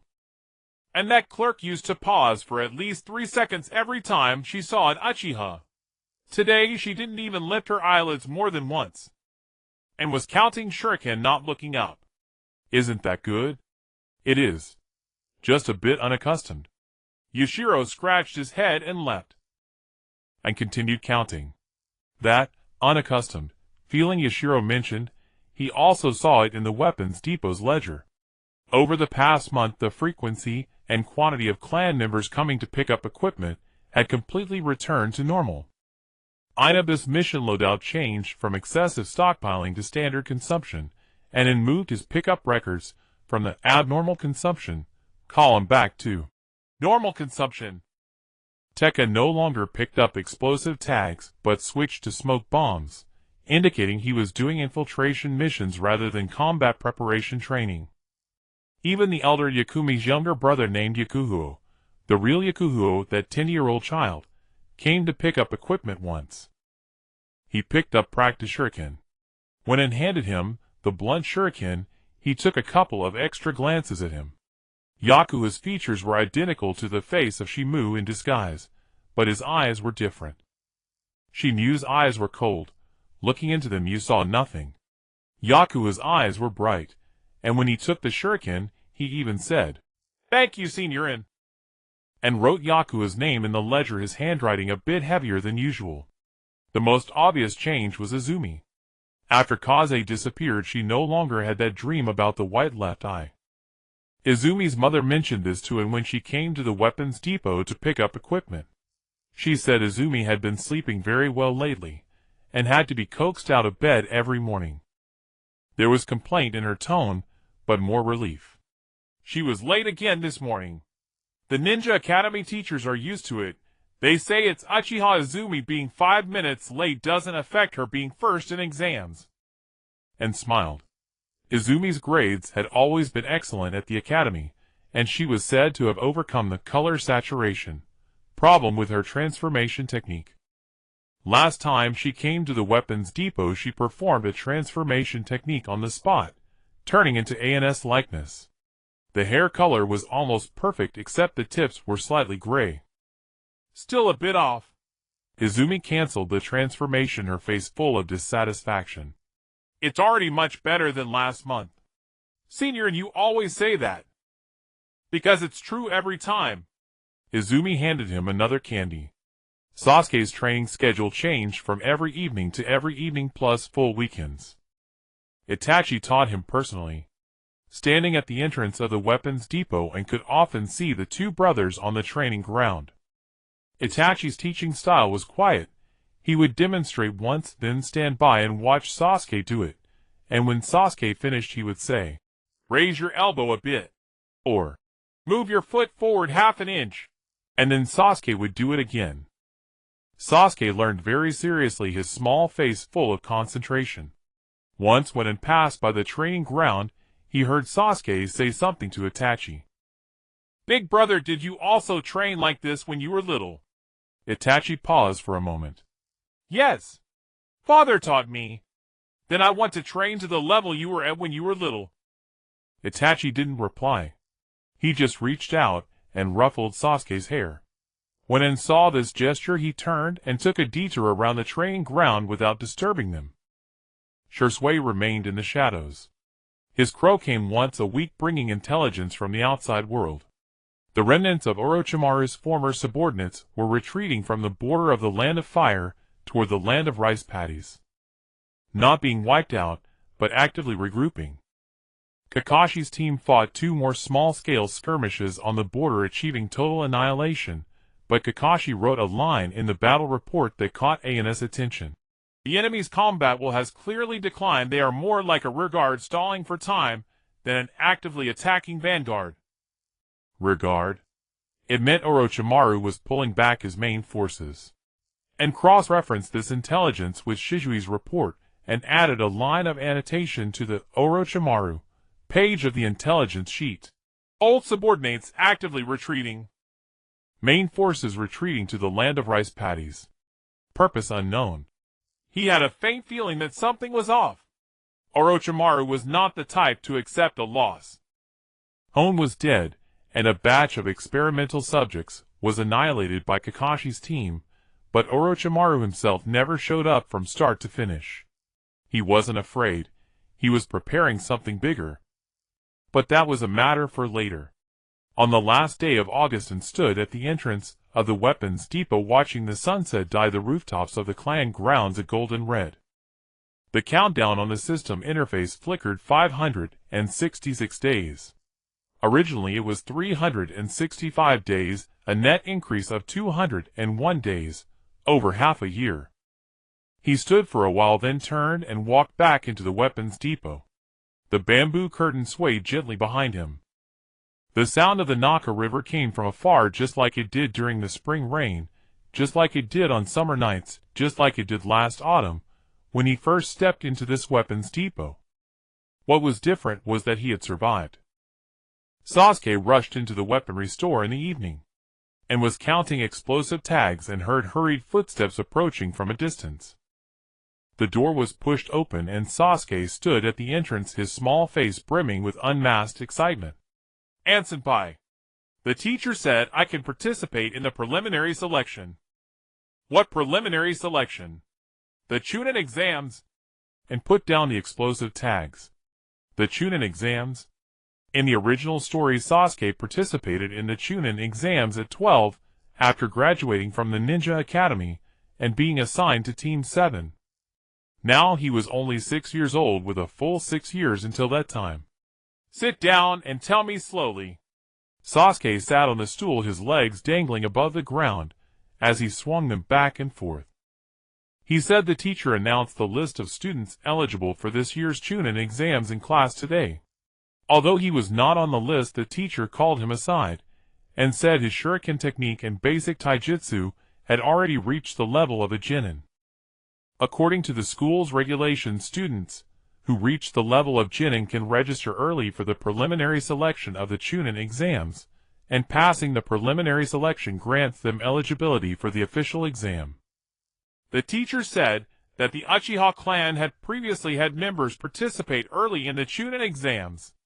Shisui Zenpai was 7 and Takini was 7 years old. Sasuke's eyes lit up for a moment, then dimmed, but quickly brightened again. "An-senpai, I want to participate. I want to become stronger. Stronger to protect those I want to protect." And looked at him. When Sasuke said this, there was a certain light in his eyes. It was not the light of competitiveness, but rather the kind of light that comes from harboring a thought for a long time, and finally having the chance to express it. A few months ago, Sasuke had squatted at the entrance of the weaponry store, hugging his knees, and asked, "Does my brother not want us anymore?" Before that, he had practiced shuriken throwing alone in the training field, practicing until his fingers were worn and bleeding, but refusing to stop. His original intention for training was to make his brother see that he had become stronger. Later, with the snake eyes incident, the wind incident, and Orochimaru targeting him, these were things and did not hide from him, nor did Itachi. Sasuke learned that someone wanted his eyes, and that he was being targeted by a person of Sannin level. From that day on, his intention for training changed, not to show his brother, but to not hold his brother back. "I'll talk to Itachi for you," and said. In the evening, Itachi came to the weaponry store, and explained Sasuke's situation. Itachi was silent for a long time. "It's too early. Participating in the Chunin exams at 6, even if he passes, will put him in the spotlight." Although Danzo had resigned from his position in the ANBU, the eyes watching the Uchiha clan in the village had not all closed. The more dazzling Sasuke became, the more people would be focused on him. "He is not participating just to show off." Itachi looked at him. "He wants to prove something to you. He wants to show that he is no longer the brother who needs his older brother to protect him with his life." Itachi fell silent again for a long time. From the direction of the training field outside, the sound of shuriken embedding into wooden targets came one after another. That was Sasuke waiting for him to return. "The Chunin exams let him participate next year." Itachi finally spoke. "But starting today, I will teach him for an hour every evening. Not just on weekends, every day." Hand-in-hand teaching, from basic taijutsu to shuriken techniques to kunai close combat. All of it. "I will do it myself." The next day, Itachi found Sasuke in the training field and told him of the decision, and stood at the entrance of the weaponry store. Seeing Sasuke stunned in place, then his eyes reddened. He nodded vigorously, so hard that his whole body shook. From that day on, there were 2 figures in the training field. Itachi squatted in front of Sasuke, correcting his grip on the kunai with his hands. The sunset stretched the shadows of the two brothers long overlapping on the muddy ground of the training field, and turned back to the weaponry store, and added a line to the front page of the ledger. Sasuke will participate in the Chunin exams next year. Itachi will teach him for an hour every day. The sound of shuriken embedding into the wooden targets came from outside just like before. The difference this time was that there were two people. And another difference, Sasuke's shuriken sound was steadier than before. Not steadiness in skill but steadiness in mindset. He knew what he was doing, and for whom he was doing it. A system interface popped up with a line of notifications. Hidden mission: protect Sasuke's childhood progress updated. The daily interaction time between Sasuke and Itachi has significantly increased. Childhood trauma index further decreased. And looked at that line of notifications, and closed the ledger. The bamboo curtain swayed gently in the night breeze, and the sound of the river in Nanshi remained. In early September, a crow from Jishue descended in the early morning, and woke from a shallow sleep, and opened the window. The scroll tied to the crow's leg was longer than ever, 2 scrolls instead of 1. He untied the scroll, and unfolded it under the light of the oil lamp. The writings of Jishue were densely packed. The first scroll contained the latest movements of Orochimaru's former subordinates. 3 outposts on the border of the Fire Country had simultaneously gathered personnel totaling about 30 people, among whom at least 5 were experimental modified ninjas. Unlike the last group that Kakashi's team repelled, this batch of experimental subjects exhibited stronger chakra fluctuations, with one individual's chakra nearing the level of a jonin. The second scroll contained Zishui's analysis. He wrote, "The destination of the gathering is yet to be confirmed, but judging by the direction of their movement, it might be Konoha. The timing is approximately 1 to 2 months later." Orochimaru himself did not appear in the gathering team, but the quantity and quality of experimental bodies exceeded those at the border. If the target is Uchiha, specifically the target's Sharingan, then, this time, he would not only send experimental subjects to delay. He would personally intervene at some point. AN's fingers paused on the scroll. Orochimaru would personally intervene. This assessment aligned perfectly with his own speculation. Bones were sent to collect samples, and the experimental subjects at the border were sent to test Konoha's defenses. Both probing attempts were repelled, and Orochimaru would not come for a third test. He would act directly. Yet he was more concerned about another issue. Who is Orochimaru's target? In the original work, Orochimaru's obsession with Sasuke spanned the entire Chunin exam arc, but that was when Sasuke was 12. Now Sasuke is only 6 years old, and his Sharingan has yet to awaken. The eyes of a 6-year-old child hold far less value to Orochimaru than those of an adult Uchiha ninja. Unless, what Orochimaru desires is not Sasuke's current Sharingan. AN's fingers drummed on the table. Orochimaru has collected so many bloodline limits, and conducted numerous artificial bloodline experiments. The corpse of Kaze fell into the Nanha River, leaving no trace, but Orochimaru must have obtained Kaze's battle data through his own channels. He knew that the white-eyed individual was killed by the combination of Sharingan and body flicker technique. He might have known Kaze's core weakness even earlier than Danzo. After learning this, he did not retreat. Instead, he increased the investment in experimental subjects. Because he saw something else. Uchiha An, a mere blade tool administrator, who couldn't even be considered a genin, transformed from useless to a combat force capable of assisting Jishue in taking down Kaze within 6 months. This growth rate intrigued Orochimaru more than the Sharingan itself, and created a separate section on the intelligence report titled Orochimaru, Target Analysis. He wrote down 3 possibilities. First, Orochimaru's target is Sasuke's Sharingan. Second, Orochimaru's target is Itachi's Mangekyō. Third, Orochimaru's target is himself, not his eyes, but the person he is. A normal person, who can delay the countdown of an annihilation by 200 days within 6 months, might hold far greater value in the eyes of a scientific madman than a pair of Sharingan. and paused his pen staring at the third possibility, and remained silent for a long time. Then he tucked the intelligence report deep into a hidden compartment that evening and relayed Zishui's information to the third Hokage through Itachi. The third Hokage's reply arrived the next noon, not through ANBU channels, but personally written by him on a scroll. Noted: the ANBU have intensified patrols around the perimeter of the Uchiha clan's territory. Kakashi's team has been withdrawn from the border and incorporated into the village's defense sequence. This matter will be supervised by me personally. Additionally, if Orochimaru's target includes you personally, your status as a liaison must be upgraded. See me in 3 days.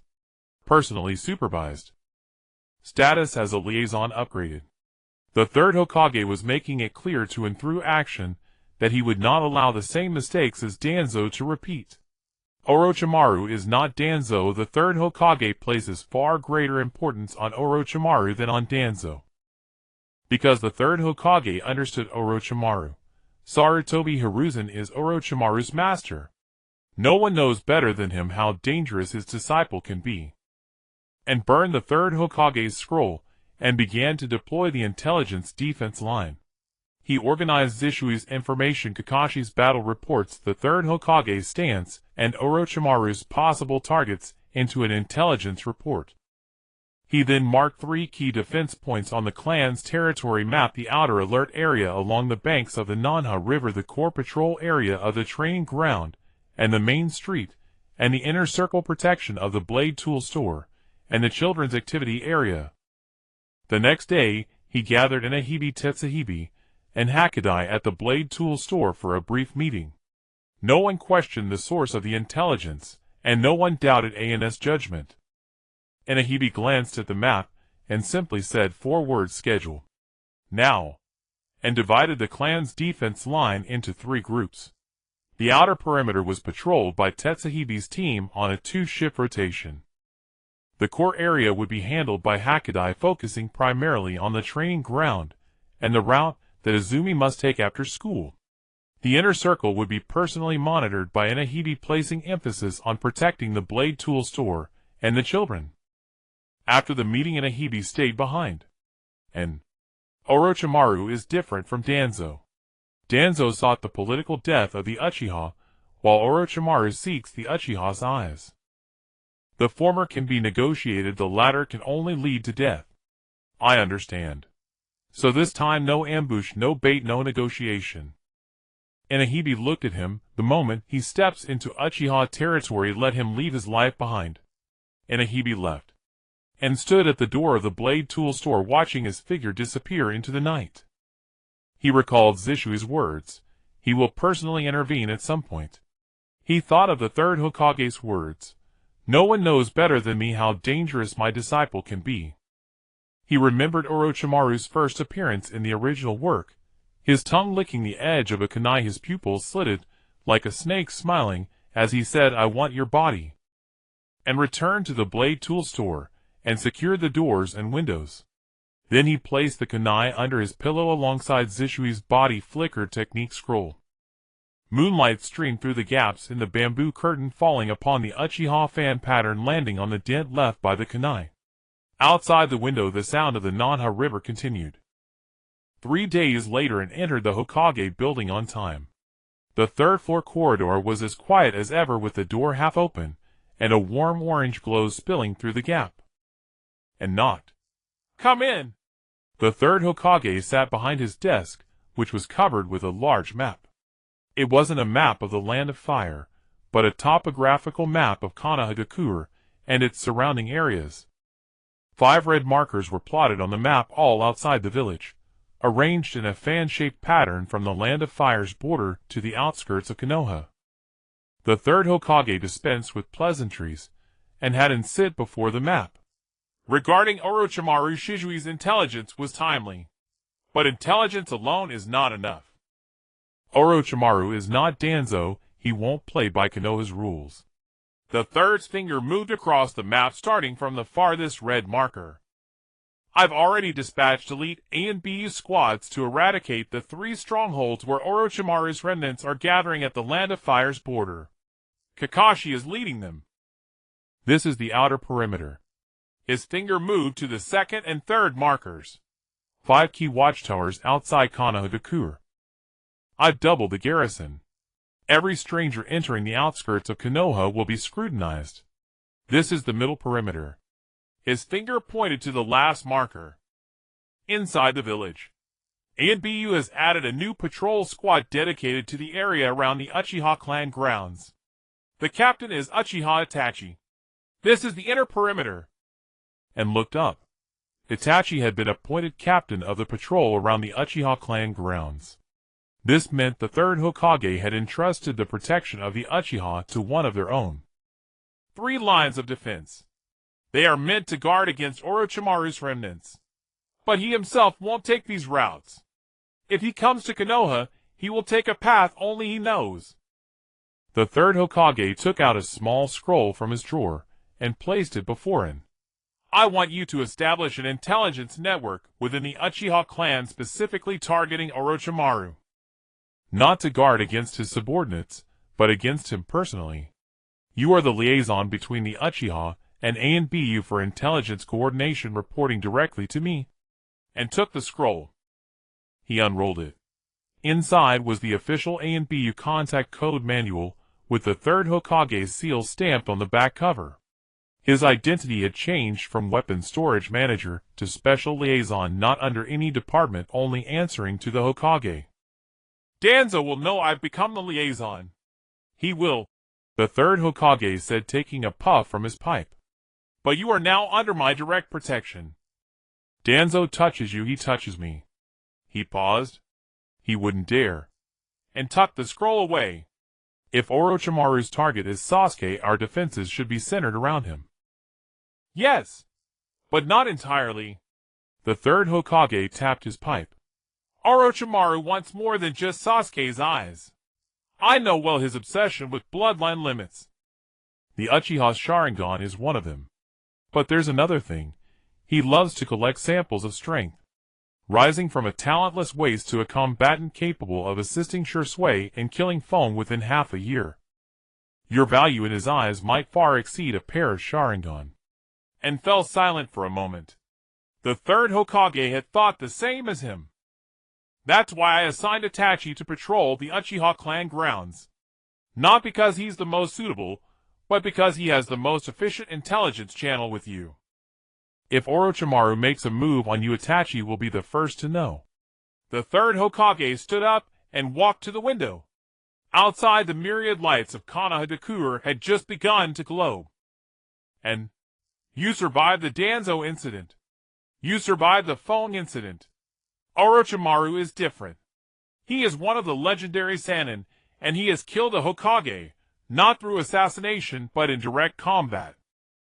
Do not try to kill him, Hiden. Your mission is to hold him off, not to kill him. Hold him off until he retreats of his own accord, and that is victory. And stood up and gave a slight bow to the third Hokage. Then he turned and walked toward the door. And he stopped. Those 7 names will still not appear anywhere. Not even on Orochimaru's list. And did not look back. He pushed open the door and stepped into the corridor. Outside, the Hokage building, the lights of the Uchiha clan ground shone in the night just as before. But this time his ninja tool pouch held an extra code manual. His identity bore the title of Special Liaison, and behind him stood a line of defense personally laid by the third Hokage. Back at the weapon storage and memorized the entire contents of the code manual, then burned it. The flames flickered between his fingers, just as when he had burned the evidence of the 9 tails. He added a line to the front page of the ledger. Directly under the third Hokage. Special Liaison. 3 lines of defense. Orochimaru himself is the ultimate target. Then he opened the intelligence report, and under the page for Orochimaru he added the third Hokage's deployment. 3 lines of defense covering the outer, middle, and inner perimeters. Itachi as Inner Patrol Captain Kakashi in charge of the outer purge. After writing, he set down his brush. The bamboo curtain swayed gently in the night breeze. The sound of the Naka River outside the window remained unchanged. The intelligence briefing was scheduled in the conference room of the ANBU building, and stepped into this building for the first time. The corridor was narrower than that of the Hokage building, the lighting dimmer, and the walls devoid of any decorations. At every corner stood masked ANBU members, their gazes lingering for a moment upon the fan pattern on An's back. It was not hostility, it was recognition. The conference room was on the 3rd floor, and pushed the door open. Inside sat a person. Silver hair framed a half-covered face with a forehead protector askew obscuring the left eye. In his hand was a small book with an orange cover. Intimate Paradise.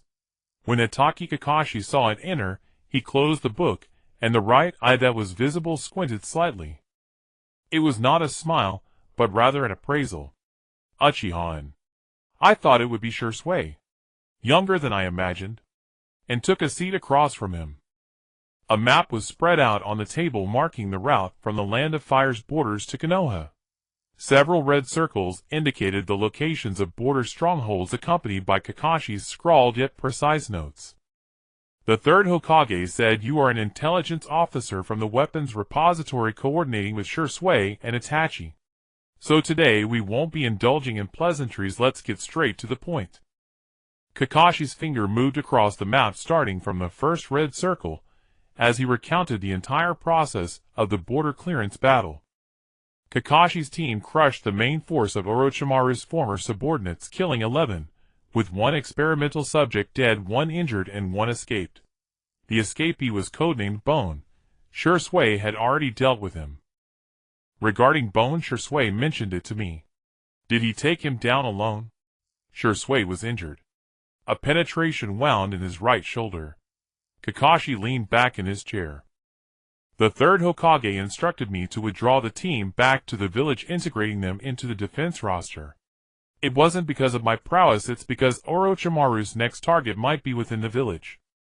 He looked at, and you are worth more in Orochimaru's eyes than you might think, and did not respond. I have a question. Kakashi said, Shursui has recounted the complete review of the Snake Eye incident. He mentioned that you unearthed the supply chain of Snake Eye from the account books of the weapons repository.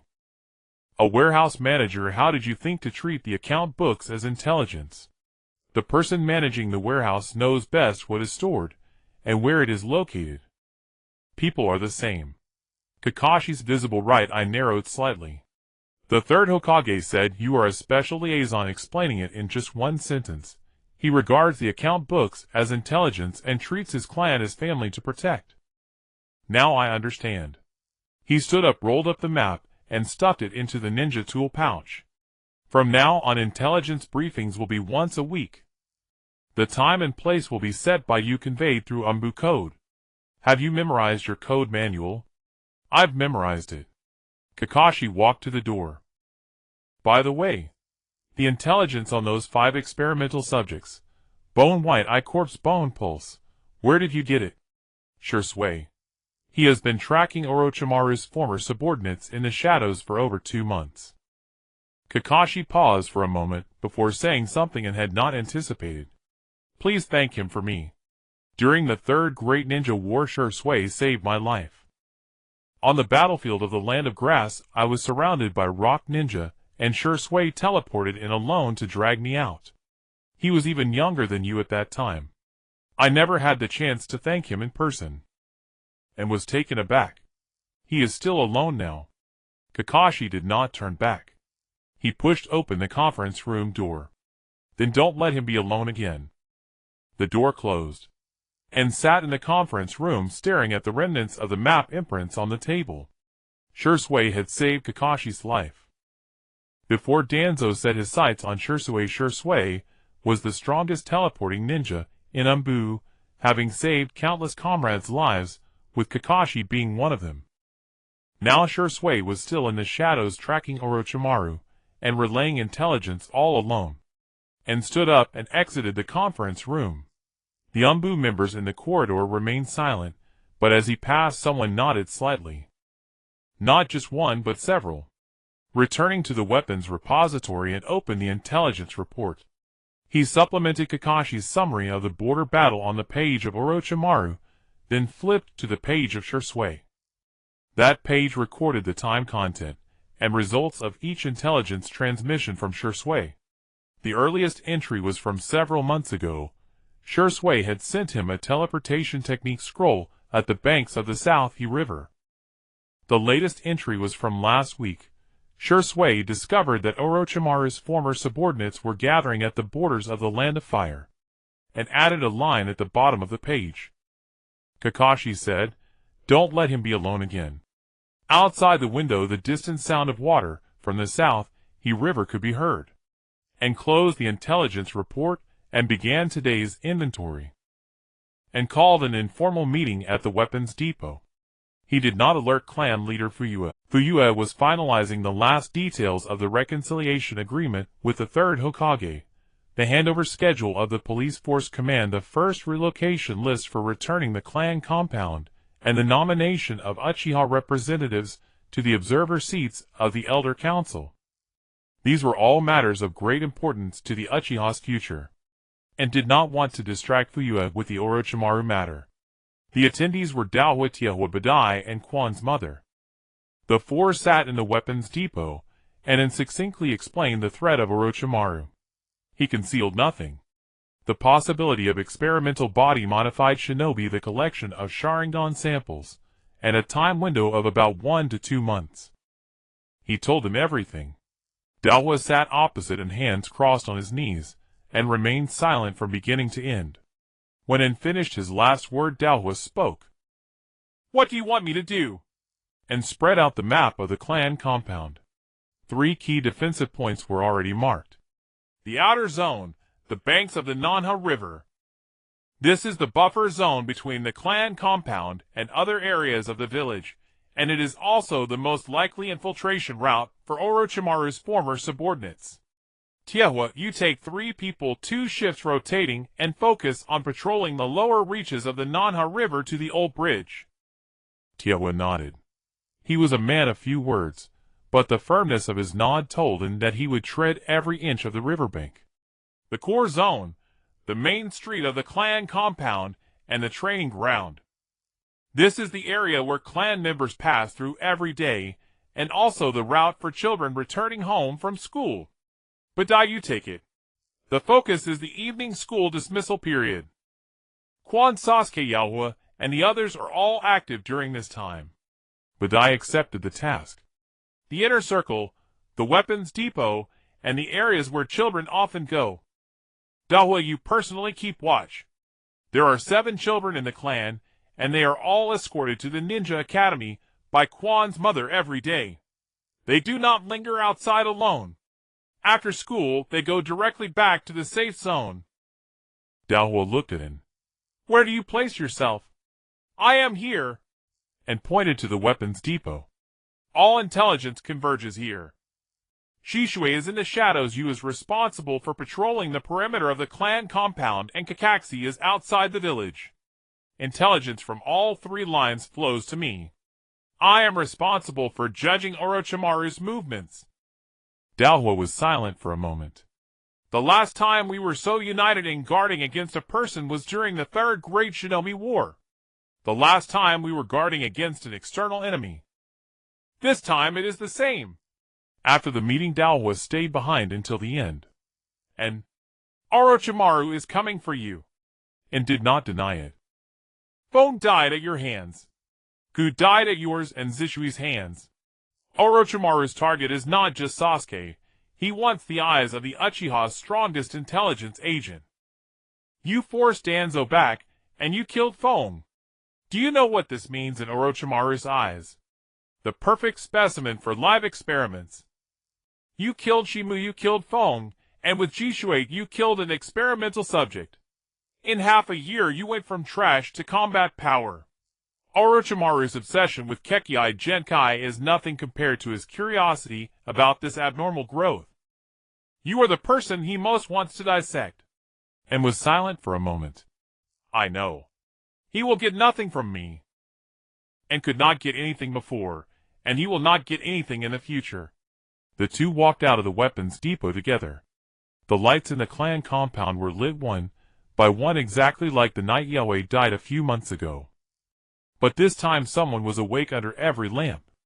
Kwan's mother was telling bedtime stories to the children. Badai was patrolling by the training ground. Tiahua sat quietly in the reeds along the Nanha River, and Daohua stood at the entrance of the weapons depot and sat at the desk and opened the account book. The clan compound defense line was formally established. 3 defense lines, 4 people, 7 children. No order from the Hokage, no ANBU roster. It was just a group of Uchiha clan members standing of their own accord in the positions they should be in to protect their families. Outside the window, the sound of the Nanha River remained the same, and added another line on the title page of the account book. The clan compound defense line is established. 3 lines, 4 people, 7 children. Not one will be lost.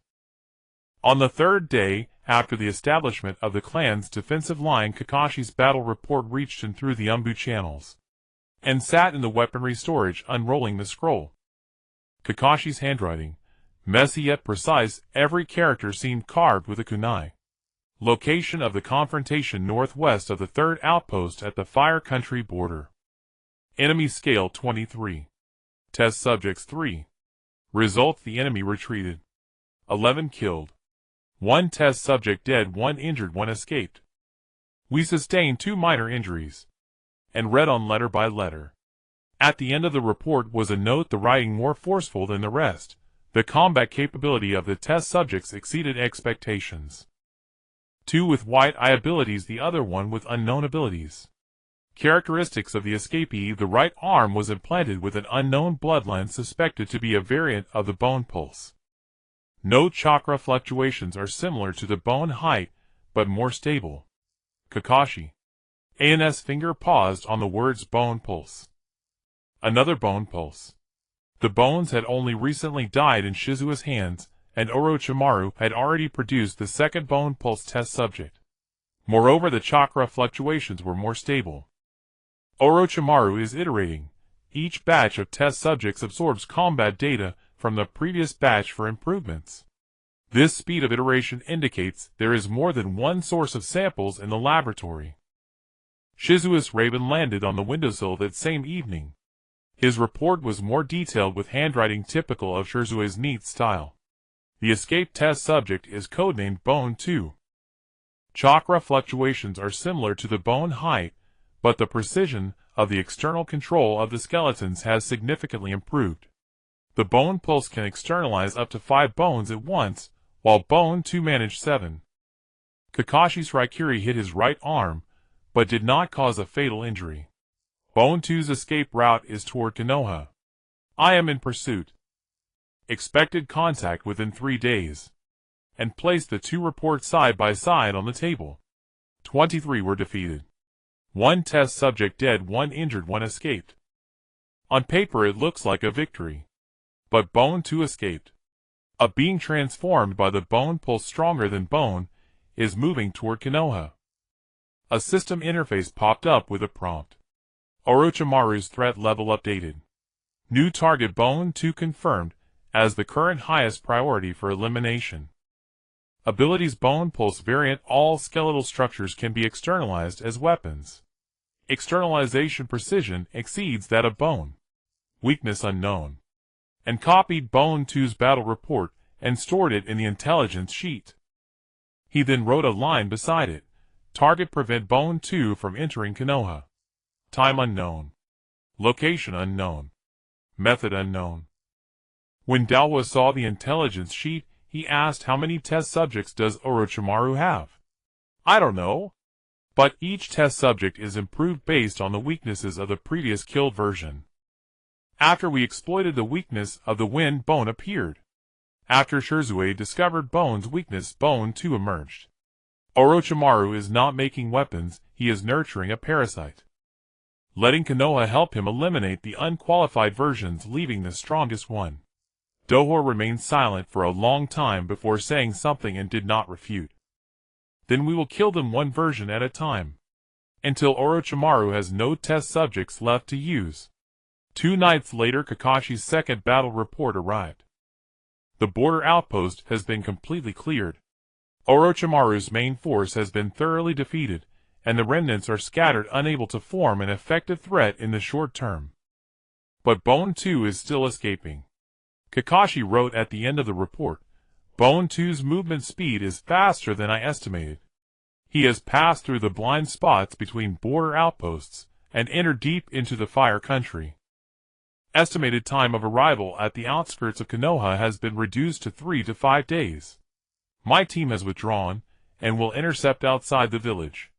And finish reading the report without setting down the scroll. He walked to the window looking towards the direction of the Nanha River. Bone 2 traversed deep within the Fire Country, while Shirzue tracked in the shadows. Both moved swiftly in the night like two lines about to intersect. The intersection could be at the outskirts of Konoha, or at the edge of the clan's territory. He returned to the table, and added a line on the intelligence sheet under Bone 2, time window 3 to 5 days. Location outskirts of Konoha or edge of the clan's territory. Response Shirzue tracking Kakashi intercepting clan's defensive line on standby. Then he blew out the oil lamp. In the darkness, the sound of the Nanha River was more urgent than usual. The Stillwater Crow pecked anxiously at the window, in the deep of the third night. And opened the window, and instead of a scroll, there was a small piece of bloody cloth tied to the crow's leg. The blood of the Stillwater. It was exactly the same as last time before the bone perished. And followed the crow through the night. The moon was obscured by clouds, and the sound of the Nanha River was particularly clear in the darkness. The Stillwater was in a cave upstream, the same cave where he had stayed after killing the bone last time. As it entered the cave, the Stillwater leaned against the stone wall with a new wound on his left arm. From his wrist to his elbow, it looked as if it had been cut by a sharp bone blade. Another corpse lay on the ground. Its bones protruded from the skin denser than bone itself. The tips of the bones glimmered coldly like polished metal. Bone 2. The bone pulse is real. The Stillwater's voice was hoarse, but much steadier than after he killed the bone last time. Bone 2's external release precision is indeed higher. Bone can release externally at most 5 places at once, while Bone 2 can do 7. My instant body technique dodged the first 15 attacks. On the 16th, he released bones simultaneously from his shoulders, knees, elbows, and spine, from 7 directions altogether. I only dodged 6, and tore off a piece of his clothing to bandage the Stillwater. The Stillwater let him examine Bone 2's corpse first, and squatted down to inspect. The bone pulse marks of Bone 2 were denser than those of the bone. Residuals from the external release of bones protruded from the skin, forming a dense layer of bone spurs. But at the back of the neck, in the same place as Bone 1, there was a small piece of transplanted skin. The skin bore remnants of cur seal patterns, but the patterns were more intact than those of the bone. The bone had only 1 incomplete cur seal. Bone 2 had 2.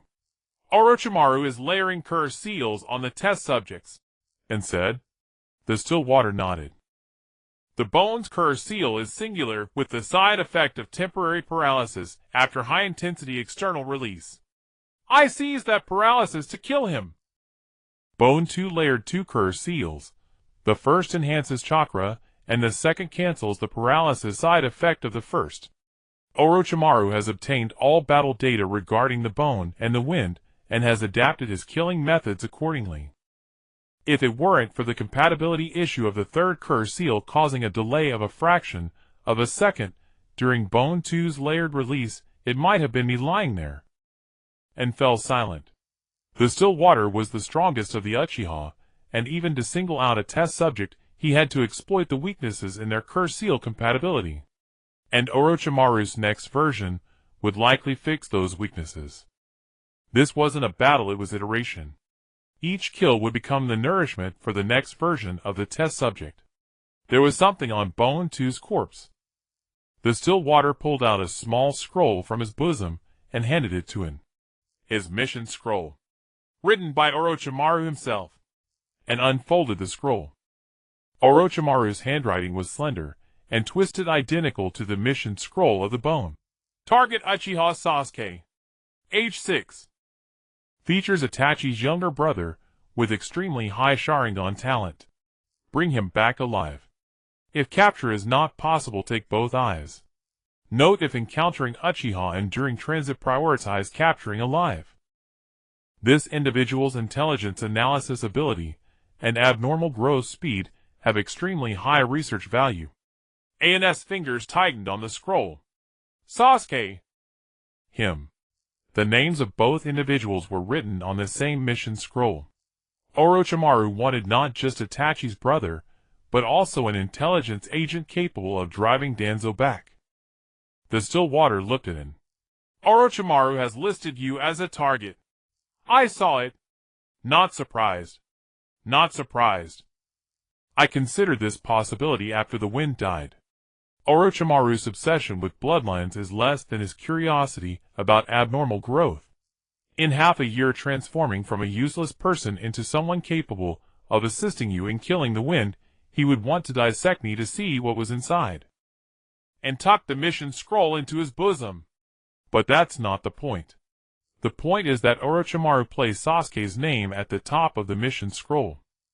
No matter how many notes are added, Sasuke will always be the primary target. The Stillwater fell silent for a moment. Bone 2 is dead, and Orochimaru's iteration will pause for a while. Not because he has no test subjects left, but because layering curse seals to 3 presence compatibility problems that cannot be resolved in the short term. How long? At least a month, at most 3 months. Orochimaru must personally debug the next batch of test subjects. Until then, he won't come again. And stood up. A month. That's enough. The Stillwater leaned against the stone wall, watching An's silhouette. Outside the cave, the sound of the Nanha River flowed through the night. The next evening, An and Itachi placed Orochimaru's handwritten mission scroll in front of Sasuke. In the blade storage, there were only 3 people, and Itachi and Sasuke. The oil lamp cast light on the indentation on the wall formed by a shuriken. Itachi did not conceal anything. From who Orochimaru was to why he wanted Sasuke's Sharingan, to how Bone 2 died, he explained it all. Sasuke looked at the mission scroll. The 6-year-old child showed no fear on his face. He looked up and asked Itachi, "Brother, is Orochimaru stronger than you?" Itachi fell silent for a moment. "Right now, he is stronger than me. Then I have to become stronger. He wants my eyes. If I'm not strong enough, brother will have to divert his attention to protect me. I want to be strong enough that you won't have to worry. Strong enough that Orochimaru won't dare to come for my eyes." Itachi looked at him, and something in his gaze shifted, and squatted down to meet Sasuke's gaze. "Sasuke, becoming stronger takes time. Orochimaru won't wait for you. From today on, there will always be someone to protect you. During the day, you will be picked up and dropped off by Azumi's mother. After school training, Itachi will accompany you, and at night, while you sleep, Daohua will patrol outside. Not because you are weak, but because you are important." Sasuke fell silent for a moment, and then nodded. "And senpai, by the time Orochimaru comes again, I want to be strong enough that you won't have to divert your attention to protect me." Itachi stood up. "Tomorrow I will take you to see the 3rd Hokage, to apply for formal special protection. Orochimaru's target is you, and the 3rd Hokage has the responsibility to know. The batch of test subjects at the border, along with Bone, and Bone 2, caused Orochimaru considerable losses this time. He won't send anyone again in the short term. But Orochimaru himself will come eventually." And nodded. Before then, Sasuke must grow to a point where he no longer needs protection from anyone. Sasuke clenched his fists. "I will." Itachi took Sasuke away, and stood at the entrance of the blade storage, watching the brothers' figures disappear into the night. Sasuke was 6 years old, and Orochimaru had already specified he wanted his eyes. In the original work, Orochimaru waited 6 years for the Chunin exams. This time he wouldn't wait, and returned to the blade storage and wrote a line on the cover page of the account book. "Orochimaru's target is Sasuke." Sasuke said he wanted to be strong enough that Orochimaru wouldn't dare to come. Outside the window, the sound of the Nanha River persisted. On the morning when Itachi took Sasuke to meet the third Hokage and stood at the entrance of the weapons depot watching them leave, Sasuke walked beside Itachi taking long strides. He wanted to keep pace with his brother, but his legs were too short. After a few steps, he had to break into a jog. Itachi did not slow down, and Sasuke did not call out for him to wait. This was the unspoken understanding between them. If you wanted to keep up, you had to quicken your own steps. And returned to the weapons depot, and began inventorying the stock. Kunai Shuriken explosive tags. The numbers changed every day. Just as he recorded the last entry, a figure blocked the light at the doorway. Itachi stood alone at the entrance. What did the third Hokage say? He approved it. Itachi walked in, and sat down across from him. The third Hokage said Sasuke's special protection would be divided into 2 tiers. The outer perimeter would be handled by the ANBU with Kakashi's squad stationed around the Uchiha clan grounds. The inner perimeter would be arranged by the Uchiha themselves. The official special protection order took effect today. Sasuke was classified as an rank protection target. No outsider could approach Sasuke without the dual approval of the third Hokage and the Uchiha clan head. AN's fingers paused on the table for a moment. Rank protection target. Only members of the Hokage's direct ANBU and the Hokage himself had the right to approach. The third Hokage had placed this order on a 6-year-old child. Does clan head Fugaku know? Yes. The third Hokage sought father's consent before signing the order. Father said just one sentence. It should have been done long ago. Something stirred in AN's heart. Fugaku's words, "it should have been done long ago," spoke of the rift between the Uchiha and the village that had persisted for so many years. The rift was still there, but someone had begun to build a bridge across the crack. What was Sasuke's reaction? The corner of Itachi's mouth twitched slightly. He said he didn't want too many people following him. It would interfere with his training. The third Hokage laughed and said that kid Sasuke would grow up to be a promising ninja. And could picture the third Hokage's smile. Pipe in his mouth, smoke curling from the corner of his lips, the wrinkles around his eyes creasing together. The third Hokage had seen too many prodigies, and too many prodigies who had fallen young. By granting Sasuke this rank protection order, he was not just protecting him, he was investing. After the Uchiha reconciliation, Sasuke would become a symbol of the new generation's integration between the clan and the village. I've informed Minabe about the protection order. He'll adjust the shift arrangement for the clan grounds defense line, ensuring that at least 2 people are on duty within Sasuke's activity range at all times. Itachi stood up to leave, pausing at the door. And any news from Shisui about Orochimaru? After Katsu died, the activity frequency of Orochimaru's former subordinates dropped significantly. Shisui said Orochimaru is pulling back. Not surrendering but preparing for the next wave. The next wave might not be test subjects. Itachi fell silent for a moment. The next wave, he'll handle it. Itachi left. And sat in the weapons depot staring at the dent on the Uchiha fan crest on the wall. Sasuke now had an rank protection order. The next time Orochimaru came, he would have to cross the ANBU defense line personally laid by the third Hokage, then cross Itachi, then cross Shisui.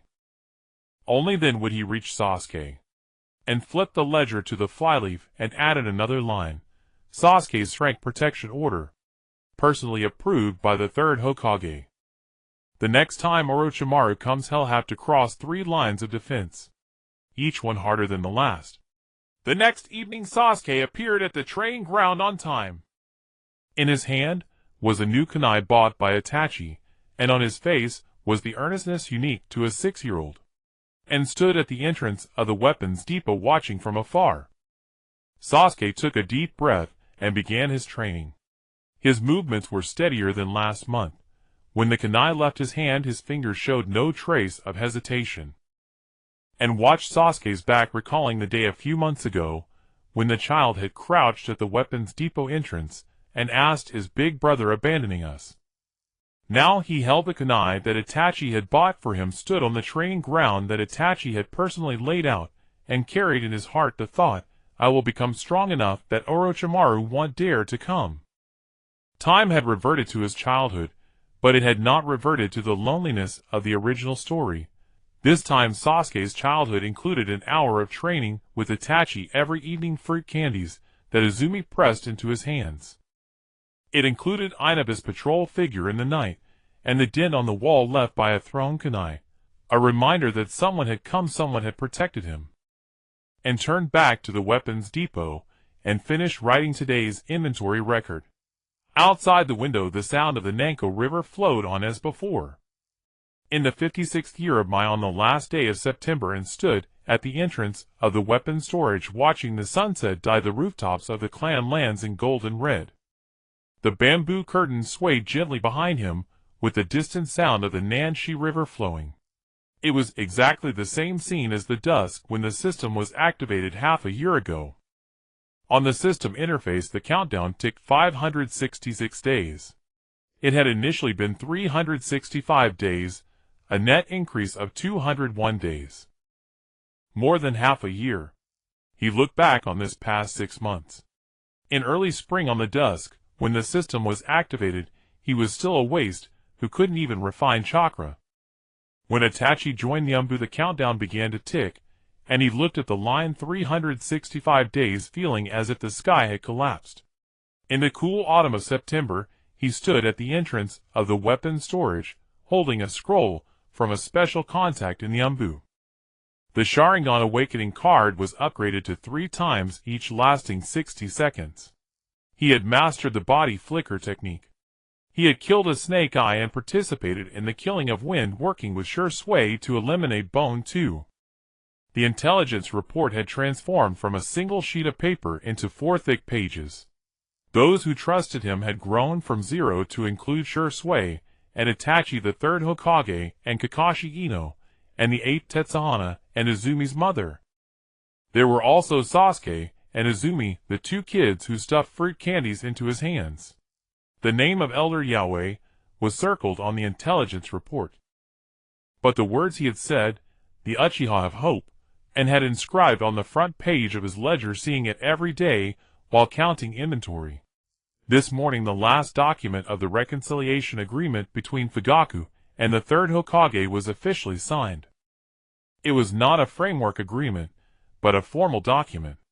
The command of the Uchiha police force was restored, the first batch of relocation lists for the clan lands was confirmed, and the nomination for Uchiha representatives to enter the Elder Council's observation seats was approved. During the signing ceremony the 3rd Hokage said one sentence, "This should have been done long ago." Fugaku only replied, "It's not too late to do it now," and did not go to the signing event. He was counting inventory in the weapon storage. The number of kunai had increased compared to half a year ago. The number of shuriken had also increased compared to half a year ago. The quantity of explosive tags had risen as well due to the increase in those coming to collect equipment. The number of tasks had resumed, and the lives of the clan members were returning. The 8th had come in the morning to collect the standard task equipment. As he was leaving he said, and the clerk at the window told me, "Thank you for your hard work." This was the first time in over 10 years of missions that a clerk from the Hokage building had thanked him, and recorded the 8th's collection in the ledger, the handwriting slightly lighter than usual. Izumi came in the evening to return shuriken. She handed in a candy just like every other day in the past. Then she tilted her head and said, "An-senpai, I dreamt about that person again yesterday." But this time it was different. When he squatted down to ask me for directions there were many people standing behind me, Ino-senpai, 8th-senpai, Tetsuhana-senpai, and you.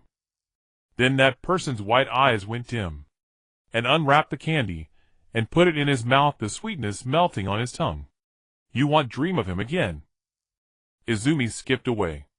Sasuke was practicing shuriken at the training field. His movements were already very steady, hitting the target with all 50 shuriken. Itachi stood nearby watching, occasionally saying, "Relax your wrist a bit more." After finishing the last 10 shuriken, Sasuke turned to Itachi and asked, "Brother, When can I practice kunai throwing? Itachi replied, tomorrow. Sasuke's eyes lit up. Ino passed by the weapon storage, without stopping, just nodding slightly. And nodded back. Tetsuhana was patrolling along the Nanshi River while the 8th stood guard at the training ground. Izumi's mother had safely returned home with 7 children. Shizui's crow landed on the windowsill with the latest intelligence tied to its leg. Orochimaru's whereabouts had appeared in the land of rice, and Shui was currently tracking him. And unfolded the scroll, read it, and then burned it. The flames danced at his fingertips, just like when he burned the evidence of the Nine Tails. He added a new record on the page for Orochimaru in the intelligence report, Shui tracking Orochimaru himself. Location: Land of Rice. Return date unknown. The night grew deep.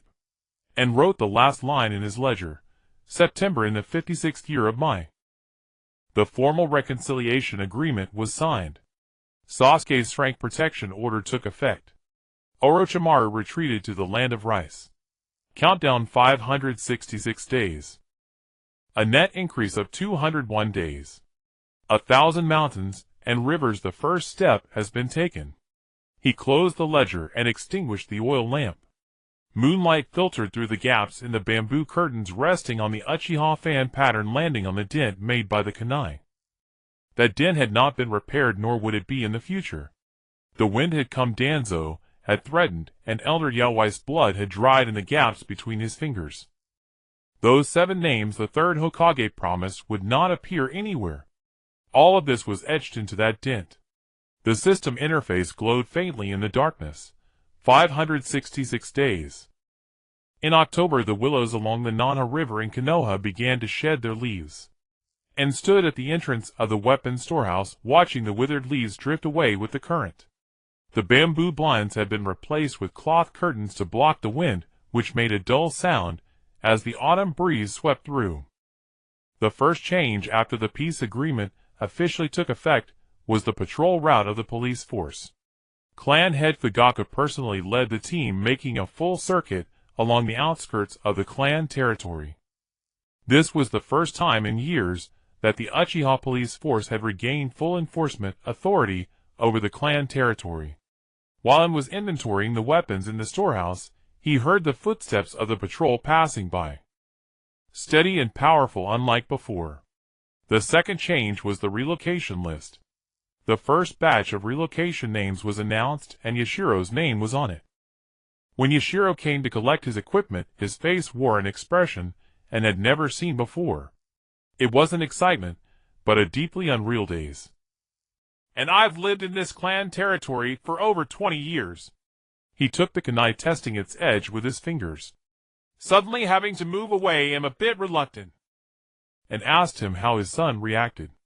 Yashiro smiled. That kid was so excited, he couldn't sleep all night. He said the new house has a view of the Hokage monument. And wrote down Yashiro's name in the ledger, his handwriting slightly lighter than usual. Has the moving date been set? Next week. He'll come help then. The third change was intelligence liaison. As agreed, Kakashi came to the weapons storehouse once a week. He never used the front door, he always climbed in through the window. During their first routine liaison, and was counting explosive tags. Kakashi leaned against the window frame, flipping through his orange-covered book. The third Hokage asked me to deliver a message. The Uchiha representative seat on the Elder Council's observation bench has been confirmed. It's an elder nominated by clan head Fugaku. He'll tell you the name later. And nodded and asked about the latest movements of Orochimaru's former subordinates. After the border purge, the remnants scattered. No threat in the short term. Kakashi turned a page. But Orochimaru himself has been active in the land of rice fields lately. Any news from Shui? And briefly summarized the intelligence from Shui: an underground Colosseum curse seal test subjects, and a mysterious figure in a black robe with red clouds. Kakashi closed his book after hearing this. Black robe with red clouds. Are you sure Shui wrote that? Absolutely. Kakashi was silent for a few seconds. That's the uniform of the Akatsuki. I need to report this directly to the third Hokage. After Kakashi left and organized and filed all the intelligence of the day. On the page for Orochimaru, he added a new annotation. increased activity in the land of rice fields. Contact with the Akatsuki organization. Purpose unknown. Then he closed the intelligence report, stood up, and walked to the window. In the evening, Quan came to the weapon storehouse to return Shuriken. She was especially excited today, chattering away as soon as she entered. An-senpai, my teacher recommended me for the special ninjutsu training class next semester. And put down his ledger. What training class? It's specifically for chakra control. Quan's eyes sparkled like stars. The teacher said my chakra refinement is much higher than others my age, so I'm suited for learning medical ninjutsu or jinjutsu. Which one do you want to learn? I want to learn both. But the teacher said I can only choose one direction at a time. An-senpai, what do you think I should choose? And thought for a moment. Choose the one you find least tiring to practice. Quan tilted her head and thought for a while. Then medical ninjutsu.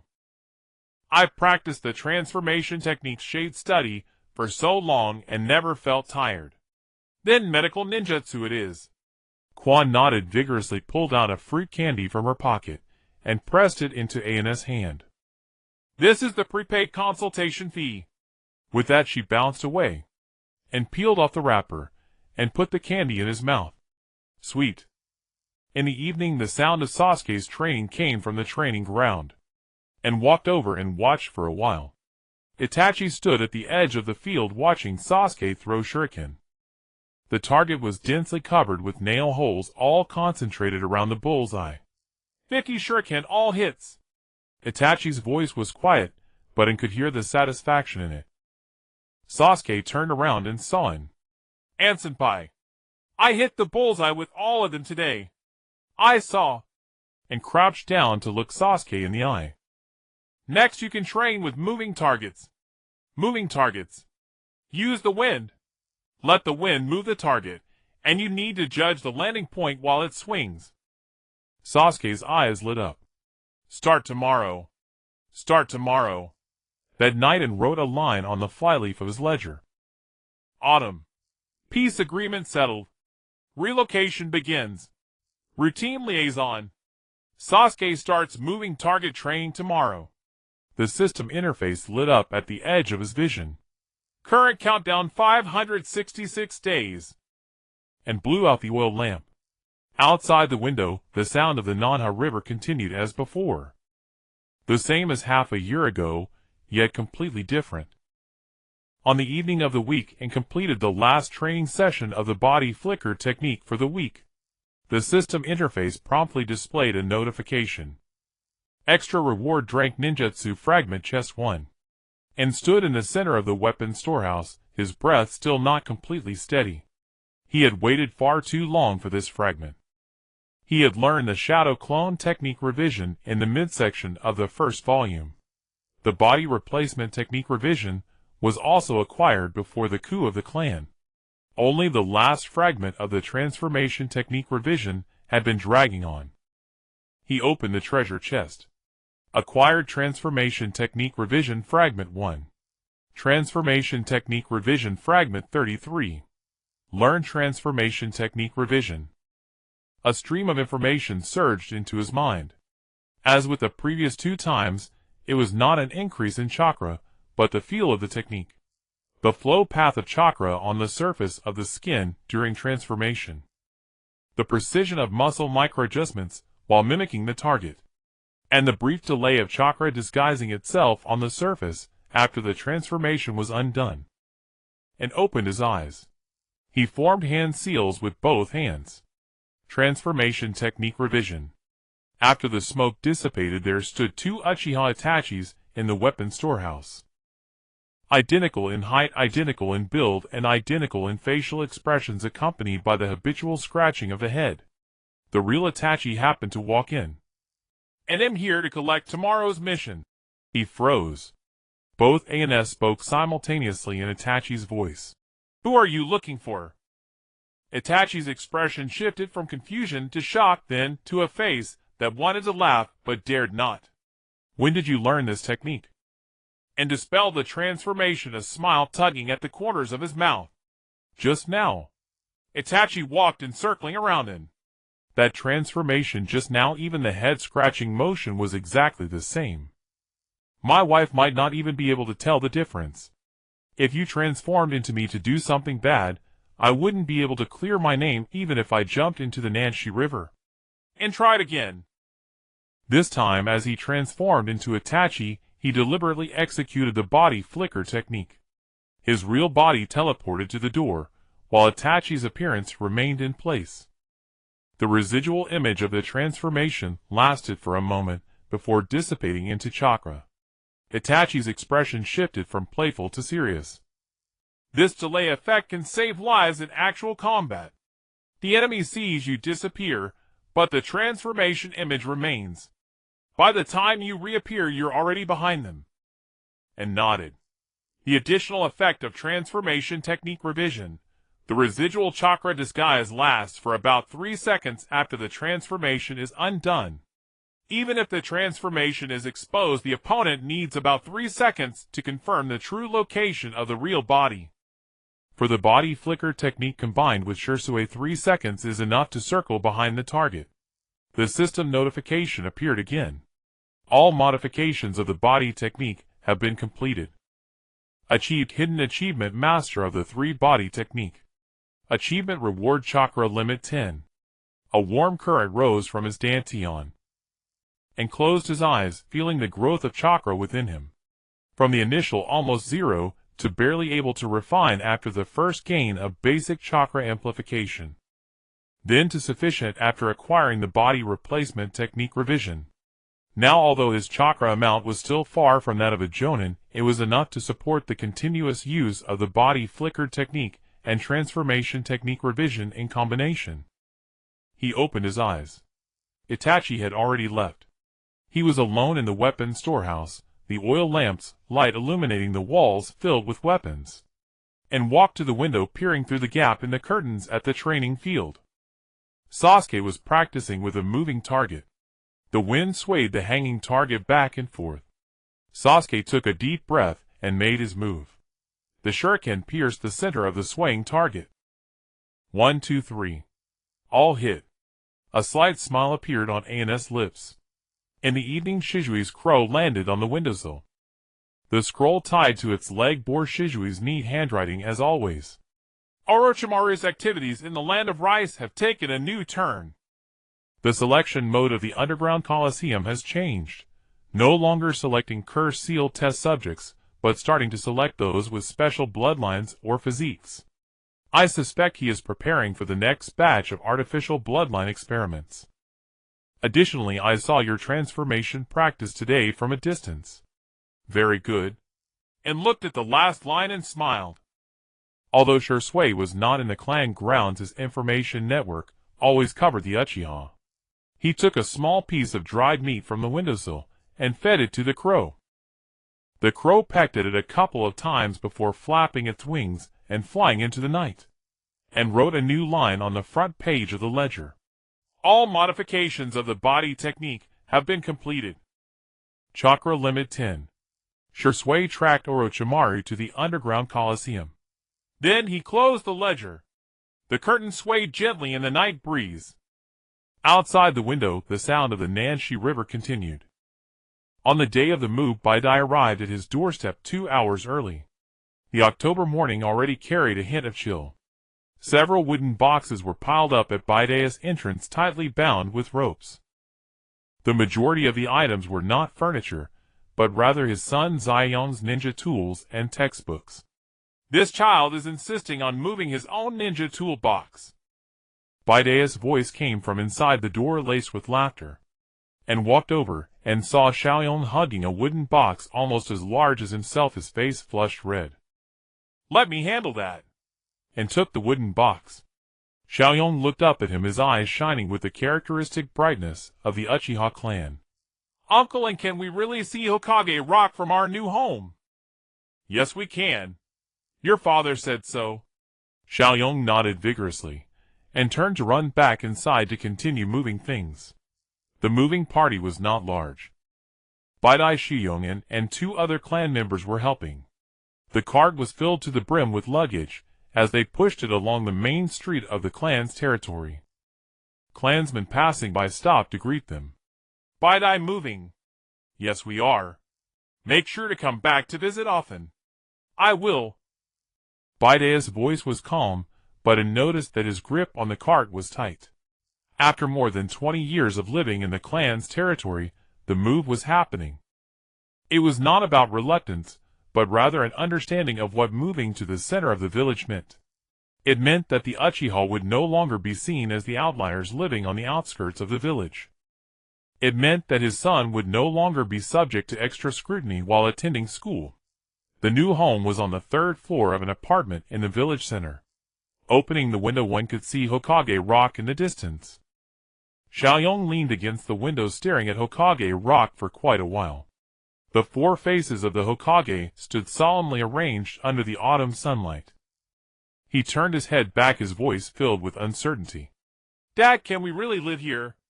Baidai squatted down to meet his son's gaze. Yes. This will be our home from now on. And stood at the door, not entering. He watched as Xiaoyong leaned back against the window, counting the faces on Hokage Rock one by one with his finger. That one is the 4th Hokage, that one is the 3rd Hokage, that one is the 2nd Hokage, and that one is the 1st Hokage. Baidai stood behind his son, his hand resting on his shoulder, and recalled something Baidai had said before in the weapons depot. He mentioned that his son was ostracized at school because of the Uchiha surname. He would take a few extra laps around the commercial street after completing each mission, not wanting his son to see him in a fatigued state. Now his son was leaning against the window with Hokage Rock outside. It was not the outskirts of the Uchiha territory, but the center of Konoha village. After moving the last box, Baidai rummaged through the luggage and pulled out a bottle of alcohol. It was not fine liquor, just the most ordinary kind from a hotel on the commercial street. He stuffed it into An's hand. I don't drink. I'm not asking you to drink it. Baidai pushed the bottle towards An. I need you to keep it for me. When my son becomes a chunin, we can drink it together. And looked down at the bottle in his hand. The glass bottle was rough, and the label was slightly crooked. How long should I keep it? It depends on that kid's ability. At the shortest 5 or 6 years, at the longest 10 years. And tucked the bottle into his cloth bag. Then he'll wait. As he walked out of Baidai's new home, the sun had already dipped toward the west. On the way back to the clan, he deliberately detoured to the hillside opposite Hokage Rock. From this angle, Hokage Rock's full visage was laid bare. Baidai's home was on the 3rd floor of that apartment building, and the curtains were already hung up. They were deep blue, the same color as the Uchiha clan's attire. In the evening, An returned to the weapons depot. While recording Baidai's move in the ledger, he added a note in the remarks column. Baidai's son is leaning against the window counting the faces on Hokage Rock. His father said, from now on this will be our home. The system interface popped up with a prompt.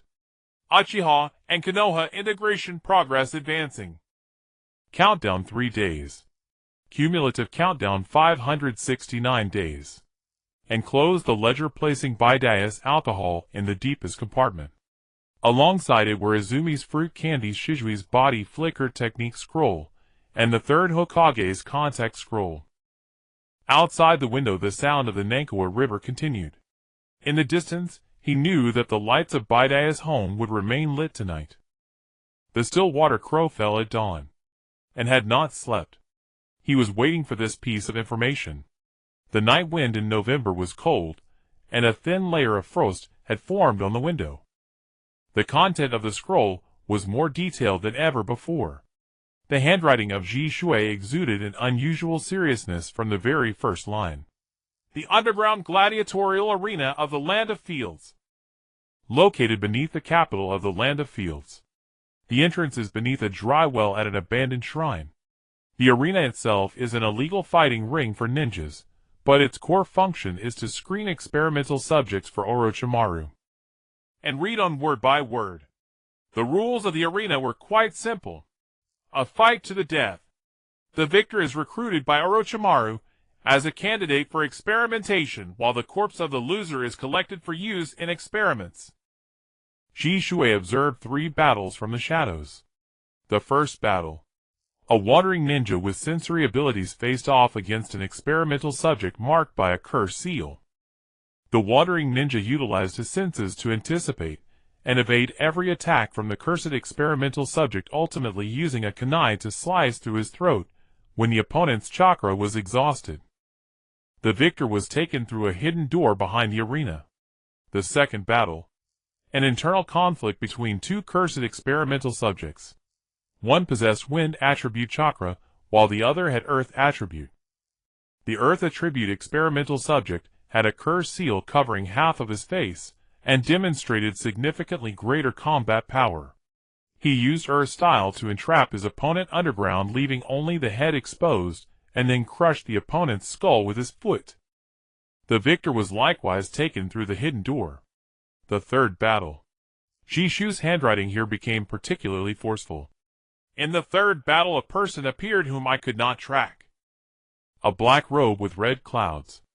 A conical hat obscured half of his face. He sat in the darkest corner of the audience watching all 3 battles. After the fights concluded, this person had a brief encounter with Orochimaru. The time was about 5 minutes. The content was unclear, but I recognized that robe. That was the uniform of the Akatsuki. An's fingers tightened on the scroll. Akatsuki. He had finally appeared. Uchiha Obito Nagato Konin Kisame. Each one was in rank rogue ninja. In the original story, the Akatsuki organization was the central antagonist in the latter half of Naruto. Now they had entered Uchiha An's line of sight ahead of schedule. Jishui continued to write. The relationship between the Akatsuki and Orochimaru is unclear. However, judging from their positioning and body language, it did not appear to be a superior-subordinate relationship, but rather one of cooperation. After leaving the arena, the Akatsuki members headed north towards the Land of Rain. Orochimaru remained to continue screening experimental subjects. I speculate that there is some form of mutual benefit between the Akatsuki and Orochimaru. Perhaps the Akatsuki provides experimental resources, while Orochimaru offers technical support for human experimentation. And laid the scroll flat on the table. His fingers gently tapped the word Akatsuki. The matter of Orochimaru being hunted by the Akatsuki has not yet occurred. Before his defection, Orochimaru was still cooperating with the Akatsuki. If he utilizes the Akatsuki's resources against the Uchiha, then the Uchiha would face not only Orochimaru's experimental subjects, but also rank rogue ninjas. At the end of the scroll, Jishui wrote, The emergence of the Akatsuki complicates the situation. If Orochimaru collaborates with the Akatsuki, the next visitors may not be experimental subjects, but formal members of the Akatsuki. I will continue to track this. Also be careful. The Akatsuki's intelligence capabilities are no less than those of the Root's sensory division. And took out the information sheet, and created a new page next to Orochimaru's. The title consisted of just one word, Akatsuki. The first line noted black robe with red clouds. At least one member had contacted Orochimaru in the Land of Fields. The second line noted purpose unclear. Threat level S. The third line was a question mark. He transmitted Jishu's intelligence to Kakashi using the ANBU code. Kakashi's reply arrived that evening. It was not through the scroll but in person. The third Hokage has been keeping an eye on the Akatsuki. Kakashi leaned against the window frame, his expression serious. But I didn't expect them to have infiltrated the Land of Fields. The ANBU had no prior intelligence on the underground arena. Jishui was one step ahead of the ANBU. Yes. The third Hokage asked me to tell you, have Jishui pay attention to his safety. The Akatsuki is not like the Root, their intelligence network is on a cross-ninja world level. Once locked on to, even Jishu's body flicker technique may not allow him to escape unscathed. And nodded. After Kakashi left, he completed the 5th line on the Akatsuki page. The 3rd Hokage is concerned. Warn Jishui. In the evening, Azumi came to the tool shed. She brought a message. The special training class for ninjas would start next month, and she had chosen the medical ninjutsu direction. The excitement was as strong as last time. An-senpai, do you know why some chakra can heal wounds while others can only cause damage? The teacher said it relates to the nature of chakra. Yang attribute chakra can promote cell regeneration. Do you think I can practice Yang attribute chakra? Yes. Izumi happily stuffed a fruit candy into his hand. Once I master it, it'll be the first to help you heal your injuries.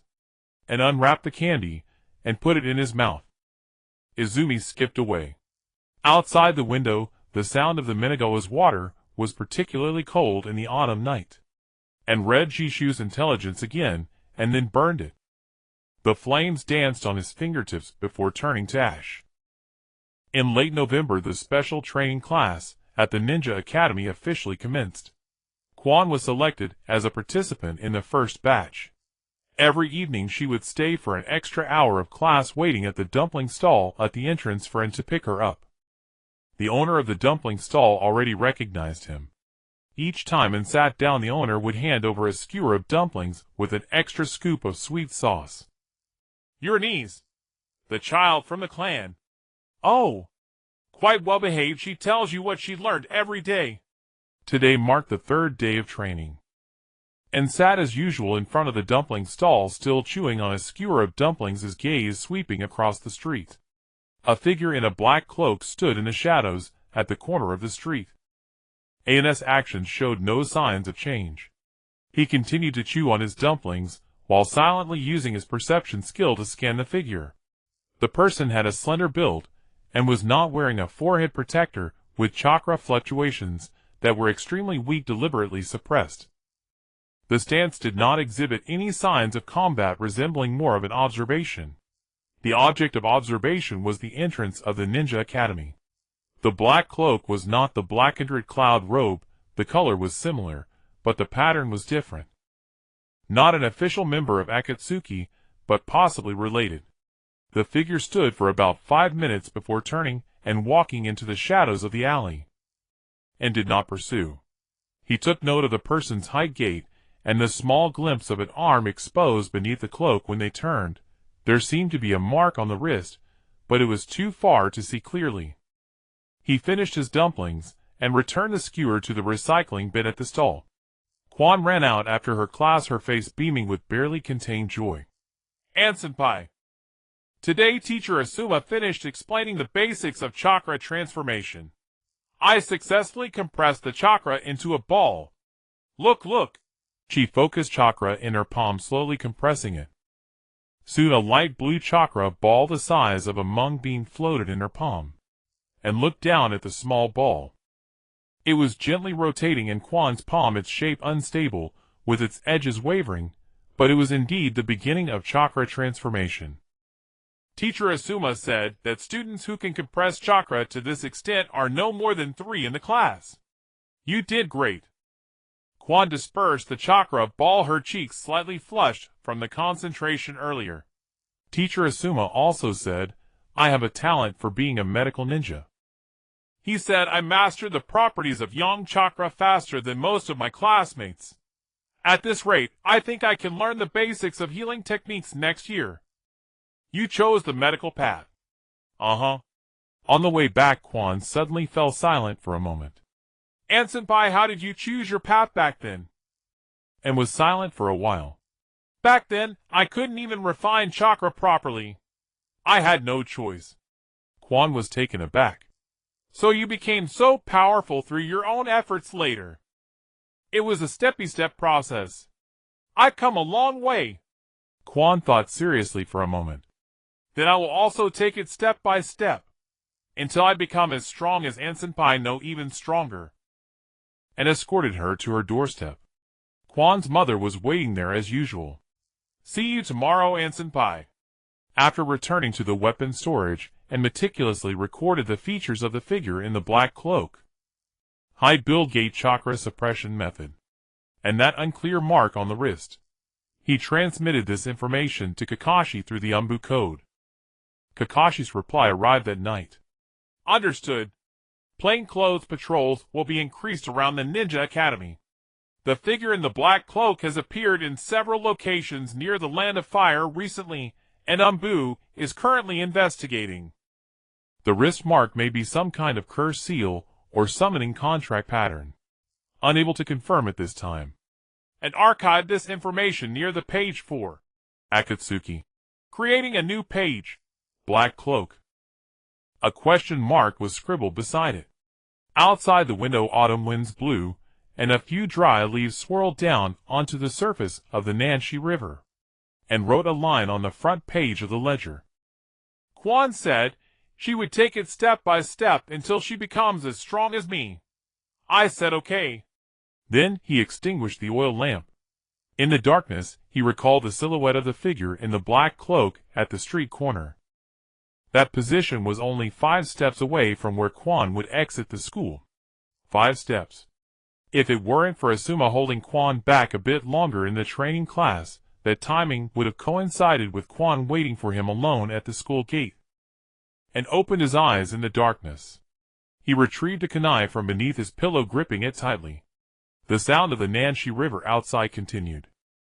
In the late autumn dusk of mid-November, the willow trees on the training ground had not yet shed all their leaves.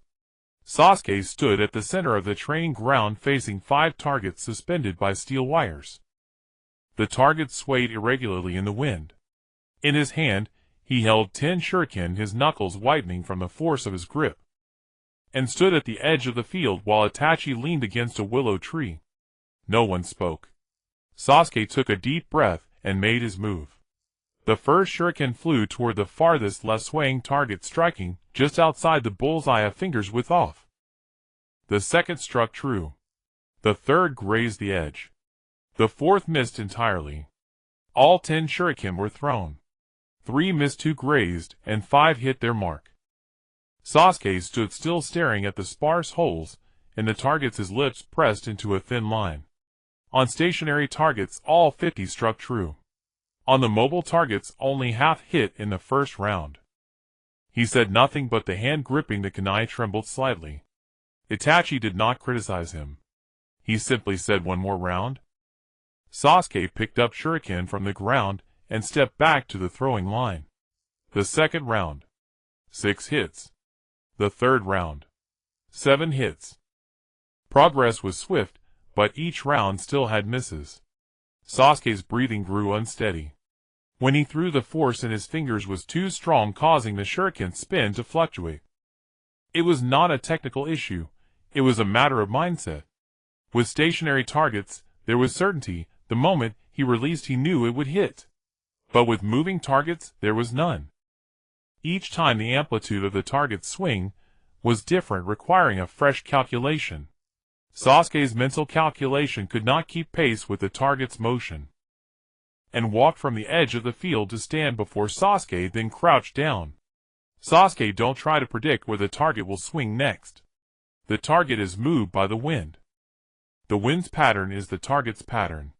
Sasuke stared at the swaying target's fine beads of sweat on his forehead. Following An's gaze, he looked toward the willow tree at the edge of the training ground. The willow branches swayed in the wind, sometimes fast, sometimes slow, but the overall rhythm was steady. The wind comes from the direction of the Naka River. When it passes through the willow tree, the branches first lean left, then rebound. The target hangs in the same wind current, so its swinging rhythm is identical to the willows. You don't need to predict the target. You only need to read the wind. Sasuke was silent for a long time. Then he stepped back to the throwing line. The fourth round. He looked at the willow first. The branches leaned left, and he threw. The first shuriken struck the bullseye the moment the target reached its leftmost point. His eyes lit up. The second. The third. The fourth. All 10 shuriken were thrown. All hit. Sasuke stood frozen. He turned to look at him, and gave him a firm nod of approval. He then looked at Itachi. The corner of Itachi's mouth moved slightly, so faint and subtle, but Sasuke saw it. that evening and was organizing the day's findings in the weapons shed. The system interface had flashed an unexpected notification the moment Sasuke achieved a perfect score in the 4th round. Teaching behavior triggered master. Shuriken throwing comprehension 5. Insight LV. 2 gained a new trait, wind reading. By observing the movement patterns of natural objects in the environment, one can predict the trajectory of moving targets. And stared at the line of text, then walked to the window. Wind reading. This skill was not an extension of Shuriken technique, but an evolution of insight. He had always used insight to analyze human behavior and information, but this was the first time he had used it to analyze the wind. And the system acknowledged this application. He stood by the window observing the willow tree by the Naka River. The amplitude of the branches swayed the speed of their rebound, the pause intervals when gusts interrupted. Piecing these data together, he could predict even with his eyes closed where the branches would be in the next moment. The prediction was accurate to within about a fist's width. On the blank space of Shizui's body, Flicker scrolled and wrote down what he had realized today. Wind reading, triggered by Sasuke's mobile target training. Observe the movement patterns of natural objects in the environment to predict the trajectory of moving targets. Principle: every moving target is constrained by environmental factors. The pattern of those constraints is the pattern of the target. After writing, he closed the scroll. Outside the window, the willow branches stirred faintly, and the sound of the Naka River's water persisted. The training ground had fallen silent. Sasuke must have been called home by his mother for dinner. But tomorrow evening, he would once again stand before that row of mobile targets. The wind would blow from the direction of the Naka River, passing through the willow tree.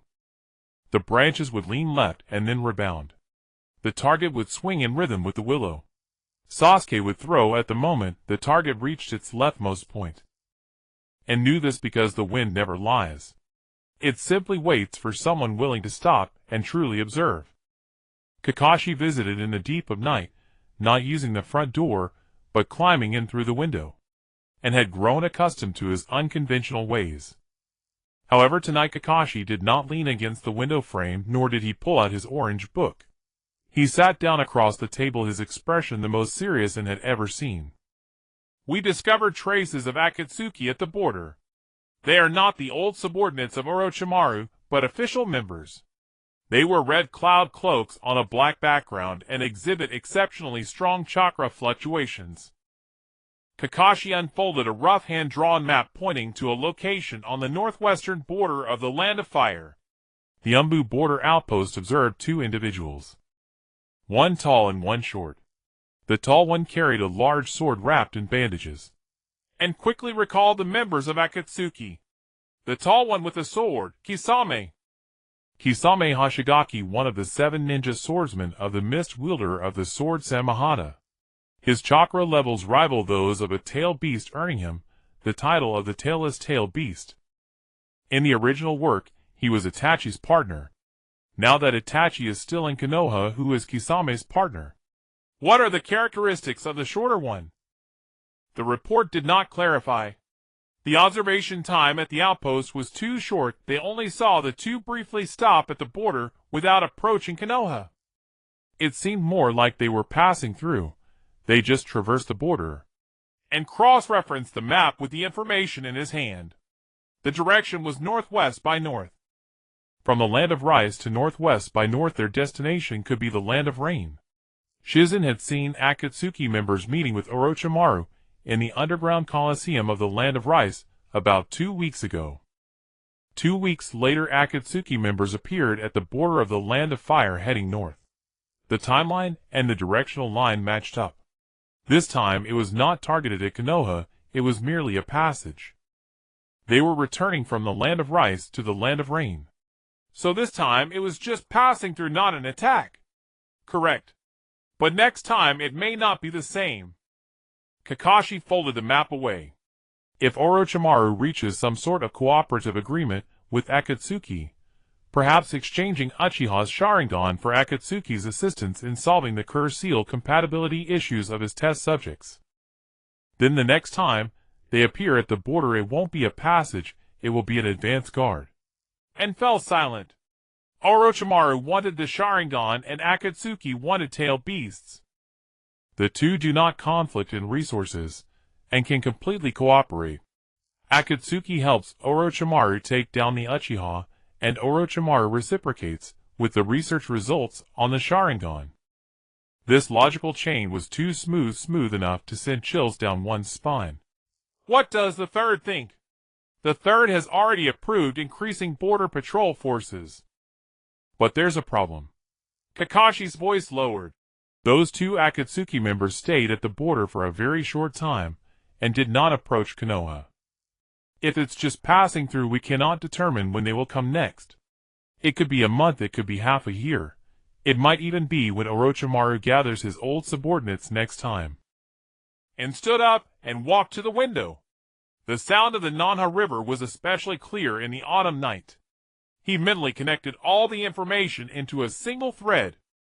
Orochimaru was selecting test subjects in the Land of Rice. Akatsuki appeared at the border of the Land of Fire on their path. The third was laying defenses, and the Uchiha clan had 3 lines of defense. But no matter how tight the defenses are, they cannot withstand a frontal attack from a strength rogue ninja. Shizune could take down a single bone ninja using the weaknesses of Curse Seal compatibility. If Kisame comes, Shizune and Itachi may not be able to escape unscathed. Kakashi-senpai, does the ANBU have any intelligence on Akatsuki's attitude towards Orochimaru? Not much. But Lord Jiraiya mentioned one thing: Akatsuki is not a monolith. The members are bound by interests and fear. If someone does something to harm the organization's interests, Akatsuki will pursue them mercilessly. If Orochimaru stole something from Akatsuki, they will hunt him down. They will. And lightly tapped his fingers on the window frame. Then we wait. Wait for what? Wait for Orochimaru to betray Akatsuki. Kakashi was silent for a moment before standing up. I will go report to the third. You keep an eye on Orochimaru. When the time comes, we won't need to act. Akatsuki will take care of Orochimaru for us. He climbed out the window, his figure disappearing into the night, and stood by the window. The chilly autumn wind blew, and carrying the coolness of the Nanha River. He turned back to the table, adding today's date, and the latest developments to the page on Akatsuki in his intelligence report. Then he flipped to a new page, writing the title, waiting for the right moment. He set down his pen and blew out the oil lamp. In the darkness, his thoughts became even clearer. The large sword on Kisame's back was not aimed at the Uchiha. But next time it may not be the same. The third Hokage did not summon him in the office this time. He sent word to wait for him on the rooftop, and ascended the stairs of the Hokage building and pushed open the door to the rooftop. The autumn wind was strong, and the third Hokage, Sarutobi Hiruzen, stood by the railing of the rooftop holding a pipe. The smoke was dispersed by the wind merging into the sky above Konoha. You're here, Lord Third, and walked up beside him. From the rooftop, the countless lights of Konoha were gradually illuminating. The Uchiha clan's territory was on the edge of the village, with a sparser density of lights compared to elsewhere, but each light was steady. Kakashi told you about Akatsuki. The contact between Orochimaru and Akatsuki has been tracked by the ANBU for 2 years. It is not that we are unaware, but there is no good solution. The leader of Akatsuki possesses the Rinnegan, and his strength is unfathomable. Currently Konoha has no forces capable of defeating him. Hiden. The third took a puff from his pipe, and the smoke quickly dissipated in the wind. I am laying out a plan. Using the intelligence collected by Jiraiya outside, we will gradually approach the core of Akatsuki. At the same time, we must suppress the remnants of Danzo's forces to prevent internal chaos. But Orochimaru is the biggest variable. Orochimaru is my disciple. I understand him. He will not truly cooperate with anyone. There was a layer of complexity in the third's voice. It was not anger, but a kind of helpless understanding. His contact with Akatsuki ultimately aims to acquire something from them. It could be a Sharingan from a certain member, or information about the Rinnegan. He is not going to form an alliance. He is going to steal. Once he has stolen what he wants, Akatsuki will hunt him down. By that time, he will be too preoccupied to spare any energy for Konoha. And understood. The third was waiting for the same thing he had just thought of in the weapon storage. Waiting for Orochimaru to betray Akatsuki. Waiting for him to be hunted by Akatsuki. Waiting for him to be unable to attend to anything else. But this strategy carries a risk. Before Orochimaru steals anything, he may first act against the Uchiha. So before that, the Uchiha must be prepared for defense. I have left Itachi to patrol the area around the clan for this reason. The third turned around and looked at him. The Hokage's straw hat was not worn. His white hair was somewhat disheveled by the wind. I am getting old. If one day I am no longer in this position, whether through death or retirement, Konoha may experience a period of turmoil. By then, the intelligence network in your hands, Shizui's intelligence network in the shadows, and Itachi's channels within the ANBU will become the last line of defense for the Uchiha. I need you to promise me that regardless of how the situation changes, you will protect the Uchiha. And was silent for a long time. Only the sound of the wind remained on the rooftop. You are entrusting me. Yes. If the new Hokage continues your policies, the Uchiha will be safe. If the new Hokage is adverse to the Uchiha, then your intelligence network will be the weapon against the new Hokage. An's fingers tightened slightly on the railing. The third was not giving him a task, he was giving him a position. A position that could protect the Uchiha clan during any power transition. I promise. The third nodded. He took his last puff from the pipe, and tapped the ashes on the railing of the rooftop. How is Shursui doing in the land of rain? And recalled the last line of Shizui's scroll. Not returning to the village for now. He says it's not cold. The third chuckled. That kid has always been stubborn. When you send him a message next time, please convey my regards. The third invites him for a drink when he can return to Konoha. He'll cover the expenses. And nodded. The third walked towards the door of the rooftop, his back appearing somewhat hunched in the dim light. He pushed open the door without looking back. Those 7 names will still not appear anywhere. The door closed, and stood alone on the rooftop. The countless lights of Konoha spread out beneath him, and the autumn wind carried the scent of roasted sweet potatoes from the commercial street. A prompt appeared on the system interface. Trust level with the third Hokage has reached level 3 maximum. Obtained hidden mission. Heir. If the third dies or abdicates, ensure the Uchiha are not persecuted in the era of the new Hokage. Mission reward unknown. And looked at the prompt, wiping away the dew that had been cooled by the wind on the railing. The third was preparing for his own affairs. The 8th Hokage moved into a new home, with a view of the Hokage Rock, and Sasuke was still practicing moving targets in the training field. Everything is changing. Some people are growing old, and some forces are stirring in the shadows. And he stood on the rooftop holding 7 names. He descended from the rooftop, exited the Hokage building, and stepped into the autumn night. In early December, Kakashi brought a letter. It was not a confidential scroll transmitted through the ANBU channels, but a genuine letter. The envelope bore the inscription Kakashi Itachi in bold strokes of a brush, the handwriting wild and unrestrained. It was sent by Lord Jiraiya from the land of rain. Kakashi placed the letter on the table. He fought alongside me during the 3rd Great Ninja War. I've always been on the list of trusted leaf ninjas. And took the letter and unfolded it. The content was brief, yet each line was laden with significant information. Jiraiya had infiltrated the land of rain for half a year, and finally accessed the core intelligence network of Akatsuki. He confirmed that Akatsuki currently had about 10 core members, with the leader possessing the Rinnegan of power beyond measure. Akatsuki was in the process of collecting tail beasts, having confirmed the acquisition of multiple tails chakra, though the exact quantities and types were still under investigation. However, the pace of collection had recently slowed significantly. The reason could be summed up in 4 words: internal power struggles. 1 core member had defected. Upon reading this and paused, his finger resting on the letter. Defection. The timeline rapidly unfolded in his mind. Shursui had observed Akatsuki's contact with Orochimaru in the underground arena of the Land of Rice. 2 weeks later, Akatsuki members appeared at the border of the Land of Fire heading towards the Land of Rain.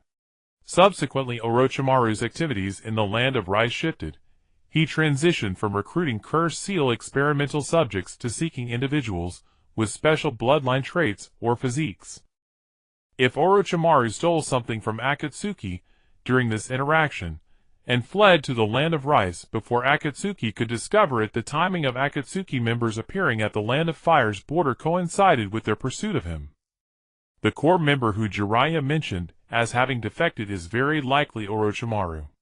The internal strife that the third Hokage spoke of may have already occurred. Kakashi considered the same matter. Orochimaru doesn't intend to steal from Akatsuki. He has already stolen and is currently fleeing. And flipped the letter to the second page. Jiraiya advised that the leaf should remain still. Do not bring calamity upon oneself. Let Akatsuki and Orochimaru exhaust each other. At the same time, he reminded, the items stolen by Orochimaru during his defection are extremely important, and Akatsuki has dispatched a formal pursuit team into the vicinity of the Land of Fire. How many members are in the pursuit team? Jiraiya didn't specify the number, but he used the word formal, indicating that these are not mere experimental subjects, but a pursuit team led by core members. At least 2 shrank rogue ninjas. And stood up and walked to the window. Orochimaru was being hunted by Akatsuki, unable to strike at the leaf in the short term. This was precisely the time window the third Hokage referred to, as he has his own problems to deal with. However, the pursuit team's activities around the Land of Fire meant that Akatsuki's core members were closing in on the leaf's periphery. They were not directly targeting the leaf, but if the pursuit team happened to gather intelligence on the tail beasts, the Ninetales is in the leaf and Naruto is in the leaf. Naruto's security needs to be strengthened. It's not against Orochimaru, but to prevent Akatsuki's pursuit team from opportunistically snatching him. Kakashi nodded. In the evening, and sent his analysis of Orochimaru's possible defection from Akatsuki via Crow to Shursui. The reply arrived the next morning. Shursui wrote only one sentence. Confirmed. Orochimaru has defected. Akatsuki's pursuit team is in the vicinity of the Land of Fire. I will continue monitoring. Additionally, I have copied Jiraiya's letter. His handwriting is too ugly. And chuckled as he looked at the last line.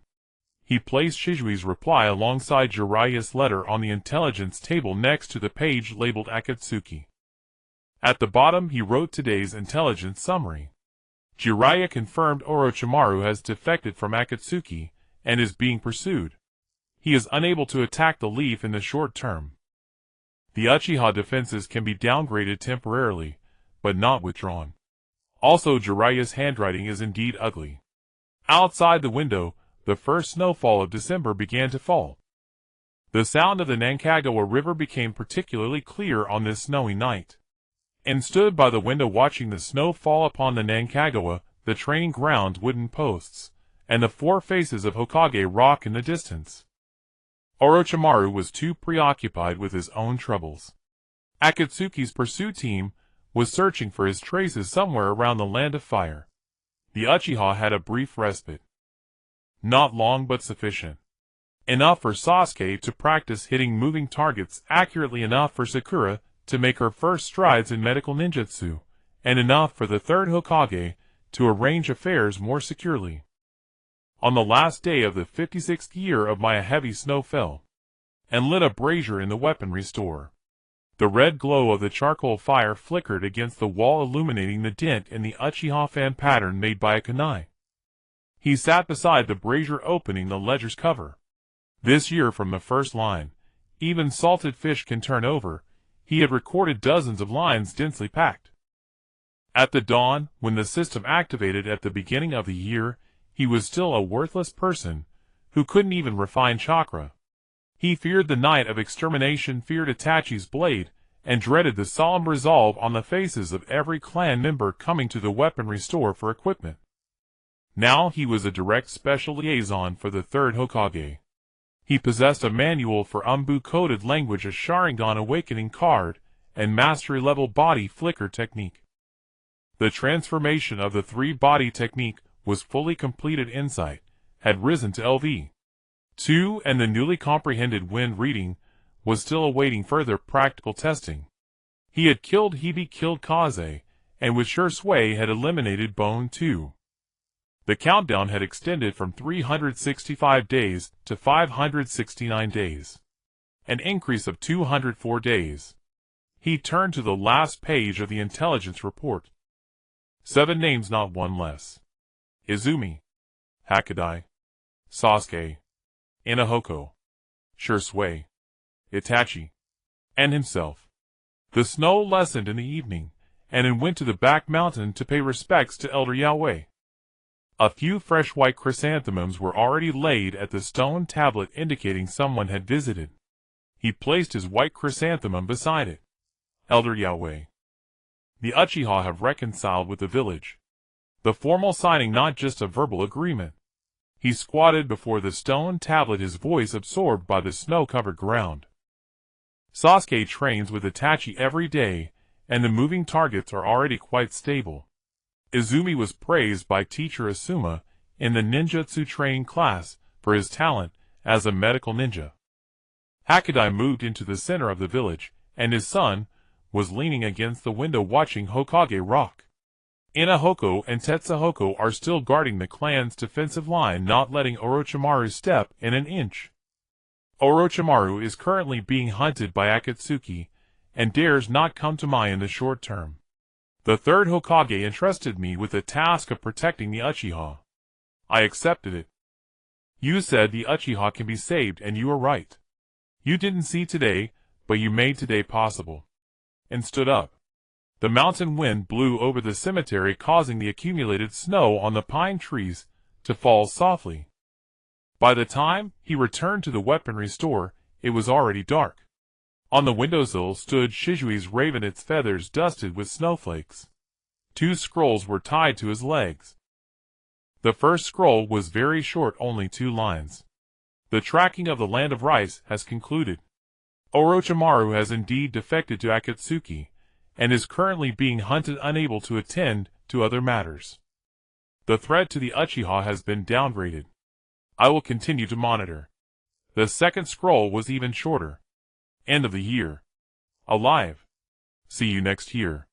And looked at the word "see you next year," and a slight smile appeared on his lips. He burned the scroll, and the flames danced in the dark night at the end of the year.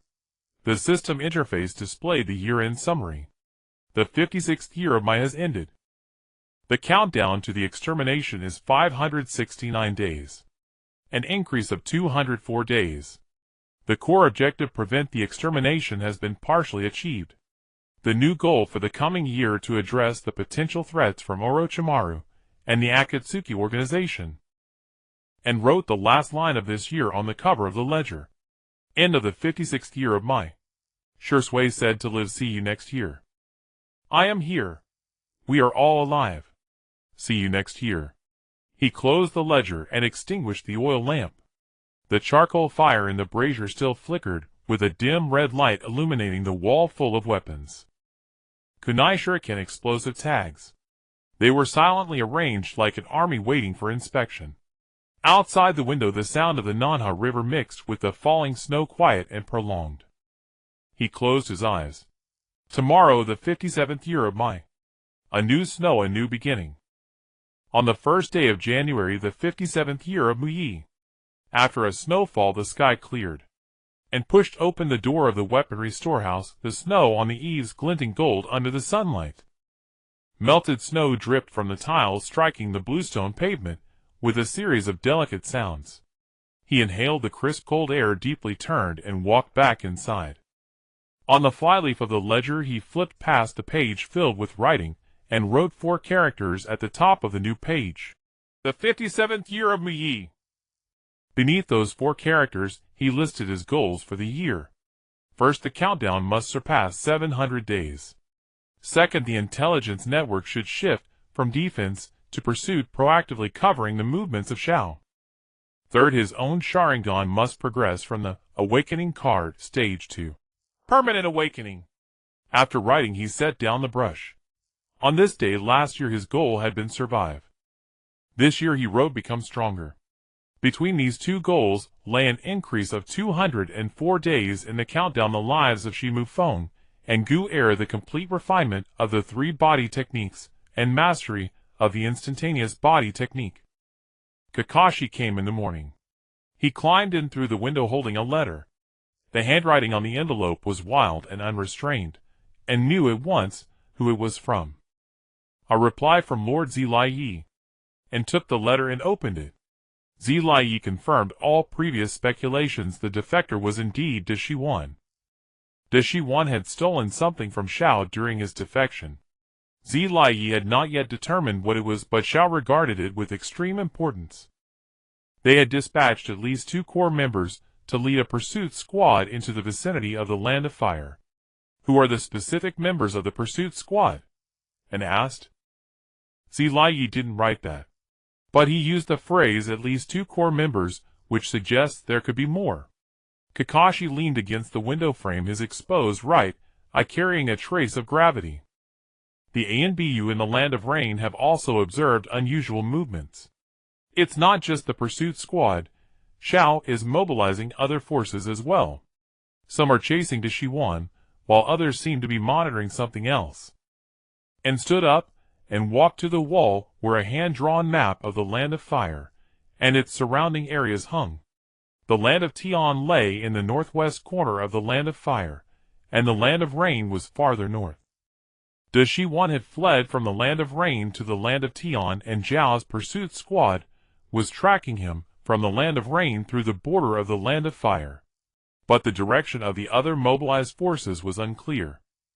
If the target was a tailed beast, the Leaf Village had the 9 tails. Although Ming Ren's identity as the 9 tails Jinchuriki was a secret to outsiders, given Zhao's intelligence capabilities it might not remain hidden for long. Does the 3rd Hokage know about Ming Ren? He's been guarding against this for a long time. Ming Ren has always been protected by ANBU, but ANBU can't stop Zhao's core members. Kakashi did not deny it, and sat back at the table and placed Zilai's letter and Ji Shui's intelligence side by side. It was good news that Deshiwan lacked the strength to attack the Leaf Village in the short term. The outer defenses of the Uchiha clan could be slightly downgraded, but not completely removed. At the same time, the intelligence network needed to extend its reach into the areas around Ming Ren's activities, ensuring that any approach by Xiao members would be detected immediately. I'll go apply to the 3rd Hokage to reinforce the perception coverage around Ming Ren. Kakashi finished speaking and left through the window in the evening and went to the training ground to seize Wuzhu. The young man stood before a moving target holding 10 shuriken in his hand.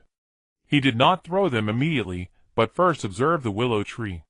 The willow branches swayed stiffly in the cold wind, their amplitude much smaller than in autumn, but the pattern remained. Zhuozhu watched for a while, and only when the wind steadied did he swing his arm and release the shuriken. All 10 struck the center of the target. The young man's lips curled upward as he turned to look in, and gave him a slight nod. The spring snow was melting. The sound of the Nanhe River was a little quicker than in winter. And turned and walked back to the weaponry storehouse, where he wrote 2 lines under the Xiao section of the intelligence report, first month of the 57th year of Muyi. Deshiwan is still being pursued. Xiao has mobilized other forces suspected to be related to tailed beasts. Strengthen intelligence coverage around Ming Ren. There were thin clouds outside the window. Tomorrow would probably be sunny again. The Stillwater Crow descended on a moonless night, and was counting the inventory. The scroll tied to the crow's leg was particularly heavy, wrapped around 3 times.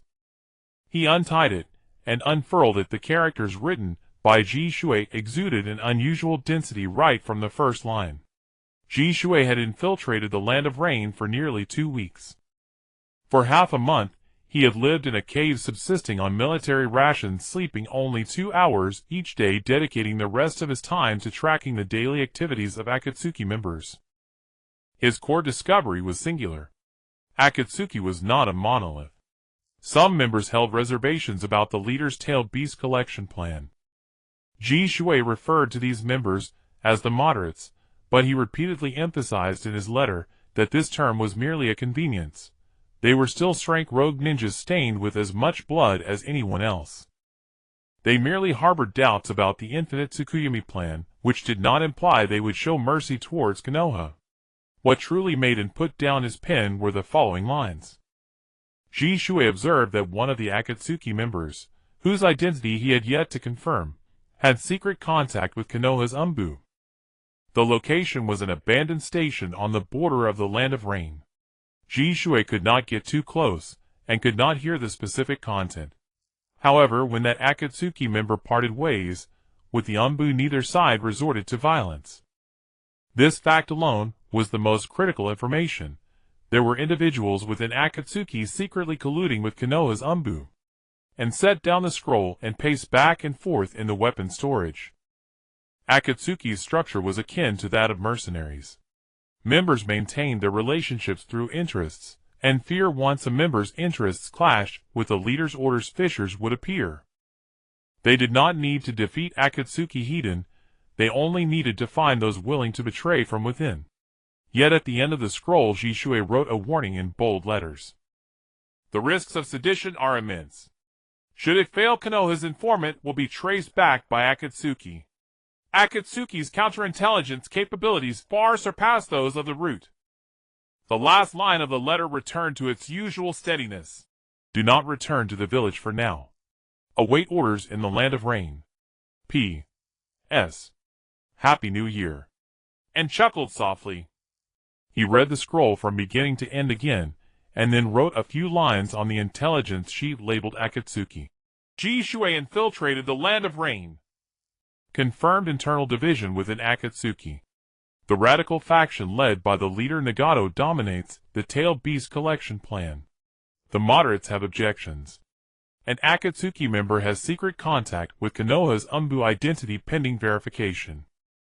This intelligence was too sensitive, and did not transmit it through the usual ANBU channels, but went personally to the Hokage Tower to seek an audience with the third Hokage. The third Hokage met him on the rooftop. The wind was strong. The old man struggled several times to light his pipe with a lighter, and recounted Ji Shui's intelligence word for word. The third Hokage remained silent for a long time after hearing it. The idea of embedding a line inside Akatsuki was previously suggested to me by Jiraiya. Ji Shui's intelligence lends feasibility to this idea. The third Hokage took a puff from his pipe. But tell Ji Shui not to actively contact that Akatsuki member who has ties with the ANBU. It is too dangerous.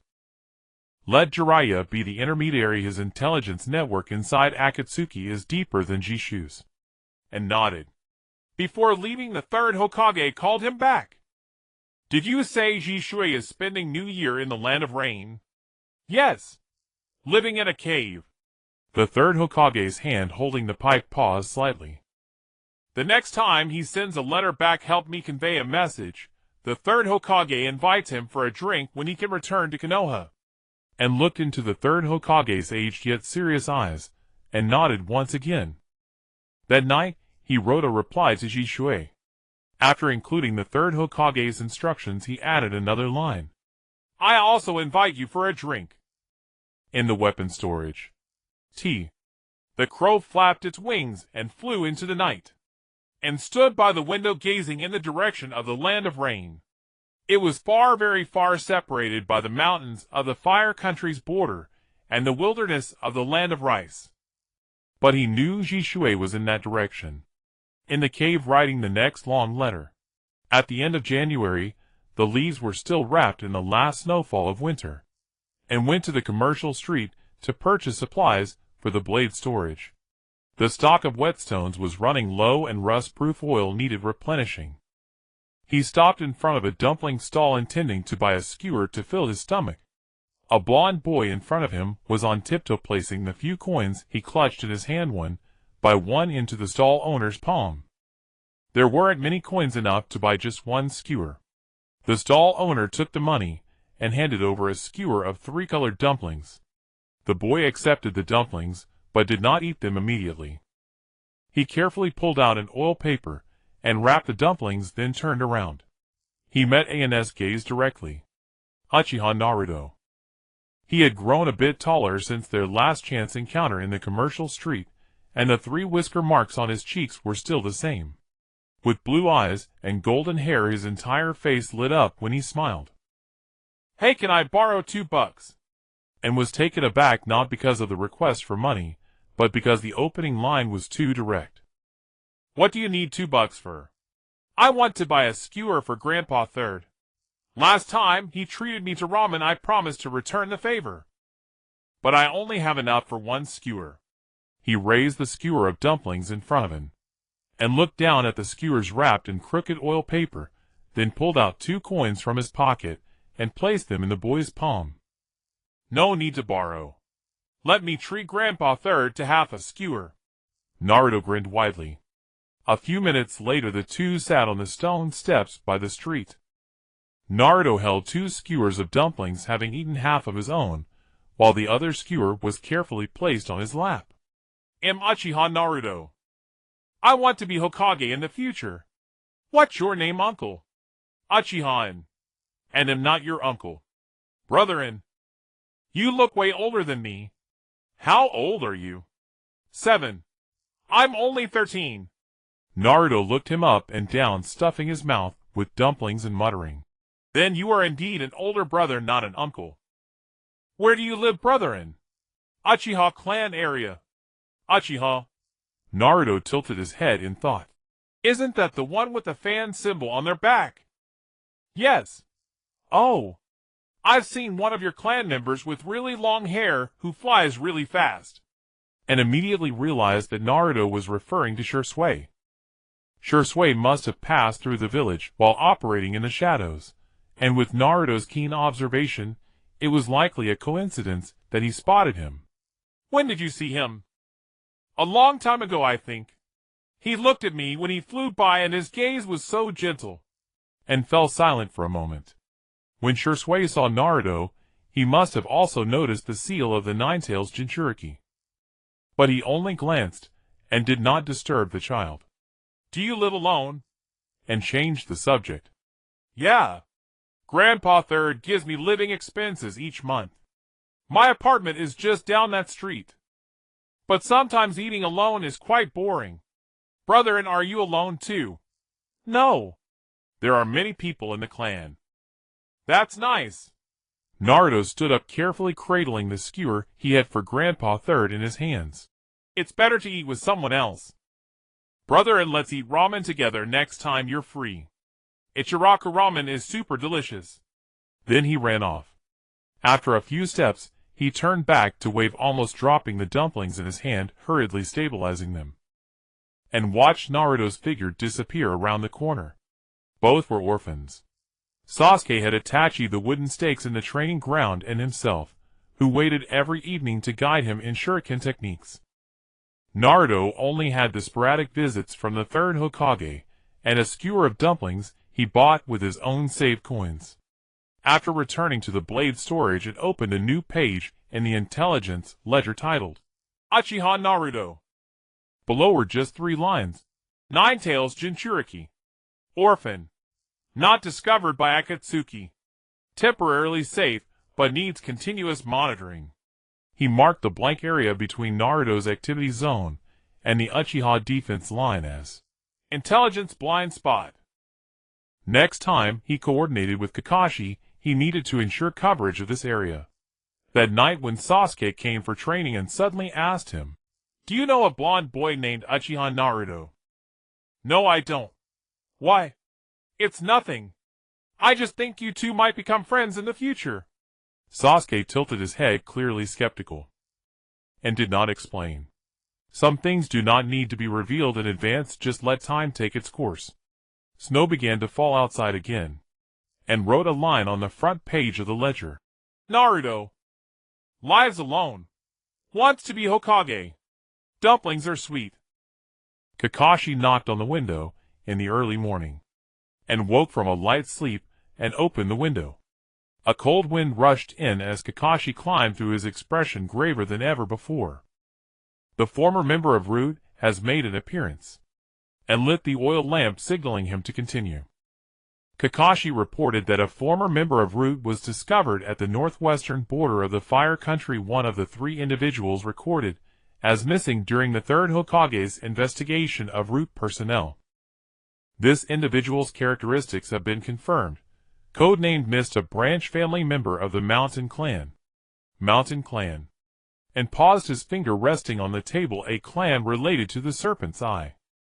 Yes. Furthermore, according to intelligence from the ANBU, Mist's spiritual techniques are stronger than those of the Serpent's Eye. The Serpent's Eye masters the technique of erasing facial features and basic body transformation, while Mist has mastery over a variant of the body confusion technique. The body confusion technique, an ancient forbidden art of the Mountain Clan that can simultaneously interfere with the minds of multiple targets, creating collective chaos. Coupled with Root's special training, Mist is an extremely dangerous informant and assassin. And inquired about the connection. Kakashi revealed that the location of Mist's appearance overlapped with the area of Akatsuki activities previously reported by Shursui. That region lies in the triangular area between the Fire Country, the Country of Rice, and the Country of Rain. Mist may have already defected to Akatsuki. Or worse, he might be an informant planted by Danzo while he was still in power. And stood up and approached the map, his finger pointing between the Country of Rice and the Country of Rain. After Danzo resigned from the ANBU, his remaining influence has never been completely eradicated. Root was disbanded, yet the whereabouts of its core members remain a mystery. If Danzo had placed a piece in Akatsuki, his resignation would not be an act of surrender, but rather a strategic retreat. After the deaths of the Serpent's Eye and Fu, Danzo could have transitioned into deeper concealment, continuing contact with Orochimaru through Mist, or conveying certain information to Akatsuki via Mist. Does the third Hokage know? He does. The third has already dispatched the direct ANBU to track Mist. But there is one problem. Mist is from the branch family of the Mountain Clan related to the Serpent's Eye. If he knows who killed the Serpent's Eye, he will come looking for me. Kakashi fell silent, and created a new page in the intelligence report, titling it Mist, and jotting down a few lines. Codename Mist. Former member of Root. Branch family of the Mountain Clan related to the Serpent's Eye. Skilled in the variant of the body confusion technique. One of the 3 missing individuals. Suspected of siding with Akatsuki or acting under a secret order from Danzo. Possesses a potential motive for revenge against Uchiha An. Threat level A. After putting down the pen, he did one thing. It was not to reinforce the defenses of the weapon storage, but to seek out Inazuma. In the early morning, Inazuma listened to An's words, and remained silent for a few seconds. I will take responsibility for the safety of Izumi. No matter how deep Akatsuki infiltrates, they cannot breach the inner circle of our clan. You can rest assured to do your thing. He did not ask in what he intended to do. Yet from his gaze and read his true meaning. If Mist were to come seeking revenge, let me and Tetsuhiko hold him off first. After returning to the weapon storage and sat at the desk reviewing the intelligence dossier on Mist, the spiritual techniques of the Mountain Clan are in some aspects more difficult to defend against than the illusions of the Sharingan. The Sharingan requires visual contact to activate its illusions, while the techniques of the Mountain Clan can invade the brain directly. The only nemesis is the Sharingan itself. And pressed his hand against his eyelid. The single-tomoe Sharingan could only be temporarily activated through awakening, but each use left a deeper bloodline mark in his eyes. At the very end of the intelligence report, he added a few brief words. If Mist comes, kill him on the spot. Outside the window, the accumulated snow reflected the moonlight bright enough to rival day. The South Hichuan was frozen to a mere trickle, the sound of water extremely faint. Deep night. A frantic tapping against the window jolted in awake. A crow perched outside, a sliver of blood-stained cloth bound to its leg, Shurshui's blood, and followed the crow through snow-laden streets of the clan compound, racing beneath the silver moonlight. The crow soared toward a dense forest downstream of the Nanha River. There, deep within the woods, and found Shurshui beneath an ancient pine. Shirzue leaned weakly against the trunk. His left ribcage was soaked through with crimson. His hand pressed hard against the wound, dark blood seeping between his fingers. Seeing it, he offered a faint, weary smile. "This time is lighter than bone twos," and said nothing. He tore a strip from his own sleeve and began applying firm pressure to stem the bleeding. Shirzue rested against the trunk while attended to the wound. At his feet lay a corpse, a gaunt face, pale irises, the unmistakable mark of the mountain clan. A prominent graft scar marred the nape of the neck, identical to Fuga's, residue of Orochimaru's artificial bloodline experiments. The mist's spiritual techniques surpass even Snake Eyes in intensity. A variant of heart disturbance body art can simultaneously disrupt multiple targets. I launched a swift body flicker strike, but he disrupted both me and my two shadow clones at once. I had no choice but to charge forward through the interference. My kunai pierced his heart just as it struck my left ribs. Luckily it veered slightly, sparing my vital organs, and increased the pressure on the wound. Mist spoke a few words before dying. Shirzue's voice grew fainter. He said, "Uchiha An, the dead of Snake Eyes." Then he smiled and relayed Danzo's message. "You shattered his 8-year scheme. He will live to watch you lose everyone you hold dear. One by one." An's fingers paused for a breath over Shirzue's wound. Then he resumed bandaging, steady, precise, unshaken. "Danzo may wait. His pawns. 1 arrives, I kill 1. 2 arrive, I kill both." His tone was calm, as if remarking on the weather. Shirzue watched An's face, silent, and examined Mist's corpse, and retrieved a small scroll from the dead man's ninja tool pouch. Its contents were fragments of a communication between Danzo and Orochimaru. Most text erased, only the final lines remaining. "Spring of Konoha, year 58, base relocation. All experimental data transferred. Sharingan specimens prioritized." Orochimaru was moving his base, next spring, and secured the scroll and rose. "You'll need at least 2 weeks rest. No more solitary recovery in mountain caves." Shirzue did not protest, and helped him stand, guiding him to lean upon his shoulder. They trudged back across the snow, the forest receding behind them into silence. The moonlight fell upon Mist's corpse, and upon the grafted scar at his nape. They returned to the armory before dawn, and reopened Shirzue's bandages, and meticulously cleaned and sutured the wound using standard medical supplies kept on hand. His suturing technique had been learned from Izumi's mother, fine, even, precise stitches. Shirzue lay motionless on An's narrow-caught eyes closed, and couldn't tell if he slept. He dimmed the oil lamp with quiet care. "And, Danzo will send others, not only for vengeance but for my eyes. Nights like this will come again, and again." And sat beside the bed. In the darkness, he gazed at Shirzue's pallid face, silent for a long, still moment. "Then let them come. 1 and I kill 1. 2 and I kill both. You already said that.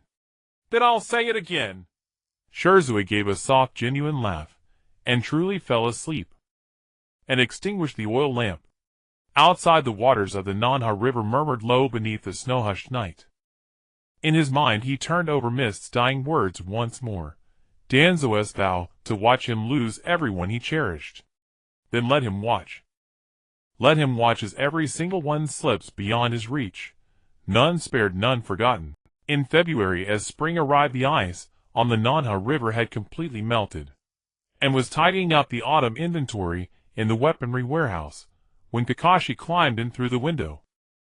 After the routine intelligence report was concluded, he did not leave immediately, and put down his pen and waited for him to speak. "The third's health." Kakashi's voice was very low. "The medical team has privately told me the truth. The frequency of coughing is much higher than it appears, and the chakra levels are slowly but steadily diminishing. This is not a sudden illness, but a cellular aging. Lord Hizashi has already noticed he has not personally taken on any rank missions recently, and recalled what the third had said a few months ago on the rooftop. If one day I am no longer here, At that time he thought the third was planning for the long term, paving the way for the future of Konoha. Now he realized that the third sensed the decline of his own body earlier than anyone else. What is the estimated time from the medical team? If there are no large-scale battles, maintaining normal duties for a year or two is not a problem. But if an rank battle requiring the third's direct involvement occurs. Kakashi did not finish his sentence and fell silent. Orochimaru was being hunted by Akatsuki and was unable to attack Konoha in the short term, but his defection had allowed the Akatsuki pursuit team to enter the vicinity of the Land of Fire. Zetsu was dead and Danzo's remnants were still stirring in the shadows. The third's health condition was the only variable before Orochimaru's transfer. If the third cannot withstand the next rank battle, Konoha would instantaneously lose its highest decision-maker. And the candidate for the fifth Hokage, Jiraiya, had explicitly refused the position, and Tsunade had been absent from Konoha for many years with no known whereabouts. If there were no Hokage to hold the fort, would Danzo take the opportunity to return? The roots were merely disbanded, but the people remained. Does Jiraiya have any suggestions for the fifth Hokage candidate? And asked. Lord Jiraiya has been looking for Tsunade, but there is currently no definite return date. Kakashi leaned against the window frame. If Tsunade cannot return in time, the third may recommend an acting Hokage. However, the authority of an acting Hokage is limited. They cannot control the Elder Council nor suppress the remaining forces of Danzo. And stood up and walked to the window. The early spring wind was still quite cold, and the willows along the Nanha River had just begun to sprout. So right now, what Konoha fears most is not an attack from Akatsuki. It is the sudden collapse of the third. Yes. Once the third falls, the most dangerous threat is not external invasion, but internal fragmentation. Danzo's retreat does not mean he has given up waiting. He is waiting for this moment. And turned back to the desk and opened a new page in the intelligence report, titling it, The Third's Health Condition. The notes were written heavily, as if to pierce through the paper. Deteriorating. Unable to participate in rank battles. Time window of 1 to 2 years. If the third falls, Danzo may resurface and Akatsuki may take advantage of the situation. He must convert the intelligence of Akatsuki's internal division into actual schemes of seduction, before the third's body can no longer hold out. Turn Jiraiya's informants into nails embedded in Akatsuki within Konoha. Divert Orochimaru's attention completely from the Uchiha clan. As Kakashi climbed out of the window, he said something he had never said more seriously, since he had known Kakashi. The task the third entrusted to you, to protect the Uchiha. It may not require waiting until he retires, but should start preparing now. The door closed, and stood alone in the weaponry warehouse. In the evening, Sasuke was practicing kunai throwing in the training ground. The target was still a moving target, but the bullseye had been changed to a smaller circle. Itachi stood under the willow tree holding a spare kunai in his hand. After each round Sasuke threw, he would walk over and whisper a few words. Sasuke nodded and prepared for another round, and stood at the entrance of the weaponry warehouse watching this scene. They still did not know that the third's body was deteriorating, did not know that Danzo was still waiting, did not know that Akatsuki's pursuit team was searching for Orochimaru's whereabouts around the Land of Fire. He stood in the shadow of the curtain bearing all these unknowns on his shoulders. But he was not alone in shouldering it. He returned to the desk and wrote a few lines on the front page of the ledger. The third's body is deteriorating. Time window of 1 to 2 years. Must seduce the informants within Akatsuki before this. Shursui will continue tracking after his injury heals. Protect the line of defense with Inari and Tetsu. Sasuke will participate in the Chunin exams this year. Izumi's medical ninjutsu course will start next month. The moment the pen was put down, the system interface quietly lit up at the edge of his vision, then dimmed. He knew it was the countdown still ticking. 569 days. It could be extended, or it could reset to 0 overnight. But every name he wrote down today was a reason to prevent it from reaching 0. In mid-February, Jiraiya's second letter arrived. It was much thicker than the previous one. And opened the envelope and unfolded the letter. Jiraiya's handwriting was still flamboyant, but each stroke was written with more force than before. He first confirmed the intelligence observed by Shisui. There was indeed someone within Akatsuki who held reservations about the tailed beast collection plan. This person was codenamed Ko. Ko held a significant position within Akatsuki, able to access details of the combat deployment and the tailed beast collection plan. Ko took the initiative to express a willingness to cooperate through the Konoha ANBU. However, he had one condition. He wanted to meet Uchiha Shisui. An's fingers tightened on the letter as he read this. Ko knew Shisui's name, was aware that he was secretly tracking Akatsuki, knew his codename was Shunshin Shisui, and that he possessed the Kodo Amatsukami. The intelligence network of Akatsuki was far deeper than anticipated. On the second page of the letter, Jiraiya detailed the specific arrangements for the meeting. The location was an abandoned shrine within the Land of Iron, situated in a neutral area at the border of the Land of Fire and the Land of Rain. The time was set for early March. Each side would bring one accompanying person. Ko would bring his partner, and Shisui could bring someone he trusted. Jiraiya's suggestion was that it could be agreed upon, but it must take place in a safe environment controlled by Konoha. The third Hokage had already agreed, and transmitted the contents of the letter to Shisui encrypted through a crow. The reply came back the same evening. There was only one line.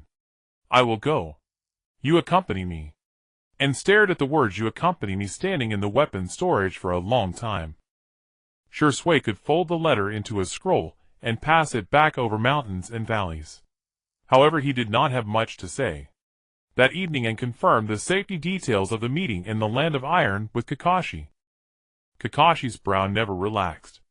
Ko knows Shisui's name and the Kodo Amatsukami. If this is a trap, Shisui faces more than just two Akatsuki members. It could be a complete capture team. What is the likelihood of it being a trap? 50-50. Kakashi put away the map, but the third Hokage said that Shisui should decide for himself. If Shisui says he will go, Konoha will ensure his safety. The Land of Iron is a neutral area, and Akatsuki would not dare to openly tear the veil. As long as the meeting place is within the Land of Iron, the probability of Akatsuki making a move would be greatly reduced. As he began to write a formal reply to Shisui, he added a few lines at the end. Kakashi has arranged an evacuation route at the border of the Land of Iron. If anything goes wrong, I will hold back. Run as far as you can. He did not give Shisui a chance to refute, and directly transmitted the letter. The next evening, Sasuke was practicing the wind shuriken in the training ground.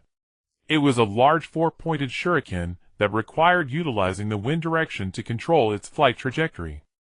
Sasuke stood on the throwing line, observing the sway of the willow trees for a while before he made his move. The massive shuriken traced a curve in the air.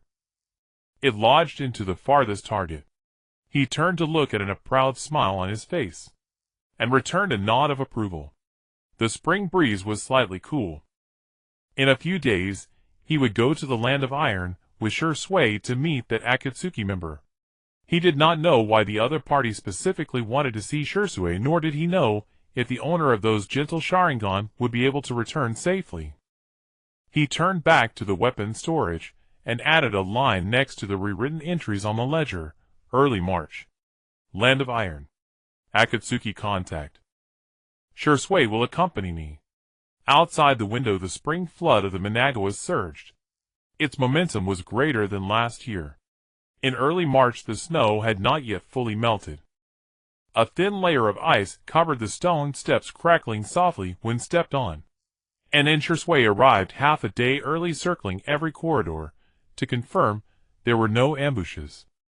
The shrine has been abandoned for many years, yet the craftsmanship of the Iron Country is indeed renowned. The wooden structure remains solid and reliable despite the wear of time. An arranged explosive seal in a discreet corner of the side hall. In case of trouble, it can be detonated to create chaos, and buy more time for retreat. As dusk fell, two figures approached from the direction of the torii gate. One tall, one short, both donned black robes with red clouds. They wore bamboo hats with wind chimes, and with each step the chimes softly jingled in the twilight. The taller one first removed his hat. His silver hair was neatly tied in a ponytail with an old scar beneath his left eye. His features were so delicate that he almost resembled a woman, and held his breath. He recognized this face, but it was somewhat different from his memory. He appeared younger, his eyes not as hollow as in the future, yet it was undoubtedly him. The shorter one also took off his hat. With black short hair and a porcelain-like face, his expression was as indifferent as a doll standing silently beside him. The taller one spoke first. Uchiha Shursui. Younger than described in the intel. Shursui did not engage in pleasantries. You need to deliver the Akatsuki intel to Konoha. Why? The four faced off at the two ends of the remaining stone steps of the shrine. The taller one didn't answer directly, but instead looked up at the broken tiles of the shrine's roof. Have you seen children in war? Without even a name, they dig in the mud for worms. And notice the scar beneath the left eye of the taller one. That was not a battle wound. It was a result of malnutrition in childhood leading to cracked skin. The leader of Akatsuki said he would create eternal peace with the infinite Tsukuyomi. I initially believed it, but gradually I realized it was merely an illusion cast over everyone, killing the reality of this world and replacing it with a false dream. The taller one's gaze returned from the roof, meeting Shishui's. That is not the world I wish to create. Shursui continued to observe him. The shorter one also did not look away. As the two locked eyes across the stone steps and suddenly realized that this was the true reason the shorter one had insisted on meeting Shursui. Not for other celestial beings, but to test whether Shursui was truly, as the intel described, a person willing to bear the blame for peace. The taller one was seeking a kindred spirit. After sitting at the ends of the stone steps, they successively exchanged the Akatsuki intel. The current progress of the Tail Beast collection, multiple tail chakra confirmed obtained with 10 formal members, and the leader Nagato possessing the Rinnegan. Additionally, items confirmed stolen by Orochimaru, a manuscript concerning the evolution of the Sharingan involving the eternal Mangekyō. Shursui showed no extra reaction. Who else within Akatsuki is willing to break away from the leader? Currently only I am confirmed. Others are still hesitating. The taller one listed a few names and their respective abilities. All were rank rogue ninjas. As the meeting was nearing its end, the taller one stood and put his hat back on. As he turned and suddenly spoke up. Among those hesitant ones you just mentioned, has anyone ever mentioned the Moon Eye plan? The taller one halted his steps. The wind chime at the edge of his hat jingled softly. How do you know about the Moon Eye? And did not answer. The taller one did not press further. He merely re-examined An's face, and after a while said, one person mentioned it. He said the Moon Eye is a lie. But he did not join the moderates. He belongs to no faction, he only owes allegiance to himself. Can he be swayed? No. The taller one looked at him, but he can be traded. Then he left, without a farewell, fading into the twilight beyond the torii gate with those beside him, and sat on the cold stone steps reflecting on the taller one's words. Can be traded but cannot be swayed. Shursui sat beside him, and the two cleaned the shrine again, removing all the explosive seals they had previously set up. The Iron Country's snowy night was quiet, with only the sound of shoes stepping on thin ice. That night, upon returning to Konoha, An organized the intel on the table. He specifically wrote a note at the bottom. Codename Ho. Willingness to cooperate confirmed. Providing intel including Tail Beast collection progress, overview of Akatsuki's formal members, and content of the manuscript stolen by Orochimaru. Internal division of Akatsuki confirmed as fact. There are others that can be traded but not swayed. Further contact is required. He laid down his pen and gazed out the window. The March spring breeze in Konoha began to warm the waters of the Mangekyō River wrapped around broken ice flowing toward the distance. On the trip to the Iron Country, no explosive seals were used, nor did anyone trigger any alarms. But the taller one's words, "some can be traded," kept echoing in his mind. A week after the meeting in the Iron Nation, the still waters of the Crow brought the first batch of intelligence promised by the Heron. The scroll was sealed with fine hemp thread, the handwriting precise and meticulous. Just like when meeting at the shrine, every word was accurate and economical.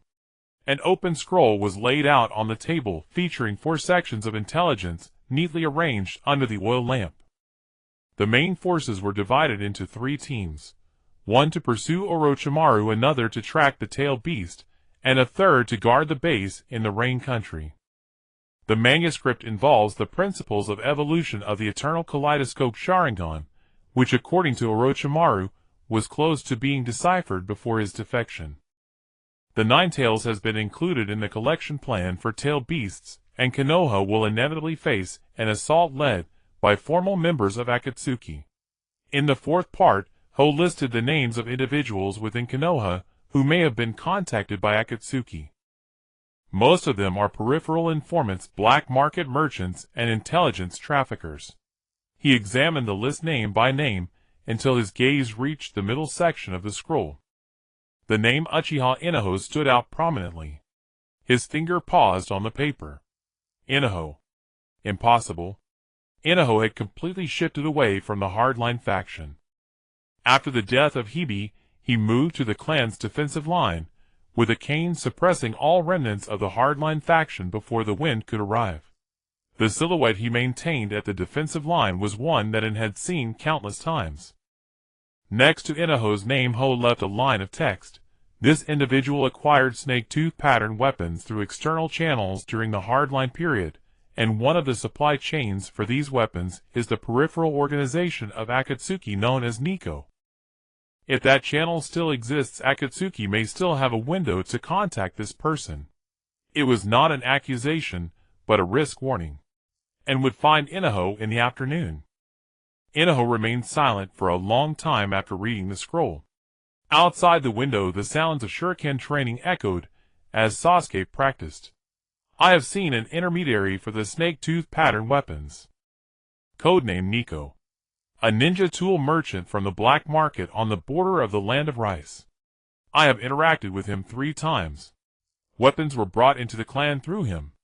If Nico is a peripheral member of Akatsuki, how much does he know? He knows you were once a core member of the hardline faction.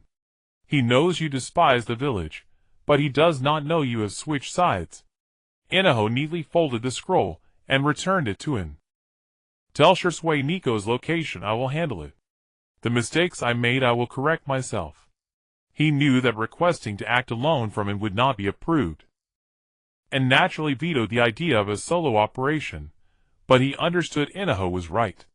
The Nico connection must be severed as soon as possible, as each additional day posed a threat to Uchiha's information security. Moreover, having Inaho take action meant undeniable submission.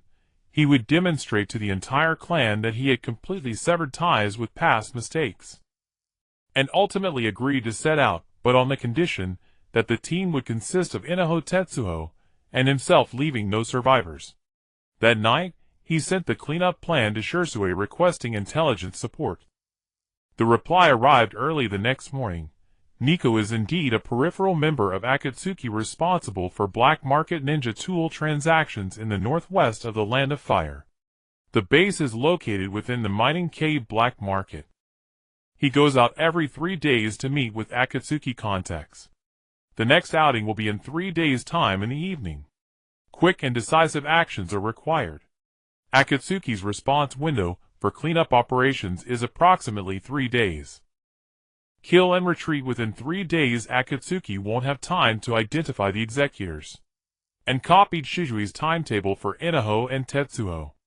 The 3 briefly convened to agree on the action plan that night and wrote on the first page of the ledger, Cleanup Operation. Nico. Border of the Land of Rice. Objective: eliminate. On the training ground, Sasuke was collecting targets. Moonlight illuminated the empty target range with the holes on the wooden stakes as dense as stars.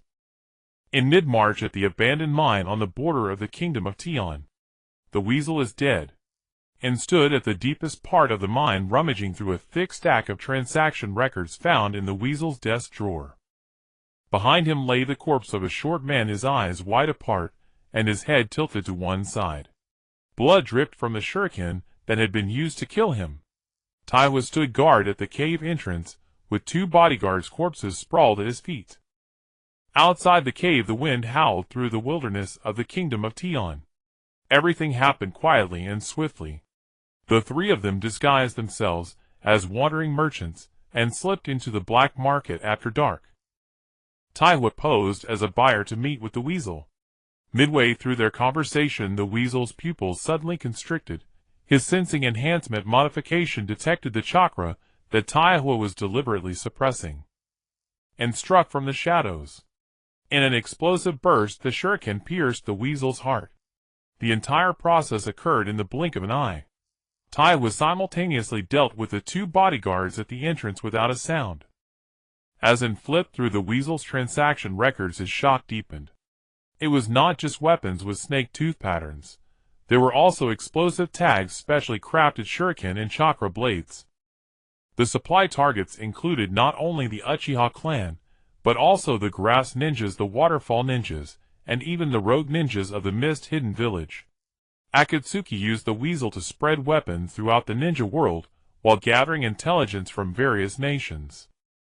The weasel was not just an intermediary, he was an intelligence station. Every transaction nourished Akatsuki's outer network, and sealed all the records into a scroll, and stored it in his ninja tool pouch. As they reached the cave entrance, Taiwa leaned against the wall, staring at his hands. The blood had dried. His gaze was complex, and stood beside him. The snake-tooth weapons in your hands nearly destroyed the Uchiha. Today you personally closed that door on the weasel. Taiwa remained silent for a long time. Before he died, Elder Yahweh told me that hatred must be buried in the ashes of the betrayer, and should not be passed on to the next generation. He repeatedly wiped the bloodied edge of the shuriken on his pant leg.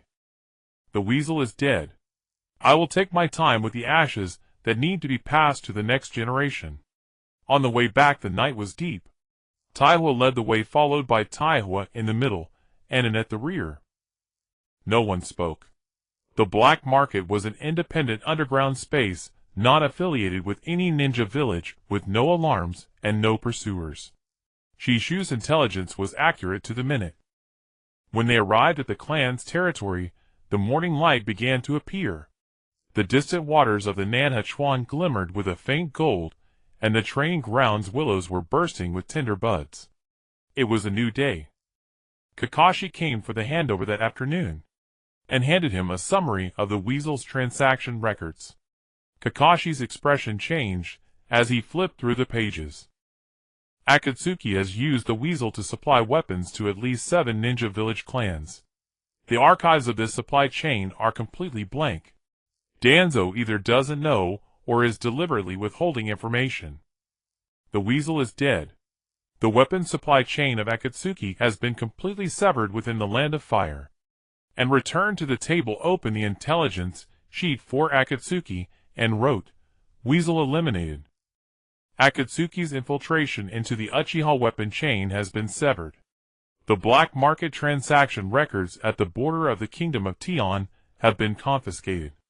Akatsuki's infiltration route into the Uchiha has been reduced to 0.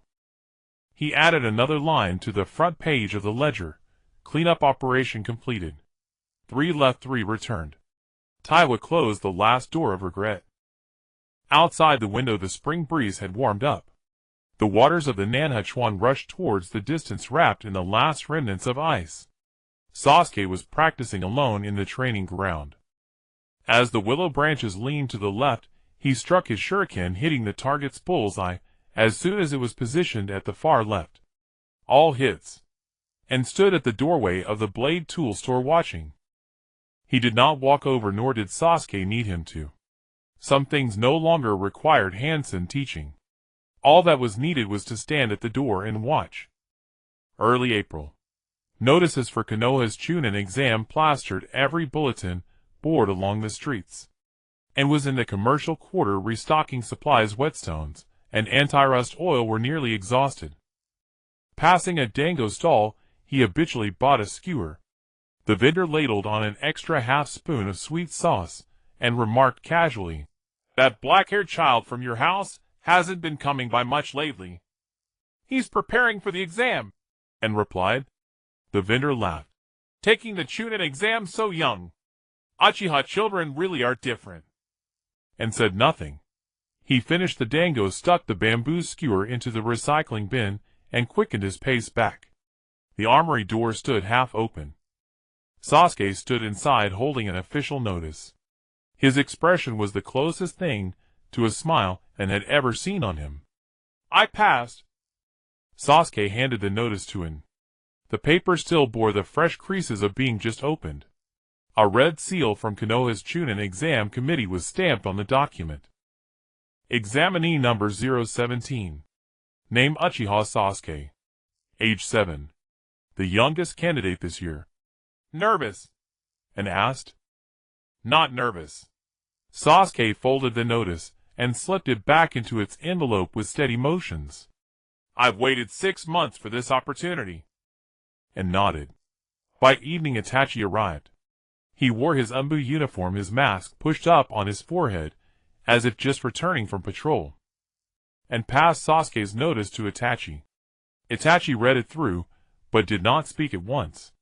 Sasuke stood before him with his back perfectly straight. "The Chunin exam is not the Academy's moving target practice," Itachi said in a calm voice. "The first written test will call at least 30%. He continued. The second survival exercise is real combat, and you will be injured. The third is public duels. Your opponent might be a last year's Chunin or a prodigy from another village." "I know." Sasuke looked up at his brother. "The art of reading the flow of battle can only be truly mastered in real combat." Itachi fell silent for a moment. Itachi turned to An. "Who is responsible for security during the exam?" "The perimeter is Kakashi. Inside the exam grounds are the ANBU directly under the third Hokage. Clan defenses Dalhua and Taiya will remain as usual." And replied. "I will be near the grounds the whole time." Itachi pulled his mask back over his face. "Don't be the first to hand in the first test. Don't be the first to strike in the third." Sasuke nodded earnestly, then turned and walked out of the armory. From the direction of the training field came the sharp thud of kunai driven into wooden posts, one after another, harder than usual, and stood in the doorway watching Sasuke's figure disappear behind the willows at the edge of the field. "You worry Orochimaru might use the opportunity to infiltrate," and said. Itachi did not deny it. "Orochimaru is being hunted by the Akatsuki and is stretched thin now." But during the Chunin exam many outsiders enter Konoha. The crowds are complicated. That is his best chance to infiltrate. He will not come personally, but he will send agents. And walk to the desk and fish from a hidden compartment the transaction records of Mangekyō and the intelligence summaries from recent weeks. The papers glowed faintly yellow under the oil lamp. "After Mangekyō died, Orochimaru's peripheral supply chain in the Land of Fire was largely severed, but a few remnants remain uncleaned. The experimental subject Kakashi intercepted at the border mentioned a codename, Fu, during interrogation. The precise identity has not been determined yet. I'll investigate," Itachi said. "You watch Sasuke's safety during the exam. I'll chase Fu." Before the exam ends, pull out every last pawn Orochimaru has left in the Land of Fire. He paused at the doorway and did not look back. "What you just told Sasuke?" And leaned against the doorframe. "You told me the same thing before." Itachi was silent for a beat. "You didn't listen then either." "Because I wasn't the examinee then," and said. "I was the storeroom keeper." Itachi's figure stilled for a moment. Then he vanished in an instant, and returned to the desk, and wrote a new line on the flyleaf of the ledger. "Chunin exam? Sasuke no. 017. Orochimaru may infiltrate. Merge defensive lines to cover. A system interface glimmered at the edge of his vision. Hidden task. Protect Sasuke's childhood. New stage, ensure Sasuke safely passes the Chunin exam. Failure will cause a significant rise in the childhood trauma index. And stared at that prompt and set his pen down. Outside, the warm spring breeze of April wafted in. The willow branches on the training field swayed gently in the twilight. He heard Sasuke call, "Senior An," the excitement in his voice barely controlled. Tomorrow is the first written exam. From tomorrow, Sasuke will no longer be the child who simply throws kunai at wooden posts in the training ground. He will stand before everyone. In the name of Uchiha. On the day of the written exam, the entrance of the Konoha ninja school was crowded with variously dressed genin, and stood on the rooftop across the street bathed in the soft golden light of the morning sun. His gaze scanned the crowd, his insight skills silently operating, capturing every subtle expression and every unnatural fluctuation of chakra. "That angle looks good." Kakashi's voice came from behind. He leaped onto the rooftop, crouching beside and casually flipping through his usual orange-covered book. "The ANBU are already in position at the exam site. There are 117 candidates and 12 proctors. The third Hokage is personally overseeing it," and nodded. He spotted a familiar small figure walking down the road from the Uchiha clan area. Sasuke was wearing a deep blue high-collared clan outfit embroidered with a fan pattern on his back. He stopped at the entrance of the ninja school, looked up at the rooftop where An was standing, and gave him a slight nod. Sasuke averted his gaze and stepped into the school. The exam venue was set in the largest lecture hall of the ninja school. Sasuke took his seat according to his number in the third row by the window. Beside him sat a rain ninja who seemed 4 or 5 years older, wearing his forehead protector askew, and with an unfriendly gaze. "Yo, Uchiha kid." The rain ninja lowered his voice, a mocking curve on his lips. "I heard you Uchiha were tied up like dogs at the village's edge before being let loose. How do you even qualify for the Chunin exam?" Sasuke's fingers lightly tapped the desk. He recalled Itachi's advice. Don't be the first to strike in the first round. He slowly relaxed his fingers, placing his hand flat on the desk. The rain ninja, seeing his lack of response, opened his mouth to say something more, but the proctor had already walked into the classroom to start distributing the exam papers. The exam paper was placed in front of Sasuke. He opened the first page and glanced at the questions. They were much more difficult than the graduation exam at the ninja school, but he didn't find it challenging. The theory lessons and intelligence analysis training that Itachi had assigned to him over the past 6 months were far more difficult. He picked up his pen and began answering the questions. The sunlight outside gradually rose, illuminating the desk and the densely written answer sheet, and stood on the opposite rooftop, his gaze never leaving the perimeter of the exam site. About 15 minutes into the exam, he sensed something unusual. A figure in a gray cloak appeared at the back entrance of the ninja school. The stance was too steady, far beyond what a genin should possess. The chakra fluctuations were deliberately suppressed, but the rigidity of the suppression revealed a flaw, and communicated the target's location to Kakashi using ANBU code. "Got it." Kakashi's voice came through the summoning communicator. "It's a defective experimental subject of Orochimaru. Not a formal combat unit, it should be used for reconnaissance. There are more than just this one at the exam's perimeter. You keep an eye on the front, and they'll check the back." And vanished from the rooftop in an instant. He discovered 2 suspicious figures in the alley behind the ninja school. One was counting kunai while the other stood with his hands in his pockets, keeping watch, and didn't rush in directly. He silently landed on the windowsill above their heads, activating the transformation technique at the moment of landing. He transformed into the appearance of a patrolling ANBU. The 2 men in the alley didn't even have time to react before they were knocked out and tied together, and rummaged through the captured ninja's tool pouch and found an explosive tag with a snake fang pattern. It belonged to the same batch marked as number 17 from the supply chain of the Weasel. If these items were mixed into the stands of the third public battle, the consequences would be unimaginable. He reported to Kakashi using ANBU code that the peripheral threat had been temporarily controlled. Kakashi replied with 2 words, "Sasuke," and looked towards the window of the exam site. Sasuke's pen was still moving, writing steadily, neither fast nor slow. The rain ninja, who had provocatively spoken in the exam room, was now frowning at the test paper, sweat pouring down his forehead, and averted his gaze.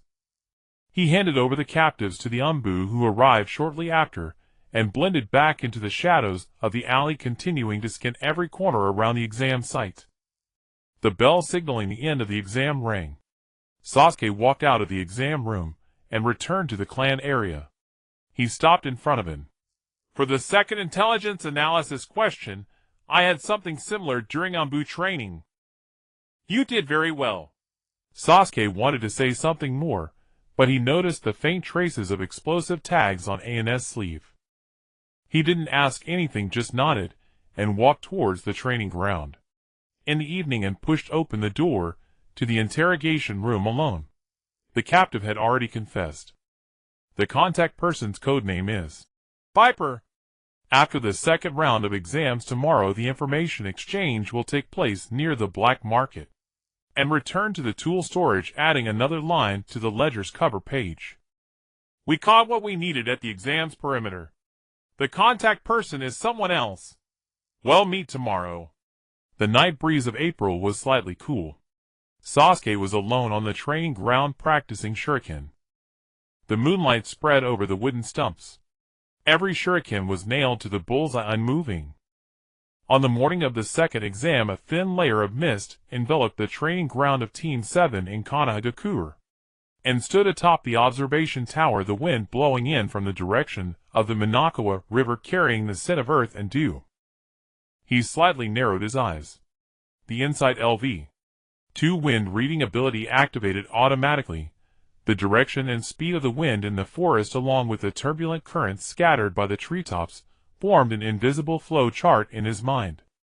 "Your expression looks like you're calculating a very complex arithmetic problem."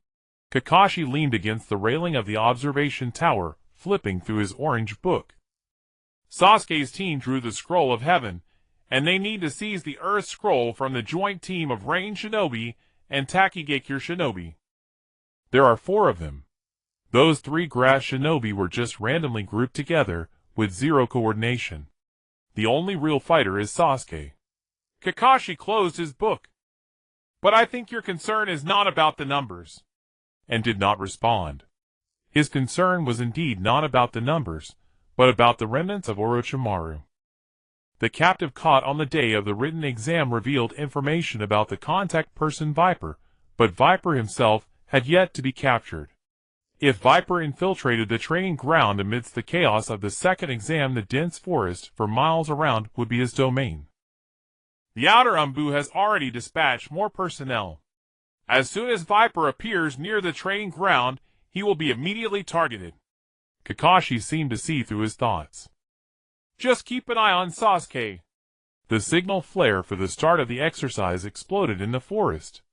Sasuke and his 3 grass shinobi teammates quickly left the open area of the starting point, and plunged into the depths of the dense forest. AN's gaze followed the gently swaying treetops. Wind reading sensed the unnatural rhythm of the rustling leaves in the forest. Each step created a clear trajectory of action in his mind. Sasuke was already actively commanding the 3 grass shinobi, who were several years older than him, during the movement, assigning tasks, determining formations, planning reconnaissance routes. His tone was neither humble nor arrogant, as if he had done this countless times. AN's lips curled slightly. The first small-scale skirmish erupted in a valley. Sasuke's team intercepted a 2-man group of Rain Shinobi who possessed the Earth Scroll. As the Rain Shinobi sensory scout poked out from the bushes, Sasuke's shuriken were already in flight. They were not thrown haphazardly. 3 shuriken flew out in a triangular formation, blocking the scout's escape routes, embedding themselves into the soil before his feet. "Hand over the scroll. You haven't been injured yet." Sasuke stood across the stream, his voice not loud, but each word was weighed down firmly. And scanned Sasuke's body posture from the observation tower. Shoulders relaxed yet firm, elbows drawn yet not locked. That was the combat stance taught personally by Itachi. After the ranged shinobi handed over the scroll, 3 Takigakure shinobi approached from the depths of the forest. Shuriken shot towards Sasuke from an angle that he could not directly observe. Sasuke did not even turn his head. With a swift motion, he deflected the incoming shuriken. It was wind reading. He sensed the change in air pressure the moment the shuriken cut through the air behind him. Sasuke was already instinctively using wind reading in actual combat, and quickly recorded this part of the data into his information card. Sasuke's grass shinobi teammates were gradually eliminated in the second round of the Takigakure's assault. Only Sasuke remained in the clearing of the dense forest. He had exhausted most of his stamina, yet his gaze was sharper than when the battle began. The captain of the Takigakure began forming the hand seals for the water prison technique. His partner simultaneously launched an illusion technique from the side. It wasn't a high-level illusion, but enough to restrict Sasuke's movements. In that instant, red light flashed in Sasuke's eyes. It was extremely brief, less than a second, but it caught it. The chakra in Sasuke's eye vein suddenly accelerated its circulation. It didn't possess the ability to counterattack, but it was clearly a reaction of the Sharingan being honed at the edges. The illusion technique was rebounded. The Takigakure captain froze in place, the chakra chain of the water prison technique instantly collapsing. Sasuke seized the opportunity, sending the last shuriken piercing through the remnants of the water prison, striking the Takigakure captain's shoulder, and snatching the scroll. The recorder in the observation tower replayed the footage frame by frame on the crystal ball. The horn signaling the end of the exercise echoed through the forest. Kakashi walked over to him and handed him the record board. 7 years old. Turning the tables in a 4-against-3 disadvantage. Executed the plan flawlessly under overwhelming numbers. Do you know what this means? And took the record board and wrote this comment next to Sasuke's name. Wind reading in actual combat is stable. The Sharingan's reactive fluctuations have increased. Recommend intensive training in tracking multiple enemies for the next phase. He set down the pen. Through the glass of the observation tower, he saw Sasuke walking out of the clearing in the forest. Sweaty, but unable to suppress the curve of his lips. Sasuke also saw the direction of the observation tower, and waved over, still holding the Earth scroll in his hand. That night, and completely sealed the characteristic data of Sasuke's eye response, and placed it in a separate file labeled Sasuke Sharingan Fluctuation Record. Then he added a note on the front page of the ledger. Survival exercise passed. Wind reading in actual combat is stable. Sharingan's reactive response enhanced. Sasuke waved the scroll and smiled at me. The pen rested on the table. Outside, the dense forest of the training ground gradually quieted down. The sound of the Mangekyō River flowed gently in the night. The public draw ceremony for the matches was held in the square in front of the Hokage building. The lower ninjas from each village lined up in the center of the square according to their numbers. The third Hokage, Sarutobi Hiruzen, personally presided over the draw. The stands were filled with the leading jonin from each village, and the higher-ups of Konoha Gakure. Clan leader Fugaku, dressed in formal kimono, represented the Uchiha clan, seated on the left side of the observation area, and stood in the shadow of the colonnade at the edge of the square. He was neither an examiner nor a leading jonin, but he held a special identity, an ANBU special liaison. This identity allowed him to stand in the best position for observation without drawing anyone's attention. Sasuke stepped onto the draw stage, his steps steady. At the height of 7 years, he could only reach the shoulders of the candidates in front of him, yet no one dared to underestimate him. During the second survival exercise, he single-handedly turned the tide, and defeated the combined team of Takigakure, a feat that had already spread among all the candidates during the exam. He reached into the draw box, and took out a folded slip of paper. Unfolding it, he read number Rain Hidden Village Shadow Gene. A lower ninja with a magnetic release bloodline limit. The square fell silent for a moment, and had heard of the name Shadow Gene, the strongest lower ninja from this batch of rain-hidden village, who mastered the magnetic release bloodline that could condense iron sand in the air, forming weapons and defenses. In the early chapters of the original story, he was also a troublesome existence. Sasuke kept the slip of paper safe and stepped down from the draw stage, his expression calm as usual, as if he had merely drawn a question slightly more difficult than the usual. Did you see his expression just now? Kakashi's voice came from behind his tone lazy. No expression. Then that is his expression. Kakashi flipped a page of his book.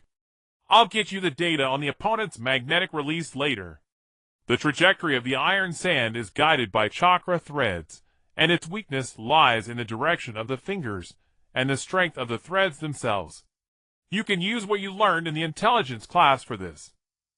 After dinner, Sasuke sat alone by the Nanha River watching the water, and walked over and sat down on a stone beside him. Iron sand is afraid of wind. Sasuke spoke first. The movement of the magnetic release iron sand relies on chakra threads. Each tendon in my fingers will move along with it. Wind reading can predict the trajectory of the iron sand. As long as I can see the direction of his fingers, I can know in advance where the iron sand will fly. He doesn't just use his fingers to control it. The movements of his wrist, shoulder, and even his entire torso will leak signs before he activates it. The part you can read now is no longer just the target. So speed is crucial. Sasuke fell silent for a moment, picking up a stone and throwing it into the water. The ripples spread out, reflecting the moonlight into a silvery sheen. If I'm not fast enough, even if I predict the trajectory of the iron sand, I won't be able to avoid it. Iron sand is not like a target it can split mid-flight. He turned to look at him. Senior, and I need your help. It's true that iron sand is afraid of wind, but it's not afraid of passive evasion. If I'm chased by the iron sand, he doesn't need to exert effort, he can just wear me down. And did not answer immediately. He gazed at the shattered moonlight on the surface of the Nanha River, piecing together a tactical plan in his mind. The chakra thread of the iron sand can be disrupted. His shadow clone technique combined with extreme burst could capture the rhythm of the opponent's chakra thread within a very short contact window, using wind reading, and then counter it. Cut off the chakra thread. I will handle it. The iron sand belongs to you. Sasuke turned to look at him, his dark, bright eyes reflecting a shadow. Then it's settled. He stood up, brushed off the dirt from his pants, and walked toward the training ground. After taking a few steps, he suddenly turned back. Senior An. That uncle, the one who was taken away by you and Kakashi Sensei at the school gate on the day of the written exam. Does he also want to come to watch the third match? And remain silent. Sasuke looked at him, the corners of his mouth curving slightly. I'm not afraid of him watching the match. But I was thinking that if he's on stage, and you're in the stands, it will be distracting. His voice turned serious. You have someone you need to focus on now. I will take care of my side. Then he ran towards the training ground, while the sound of the Nanha River continued to echo in the April night wind behind him. And sat by the river for a long time. The moonlight stretched his shadow long, laying it out on the bluestone slab, extending all the way to the water's edge. He repeatedly simulated the layers and force changes of the magnetic release iron sand in his mind, while also calculating how the shadow clone technique and extreme burst could work in coordination with wind reading. That night, he returned to the weapon storage and added an entry on the front page of the ledger. Sasuke's first round opponent is magnetic release. Iron sand is afraid of wind. Sasuke said, I will take care of my side. This child no longer needs me to protect him in front. He only needs me to stand beside him.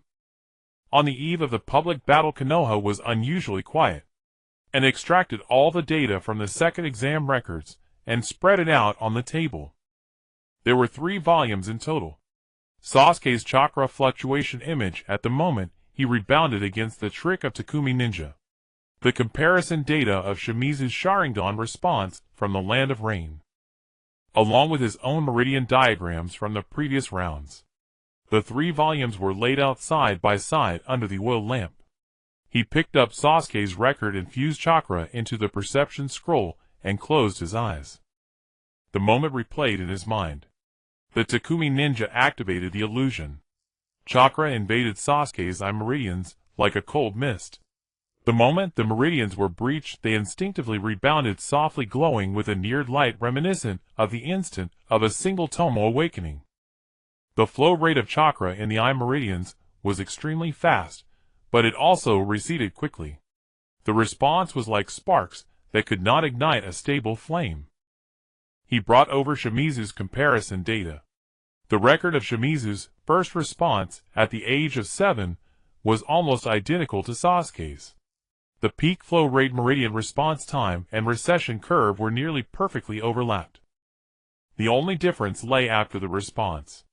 In the months leading up to his formal awakening, Shimizu had repeatedly undergone extremely high-pressure combat, each battle leaving a slight permanent expansion mark on the eye meridians. Those marks accumulated into a qualitative change. Opened his eyes. He flipped through the record of his first autonomous pulse. During the time, he attempted to mimic the natural response path. With a small amount of chakra in the weapon storage, a fleeting red shadow flashed before him. Gentle and steady. He had recorded 3 core parameters at that time. The duration of chakras resident in the eye meridians. The increase in residual capacity after the meridians adapted to expansion. And the duration of temporary enhancement of vision after the pulse receded. Comparing his data with the initial data of Sasuke and Shimizu, his residence time was longer than both and his recession was slower. It was not a matter of talent. He possessed the soul of a 26-year-old with far steadier control over chakra than that of a child. What he lacked was not control. It was stimulation. He did not know when the stimulating combat that could shift his bloodline from pulsing to awakening would arrive. He set aside the volumes and began to attempt a new training method. He channeled chakra into the eye meridians no longer in a smooth flow. Instead, he used a rhythm similar to the extreme burst instant body technique, subjecting the eye meridians to high-intensity chakra impacts for a very short time, then quickly withdrawing. The first impact. A blur of red light flashed before his eyes. The second impact. The duration of the red light extended by half a beat. After the third impact, a system prompt lit up at the edge of his vision. Preconditions for the natural awakening of the Sharingan have been updated. Current chakra accumulation is approximately 20 away from the threshold required for permanent awakening. Control of chakra residence in the eye meridians has met the standard. It is recommended to complete the final adaptive breakthrough in actual combat. 20%. Recorded this number on the front page of his ledger. Then he integrated Sasuke's data, Shimizu's comparison, and the curves of his 3 pulses into a new volume. The cover read, Complete simulation of the natural awakening path of the Sharingan. The last page had a line for Shimizu. I have organized what you wanted. I still lack 20. When we next meet, perhaps I need your help. He set down his pen and walked to the window. The April night breeze blew in from the direction of the Nam River, carrying the fragrance of willow catkins and new grass. His eyes faintly swelled. It was not a side effect of the awakening card. It was the response of his meridians undergoing self-repair and expansion after the high-intensity pulse training. Each tiny sting was a sign of expansion. Each expansion brought him closer to his goal. On the system interface, the distance to permanent awakening shrank from the initial 30 to 25, and then to 20 tonight. He calculated the speed of his training. If he completed all daily tasks, the rewards for increasing his chakra limit would advance about 1.5 percentage points each week. With a gap of 20, he could cross it in as little as 6 weeks. But extreme emotional stimulation was not something training could replicate. Leaned against the window frame, recalling that dusk when the system was activated last year. At that time, he could barely refine chakra. The Sharingan was an unreachable myth. Now, he held a complete simulation derived from Orochimaru's manuscript, Shimizu's data, Sasuke's pulse, and his own blood and sweat. Still 20 away. Still waiting for a stimulating combat moment he did not know when would arrive.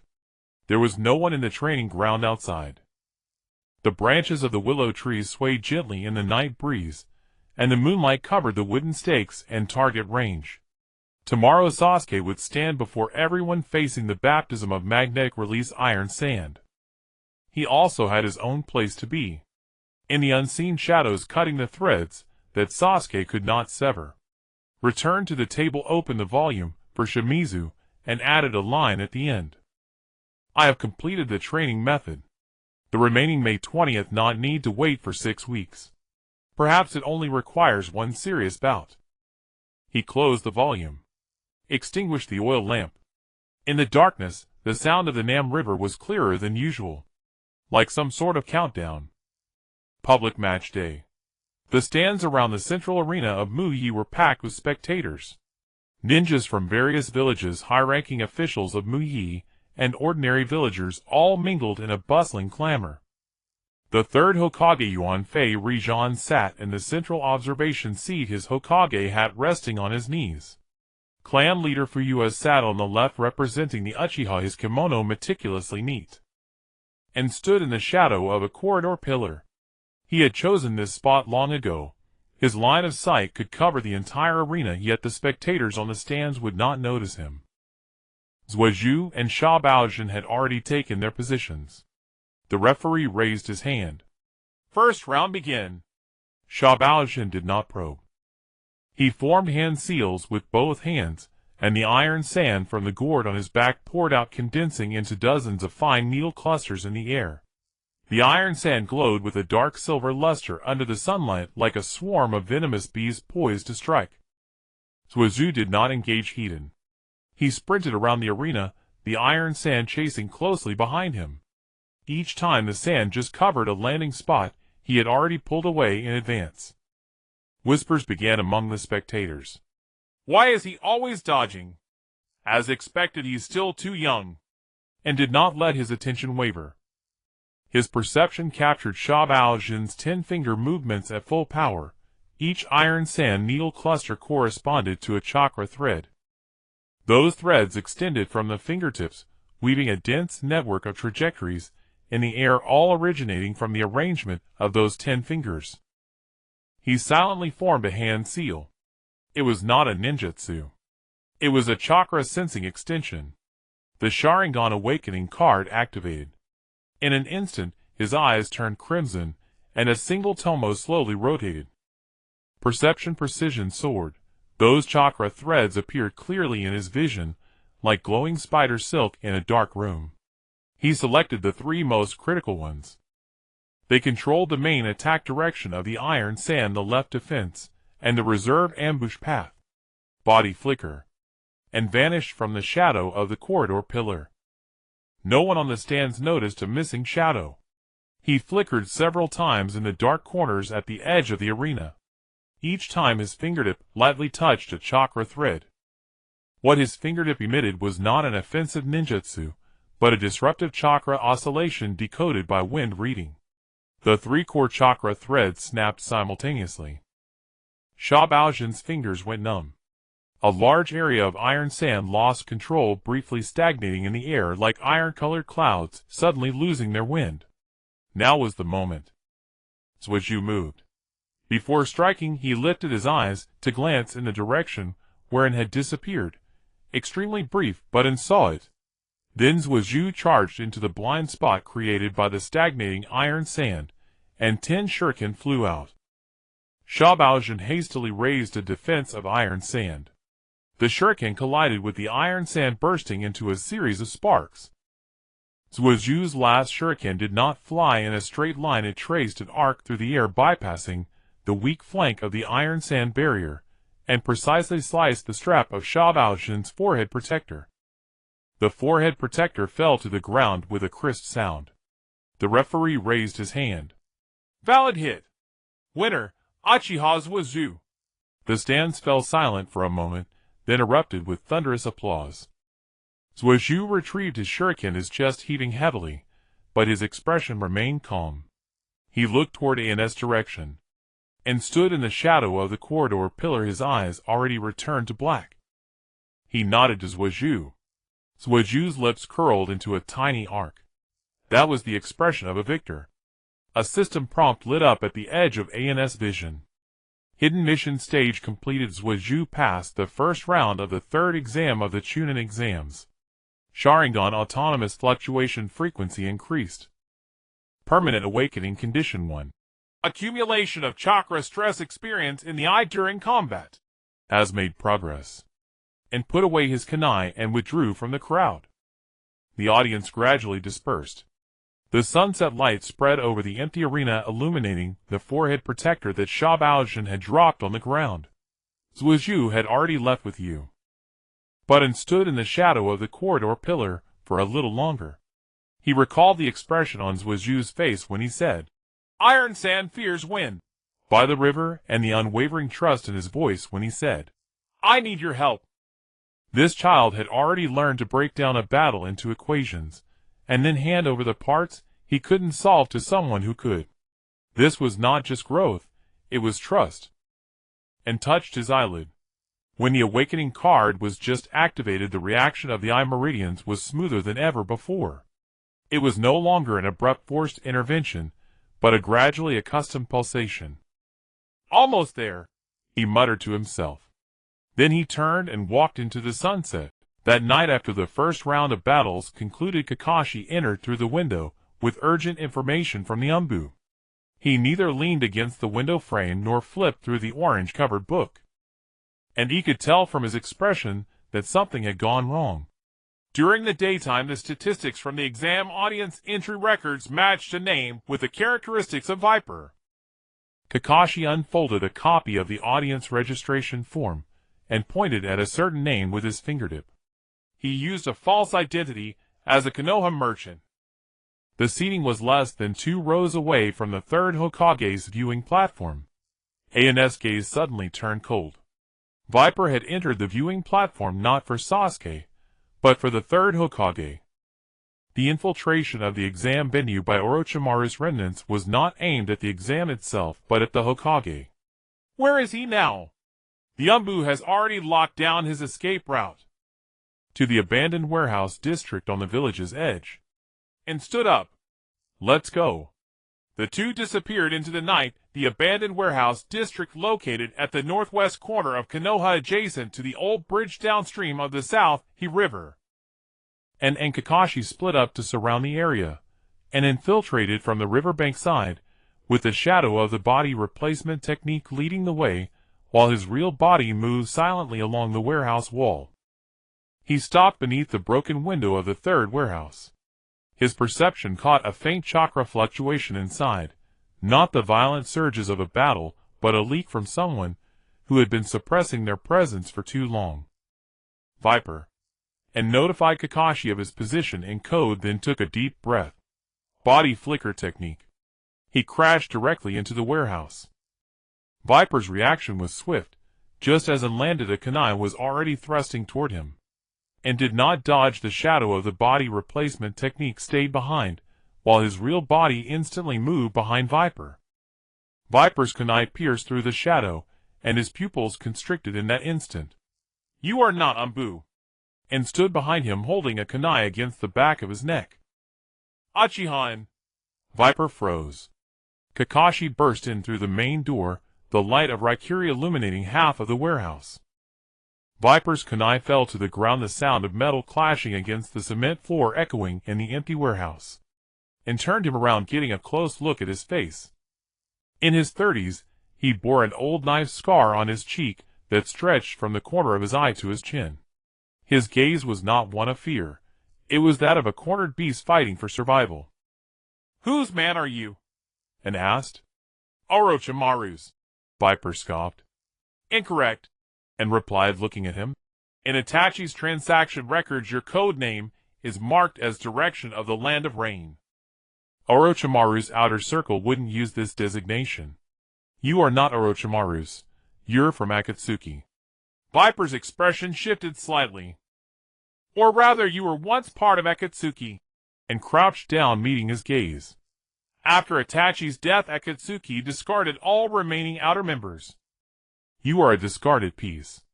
Viper remained silent for a long time. The only sound in the warehouse was the wailing of the night wind seeping through the broken window. Was it your idea to infiltrate the Chunin exam, or were you ordered by someone else? It was a mission given to me by Danzo's former subordinates. Viper's voice grew somber. They instructed me to create chaos during the Chunin exam to approach the third Hokage. Why? Because they told me that as long as I completed this task, I could return to the ranks of Root. No longer a discarded piece. AN's fingers lightly tapped on his knee. So you accepted this task, not for revenge, not loyal to Orochimaru, but simply to return. Viper lowered his head. Whether you believe it or not doesn't matter. The mist is gone, Itachi is dead, and we were all disqualified from the moment we left Danzo's ANBU position. No identity, no village, no organization. Orochimaru won't take us back, and Akatsuki threw us to Konoha as cannon fodder. Do you think capturing me will change anything? There will always be another Viper, another discarded piece. The pieces used by Danzo are scattered throughout the land of fire. And stood up. He walked to Kakashi's side, watching Kakashi cuff Viper's arms behind his back. The aftermath of Danzo's retreat is still spreading, he whispered. Kakashi nodded. There are more pieces than just him. I will turn back and apply for a comprehensive investigation with the third Hokage. And walked outside the warehouse, opened the Itachi transaction records he carried, and found the page for Viper. Next to that code name, he crossed out the original question mark and wrote a new annotation. Discarded piece. Remnants of Root using the name of Orochimaru's former subordinates to infiltrate the exam venue. Targeting the third Hokage. In the morning after transferring Viper to ANBU for interrogation and returned to the weapons store. He wrote a few lines on the front page of the account book. Viper is not from Orochimaru's former subordinates. He is an abandoned outer member of Akatsuki exploited by the remnants of Danzo. The target of the infiltration is the third Hokage. The embers of Danzo's retreat are still spreading. The dawn broke outside the window. Tomorrow would be Sasuke's second-round match, his opponent being last year's Chunin with far more experience than Sandstorm Shin. And closed the account book and first went to confirm tomorrow's security arrangements at the exam site with ANBU, then headed to the training ground to find Sasuke. On the training ground, Sasuke was still practicing with Shuriken. Seeing an approach, he put away his Shuriken. Tomorrow's opponent is last year's Chunin, and said, I know. Sasuke wiped his sweat. Can you still use wind release? Yes, but it's not enough. And crouched down, meeting his gaze. Tomorrow I won't be at the sidelines. Kakashi will be assigned to monitor the outer perimeter of the exam site. I will be farther away doing something else. Sasuke fell silent for a moment. Is it related to the person who was taken away yesterday? Yes. Then you don't need to worry about me, Sasuke said, putting the kunai back into his ninja tool pouch. Brother will be in the stands. Uncle Inohara and Uncle Tetsuharu will also be there. Izumi and her mother will come too. Senior, and you have your own things to do. He paused. I will win. Even if I can't win, I will fight until the last shuriken. And looked at him. After a while, he reached out and gently patted the top of Sasuke's head. Very lightly for less than a second. I know. The second round. Sasuke's opponent is Mizuki, the previous Chunin from Takigakure, and stands atop the highest lookout tower in the spectator area. This is not the audience's seating area, it is a security vantage point set up by the ANBU, with a view covering the entire battle arena and surrounding stands. And notice Mizuki's steps as he entered the arena. Each step he took in the sandy ground left an impression that was almost precisely uniform. His center of gravity was as stable as a stake driven into the earth. This was the footwork of a ninja who had undergone multiple real combat experiences. The referee raised his hand. Start. Mizuki did not hesitate. He formed hand seals, and a high-pressure water whip was unleashed from his palm, striking straight towards Sasuke. Faster than the iron sand of the sand waterfall. Sasuke sidestepped. The water whip grazed his cheek, leaving a fine cut, and taking away a few strands of hair. Upon landing, he immediately changed direction. Another water whip followed, striking where he had just landed, carving a deep trench in the ground. The stands fell silent. This time no one whispered. Everyone was watching the 7-year-old contender, whose figure was left only darting to avoid. Sasuke moved swiftly along the edge of the arena. The wind reading allowed him to sense the trajectory of the water whip in advance, but Mizuki's attack speed was too rapid.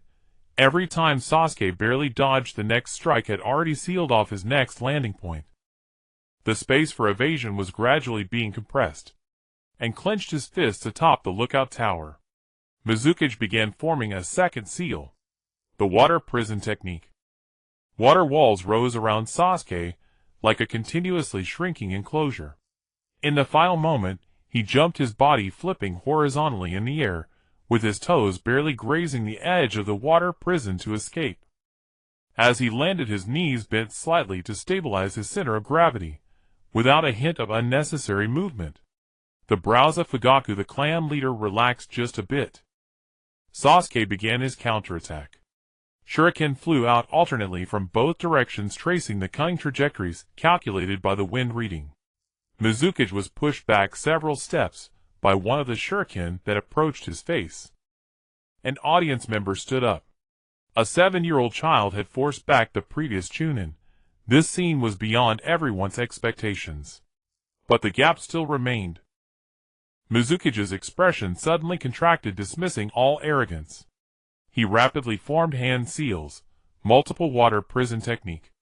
This time, it was not just one water wall, but multiple water walls rising simultaneously from different directions, sealing off all of Sasuke's escape routes. Sasuke was trapped in the water prison. His limbs were locked by the water pressure, unable to move even his fingers.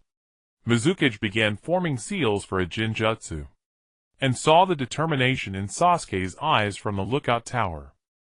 Inside the water prison, he struggled desperately, but at the moment the ocular technique was activated, the chakra in his eyes surged suddenly, not the faint flicker from the second round, but a complete clear red light.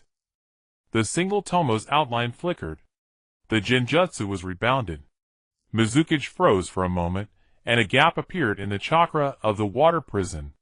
Sasuke used the last of his strength to throw a kunai. The kunai passed through the water wall, and lodged itself beside Mizuki's feet. Then he fell exhausted.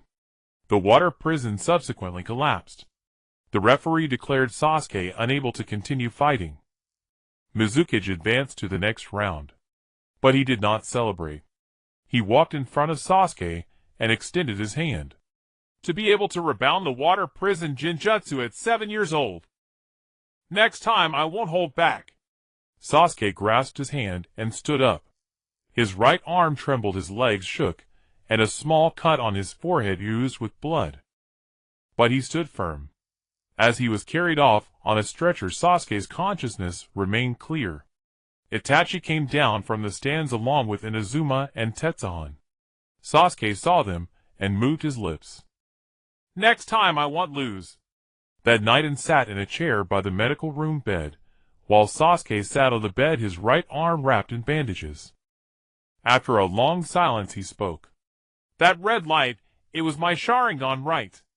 I saw the chakra threads on Mizuki's fingers as he formed seals.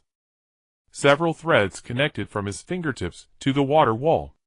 I had never seen that before. It is your Sharingan, and replied, but it is not fully awakened yet. But it will be soon. Sasuke fell silent for a moment. And senpai, after awakening, will I be able to see the chakra threads you leave behind whenever you help me? And did not answer. Sasuke smiled.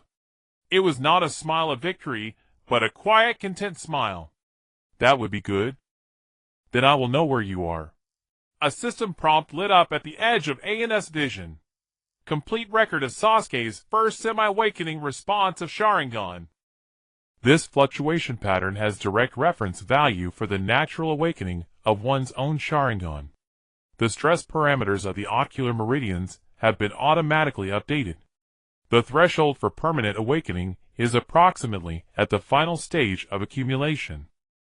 And added the characteristics of Sasuke's eye movement response from tonight into the research file. Then he leaned against the door frame of the medical room as the night breeze from the Nank River flowed through the corridor. Sasuke's breathing gradually steadied, as if he had fallen asleep. Itachi walked over from the other end of the corridor and stood beside him. What did he say tonight? He said that after awakening he will be able to see where I am. Itachi fell silent for a moment. He can see us. We are all here. The Chunin exams were suspended for 3 days, and spent half a day clearing the backlog of weapon inventory accounts. The quantities of kunai shuriken and explosive tags remained roughly the same as before the exams. During these 3 days, the workload for the clan members decreased, as most went to watch the matches. In the afternoon, he laid out all the data from Sasuke's eye movement reactions on the table again. The first test of the second round showed a medium peak in chakra flow speed with a rapid decline. The pulsations from the night before the first round revealed a slight increase in self-oscillation frequency, with faint signs of expansion in the eye's meridians. The second round indicated a half-awakening, complete single-tomo outlines, with a noticeably slow decline in chakra retention time extended several-fold. The 3 curves rose in a step manner. He placed his own data alongside it. The first pulsation, the meridian response after the forced activation of the awakening card, and the data from several recent high-intensity pulse training sessions. Unlike the smooth curve of Sasuke's natural awakening, his progress resembled steep steps, suddenly jumping up after a long plateau, then accumulating again. However, the pulses from the forced activation of the awakening card, and the smooth fluctuations of natural awakening ultimately lead to the same endpoint. The difference in paths determines the stability after awakening. Natural awakening does not close down, like the awakening card on a countdown, it becomes a part of the body. The system assessed that he was still in the final stage of accumulation away from the threshold of permanent awakening.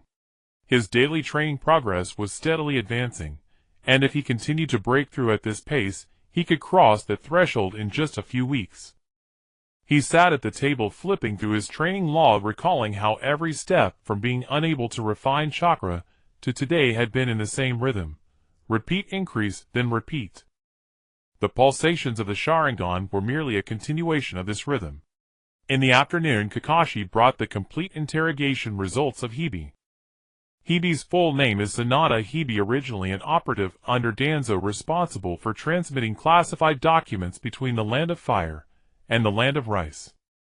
After Danzo resigned from the ANBU, the organization was disbanded, and he, along with over 30 other operatives, was ordered to disband on their own.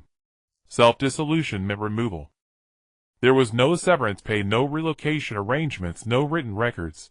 It's as if these people had never existed. They attempted to ally with Orochimaru's former subordinates, but were rejected.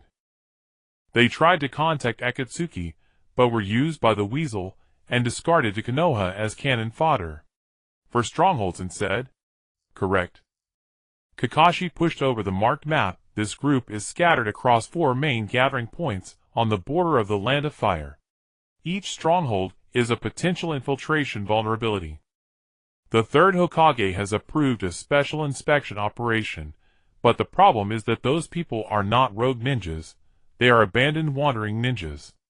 Until they commit a clear crime, the ANBU cannot directly use elimination methods. And looked at the 4 red circles on the map. Hebe almost injured the third Hokage at the exam site. They are not discarded pieces, but landmines buried by Danzo. Every one of them could be triggered at any moment. Kakashi put away the map. The inspection operation will begin next week. I'll lead the team. Count me in, and said. In the evening, Sasuke emerged from the medical room, his right arm still bandaged. He did not return home, heading straight for the training ground, and watched from a distance. Sasuke stood at the throwing line holding a shuriken in his left hand. His right arm was still immobile, so he threw with his left. The first shuriken missed the target. The second shuriken missed. The third shuriken grazed the edge. The fourth shuriken struck the outer edge of the bullseye. He paused and turned to look in the direction of the weapon inventory. And knew Sasuke saw him, but Sasuke did not call out. He simply nodded and continued practicing. And did not approach. Sasuke needed this. He needed to prove that he could still stand at the throwing line. After practicing for a while, Sasuke stopped to drink water. Suddenly he spoke, his voice carrying across the training ground to the weapon inventory entrance. "And senpai, once you open your eyes, will you still need to use the awakening card?" And was taken aback. "When I was half awake in the medical room, I sensed your chakra. It's different from before, warmer." The child's perceptive ability was sharper than any analytical instrument. And walked to the edge of the training ground. "Still on the way. It might synchronize with you. Perhaps on the day you open your eyes I will too." Sasuke fell silent for a moment. Then he set his water bottle down, returned to the throwing line, and threw out the last shuriken with his left hand, hitting all the targets. He turned around, showing a very serious smile. "Then let's open our eyes together, and senpai." And returned to the weapon inventory, adding a note to the ledger. Third day of suspension. He be provided over 30 abandoned pieces. Sasuke hit all the targets with his left hand. He said he wants to open his eyes together. Outside the window, the training ground during the suspension period was empty, but the countless holes in the wooden stumps were more real than any audience. The willow branches swayed gently in the night breeze, and the sound of the South River flowed on. On the day of the finals, Suiju did not stand upon the final platform. He sat in the first row of the stands, clad in a neat Uchiha clan robe. The bandage on his right arm had been replaced by a thinner wrap. Quan sat beside him, Ba Dai and Dalhua in the row behind. Taihua stood in the aisle of the stands, his back held rigid. The third fire shadow mentioned his name in the closing address. The youngest candidate of this Chunin exams, Uchiha was 7 years old. Though he did not enter the finals, his tactical composure and Xiaoluan Yin talent displayed against last term's Chunin far exceed Jinin level. He is the pride of the Uchiha clan and the pride of Muyi. All eyes turned toward him. Dalhua was the first to begin applauding. Taihua, Ba Dai, and Quan followed. The applause rippled outward from their seats. From the Uchiha section to the villagers of Muyi, then to the visiting spectators, unfolding in widening circles like waves. Suiju rose and bowed slightly to everyone. The gesture was not that of a 7-year-old. After the closing ceremony, the third fire shadow had the ANBU relay a message to Suiju, an official invitation to join the ANBU special training program launching this autumn to be mentored by ANBU elites. You nodded in person. Suiju nodded as well, then stepped back to stand beside you, not trailing behind his elder brother, but standing next to him. At dusk and returned to the armory. The system interface lit the moment he pushed the door open. The hidden task, protect Suiju's childhood, had made critical progress. Suiju, through his own effort, had gained Muyi's recognition. Reward completion of pre-research data for the natural awakening of the Xiaoluan Yin. Current distance to the permanent awakening threshold. The final stage breakthrough remains to be completed.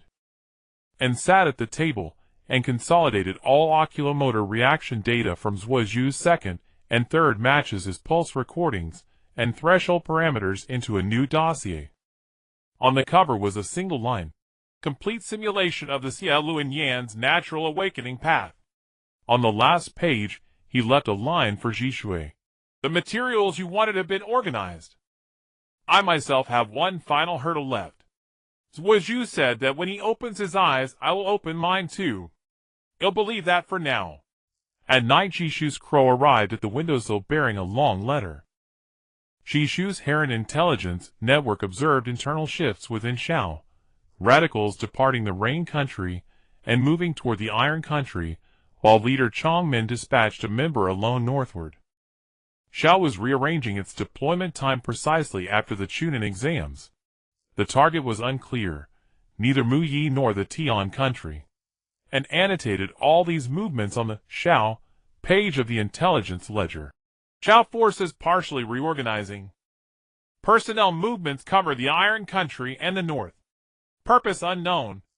At the end, Jishui added, I had the crow carry a flyer to Daohua, so he would see the part where Zhuozhu did not attend the final, but was singled out for praise by the third. He said the clan will have a dinner tomorrow. Also, I reviewed your pulse records. Be careful. Don't try to brute through that last hurdle. Under the moonlight by the banks of Nanhechuan, Zhuozhu sat alone on a flagstone, holding the ANBU training notice. When he saw it approaching, he looked up and asked, What is the difference between ANBU training and the Ninja Academy? And replied, The ANBU will not care whether your Xiaoluan Yen pains you. They will not give you time to cry, but they will make you like your brother. Zhuozhu folded the notice and tucked it into his pocket. That's fine. He rose and started toward home, then stopped after a few steps. Senior, and today I sat in the stands and heard the third fire shadow say my name. Then Uncle Daohua applauded, Uncle Ba Dai applauded, Quan applauded, and then everyone applauded. He turned to look at him. I used to think becoming stronger was so my brother wouldn't be distracted. Now I feel strength is so that when more people applaud, I need not hesitate.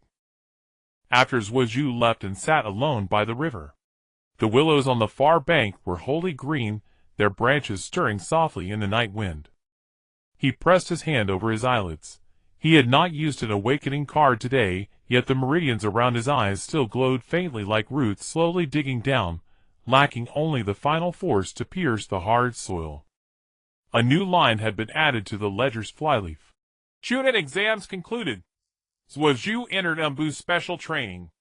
Jishui says Xiao are on the move. I am waiting for the final pulse to become perpetual. The spring waters of Nanhechuan carried willow fluff downstream into the distance, just as on that dusk 6 months earlier. The current ran neither fast nor slow. He too waited. The second week after the Chunin exam ended, Shijui's crow landed on a rainy night and pushed open the window, and the cold rain struck his face. The crow's feathers were covered in water droplets, and the scroll tied to its leg was wrapped in several layers of waterproof oil paper. He untied the scroll, and the crow shook its wings, then hopped onto his shoulder and pecked his ear. This was something Shui had taught it, meaning, This letter is very important. And unfurled the scroll and smoothed it flat under the oil lamp. Juan's handwriting was as upright and meticulous as ever, but this time the characters were denser than before, and the ink was blurred in a few places by the rain. Xiao is willing to meet in person, but there is one condition. The meeting location will be decided by him. Inside the Land of Iron, the specific coordinates will only be notified 1 day before the meeting. This is not distrust of you, but distrust of Konoha's ANBU. He said that if you can accept this condition, he will show sufficient sincerity during the meeting. And put down the scroll, tapping his fingers lightly on the table.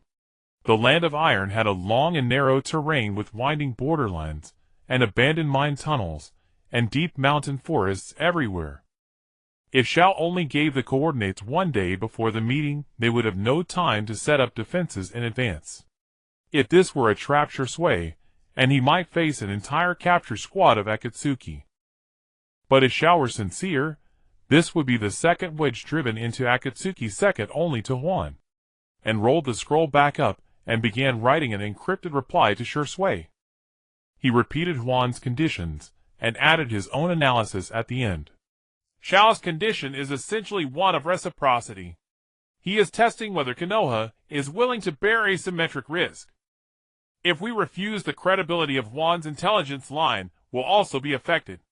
After finishing, he tied the scroll to the crow's leg. The crow pecked his finger, then flapped its wings and flew into the rainy night. The next evening, Shijui's reply arrived. Xiao is known within Akatsuki for his cautious style.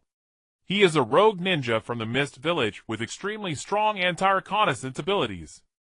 But precisely because he is cautious, his initiative to contact Konoha shows that his patience with Nagato has run out. People from the Mist Village have a natural fear of the Rinnegan. They have seen too many cases of bloodline limits being taken away. It's feasible to go, but we must plan for the worst. And copied a copy of Shizui's assessment and sent it to Kakashi through ANBU channels. Kakashi's reply came quickly. Understood. The third Hokage has been informed. During the meeting in the Land of Iron, I will stand by at the border. If something goes wrong, the retreat route will be executed in reverse of the previous shrine route. You can go with peace of mind. In the evening and went to the Hokage building to meet the third Hokage. The third Hokage listened to AN's report on the rooftop, and was silent for a moment. I respect your judgment, Shui and you. But there is one question. What if Shao wants not intelligence exchange but something else? For example, if he wants Konoha to help him assassinate someone. Do you have the authority to agree? And did not answer immediately. The third Hokage took a draw from his pipe, and the smoke was scattered by the night wind. I do not. But Shui does. He will bear the decision himself. The third Hokage looked at him and nodded. Go. Tell Shui that no matter what conditions Shao demands, Konoha will support him. Not in the name of the Hokage, but in the personal name of the third Hokage Sarutobi Hiruzen. That night and wrote a long letter to Shui. He wrote the third Hokage's words verbatim, then added a sentence at the end. 1 second letter. If Shao wants to eliminate his partner, I will not shield you. You decide yourself. The next morning at dawn the crow brought back Shizui's reply. There was only one line on the scroll. I know. I won't let you bear the burden. And looked at that line and wrote today's record on the first page of his ledger. 1 second letter arrived. Shao is willing to meet, but takes responsibility for the location. Land of Iron. Date to be determined. Outside the window the May rain continued to fall. The water level of the Naka River had risen past the willow roots, and ripples spread across the surface just like last spring. In late May at an abandoned mine in the northern part of the Iron Country. The chosen location of the Hawk was deep within a half-collapsed mining entrance, concealed by wild grass and rubble. The mine was damp and cold with only the occasional sound of water dripping through rock crevices breaking the silence. And Shizuo arrived half a day early, thoroughly exploring every corridor inside and outside the mine. Shizuo set up explosive talismans at a fork in the path, while he concealed 3 shurikens in the pile of rubble at the mine's entrance, not for attack but to create a rock slide to block the path. Everything was ready. As dusk approached, faint footsteps echoed outside the mine. 2 figures appeared, one tall and one short, both wearing black robes adorned with red clouds and conical hats adorned with wind chimes. With each step the wind chimes rang crisply in the silence of the mine. The taller figure removed his hat first. In his 30s, the left side of his face bore a tattoo of a misty hidden village insignia that had long been scratched off, with a scar extending from the center of the insignia down to his jaw. He was a traitor of the Mist, Hawk. The shorter figure also took off her hat. A cold-faced woman with black hair, the same one who had accompanied the heron last time. She remained silent the entire time, standing half a step behind Hawk, her gaze fixed firmly on Shizuo. Uchiha Shizuo. More composed than the intel described. Hawk's voice carried the unique rising intonation of the Mist dialect echoing in the narrow mine. You wanted to see me, and here I am. Shizuo wasted no time on pleasantries. What are the terms? Hawk sat on a pile of rubble in the mine, as if settling into a chair at home, crossing his legs. I want you to help me kill someone, my partner. His voice was as calm as if he were discussing the weather today, but I noticed the knuckles of his hand gripping the hat turning white. This person knows too many of my weaknesses, and too many secrets of the Akatsuki. He has already evaded the Akatsuki's surveillance, and is acting alone heading north. If this person falls into Nagato's hands alive, not only I, Heron, you, and all the connections buried within the Akatsuki by Konoha will be doomed. And stood at Shizuo's side holding a kunai. He did not interject, but rapidly made comparisons in his mind. north acting alone evading surveillance. Shizuo's letter mentioned that Nagato had sent a member to head north alone. The timeline and location matched up. Hawk was not fabricating a story. Shizue did not respond immediately. He remained silent for a moment, with only the sound of water dripping through the rock crevices in the mine. Killing this person is feasible. But Konoha will not bear the blame for killing a partner. You will set the details of the operation disguised as an internal conflict within the Akatsuki. Konoha will not be involved from start to finish. Hawk chuckled softly. Of course. I never intended to let you take the fall. He took a scroll from his chest and tossed it to Shizue. This is the complete outline of the first phase of the Akatsuki's infiltration plan into Konoha. Regardless of whether we cooperate or not, this intelligence is for Konoha. Consider it a supplement to what Heron didn't finish saying at the shrine. Shizue unfolded the scroll, scanning down its content, and caught sight of several lines. Outer ANBU information brokers in the commercial district, the end of the ninja tool supply chain. The three codenames completely overlapped with the list Heron had previously warned about. Infiltration channels, contact methods, backup contacts. Each item was clearly detailed. The intelligence was genuine. You were well prepared. Shizue closed the scroll. Because I did not come to plead with you. Hawk stood up, and the wind chimes on his hat gently jingled. I came to make a deal. If my partner dies in the north, the internal power balance of the Akatsuki will be disrupted. Nagato will suspect that there's a leak within the radical faction, and the moderates will seize the opportunity to expand their influence. For Konoha, an internally conflicted Akatsuki is far safer than a united one. Shizue tucked the scroll into his clothes. You will relay the specific time and location of the operation to me through Heron. As for Konoha's side, I will carry out the mission myself. Hawk nodded and put his hat back on. He took a few steps before suddenly stopping. Uchiha Shizue, how much of that 30% intel do you believe? Shizue did not turn back. All of it. Hawk fell silent for a moment. Then he and his partner vanished into the shadows deep within the mine, the sound of the wind chimes gradually fading until it completely melded into the silence of the mine. Once their chakra fluctuations completely disappeared from perception and finally spoke up. The scroll he provided is not a transcription. It's an original manuscript. Each page has annotations in different handwriting, something that cannot be forged. Too specific enough that only someone truly involved in the infiltration plan could write it. That's why I said all of it. Shizue put away the kunai. He did not come to test us. He came to place a bet. He staked his life on Konoha being able to help him eliminate his partner. Outside the mine, the night wind of the Iron Country wrapped around snowflakes that hit their faces. And Shizue walked side by side on the return path, their boots crunching over thin ice, producing a light cracking sound. Hawk wants to kill his partner not out of personal vendetta, but to silence him. The information his partner possesses is sufficient to destroy the moderate network that he and Heron built within the Akatsuki. I know. Shizue looked up at the moon, his voice soft in the night wind. So this time I won't shield you. I'll handle it myself. And returned to Konoha late at night. He did not go back to the weapon storage, but headed directly to the ANBU building.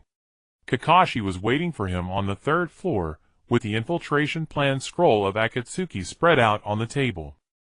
The two of them analyzed each page, under the oil lamp, growing increasingly alarmed.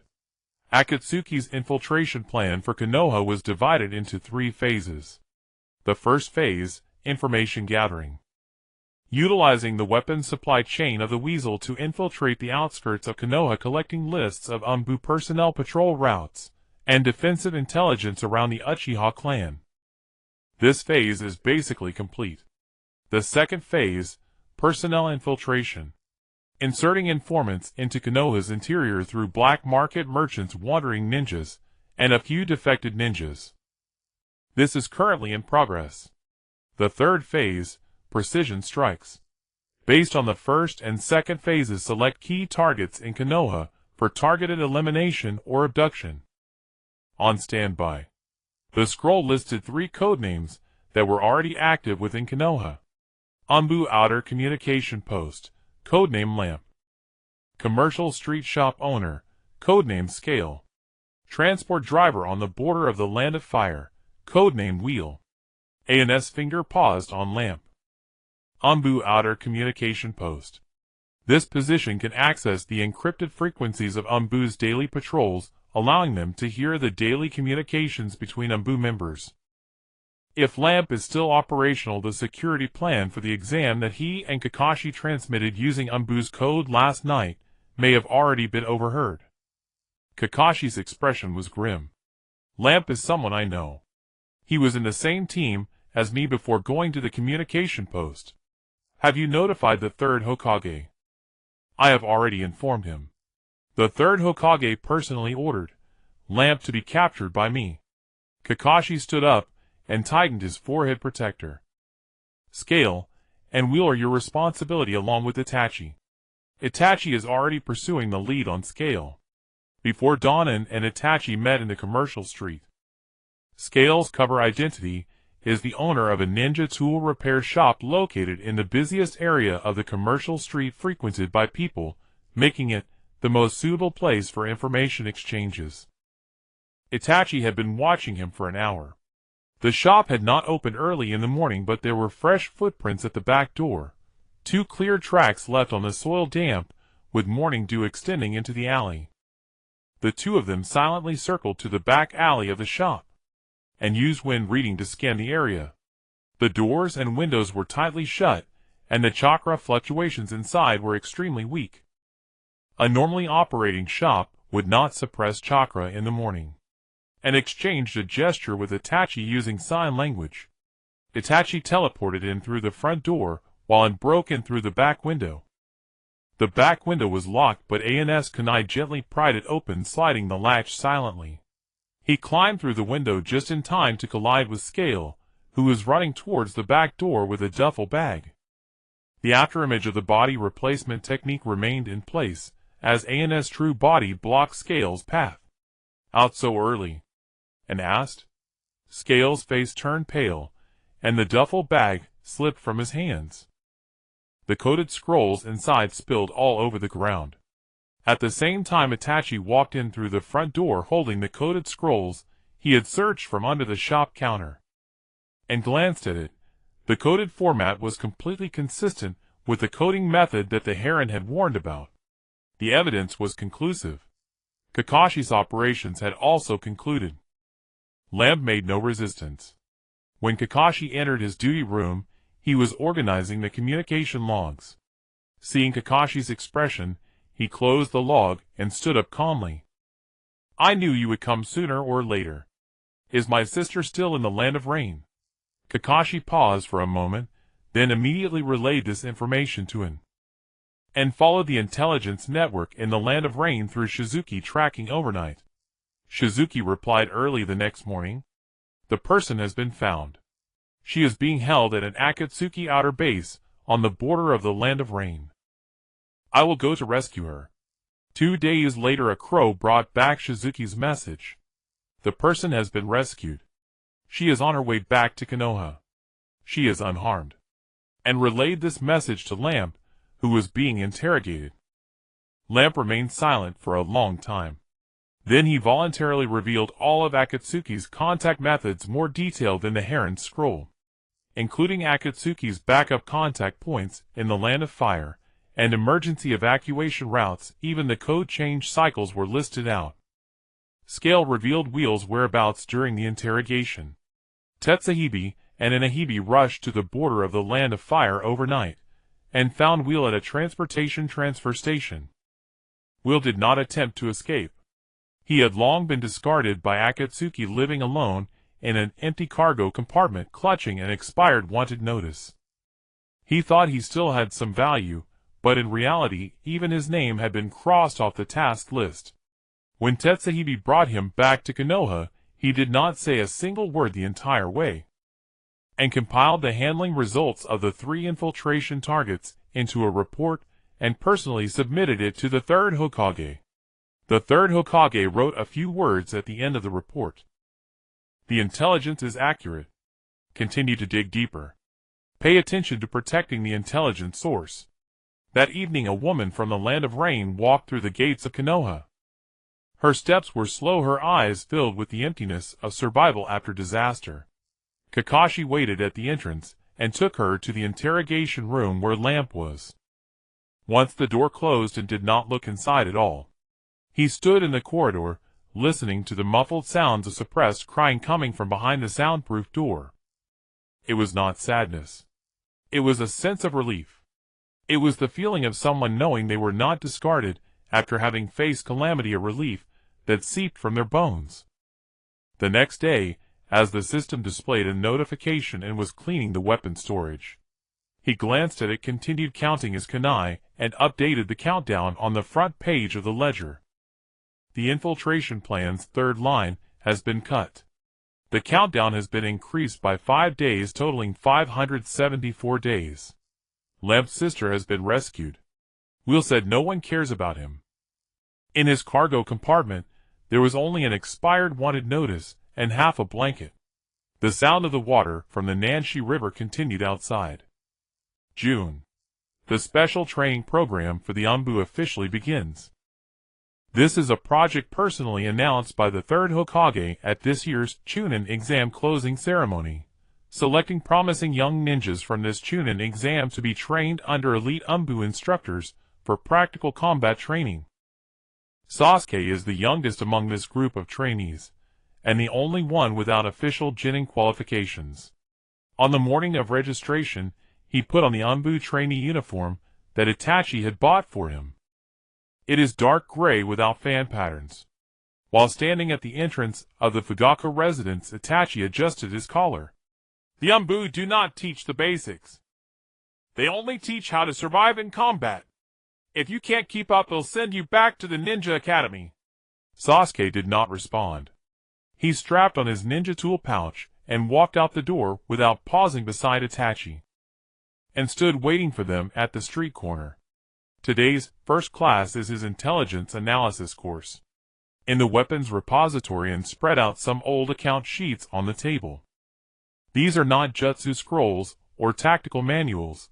This is the real record of entries and exits from the weapon repository with faint yellow stains left by last year's oil lamps. This is the record of the explosive tags collected during last year's Iron Fire and Rice Fire's hardline period. Look at these two sets of data.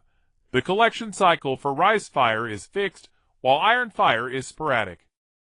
The fixed cycle indicates planned reserves, while the sporadic nature indicates ad hoc actions.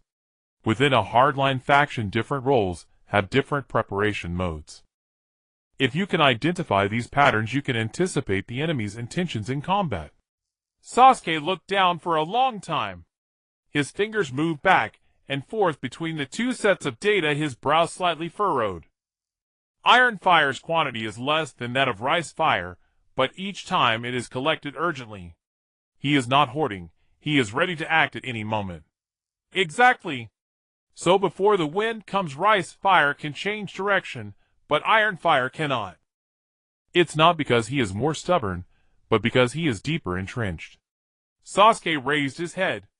So Senior and chose to advocate for Rice Fire, after seeing these numbers back then. And nodded. The accounts won't tell you who can be persuaded, but they will tell you who is waiting, and who has drawn their sword.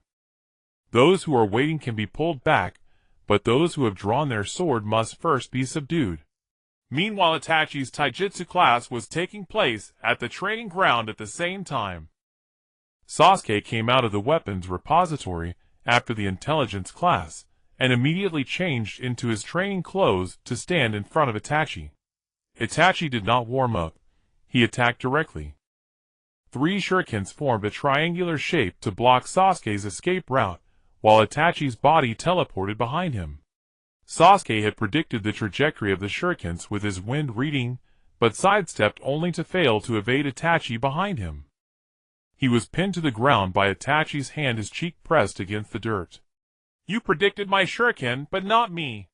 The shuriken is a tool, I am the decision maker. On the battlefield, the first thing you need to read is not the ninja tools, but the enemy itself. Sasuke struggled to stand up, his face smeared with dirt and grass fragments. Yet his eyes shone even brighter. Come again! In the afternoon, Kakashi's chakra control class was conducted under the shade of trees at the training ground. He had Sasuke use chakra to attach leaves to his fingertips and maintain their rotation while reading the wind. The faster the leaves spun, the greater the interference from the wind. Sasuke was highly focused from the very beginning, his brows knitted, teeth biting his lower lip, with sweat trickling down his temples. By the third attempt the leaves had not yet shattered, but the fourth finger's leaf started to tremble first. Kakashi leaned against the tree trunk, watching Sasuke repeatedly adjust the chakra output, competing with himself. This kid is the fastest learner I've ever taught. Not the smartest, but the one who refuses to stop and watch from a distance. Last autumn, this child had squatted at the entrance of the weapons repository, hugging his knees and asking, "Is my brother going to abandon us?" Now he stood at the ANBU training ground, sweat trickling down his temples, fingers firmly pressing the attached leaves to prevent them from falling. After training in the evening, Sasuke saw him from afar and jogged over. "Senior An, Kakashi-sensei said my chakra control precision is already close to Genin level," and looked at his drenched collar and the trembling fingertips. "How many times did you practice this afternoon? I lost count. Anyway, the leaves haven't shattered," and wrote down the day's comments on Sasuke's ANBU training file. Intelligence analysis can identify differences in action intentions. Taijutsu needs to improve reading people. Chakra control approaching Genin level, talented in resisting interference during multiple tasks. Recommendation for the next phase: conduct training in intelligence prediction and taijutsu coordination. That night, An saw Sasuke standing alone in the training ground from the window of the weapons repository. He was not holding shurikens or practicing kunai. He stood in the same spot where Itachi had pinned him to the ground during the day. Then he closed his eyes, suppressing his chakra fluctuations to the weakest level, using wind reading to perceive the surrounding air and the faint chakra traces left by Itachi's teleportation, and remained silent. He knew what Sasuke was doing. It was not a review, it was a breakdown. He retraced every step he had taken during the day in the dark, standing once more at every point